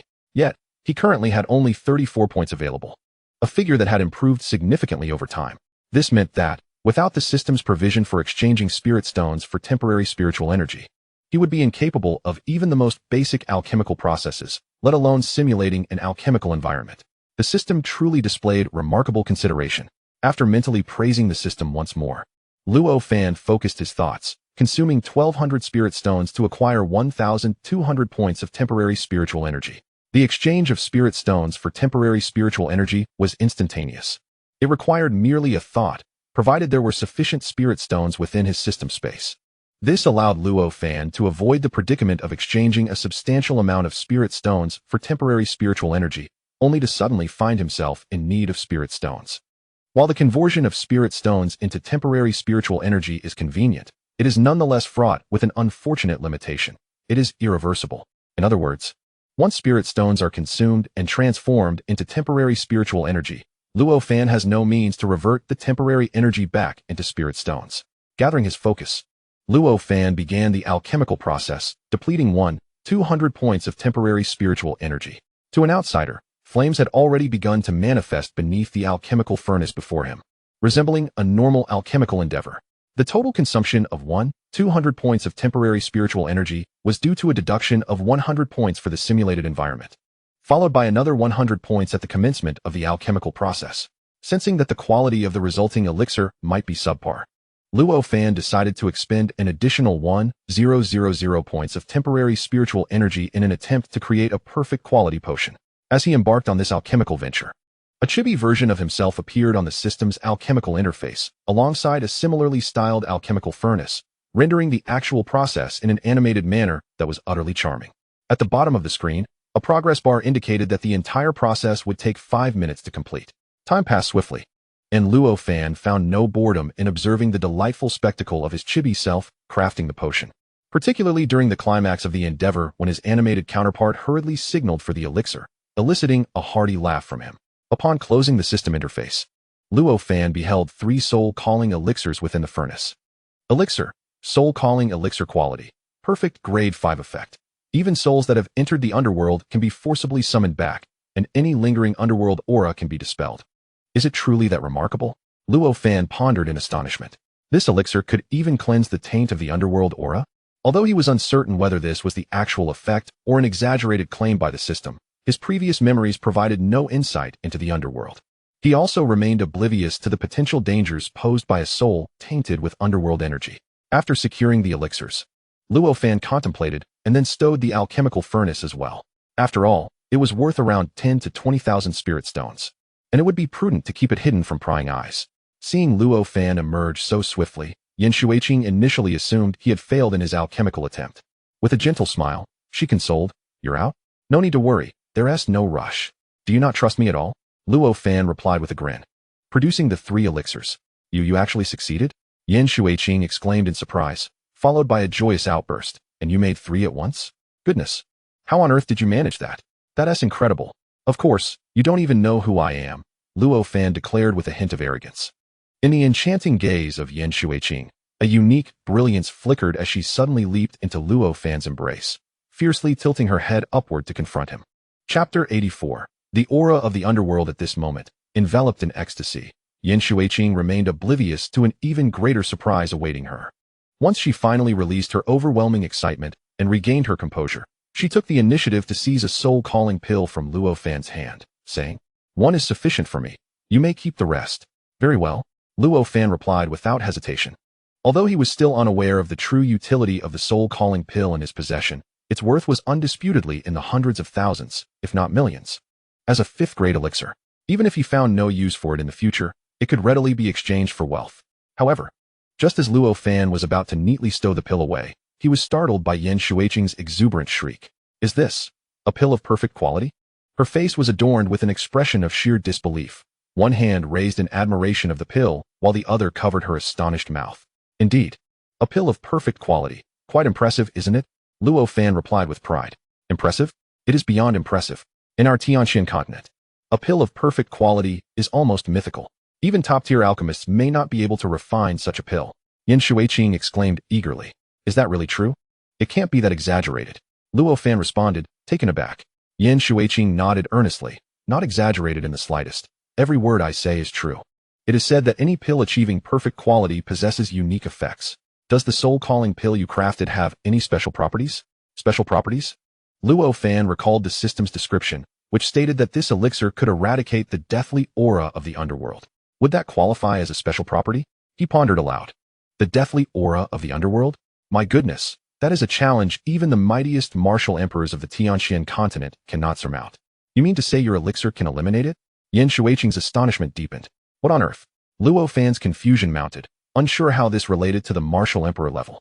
He was indeed aware of the martial emperor's existence. In the memories of his predecessor, the highest cultivation realm reached was martial sect, and he was unclear about the realm above, martial king. Yet, he had a clear understanding of the martial emperor level, a pinnacle every cultivator on the Tianxian continent aspired to attain. Even martial emperors cannot resolve the deathly aura of the underworld. Observing Luo Fan's bewilderment, Yan Shuiqing hurriedly elaborated. "You must be aware of the issue of lifespan concerning cultivators, right?" "Of course, that is common knowledge. How could I not know?" Luo Fan replied, somewhat exasperated. "Good to know."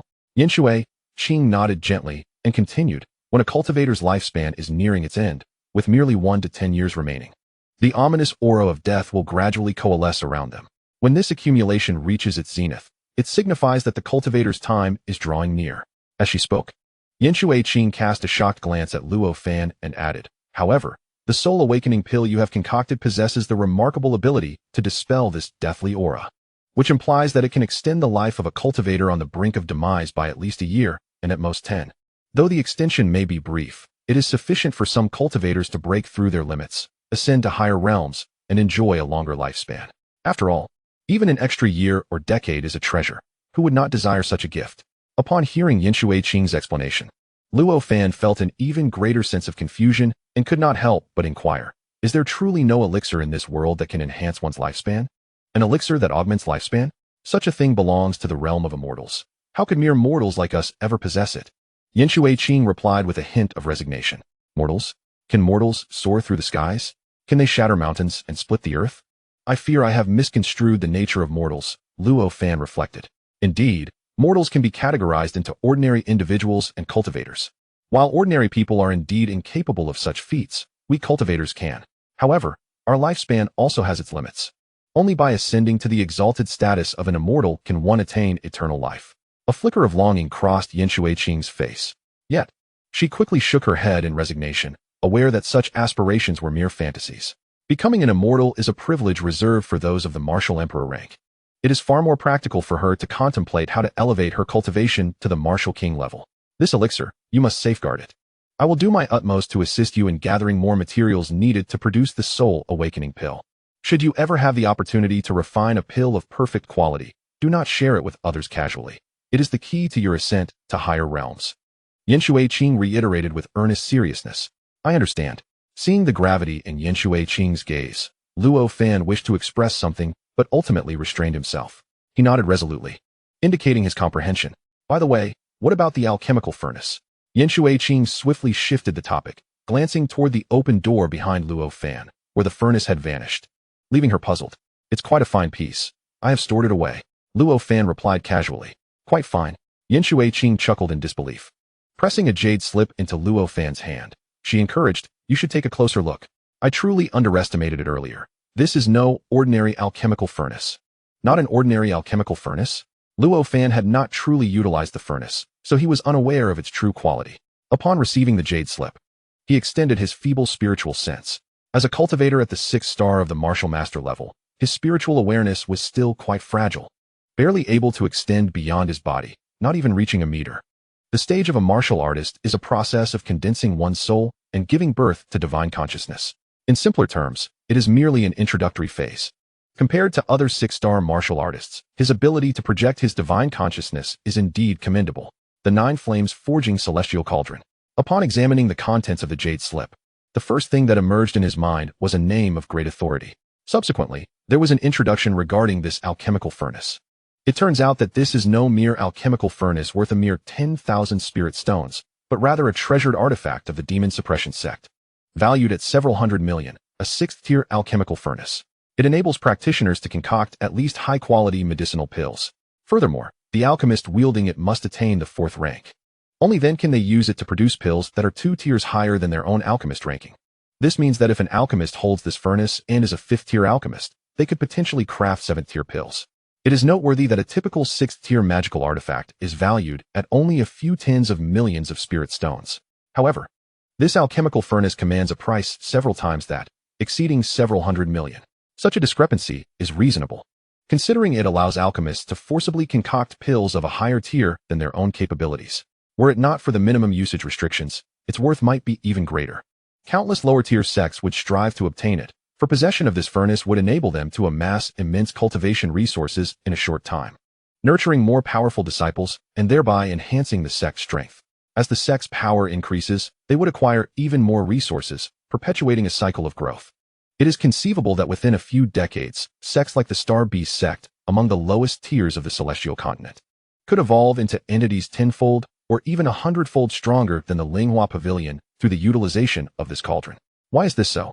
The profitability of medicinal pills is extraordinarily high.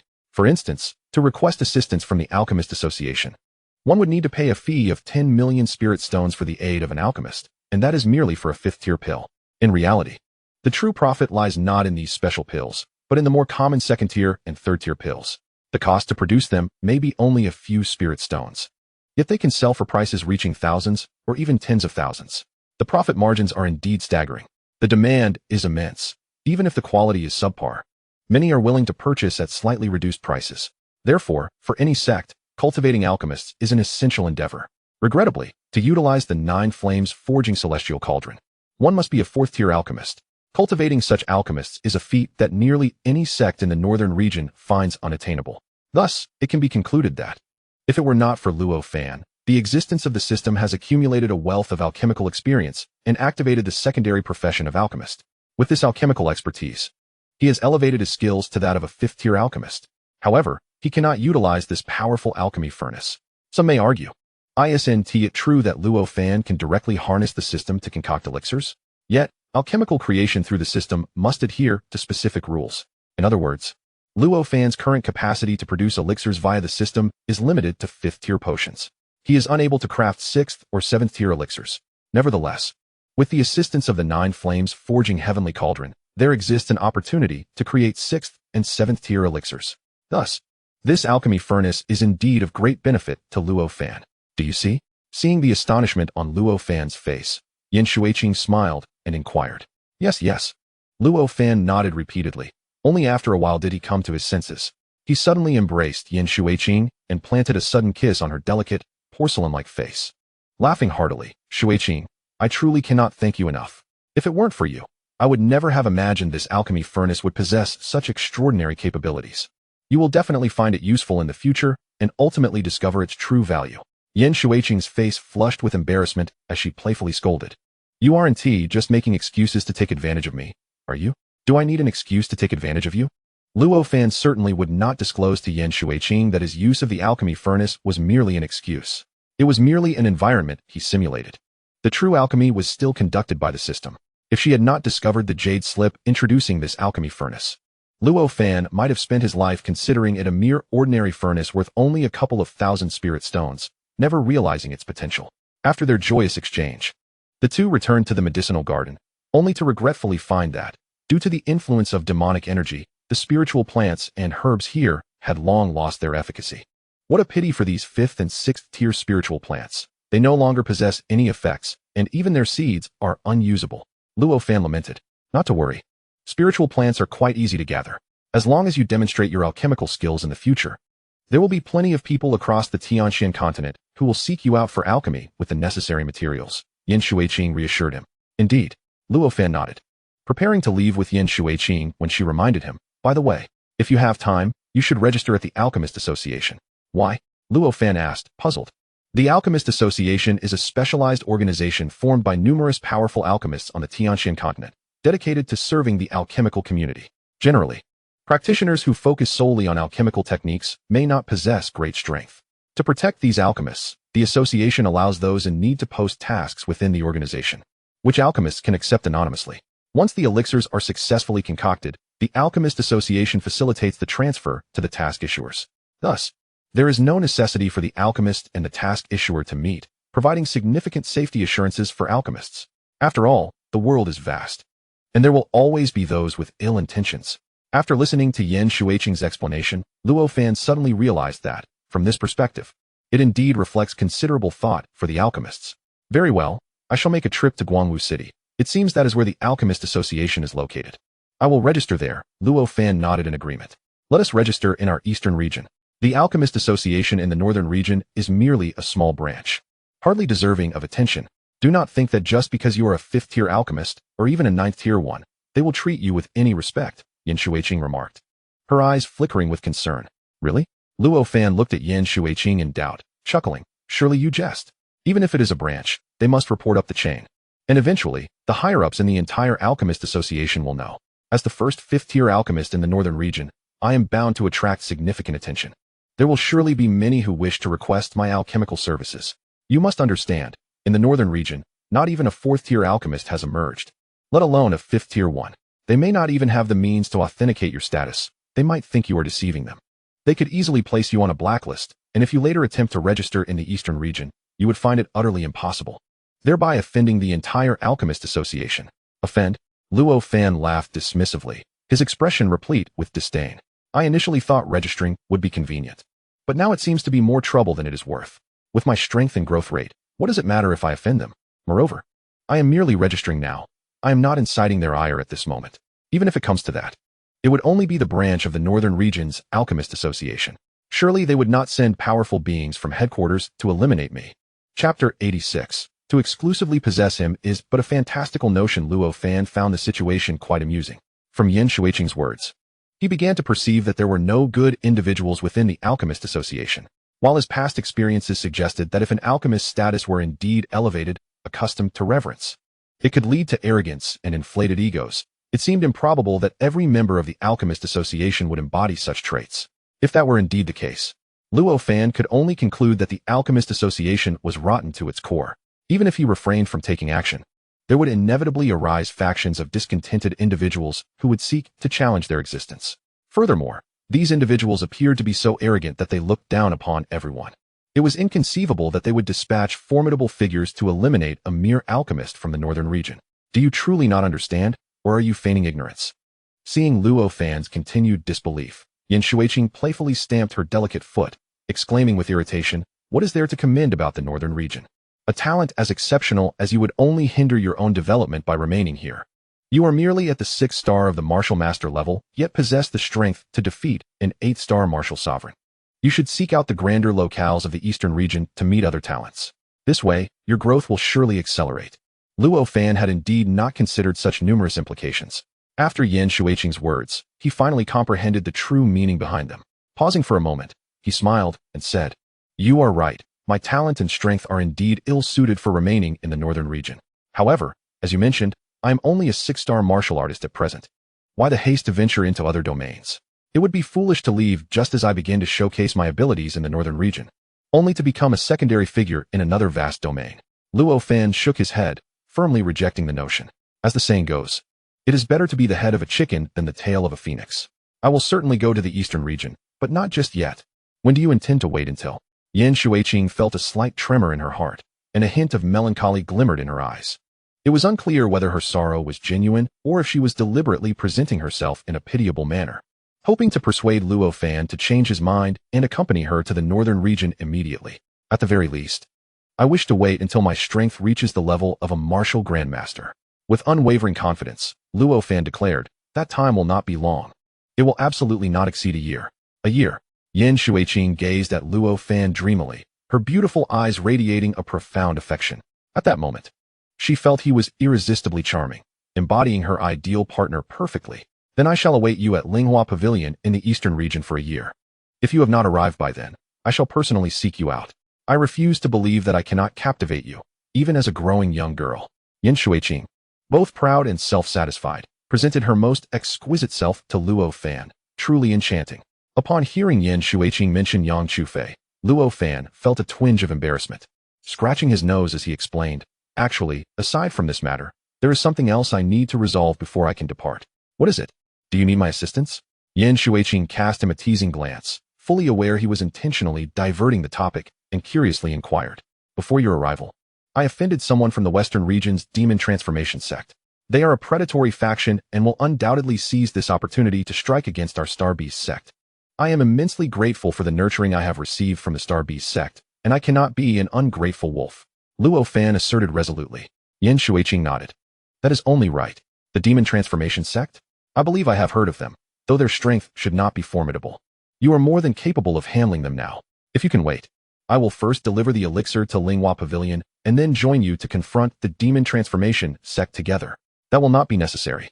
At present, I do not regard a mere demon transformation sect as a threat," Luo Fan proclaimed with confidence. Indeed, the current Luo Fan was no longer the same individual who once dealt with that Lu from the demon transformation sect. His strength had surged to unprecedented heights, exponentially surpassing his previous capabilities, even with only a few days having passed. After Yin Shuiqing departed, Luo Fan prepared to address the matters concerning the demon transformation sect.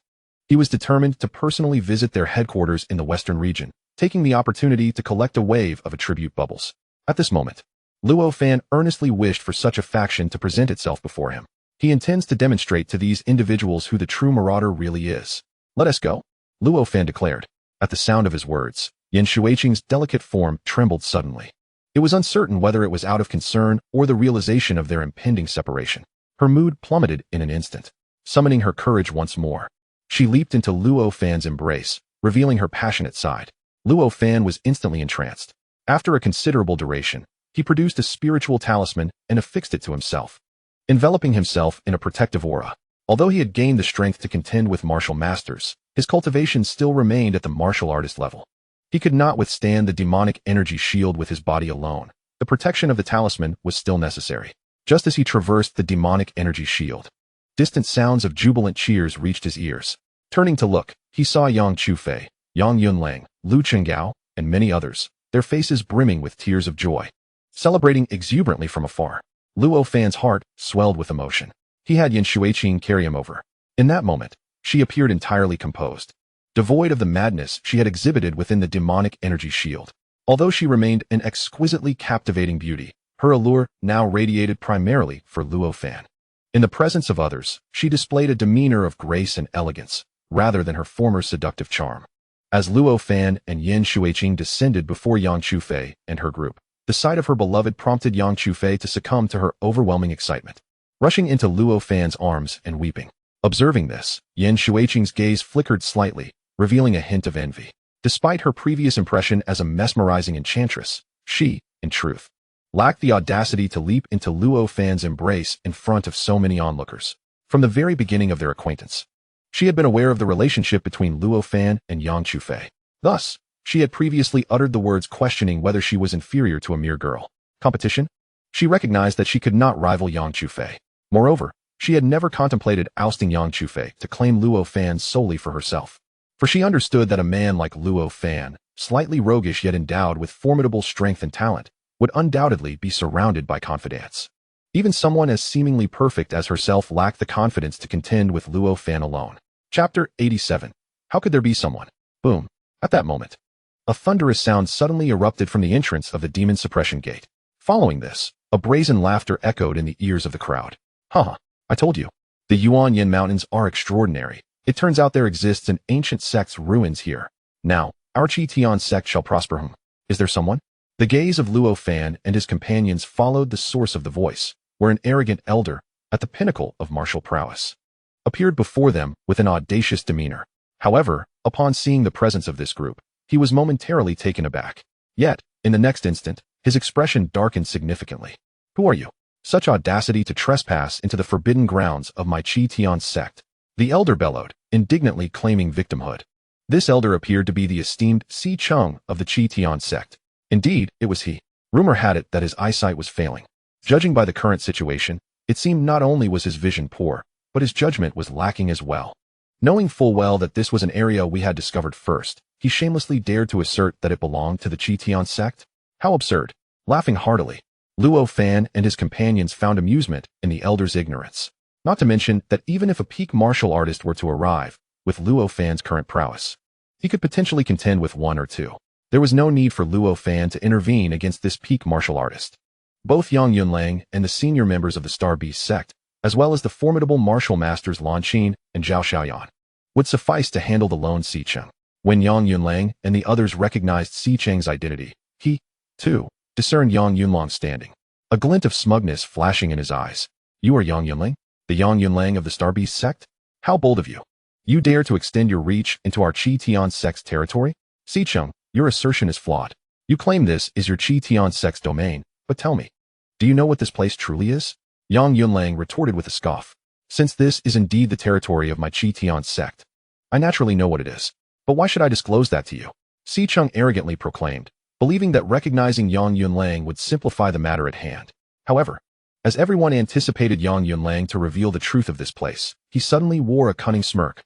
Why should I tell you? The same words, spoken by Yang Yunlang and Si Cheng, carried entirely different weight. Si Cheng was clearly on shaky ground, while Yang Yunlang was deliberately provoking him. Master, shall I deal with him? It would be best if this place remained undisclosed to outsiders for the time being, Lan Qin interjected. Her voice was not quiet, and Si Cheng took note of it. He was prepared to voice his disdain, but was suddenly taken aback. You little girl, how audacious to think you can handle me. An esteemed martial master? Upon realizing Lan Qin's cultivation level, his eyes widened in disbelief. How could it be? The Starbeast sect, which he deemed inferior, possessed a martial master? With a thud, Si Cheng, lacking any semblance of dignity, recognized that he could never match Lan Qin and shamelessly knelt down. In an instant, he prostrated himself, pleading for mercy. My esteemed lady, spare my life. I was blind to the fact that you were here. Had I known, I would never have dared to enter. Si Cheng implored desperately, yet within, he seethed with resentment, gritting his teeth and vowing silently, you will pay for this. You little vixen, today, you have made me kneel and beg. Next time we meet, I shall force you to kneel before me as well. Perhaps Si Cheng had grown accustomed to navigating life in such a manner, believing that a mere act of submission would surely win him Lan Qin's forgiveness. However, he remained oblivious to the fact that Lan Qin was an exceedingly rational individual. She understood all too well that someone like Si Cheng could not be allowed to escape unscathed, even with Luo Fan's current strength, which sufficed to safeguard the Starbeast sect from the threat posed by the Chi Tian sect. the Starbeast sect still faced a far more perilous adversary. She would not permit a disruptor to emerge at such a critical juncture. With a stoic expression, Lan Xin approached Siqing. He lifted his gaze in confusion, too startled to utter a word, when a sword suddenly lunged forth, piercing him. His severed head soared high, blood splattering several meters away. In his final moments, Siqing could not comprehend why his life-saving technique had availed him nothing. Returning to the others, Lan Xin appeared unfazed, as if she had simply crushed an insignificant insect. After a brief moment of hesitation, she spoke again. Sect leader, I shall scout the vicinity for any remaining disciples of the Qitian sect. Additionally, this hole must be sealed promptly. Otherwise, we cannot ensure that others will not discover the presence of our junior disciples through it. Upon hearing her words, the gaze of the crowd converged upon Yin Shuiqing. In the past, such scrutiny would have left her unfazed. Yet now, her cheeks flushed with embarrassment as she stammered. The formation possesses self-repairing capabilities and should restore itself in about 3 days. If you cannot wait that long, I can initially set up a third-tier formation to obscure the entrance. That would be greatly appreciated, Lady Yin. After Luo Fan and Yin Shuiqing departed from the Alchemy Island of the Zhanimo sect, he elucidated her identity and background to the others. Perhaps it was the awe inspired by Yin Shuiqing's prowess. Or perhaps it was Yang Yunlang's admiration for her generosity in sharing precious ancient alchemical formulas with the Starbeast sect. More likely, it was the revelation that Luo Fan had unexpectedly acquired the legacy of an alchemist on the island, now a 5th-tier alchemist, which allayed their previous anxieties. Recognizing that Yin Shuiqing posed no threat to their sect, their earlier tension dissipated, leaving only a respectful awe towards her as a formidable martial force. Luo Fan had indeed activated the secondary profession of array master, yet regrettably, he had not amassed much experience in formation crafting, leaving him at the most rudimentary level. Only able to barely arrange some simple formations, they can easily be discerned by others. He is incapable of establishing a third-level formation that could effectively conceal. Chapter 88. Spirit Condensing Pill with the assistance of Yin Shuiqing. A breach in the grand array enveloping the remnants of the demon-suppressing sect has been concealed by a third-level formation. In 3 days, the grand array will automatically repair itself, and this third-level formation will be dismantled. While the arrangement of formations is quite challenging, knowing the precise locations of the key array points makes dismantling it rather simple. Yin Shuiqing generously shared the dismantling method with Yang Yunlang and Luo Fan. Yang Yunlang was exceedingly pleased. This was a third-level formation that even their Starbeast sect did not possess. It must be well preserved. In the future, perhaps some disciple might successfully arrange it. Once the formation was established, Yin Shuiqing took her leave. As she departed, she did so with an air of confidence, concealing any trace of reluctance that a typical woman might exhibit. Perhaps it was somewhat embarrassing in front of Yang Chufei. What is the true situation with Luo Fan, the master of the Smoke Pavilion? Is she truly here solely for an ancient pill formula? This is the relic of an ancient sect. How can she not feel envious? Yin Shuiqing's abrupt departure left Yang Yunlang somewhat bewildered and even a bit anxious. Considering the situation from another's perspective, he realized he could never act so decisively. Luo Fan, however, was fully aware of the underlying reasons. If it were not for the fact that the sect currently occupying this territory was the Starbeast sect, which he staunchly supported, she would have likely taken action against the inhabitants here long ago. One must not underestimate the murderous intent of a martial arts master. Yet, these thoughts were certainly beyond Luo Fan's comprehension. Feigning a calm demeanor, she shook her head and said, "Sect master, do you still not understand? She is showing us respect. Moreover, the Linghua Pavilion is a force in the eastern region. Developing the demon-suppressing sect is no simple endeavor. As far as I know." Luo Fan glanced at Yang Yunlang. The Linghua Pavilion must have been aware of the demon-suppressing sect's ancient relic long before our Starbeast sect. If they truly had intentions for this place, they would have come to develop it long ago. It would not have been our turn. Luo Fan's assertion was not unfounded. Since there was a disciple of the demon-suppressing sect within the Linghua Pavilion, they must have known about the relic much earlier. That makes sense. Upon hearing Luo Fan's words, Yang Yunlang had no doubts and naturally accepted her explanation. He then turned to Elder LV Qinggao, a look of regret on his face. "Elder LV, I truly apologize for troubling you with a fruitless trip. I did not expect this matter to be a misunderstanding. Not at all." LV Qinggao laughed heartily, his gaze fixed on Luo Fan. "If I had not made this trip, I might never have known that our northern region could also produce a 5th-grade alchemist." Upon hearing these words, Luo Fan immediately discerned that Elder Lu Qinggao's statement held deeper implications. He furrowed his brow slightly and inquired, "Elder Lu, do you require assistance from me, a 5th-grade alchemist? If so, please do not hesitate to ask. I possess the capability to help." Lu Qinggao emitted a sheepish chuckle. "Luo Daoyu, Are you aware of why our northern region has never seen a martial sovereign? Why is that? Luo Fan was genuinely unaware of the reason. Instead of providing an explanation, Lu Qinggao shifted his gaze to Yang Yunlang. After a moment of contemplation, Yang Yunlang remarked, "It is said that our northern region's lack of fourth-grade alchemists plays a significant role in this matter. To become a martial sovereign, one must possess the spirit-condensing pill, which is essential for forming a spirit core." Precisely. Lu Qinggao nodded, a hint of resignation in his expression. It appears that someone in our northern region has offended the Alchemist Association. Consequently, any registered member of the association is prohibited from supplying spirit-condensing pills to our cultivators. Anyone daring to violate this taboo will face severe repercussions from the association's experts, regardless of their hiding place. They will be captured and executed.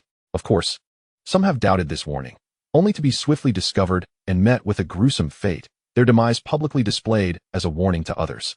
Since then, no martial sovereign has emerged from our northern region.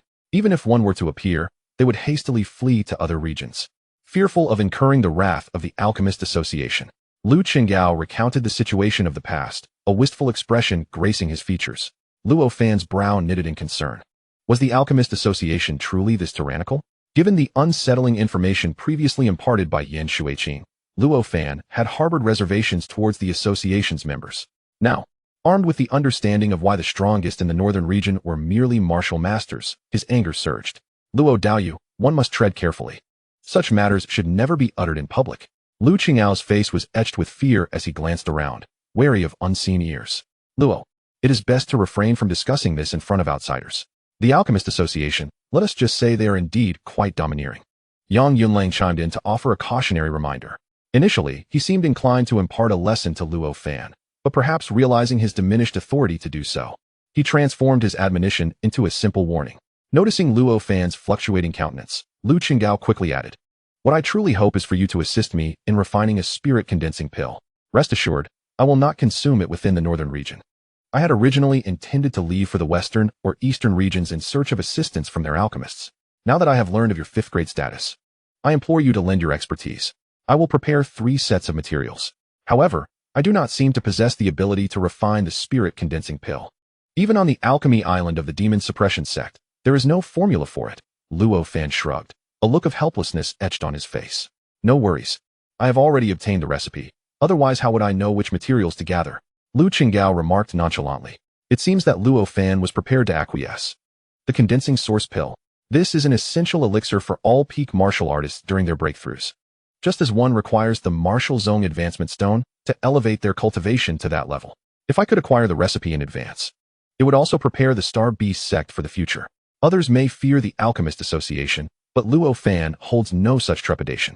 Just as Luo Fan was ready to agree, Yang Chufei and her father, Yang Yunlang, spoke in unison. "Elder Lu, let us consider this matter further." Indeed, such decisions warrant careful contemplation. I was rather reckless. Lu Qinggao was momentarily taken aback by their interjection, quickly recovering and displaying an apologetic expression. Chapter 89. The peculiar transformation of the small man Yang Chufei immediately pulled Luo Fan aside, deliberately turning her back to Lu Qinggao, and whispered, "Luo Fan, we should refrain from actions that might offend the Alchemist Association. The Alchemist Association is one of the most formidable powers in our Tianxian continent. Since you are already a 5th-tier alchemist, you will undoubtedly join them in the future. It will only benefit you, not hinder you. There is no need to pledge your agreement to this trivial matter." Yang Chufei's intent was unmistakable. No one could guarantee that Lu Qinggao would adhere to his word and only consume the condensing spirit pill after reaching other domains. If Luo Fan were to successfully concoct the condensing spirit pill for him, the Alchemist Association would not trouble Lu Qinggao excessively. At most, they would restrict his return to the northern region. A martial zone realm expert remaining in the northern region has no prospect for advancement. Thus, it is rare to find martial zone experts there. However, for Luo Fan, the alchemist, it was a different scenario. He would be openly defying the regulations of the Alchemist Association. They would certainly make an example out of him. And extinguishing Luo Fan would not be out of the question. Chufei had a valid point. This was indeed the reason for my hesitation. Yang Yunlang, having approached as well, nodded in agreement after hearing Yang Chufei's words. There was no need for such concern. The condensing spirit pill does not guarantee that a practitioner will break through to martial zone. Luo Fan waved his hand, a hint of dominance gracing his visage. With my current strength, I may not intimidate the Alchemist Association, but surely I can instill fear in Lu Qinggao. If he does not wish to see all those spirit martial sect disciples perish before him, he will certainly take the condensing spirit pill and leave the northern region before consuming it. Luo Fan's declaration was devoid of any pretense. It was, of course, overheard by Lu Qinggao from a distance. Upon hearing this, Lu Qinggao shivered, his face contorted in a pained expression, clearly troubled by the realization. It seemed he had miscalculated. Was it a mistake to request Luo Fan's assistance in concocting the condensing spirit pill? Yang Chufei and Yang Yunlang were both struck by Luo Fan's words, swallowing hard, their previous inclination to oppose Luo Fan's aid in alchemy dissipating entirely. Upon witnessing the scene, Luo Fan offered a subtle smile to the two before approaching Elder Lu Qinggao once more. Elder Lu, I trust you have heard my previous remarks. I hope you will remember them. As he met Luo Fan's indifferent gaze, Lu Qinggao nearly blurted out that he would cease his alchemical pursuits. However, he ultimately restrained himself. Rest assured, my friend Luo, I, Lu Qinggao, can vow to the heavens that should I breach my promise, I shall be struck by divine retribution. Are the materials and formulas prepared? Luo Fan inquired directly. Indeed, they are ready, Lu Qinggao affirmed repeatedly, hastily retrieving a substantial quantity of materials from his storage ring and presenting them before Luo Fan. Additionally, he personally placed a jade slip into Luo Fan's hands. Luo Fan pressed the jade slip to his forehead, immersing his consciousness within it, and immediately accessed the formula for the spirit condensing pill. Acquired one formula for spirit condensing pill can be refined. The system quietly provided a notification. Please wait a moment. Luo Fan then produced the 9 flame forging cauldron, visibly before the gathering, and deducted 1,200 spirit stones to exchange for 1,200 temporary spiritual energy, commencing the alchemical process. The alchemical interface materialized, and the familiar charming figure reappeared before Luo Fan. Yet this time, he sensed a hint of fatigue and disdain from the figure, though he dismissed it as playful whimsy and paid it no further mind. To the onlookers, the simulated environment transformed Luo Fan into a formidable alchemist, radiating an air of profound mystery. This very aura convinced Yang Yunlang and his companions of Luo Fan's true identity as a 5th-grade alchemist. They refrained from interrupting Luo Fan's work, remaining silent and fixated on him, eagerly anticipating the moment of completion. As a peak martial master, Lu Qinggao possessed a discerning eye. He quickly discerned that the cauldron before him was extraordinary. Lost in contemplation, he appeared struck by a sudden realization, his face registering astonishment. Yet, fearing to disturb Luo Fan, he dared not speak. The excitement within him caused his complexion to flush a deep crimson. After some time, he regained his composure and retrieved a jade slip from his ring, silently passing it to Yang Yunlang. Confused, Yang Yunlang nonetheless grasped Lu Qinggao's intent, promptly pressing the slip to his forehead and concentrating intently. Gulp. After a brief moment, Yang Yunlang's face flushed with shock, his gestures becoming animated, akin to a monkey, as he longed to exclaim. However, he too restrained himself, repeatedly swallowing to mask his dry throat, which had become parched from astonishment. Subsequently, Yang Yunlang handed the jade slip to Yang Chufei. Upon glimpsing the contents, she too transformed, mirroring the astonishment of both Yang Yunlang and Lu Qinggao. However, the exquisite, rosy visage of hers radiated a pride filled with affection that was beyond the comparison of the two old fellows, Yang Yunlang and Lu Qinggao. It was simply enchanting. Finally, after a span of more than 10 minutes, the system interface indicated that the elixir was nearing successful refinement. In the simulated environment, a rich fragrance of medicinal herbs wafted from the cauldron. This unique aroma elicited a profound sensation of impending breakthrough within the bodies of Yang Yunlang and the others merely by inhaling it. With a sudden jolt, the least experienced among them, Yang Chufei, immediately settled into a meditative posture. In less than 3 seconds, a faint sound akin to the popping of a soap bubble emanated from her. Following this, a warrior's aura began to radiate from her, as she unexpectedly attained the warrior realm due to the intense fragrance simulated by the system. Such an outcome was likely beyond the system's wildest expectations, as its illusory creation had inadvertently facilitated a rise in cultivation. Indeed, Luo Fan observed the reactions of Lu Qinggao and the breakthrough of Yang Chufei. Yet he feigned deep concentration on alchemy, suppressing his own amusement. As they struggled to contain their astonishment, Luo Fan also stifled a smile. The moment of success in refining the elixir was finally at hand, and he could hardly contain his excitement. Swiftly, he checked the quantity and quality of the elixirs displayed within the system, and a smile crept upon his lips. He promptly stashed several in the system space, leaving only one in the cauldron. After continuing to feign the gestures of sealing and collecting the elixir, he slowly opened his eyes, feigning weakness, and proclaimed, "Elder Lu." As expected, I have successfully refined the spirit-nourishing elixir. Chapter 90. The 10 Greatest Treasures of the Northern Domain. Luo Fan opened the alchemical furnace and retrieved the solitary spirit-nourishing elixir, enveloped in spiritual energy, and presented it to Lu Qinggao. The earlier shock had been overwhelming. Even the much-anticipated elixir failed to captivate Lu Qinggao sufficiently, for he eagerly inquired, Taoist Luo, is this cauldron the 9 flames forging heaven cauldron? One of the 10 greatest treasures of the Northern Domain? At that moment, Yang Shufei could no longer contain herself and chimed in. Lu Qinggao's lips twitched in frustration, unable to express his anger, and he could only stare at Luo Fan, awaiting his response. Indeed, this is the 9 flames forging heaven cauldron. But what exactly do you mean by the 10 greatest treasures of the Northern Domain? Luo Fan inquired, his expression one of bewilderment. You don't know? Allow me to show you. Yang Shufei promptly handed over the jade slip she had been holding tightly. Upon receiving it, Luo Fan began to examine it. Wow! He couldn't help but exclaim. The jade slip contained the descriptions of the 10 greatest treasures of the Northern Domain: the 9 flames forging heaven cauldron, the purple bamboo jade flute, the fiery red blood blade, and even the Starbeast spirit sword, each a superior or even exceptional treasure, often referred to as 6th-tier artifacts. Generally, cultivators have 2 distinct terminologies for referencing such treasures. One classification system categorizes objects as common tools, magical artifacts, precious items, and spiritual instruments. The inferior common tools are regarded as the 1st-tier magical treasures. However, some individuals contend that these terms do not adequately encapsulate the hierarchy of magical artifacts. They argue that every magical treasure has an unparalleled tier, while others dismiss the notion of such a supreme level, opting instead to refer to them simply as 1st, 2nd, or 3rd tiers, disregarding the concept of the supreme tier altogether. Regardless of the nomenclature, whether it be mid-tier or top-tier magical artifacts, or even 6th-tier treasures, they are exceedingly rare within the northern region and have indelibly marked its historical tapestry. Countless cultivators yearn to possess them. Regrettably, most of the top 10 magical treasures of the northern region have been lost to time, or akin to the previous Starbeast spirit sword. Many have attempted to forge a bond with them, only to fail. Yet now, 2 of the top 10 treasures have suddenly resurfaced, both under the same identity. How could this not astonish Lu Qinggao and others? However, after perusing the jade tablet detailing the grand treasures, Luo Fan merely smiled faintly. What significance does the power of a magical artifact hold? Ultimately, it hinges on the strength of its wielder. If the user is not formidable, even the mightiest artifact cannot manifest its true potential. Luo Fan paused and turned to Lu Qinggao, saying, Elder Lu, why not first ascertain whether the spirit-condensing pill I have concocted meets your expectations?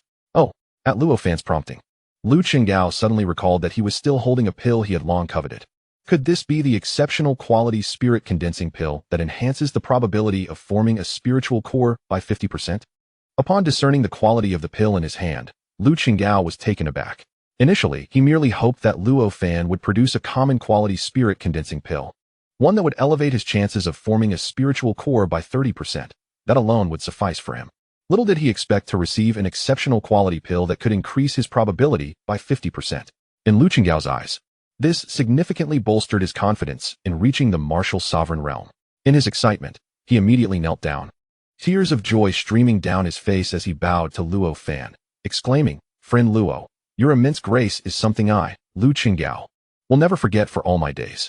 From now on, wherever you require my assistance, do not hesitate to call upon me. I, Lu Qinggao, will devote myself wholeheartedly until my last breath. Luo Fan was genuinely astonished at how profoundly the exceptional quality spirit-condensing pill had moved Lu Qinggao. If only he knew that Luo Fan had actually concocted 4 spirit-condensing pills in total, 3 of which he had kept for himself, all of perfect quality, he would likely be overwhelmed with emotion. Luo Fan had not anticipated such a fortuitous turn of events. Having produced 4 spirit-condensing pills, 3 of perfect quality and 1 of exceptional quality, had provided him with a splendid opportunity for subtlety. Upon casting a glance at the exquisite quality spirit condensation pill, Luo Fan broke into a grin. Pill, spirit condensation pill, grade, perfect 5th rank. Effect, enables a peak martial artist to achieve a guaranteed breakthrough to become a martial sovereign, with a chance to randomly comprehend an element mastery. The certainty of the breakthrough aside, what exactly is element mastery? Luo Fan inquired of the system and received a response. Element mastery. Mastery over a specific element enhances the power of techniques of the same attribute by doubling their effectiveness, with future potential to comprehend the realms and laws related to that element. Goodness, realms and laws. Luo Fan's face was filled with astonishment. Such knowledge is exceedingly advanced. Something even a martial king could not access. Though consuming the perfect quality spirit condensation pill would not immediately grant a practitioner comprehension of the realms and laws, it indeed opens a significant gateway. Luo Fan felt a stirring within. Regrettably, for others, the spirit condensation pill is a treasure that guarantees a rise to the martial sovereign realm, along with the chance to grasp element mastery. However, for him, it merely serves to augment his spiritual energy limit, and only by 100. Had this been before, Luo Fan might have found it intriguing. But now, with the advent of temporary spiritual energy, he no longer holds any interest. Diligence is of little concern. What truly matters is that he remembers his words. Do not use it in the northern domain, or trouble will ensue. Luo Fan waved his hand dismissively. Lu Qinggao's expression grew resolute as he spoke earnestly. Rest assured, Taoist Luo. Even if someone were to force me to perish, compelling me to use this pill in the northern domain, I would refuse. I shall depart the northern domain immediately and head towards the western domain. The western domain? Luo Fan raised an eyebrow. Lu Qinggao promptly adopted a flattering demeanor, smiling as he added, I believe your current strength qualifies you to contend with the Huama sect. I anticipate that you will soon venture to the western domain's Huama sect. I shall gather intelligence near their vicinity and await your arrival. Clever. Luo Fan chuckled heartily. He appreciated such astuteness. Taoist Luo, Taoist Yang, I shall take my leave. I will be waiting for you in the western domain. Lu Qinggao was a decisive individual. After bidding farewell, he left the northern domain without even returning to the Lingwu sect. This later left many leaders of the Lingwu sect puzzled about the sudden disappearance of their esteemed elder, wondering if he had met with misfortune. Chapter 91. Exploring the Starbeast Hall Master. We have thoroughly investigated a 10-kilometer radius and found no signs of the Qitian sect or other practitioners. Shortly after Lu Qinggao's departure, Lan Xin and Zhao Xiaoyan returned to report to the group. Lan Xin, your efforts are commendable. Despite being a disciple of the Lingwu sect, you still, Yang Yunlang felt a surge of gratitude and wished to express his thoughts. But before he could finish his sentence, Lan Xin, with a serious expression, addressed the sect leader. Although I, Lan Xin, am currently studying at the Lingwu sect, I will always remember that I was born of the Starbeast sect and shall die as a ghost of the Starbeast sect. The foundation that the Starbeast sect has provided me is profoundly significant, and I shall never forget the kindness it has bestowed upon me. Upon hearing Lan Xin's words, Zhao Xiaoyan stood in stunned silence. As a native disciple of the Lingwu sect, she felt a lesser sense of honor towards her own sect than Lan Xin displayed towards the relatively modest Starbeast sect. This disparity struck her as particularly astonishing. Out of the corner of her eye, she caught sight of Luo Fan, realizing that his sense of pride in the Starbeast sect seemed to rival that of Lan Xin. What enchantment did this Starbeast sect possess that inspired such fervent loyalty among these exceptionally talented disciples? In that moment, Zhao Xiaoyan, who had previously regarded the Starbeast sect with indifference, found herself inexplicably intrigued. Unbeknownst to her, the others were elated by Lan Xin's declaration. Luo Fan felt a surge of encouragement, reinforcing his conviction in his current decisions. I, Luo Fan, though not a paragon of virtue, consider it fate to traverse to the Tianxian continent and become a part of the Starbeast sect. Both Yang Shufei and Yang Yunlang have treated me kindly since my arrival in this world, even though I have encountered despicable individuals like Li Xian and Sun Yu. Why should I let such people trouble my heart? I would only be seeking out troubles for myself, Luo Fan mused inwardly. Luo Fan, my junior, what are your plans moving forward? Lan Xin inquired, her beautiful eyes wide with curiosity. When Luo Fan revealed his intention to visit the demon transformation sect, Lan Xin was out scouting and was unaware of his plan. Before Luo Fan could respond, she continued, how about we explore the Starbeast Hall together? I intended to investigate it upon my return. Just earlier, when you were at Floating Island, the sect leader asked me if I had any thoughts on exploring the Starbeast Hall, and my cultivation level is now sufficient. The Starbeast Hall. Luo Fan glanced at Yang Yunlang, who wore an expression of eager anticipation. In truth, had it not been for Lan Xin's reminder, he might have entirely forgotten about the Starbeast Hall. He had previously promised to explore it once he reached the Martial Master realm. Yet his plans had been derailed by various distractions. Very well, let us visit the Starbeast Hall. Luo Fan immediately agreed, reasoning that a visit to the Starbeast Hall would not consume too much time before he addressed the matters concerning the demon transformation sect. Excellent, Yang Yunlang exclaimed, his face lighting up with joy. As the sect leader of the Starbeast sect, he had eagerly awaited this moment for a long time. Not only him, but the entire Starbeast sect, including at least 6 previous sect leaders, had shared in this anticipation, considering that each generation of sect leaders reigned for a century. It has been at least 700 years. In truth, The leaders of the Starbeast sect have not reigned for merely a century on average, but rather for nearly a millennium. No one has opened the Starbeast Hall in such a long time, which signifies that throughout this millennium, no one within the sect has managed to elevate their cultivation to the level of a martial master, thus qualifying to unlock the Starbeast Hall.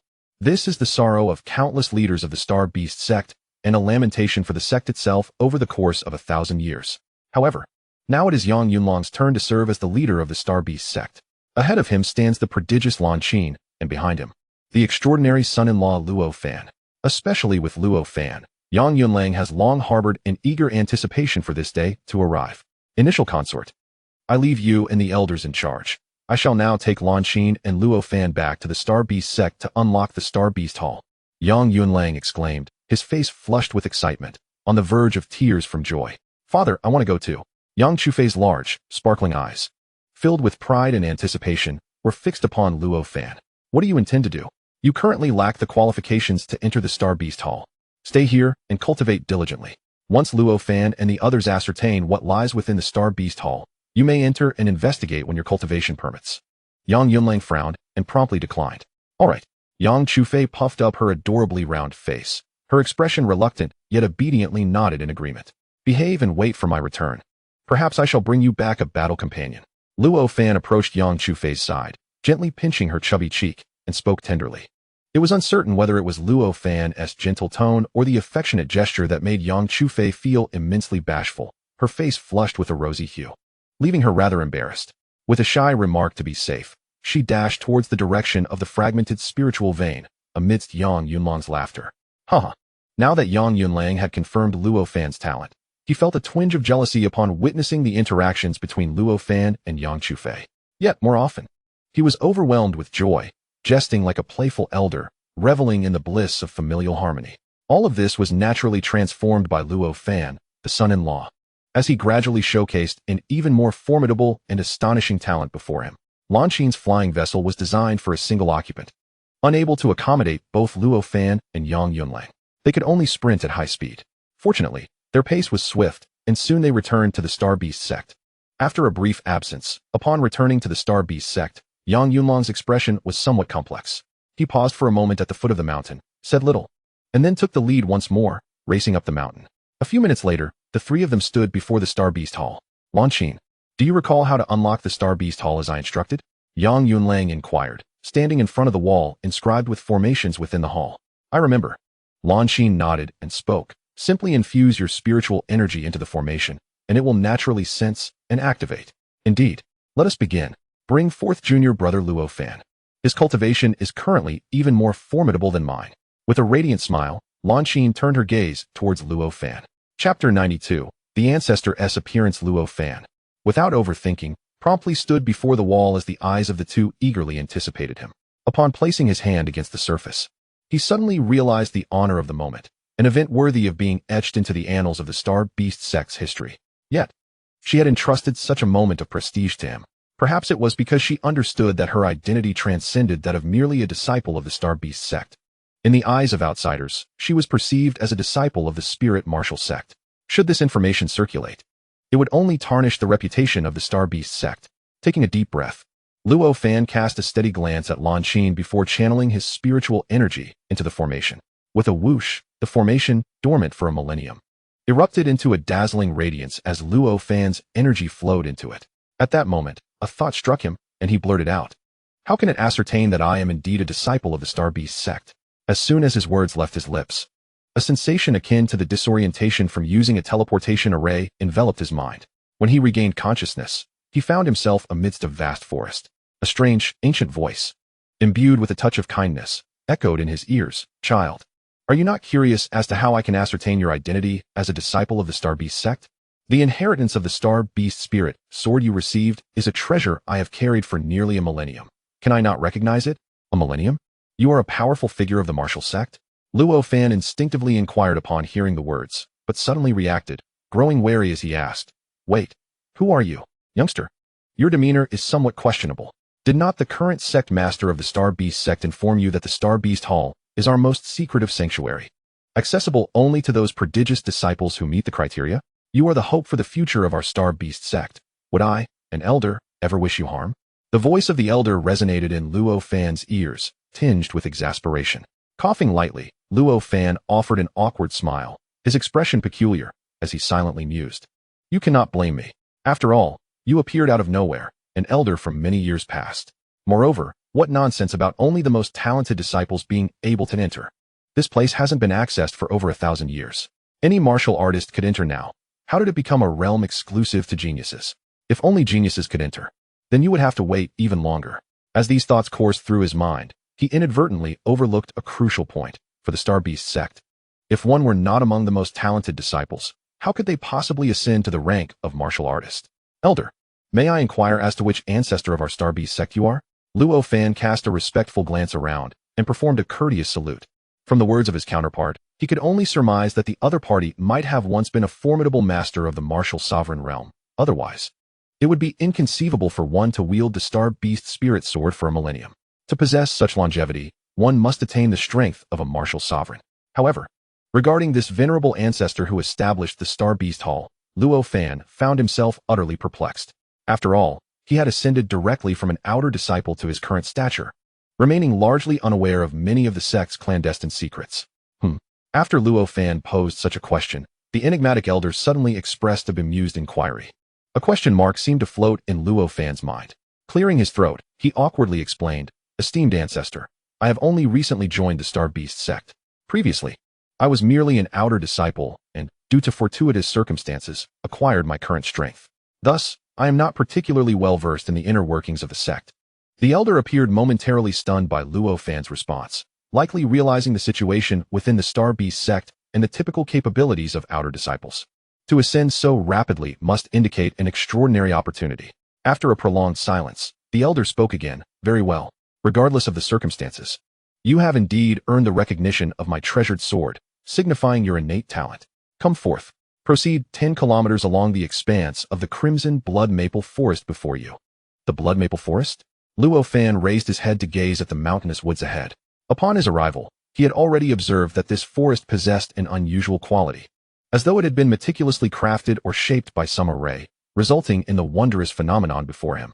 Rows of trees in varying hues stretched like a rainbow towards the horizon. As he beheld this forest, Luo Fan felt an inexplicable sensation. The distinct paths he chose among the trees would undoubtedly yield different encounters. Nevertheless, Luo Fan did not act immediately.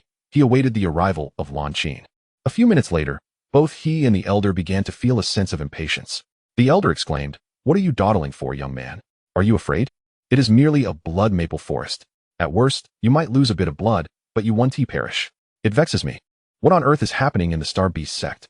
How can a lad with such a timid disposition even enter the Starbeast Hall? Luo Fan muttered in astonishment. At worst, lose a bit of blood? Goodness, there is indeed something peculiar within this blood maple forest. He quickly clasped his fists and replied, Esteemed ancestor, do not be enraged. I am not afraid. I am simply waiting for a senior sister who entered with me. I am somewhat puzzled as to why she is yet to appear. The elder responded, Another one? His voice brimmed with surprise. As if he had momentarily forgotten his earlier ire towards the Starbeast sect, he exclaimed joyfully, Splendid. Your Starbeast sect is flourishing well. To have 2 disciples simultaneously qualify for entry is quite remarkable. Since she is your senior sister, does that imply that her strength and talent surpass yours? Upon hearing the elder's words filled with anticipation, Luo Fan found himself at a loss for how to respond. Just then, Lan Qin appeared beside him, her face pale. Senior sister, Luo Fan exclaimed, noticing her expression filled with concern. What has happened to you? I am unsure. Everything was fine when I entered. However, midway through the teleportation, a mysterious force invaded my body, nearly causing me to perish during the process. Lan Qin's body felt weak, and she could barely stand with Luo Fan's support. Her long, fair legs, wrapped in fitted attire, trembled visibly. Is she not a disciple of the Starbeast sect? The elder's voice resonated in Luo Fan's ear, now laced with coldness, anger, and a hint of murderous intent. Please, ancestor, do not be angry. My senior sister is indeed a true disciple of the Starbeast sect. She merely went to another sect for further training a while ago and has only recently returned. Luo Fan was completely unaware of the elder's identity or origins.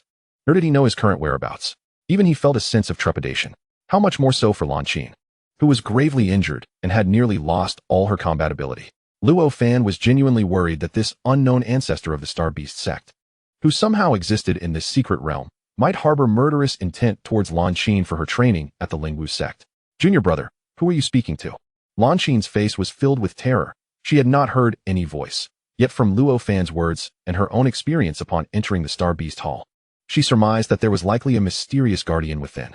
According to past conventions, she indeed lacked the qualifications to enter the Starbeast Hall.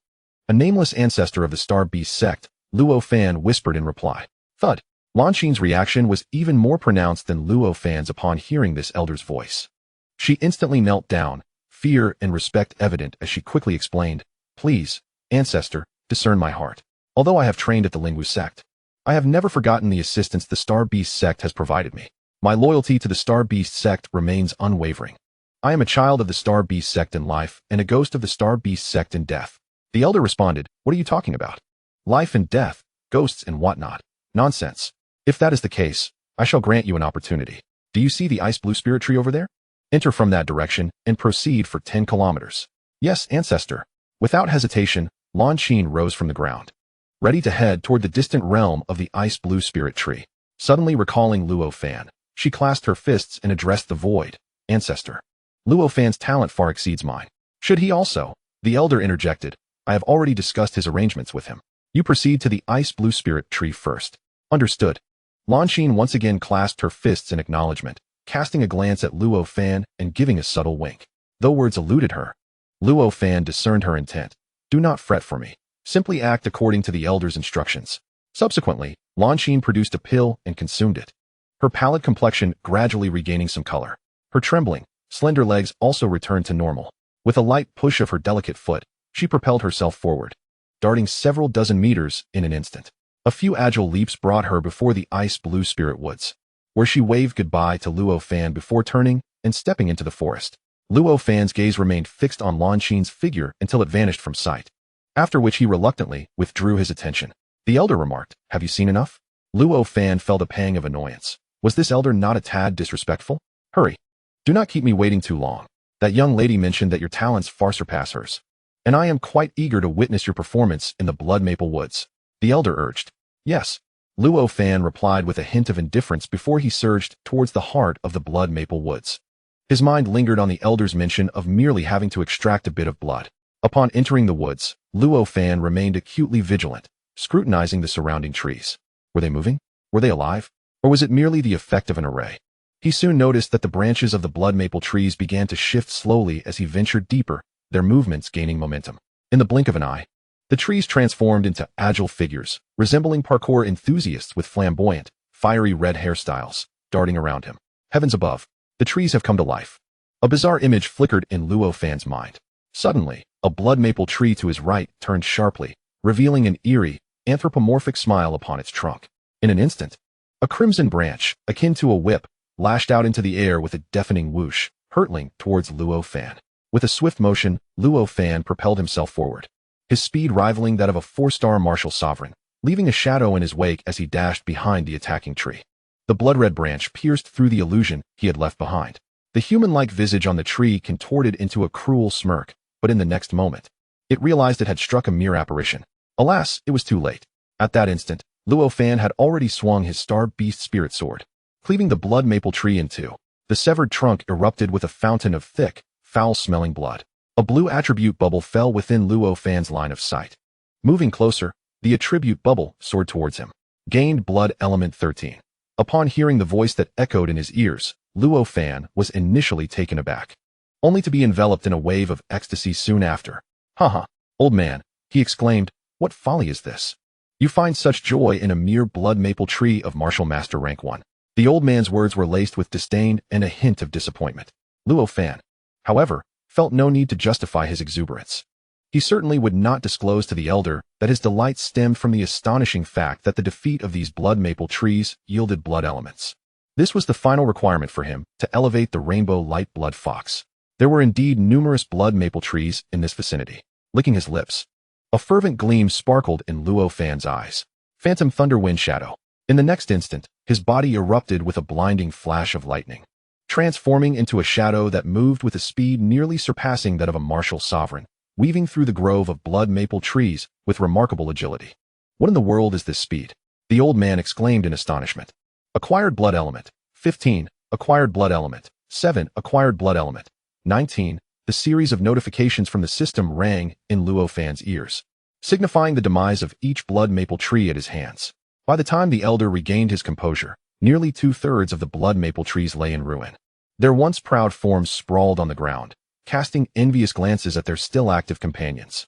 That was the youth they would never reclaim. In this lifetime, they would no longer experience the exhilarating sensation of freely sprinting and leaping across this vast expanse of earth. Impudent boy, halt this instant. You are on the brink of destroying this secret realm. The old man shouted in a desperate plea.